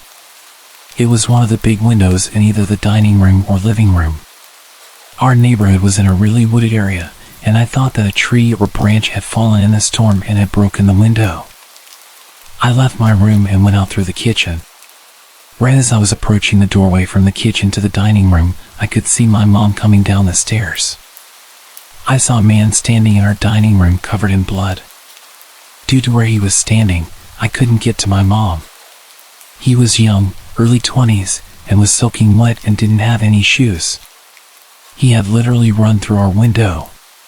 He was bleeding all over, had glass sticking out of him, and was standing barefoot in a bunch of broken glass. It took him a second for him to register both me and my mom, but when he did, he immediately launched into an explanation of how he was being chased by someone who wanted to kill him and we needed to call the cops. My still fairly innocent 14-year-old brain didn't doubt this at all, but my mom was eyeing him suspiciously. We moved into the kitchen and my mom grabbed her purse and held my arm to keep me close. I had grabbed a kitchen towel to try and help his bleeding. My mom pulled out her cell phone and started calling our neighborhood patrol. I noticed this, and so I quietly went and called the cops on our landline. We both finished our calls, and now we were just waiting. The guy couldn't sit still and kept getting up and looking through our kitchen windows and pacing back and forth. He didn't seem to notice that he was all cut up and bleeding everywhere. He starts muttering under his breath. What happens next happens really fast and becomes blurry a bit. But the doorbell rings. It was our neighborhood patrol that my mom had called. The doorbell sent the guy into a panic. He jumps up and suddenly grabs a hold of me. He has me in a chokehold, and my mom is now screaming to please let me go. He starts looking around all frantic and is pulling me through the dining room and living room toward our stairs. At some point, the bell rings again. My mom is following, still begging to let me go. He has me at the stairs, and my mom has the choice now to go to the front door to open it or follow him up the stairs. She runs for the door just as he pulls me up the last of the stairs. I hear our alarm start blaring. Normally we arm it at night, so you would need to type in the code before opening a door. He pulls me into my parents' room, but as soon as we get into the room, he drops me and starts to freak out. It was apparently all the lights. He starts smashing lamps trying to get all the lights off, screaming that they were burning him. There's a small garden off my parents' bedroom, and they have garden lights they turn on at night. He takes a chair and throws it at the glass door, trying to smash it so he can get to those lights. At least that's what it looks like. I had crawled to a corner to get away from him at this point. When he completely turns away from me to grab another chair, I make my run for it. I run down the stairs. The cops had made it into the house at this point and were at the bottom of the stairs with their guns drawn.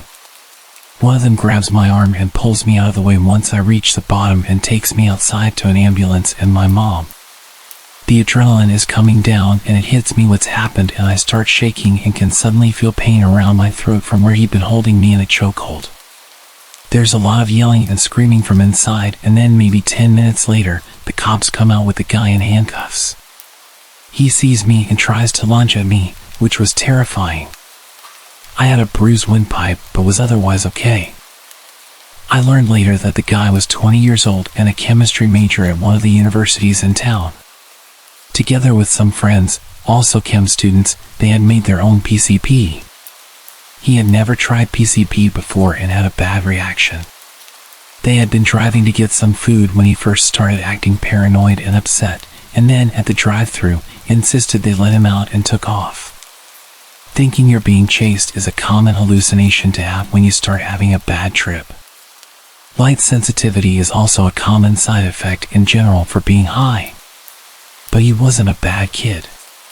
He'd never been in trouble before, was a good student, and pretty much the last person you'd think would do something like this. Our house was the only one on our street that wasn't completely fenced off, and that's how he was able to reach the back and those windows. When I got older, it really hit me just how easy it is to become that kid. I had friends who ended up being chemistry majors and also tried some of their own creations. Thankfully, the night didn't end up worse because it definitely could have gone in an entirely different direction.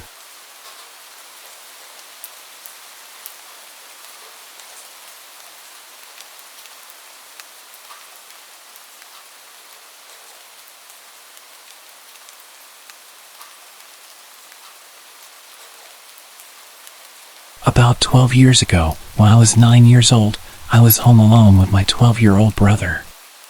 We were supposed to go to my aunt's house to have lunch and wait for my mother there. We got up at 10:30 a.m., I took a shower, and then my brother took one after I was done. After that, we were both in the bathroom brushing our teeth and finishing up when we heard someone knock on our door.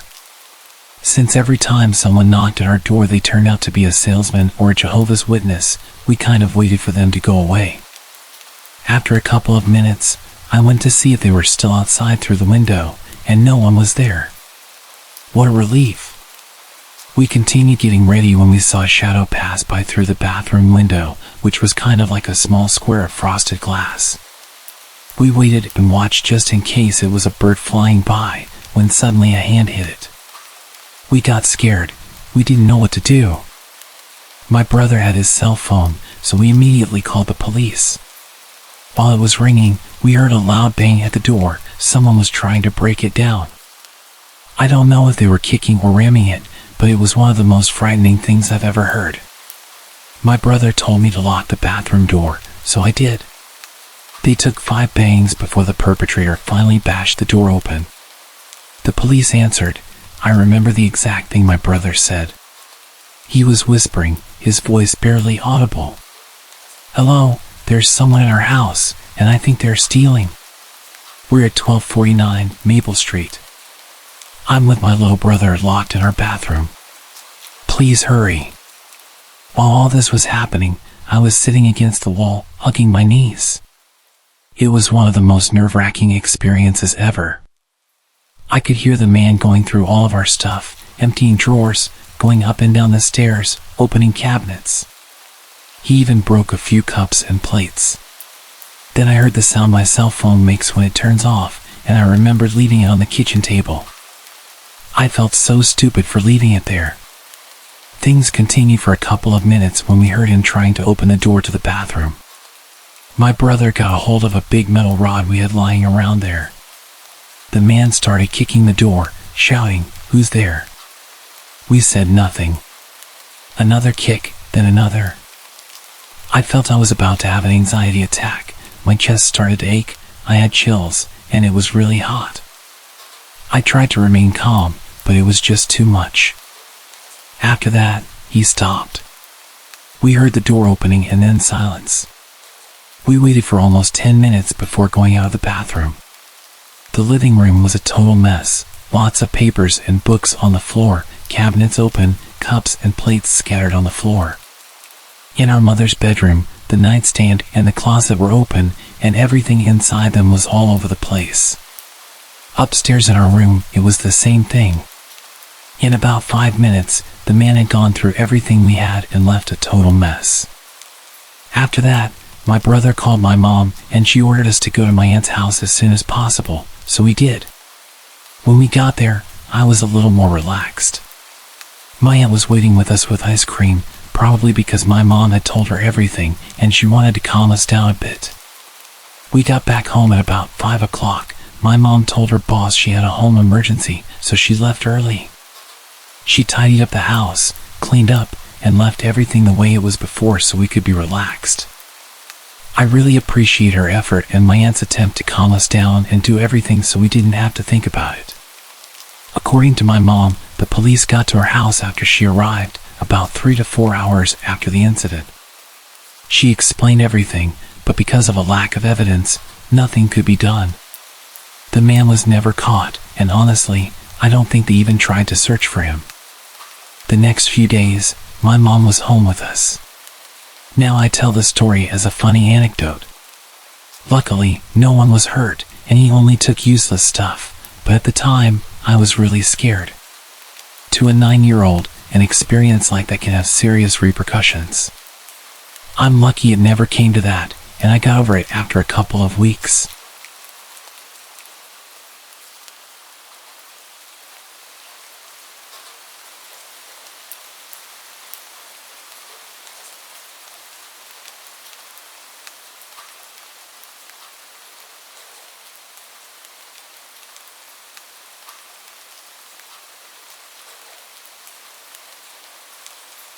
This story happened about 2 years ago when I was 19 and my foster sister was 16. It was the summer before I was going to college, and I mostly lived with my mom and my sister except for every other weekend when I'd stay with my dad. Summers where I live can get really hot and humid, so we had a habit of walking the dogs around 7 p.m. when it would be cooler but still light outside. On this particular evening, Mom wasn't going to be home until late. She often participated in choirs, Bible studies, youth group events, and more, so it wasn't uncommon for my sister and I to be left home alone until 8 or 9 p.m. Therefore, it was up to us to walk the dogs by ourselves. Even though we lived in the countryside, we decided to drive 20 minutes to a park for a change of scenery. Let me explain the layout of the park for clarity. The park isn't very big, but it's popular because of its mile-long looping road with attractions like playgrounds, ponds, and a small country hall spaced out on the inner side. The outer side features just grass and trees with one playground at its end. It's common to pass people walking the loop at least twice if you're walking in opposite directions, but not if you're walking the same way. Any cars on this road can only drive in one direction because it's a one-way road. Everything about the walk started normally. We parked the car, leashed our dogs, and began walking the loop. Occasionally, we'd stop so I could take pictures of our dogs and my sister wrangling our larger dog, who pulls like his life depends on it and wants to smell everything. During one of these stops, a man in his 40s passed us walking in the same direction. He smiled at my sister, told us we had cute dogs, and continued walking. We thought nothing of it. After all, it's common to exchange greetings in the park. However, this man passed us again only 10 minutes later. This time directly across from where we'd first seen him. He greeted us again with a smile and a hi.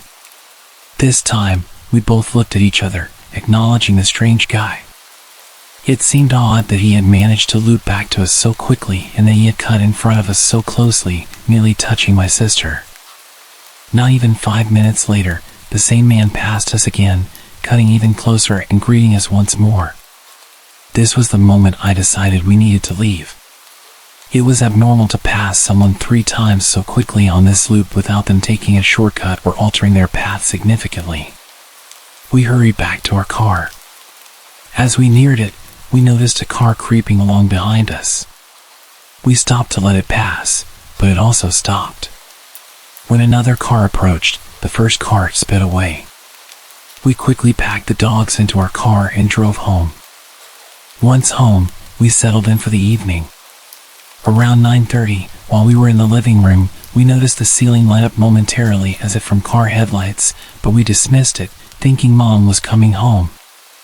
A few minutes later, the motion sensor light on the porch turned on. Soon after, we heard the storm door open, but no one came in. Our dogs suddenly started barking aggressively, and the storm door slammed shut. My sister, brave as she is, went outside with a kitchen knife to investigate, but saw a man's outline by our old dog kennel. She quickly came back inside, and we locked the door. I called my mom, who advised us to ensure all doors were locked and the dogs were inside. When she arrived home and we explained what had happened, we called the non-emergency police number.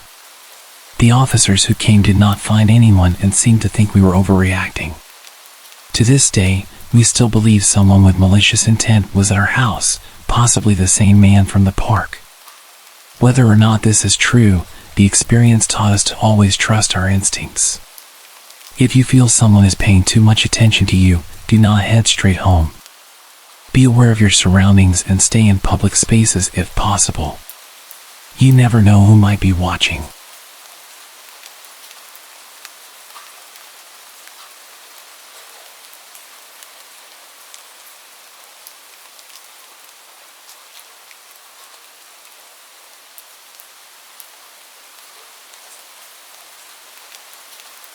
I'm a female, and this incident occurred in 2008 when I was 13 years old.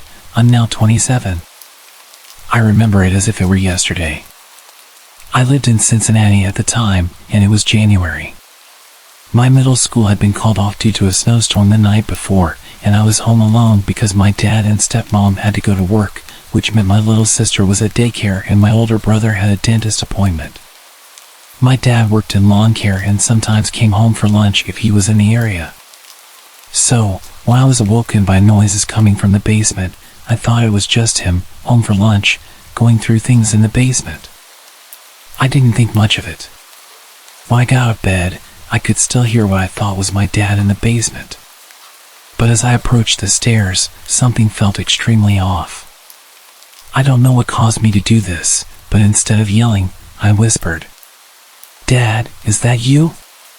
He didn't respond, so I quietly went to the front door, looked out through the tiny square window, and saw 2 men walking up the snow-covered hill to my backyard. I later found out that there was a third man, and he was the one who broke the basement window.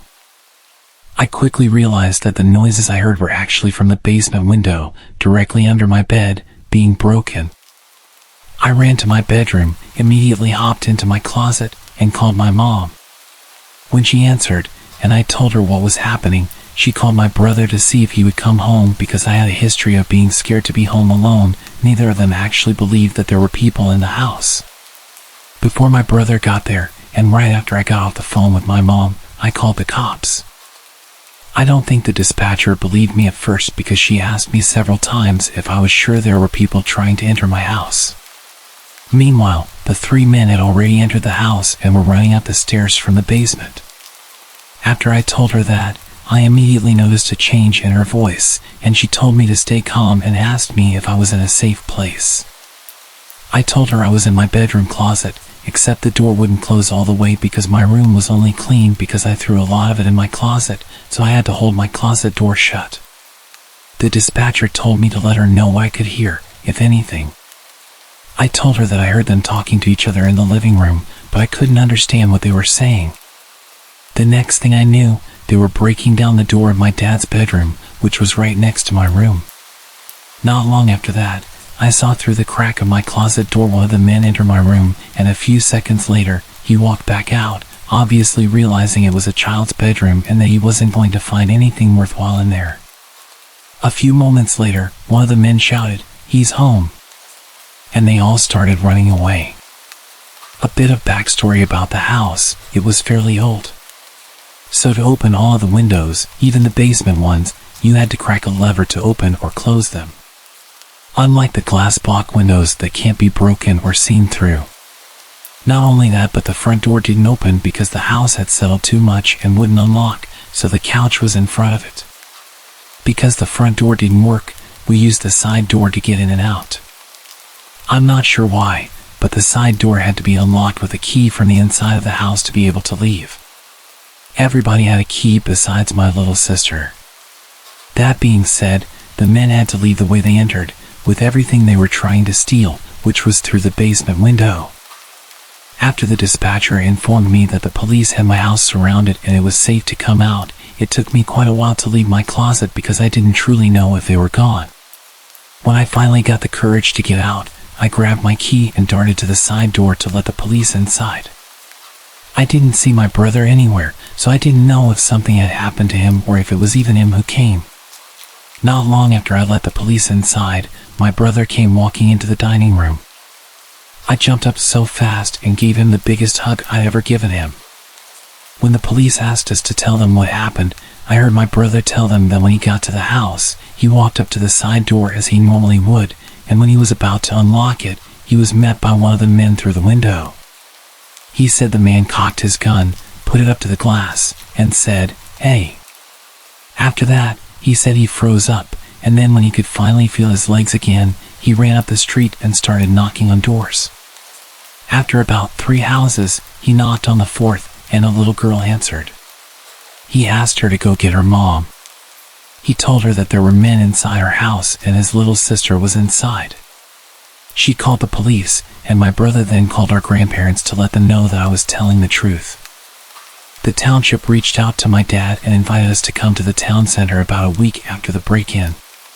When we got there, I was surrounded by the officers who apprehended the men, and they awarded me with a certificate of bravery for staying calm and helping them catch the man, along with a little gift bag of girly items. About a month later, we had to go to the men's court date, where we met a woman and her son in the waiting area who had their house broken into a week before ours was broken into.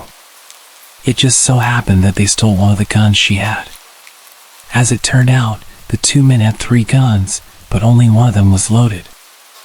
I was way too overwhelmed to be in the courtroom and have to see the man again, so the judge allowed us to stay in the waiting area until their hearing was over. 2 of the men ended up getting 7 years in prison, and the other got 12 years in prison because he pulled a gun on my brother. They're all out of prison now, and for a little while, I was scared that they would come back once they got out, because my dad still lives there, but nothing has happened since then. I've always heard stories about houses being broken into, but I never thought it would happen to me. I'm really glad that I was old enough to know what to do in that situation and that the man never knew I was in the house with them until they were in court, because who knows what they would have done if they knew.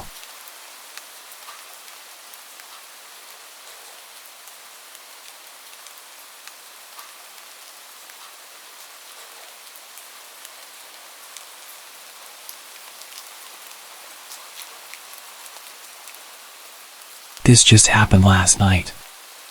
I live alone with 2 cats, like a typical Redditor. This incident might sound mundane, but it was genuinely creepy in real life. I don't scare easily, for what it's worth. Anyway, there's a cat door on the rear slider which faces the woods behind my condo. The cats get supervised outside time, and I use a little nanny cam to check that they're checking in regularly, among other things. I can watch it from my computer or phone while doing stuff. I also occasionally get neighbors' cats who come in for a bite to eat. My male cat loves it, my female cat hates it. Anyway, this one gray cat comes around every few days, comes in, has a snack, I scoot him out, and it's no big deal. Well, he'd been coming around really late at night and pawing at the locked cat door. It scared me at first because it was a terrifying sound to hear in the middle of the night. I was able to figure this one out pretty easily just by listening. My cats would run to the rear slider, my female cat would hiss, the male would meow, and then I would hear something scamper away.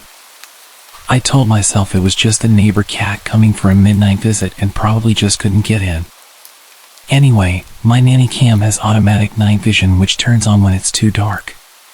But I had the cats inside with me last night, so the cat door was locked shut, the patio light outside of the slider was turned off, and I was getting into bed just as I got under the covers. I heard the scratching, rattling sound at the locked cat door. I opened the app and definitely did not see a cat. It didn't help that the night vision makes everything look super creepy, but regardless, I was freaked out. There was a scraggly looking person hunched over on my patio, playing with the locked cat door. My female cat hissed, and he got up and laughed. I guess it could have been a she. I never saw a face and I only caught a few frames while my blood ran cold. It looked like they were wearing a loose t-shirt. I called the cops, and they had a cruiser nearby. He did a drive-through and walked the area out back. It was late, so I didn't give a statement or even meet with the officer, but I did see his flashlight as he walked the train line. Thankfully, that was the end of it. Although my cats refused to use their door for a few weeks afterwards, as if they could smell the strange intruder.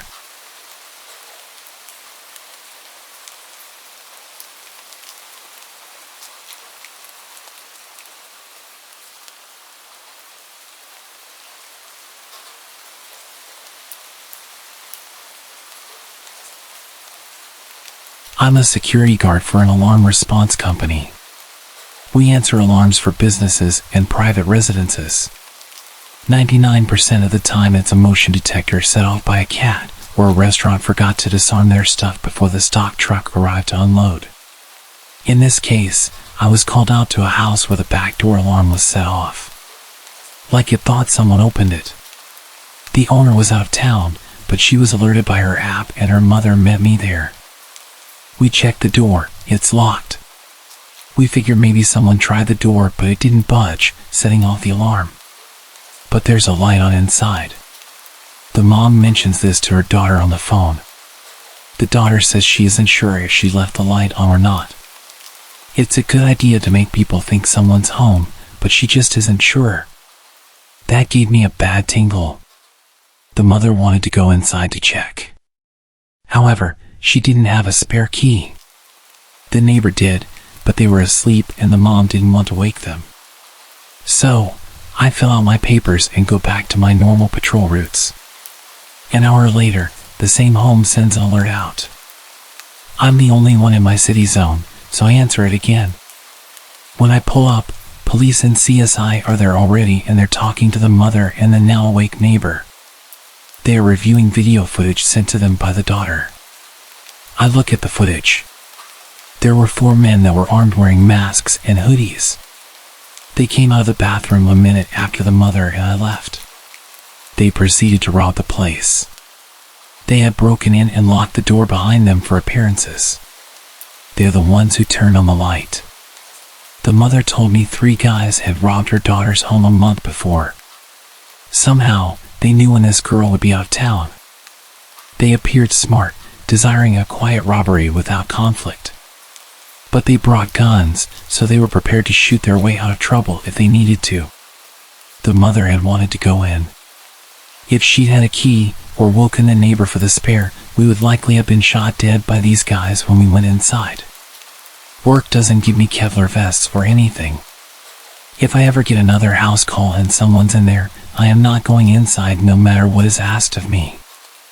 I count myself fortunate the way was blocked this time, because I was prepared to foolishly go in and check if I could.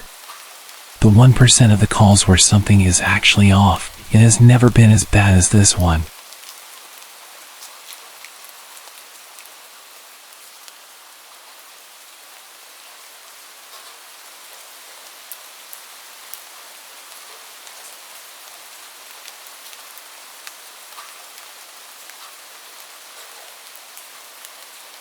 This happened back in the 80s, so it was before we had cell phones.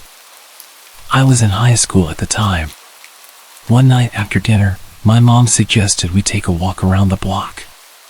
My brother and dad were watching TV and opted to stay home, so it was just us girls. We lived on the fringes of the suburbs in a subdivision that was semi-rural. By that, I mean there were houses but no street lights or sidewalks. Everyone had septic tanks as there was no sewer service and that kind of thing. The houses were all set well back from the road and the lots were wooded.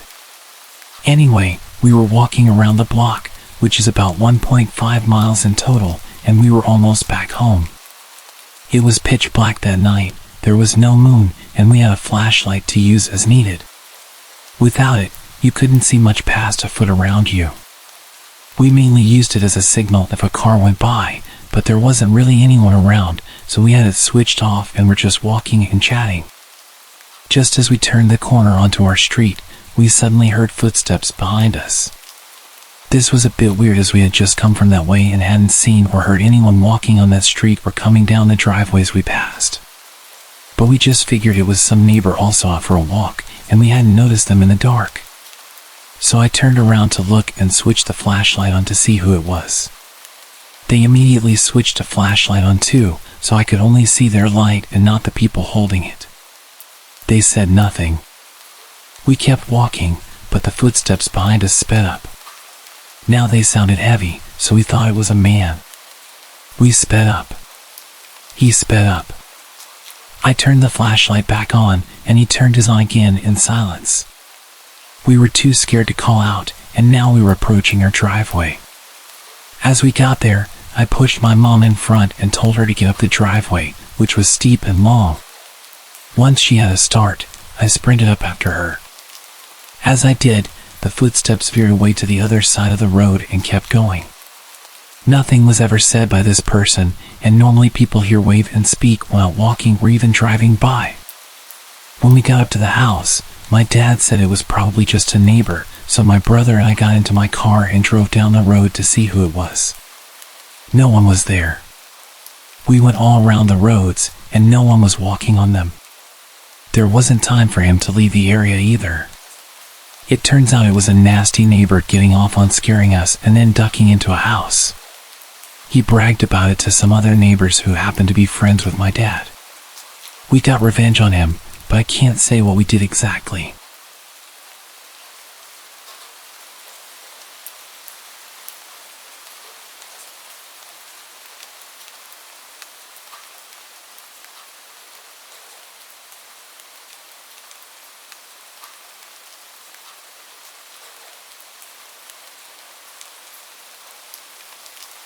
Although it might not seem like it, this incident happened quite a while back, probably over 10 years ago.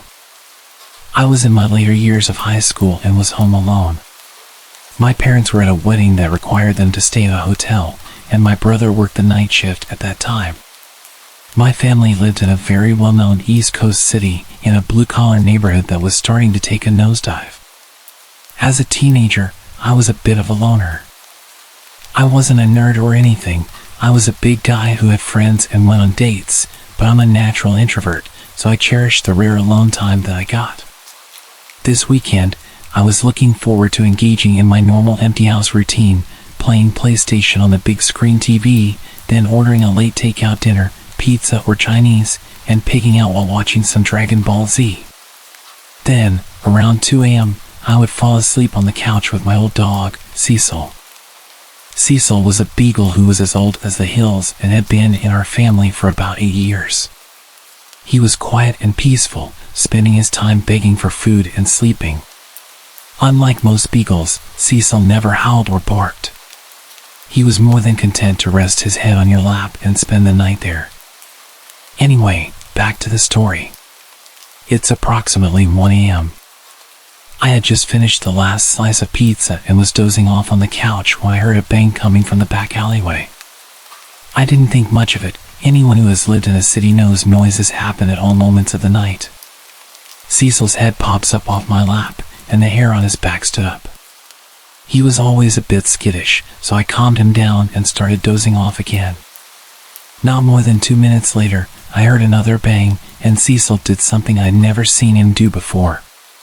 He leapt off the couch and ran like the wind towards the door leading to the basement, barking and growling like a dog twice his size. The look on his face reminded me of a German Shepherd from a canine unit. I'd never seen him like that before, which got my adrenaline pumping. Through the dog's barking, I could now make out a persistent banging. There was a seldom-used door in the basement that led out to our back alleyway. It was old and rusted and was hard to open, even with a key, and it made a lot of noise. I suddenly realized that someone was trying to break into my house through my basement door. For a quick bit of context for anyone who hasn't lived in a bad neighborhood, if someone tries to get into your house and moves on after they realize the door is locked, they want your stuff. If someone is persistently trying to get into your house despite the door being locked, well, they want you. Knowing this, I rushed upstairs to grab the heavy wooden baseball bat that I kept under my bed for situations like this, then I headed down to my basement. I probably should have run, but I was a macho teenager with a tough guy complex, and I also didn't have anywhere to go. While I was heading down the stairs to my basement, Cecil blew past me with the speed and aggression of a dog half his age. Suddenly, I heard a man's voice saying, "Oh," and the banging stopped. I didn't call the cops or anyone else, which was probably the dumbest thing I've ever done. I just sat up for the rest of the night with a bat in hand. My brother came home that morning, and I told him what had happened. We went to the basement door to take a look, and when we gave it a tug to open it, the whole door fell off. This psycho was one good shove away from getting into my house, but old Cecil scared him off. I'm pretty sure that fat, lazy old dog saved my life. When I tell people this story, they dismiss his actions as a dog doing what a dog does. But when I tell you that Cecil never barked or moved that fast in his life, you can take that to the bank. It was almost like he knew the urgency, like he knew that door was going to give. A few years back, we had to have him put down because he got too old and was in a lot of pain. Before the injection, I got a moment alone with him. I thanked him one last time for his friendship and for what he did that night. At this point, I was a grown man with a wife and kids. I'm convinced that none of that would have happened without old Cecil. Thanks, pal. I miss you.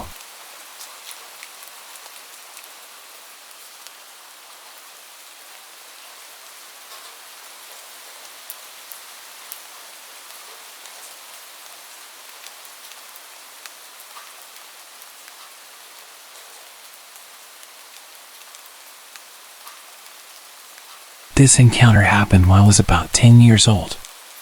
My sister and I were home alone since it was during the summer, but our mom and grandmother were busy so they couldn't stay home with us. We were used to being home alone during the summer, so it wasn't a big deal. The only thing we could not do was go outside or open the door if someone knocked.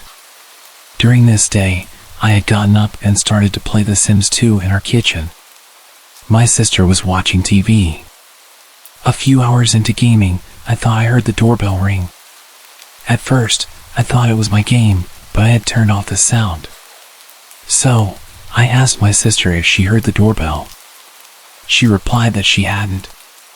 She said it was probably just the show she was watching. I brushed it off and went back to playing my game.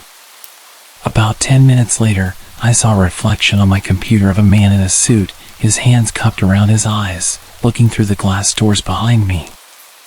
I turned around to be face to face with this strange man I'd never seen before. I had no idea how long he had been watching me. He waved at me like he knew me from somewhere. I called my sister's name, who had not noticed the man yet. She quickly grabbed the house phone, calling our grandmother. We had seen salespeople before, but none of them looked like this guy. He was wearing a full-on black suit that did not fit him. If not strange enough that this guy was wearing a suit in 99 degrees, he was also carrying a briefcase. All the salespeople I'd seen only ever had a clipboard or maybe a couple of flyers, but this man had a briefcase. The next flag came when this guy walked around our house to come to the back door, which during his little trip he would have seen there wasn't a car in the driveway, indicating no one was home. As I was getting up to hide, the man reached down and grabbed the doorknob, starting to jiggle it forcefully. Thankfully, the door was locked. He looks at me, smiling, and gestured at me to come and unlock the door for him. All the noise he'd been making had now set off our 75-pound lab mix, making her go berserk. No way she was going to let this guy get to us if he did get in. My sister tells me our grandmother is on the way, and she wanted us to hide in the back of the house in her room until she could get home. My sister hands me the phone, then runs into the kitchen to grab the biggest knife we have. I can hear her yelling at the guy that we called the cops. She comes back into the room with me, and we shut the door. She tells me after she lied to the guy about calling the cops, she said that he started laughing like she just told the funniest joke he ever heard. A little while later, we heard the door open and my grandmother calling us. We come out to meet her. She tells us she did not see a man anywhere in sight. She'd walked around the whole house before unlocking the door. She also thought it was weird if he was a salesperson, he would have left a note saying, "Sorry, we missed you." She ended up taking the rest of the day off to stay with us, also so she could watch to see if the man would come back around. It's been 11 years since this encounter, and I still don't want to know what was in his briefcase.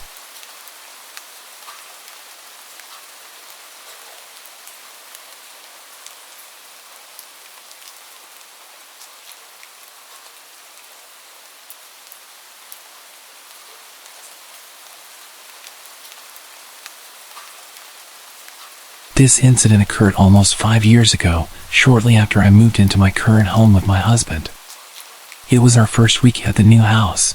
I had just graduated from grad school and was in the process of job hunting. Our house is modest but had 2 stories, with both bedrooms and a bathroom upstairs. It's a back house facing an alley, and our landlord and his wife live in the front house. One morning, as my husband was leaving for work, he abruptly came back inside. "Did you try to remove a screen from a window downstairs?" he asked. I was puzzled and told him I hadn't. He urged me to come outside, so I quickly got dressed and followed him. To our alarm, the screen covering a large window downstairs was bent at a sharp angle, as if someone had attempted to push it up from the bottom.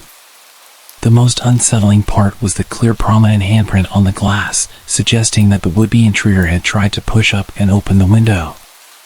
Fortunately, all our downstairs windows are secured with wooden rods wedged in the top half, effectively preventing them from being opened too much. Our analog security measures had unexpectedly saved us. Additionally, we noticed another window screen slightly cut open at the corner. We immediately called the police, who came and dusted for fingerprints on the handprint, but unfortunately, it didn't lead to any developments. At the time, break-ins during the middle of the workday were not uncommon in our neighborhood, as most people would be away from their homes. However, what truly unnerved me was the realization that our would-be intruder had chosen to attempt a break-in in the middle of the night while we were both home and asleep. My car was parked right by the tampered window, clearly indicating that someone was home. It was a bold and foolish move on the intruder's part, especially since they left behind an almost perfect handprint on the window. I had blocked this story from my memory until my girlfriend reminded me of it a couple days ago. I started dating my girlfriend at the end of my senior year, and I used multiple dating apps before we started dating. I had my Snapchat listed in many of my dating app profiles. This is important. Nothing led to anything with the apps. I talked to people for a bit and eventually the conversation would die out. When I began dating my girlfriend, I had deleted the apps but never deleted my account, meaning people could still see my profile and my Snapchat account. I realized this after a few people would add me, but it didn't bother me much because I'd tell them I had a girlfriend. As you would imagine, the conversation would end at that point. But there was this one guy that added me, let's call him Adam. And he asked me if I was available. Being straight, I was used to guys adding me, so I gave him the usual response. "Sorry, I'm straight and I have a girlfriend." I expected him to leave me alone, but it didn't stop him. At first the messages were normal. "How was your day? What did you do today?" Simple stuff like that. Being the nice guy I am, I responded because I thought this guy just wanted to be friends, and adding a gay friend is okay with me. Then the messages progressively got more creepy. He started asking questions about my girlfriend, and not the basic questions. As the days passed, I started to notice that Tyler's vocabulary was very similar to Adam's. I wasn't sure about it, so I didn't make any assumptions that it was him. I shared Tyler's Snapchat with my girlfriend, who added him to investigate. As soon as she added Tyler's snap, Tyler flipped out on her, confirming that it was indeed Adam. Realizing this, I blocked him again. After that, everything went quiet from Adam for about a month. I live in the suburbs of Chicago, and both my girlfriend and I live down the street from each other. We often see each other, and our families are good friends. Anyway, a month went by until I received a letter with no address or name on it, just my name on the front. I opened it, and to my shock and horror, it was basically a love letter from Adam. The letter expressed his love for me and his desire for me to run off with him. The letter took a very sexual turn halfway through, with explicit descriptions of what he wanted to do to me. At that moment, I had two horrifying realizations. One was that he knew my address, and two, he had dropped off the letter himself, meaning he was in my town. I immediately called my girlfriend, who was equally shocked. After consulting with my parents, we called the cops. Unfortunately, since I had blocked and removed Adam's social media information and the letter had no return address, there was nothing we could do about it. Day after day, letters kept appearing in my mailbox until they also started showing up at my girlfriend's place. Her letters were far worse than mine. Adam wrote about how much he hated her and how he wanted to hurt her. He described in detail the ways he would inflict pain on her until she broke up with me. Like me, she reported this to the police, but they could do nothing about it. My girlfriend's family had plans to go to Hawaii for vacation, and I was house sitting for them. The first couple of days went fine until one of the last nights of the week. As usual, I was at their house, watching TV on the couch, when the power went out. It was around 1 a.m., and it was pitch black. The next few seconds were silent, and then I heard a window smash from the office. To help you understand the layout of the house, when you entered the front door, the living room was on your left, straight ahead were both the kitchen and stairs, and to the right were the office and dining room. Upstairs, as soon as you reached the top of the stairs, there was a bathroom straight ahead. My girlfriend's room was on the right, and the other bedrooms were on the left. I immediately grabbed a kitchen knife and ran upstairs to hide while I called the cops. I quickly got into my girlfriend's room and slipped into the closet. As soon as I was able to contact the operator, I heard the intruder pounding up the steps. Thankfully, I had relayed all the information to the operator in time, and she stayed on the phone as we both remained quiet. The intruder took a left when he reached the top of the stairs, which gave more time for the cops to arrive and for me to get ready, just in case I needed to defend myself. A few minutes passed until I heard the intruder start walking toward my girlfriend's room. In the precious seconds I had, I slipped out of the closet and positioned myself next to the door. As soon as he opened the door and started to enter the room, I took the kitchen knife and drove it into his shoulder. A young man screamed in pain as I heard a heavy metallic object make a large thud as it hit the ground. From there, I bolted out of the house, where I was met by 4 squad cars and cops with their guns raised. I raised my hands, shouting that he was upstairs in the right room. A few minutes passed, and the intruder was dragged out, still screaming in pain. With the siren lights flooding the street, I got a glimpse of his face. It was Adam. Later, an officer informed me that the metallic thud was caused by him dropping his handgun. Adam was from Texas and had traveled up to my state to be with me. He had rented a room at a local motel and would put letters in both my girlfriend's and my mailbox daily. He was doing this in the early hours of the morning. This was confirmed by the security footage from the motel he was staying at. On the night of the break-in, Adam had plans to kill my girlfriend and her family so that I would choose to be with him. He managed to pry open the power box, switched off the power to her house along with neighboring houses, and broke in with the intention of her being there. Well, unfortunately for him, she was enjoying a tropical vacation. To be honest, I have no idea how the outcome would have been different if they hadn't gone on vacation, and I am grateful that I still have my girlfriend as well as her family alive. So, to any stalkers out there, please stay away from my girlfriend.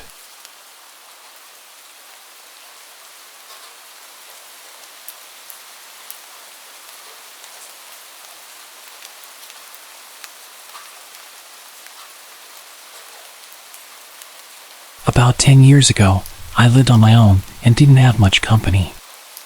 I was quite depressed at the time after losing my girlfriend to a drunk driver. I was enjoying a beer and watching the sunset on the back porch when I saw a large, scruffy man emerging from the tree line. My heart skipped a beat as he stumbled towards my house in a menacing way. Living alone, I often used my backyard for target practice. And at that moment, I was immensely grateful for it.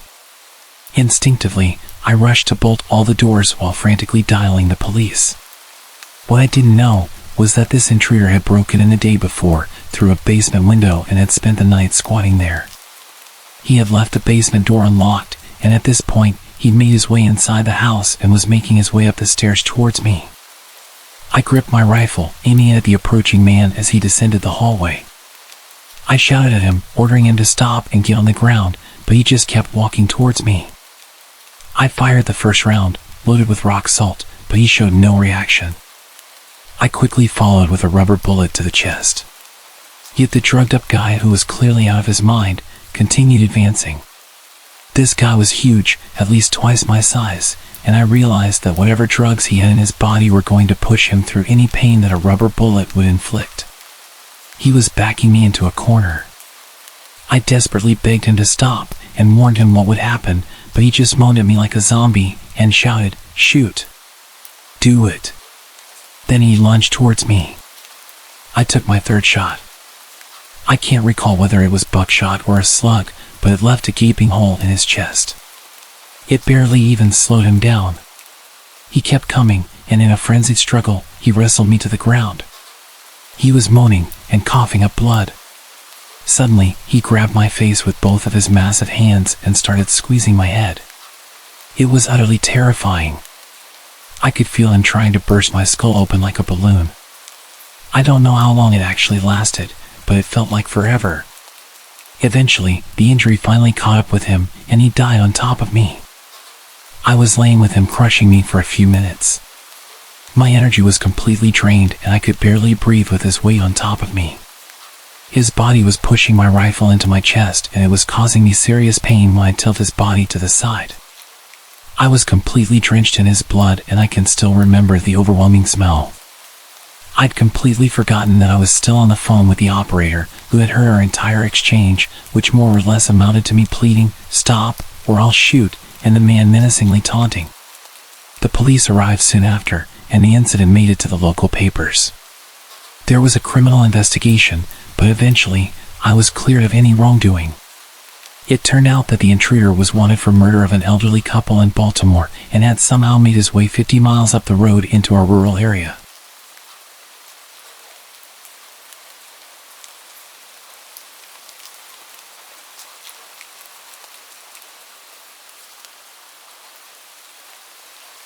This happened to me over a decade ago, but I will never forget the feeling deep in my chest. Both that night and the next morning when the true nature of the situation became apparent. It was late December in a small Texas town. We'd just received 5 inches of snow earlier in the morning. I can't remember what time it was. All I remember is it was dark outside, and I was playing in my room.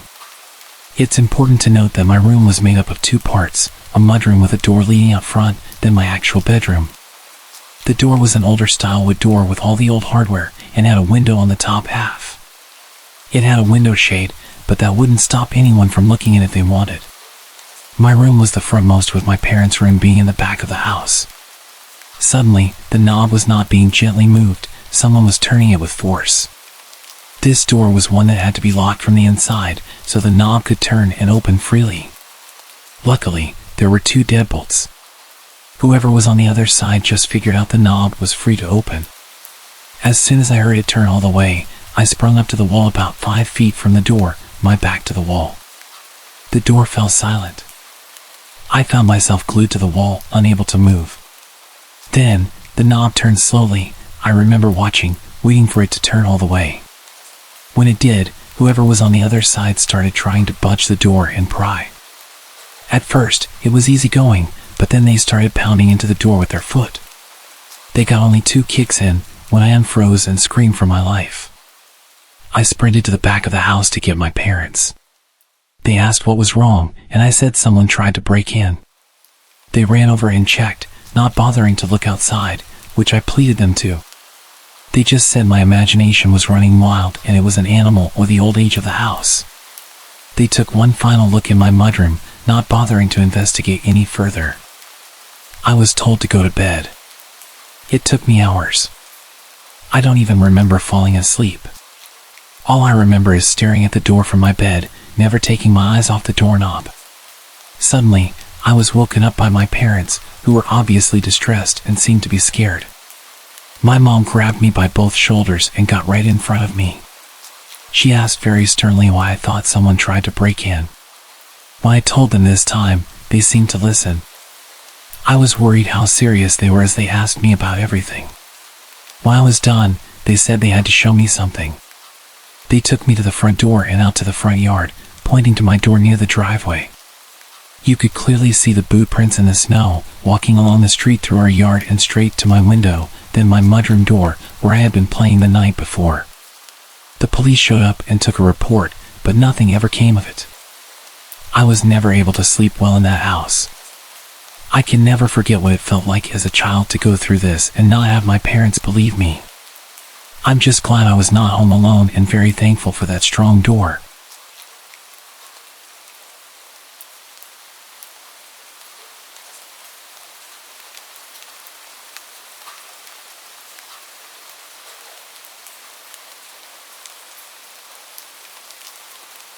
Hello.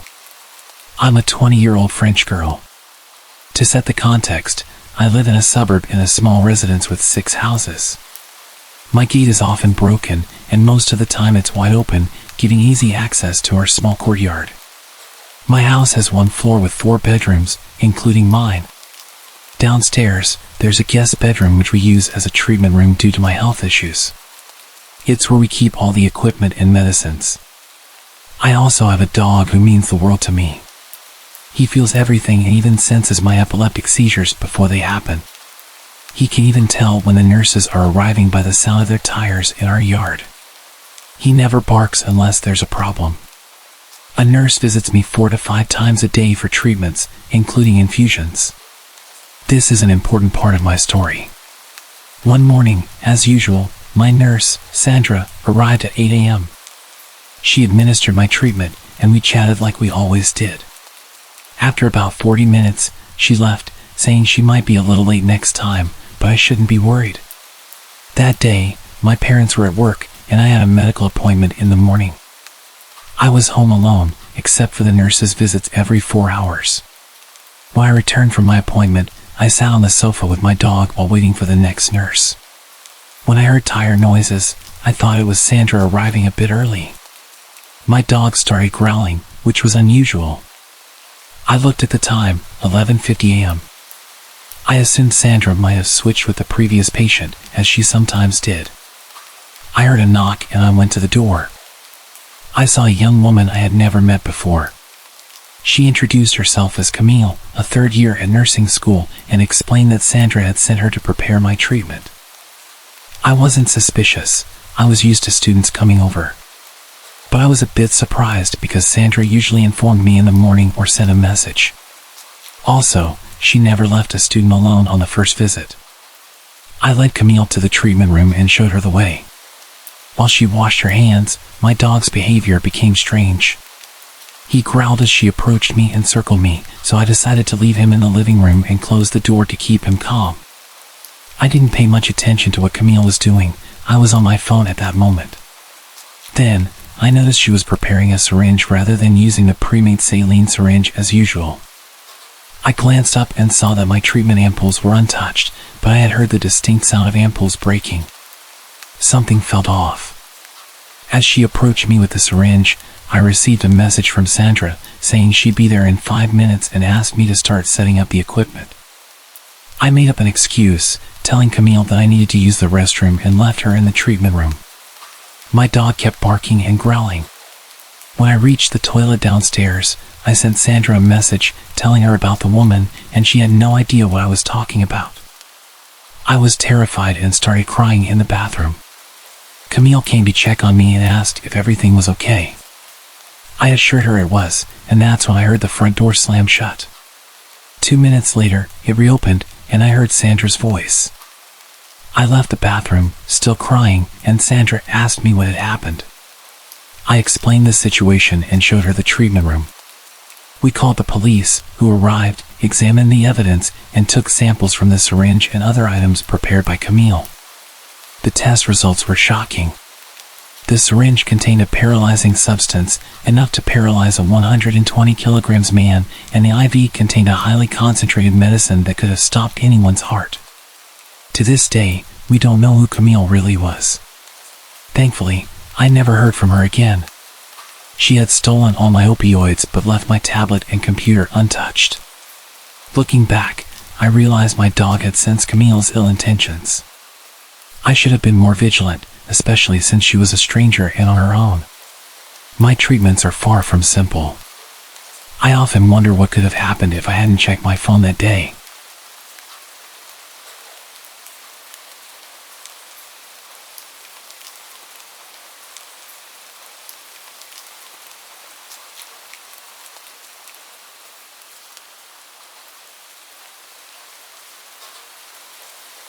Okay, before I get into the story, there's a few things I need to explain about my country, South Africa, for you to fully understand the story.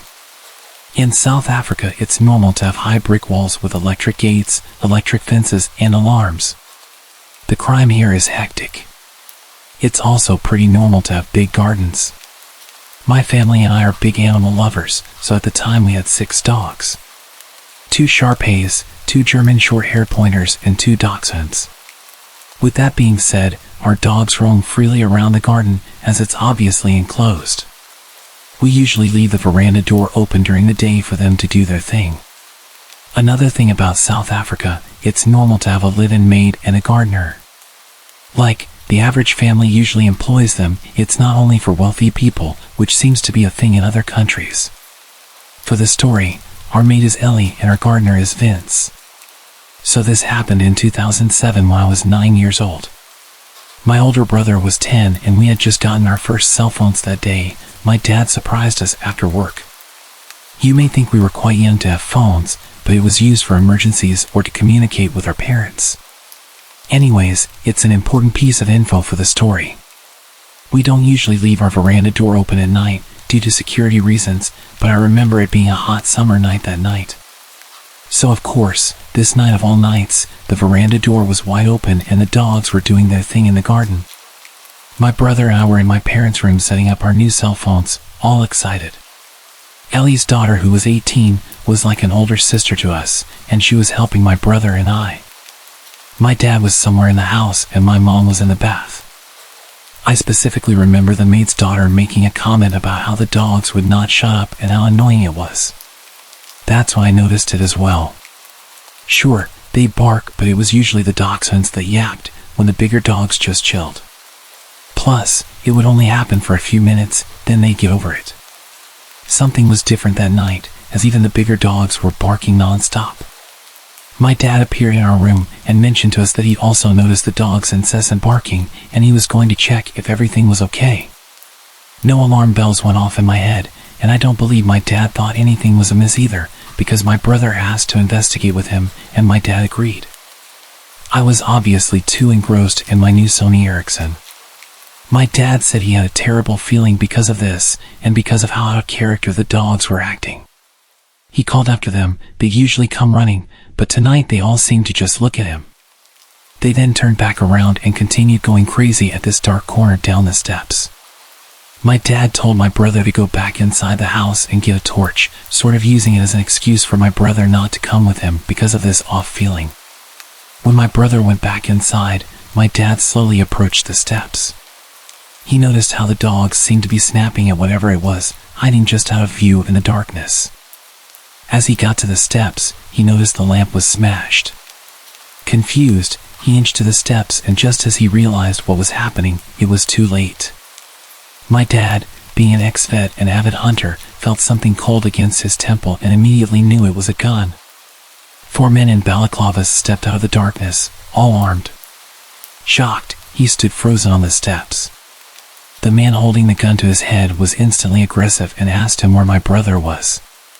He said that he saw my dad come out with my brother, but my brother went back into the house. My dad said something came over him, and before he knew what he was saying, he responded by saying he's gone inside to press the panic button. As he said it, he saw how all of these guys started to panic. They started speaking in an African language called Zulu, assuming my dad couldn't understand because it's not common for white people to speak it. But my dad had actually grown up on a farm where he learned it fluently because of the farm workers. The aggressive guy holding the gun said, in Zulu, "Shit. The cops will be here any minute. Let's just kill this guy, grab what we can, and leave." The others seemed apprehensive, and a smaller guy seemed really on edge and continued to say how he can't go back to jail again. And they need to get out of there before the cops show, which would be any minute. He was panicking. My dad then took advantage of this guy's fear. My dad interrupted them, speaking English, pretending to not understand what they're saying, and said that we usually have armed response vehicles that drove in our area, and since my brother pushed the panic button so long ago, they'll probably be here any second. And that did the trick. My dad watched as their plan unraveled before them. The smaller scared guys started freaking out all the other guys, saying that they need to leave ASAP, or else they'd be caught. He seemed to make the others more nervous and lose confidence until they started full-on bickering amongst themselves. Their plan was slowly turning to shit, as a third guy had put it. The aggressive guy pointing the gun to my dad's head slowly lowered it as they started fighting, losing focus on my dad and shifting his focus onto his crew. My dad then used this as an opportunity to slowly back up the steps and turn to dart towards the house. As luck would have it, as my dad ran into the veranda door, my oblivious brother was heading out with a torch. My dad scooped him up under his arm and sprinted into the house, not even closing the door behind him. Silly, but I think he just wanted to get my brother inside as quick as possible without even thinking. The maid's daughter and I were obviously also oblivious to everything when my dad rushed through the bedroom door, slammed it shut, and told us to go upstairs into the attic. There's 5 guys outside with guns. They're here to hurt us. Get upstairs now. My heart sank. I remember my body automatically responding and me sprinting to the stairs. My mom ran out of the bathroom in a towel, not too far behind. We sat there in the darkness and silence. I swear you could hear a pin drop. I think we were all just waiting to hear something below us in the rooms. My mom cursed, saying she didn't have a phone, and neither did my dad. But as luck would have it, in my hand was my brand new Sony Ericsson. No better emergency to use it than now, right? My mom dials the police, and I kid you not, when they asked where we lived, they told us it wasn't in their jurisdiction. Sorry. Click. The line goes dead. We're now not only shitting ourselves, but we're flabbergasted. My mom starts cursing like a sailor again, and that's when my dad realizes, damn. He didn't close the veranda door, and what about Ellie and Vince, who are in their rooms, blissfully unaware of the danger they're in? He gets his firearm in the safe in the attic and tells us that whatever we hear, to not come downstairs. To stay hidden no matter what. Now I'm sobbing, begging my dad not to leave us, but he tells us he has to go get the others before something bad happens to them. Now there's even more tears, as reality hits that there's 2 other people still in danger. The maid's daughter is understandably in hysterics, because she's also fearing for her mom downstairs. My dad disappears and the air is thick with tension. We can still hear the dogs going crazy, indicating that those men were still on our property. My mom then calls another number, the armed security that drives around the area, and they say they'll be over in about 10 to 15 minutes. They say to wait and stay hidden until they ring our bell at the gate. We all wait in silence, fearing that we'll hear a gunshot or anything indicating these men are in our house. But there was just silence. The only sound was the dog's barks outside. After what seemed like hours, most likely a couple minutes, we heard stomping coming up the stairs and my heart rate quickened. I remember shutting my eyes and praying that it was my dad, with Ellie and Vince. Luckily, it was. We all hid for a while, no one dared to speak. The dogs seemed to have calmed down considerably, but were still barking every now and then. The gate intercom rang and my dad told us to wait while he checked if it was the security company, and sure enough, it was. He opened up and the nightmare was over. I remember standing up and my knees buckling from the adrenaline my body endured. The armed security somehow notified the right police for our jurisdiction, and everyone investigated the garden. They found that there were actually 7 pairs of footprints and that these guys had bent the spikes on our wall and just climbed over. We got an electric fence shortly after. So there must have been 2 other guys hiding in the shadows that my dad hadn't seen. Which is actually creepy in its own right. South Africa's violent crime is quite bad, and it's sickeningly common for torture and other terrible things to happen during home invasions. I was obviously so young at the time, I didn't know the horrors of the world and was just scared of my family getting hurt. Now that I'm older, just the thought of 4 women being in the house, and my mom being in nothing but a bath towel, gives me the chills to this day.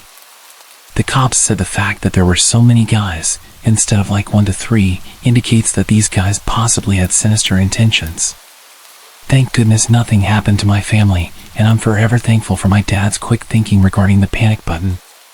Also, I'm so glad my dad understands Zulu and could manipulate the situation to benefit us. Lastly, my family will forever be in debt to our good boys and girls that warned us that night. A terrifying and life-changing outcome would have 100% happened had it not been for our incredible dogs. From that day onwards, my dad always gave them leftover rice or meat with their dinner. I'm sure there was a special place in heaven reserved for you angels.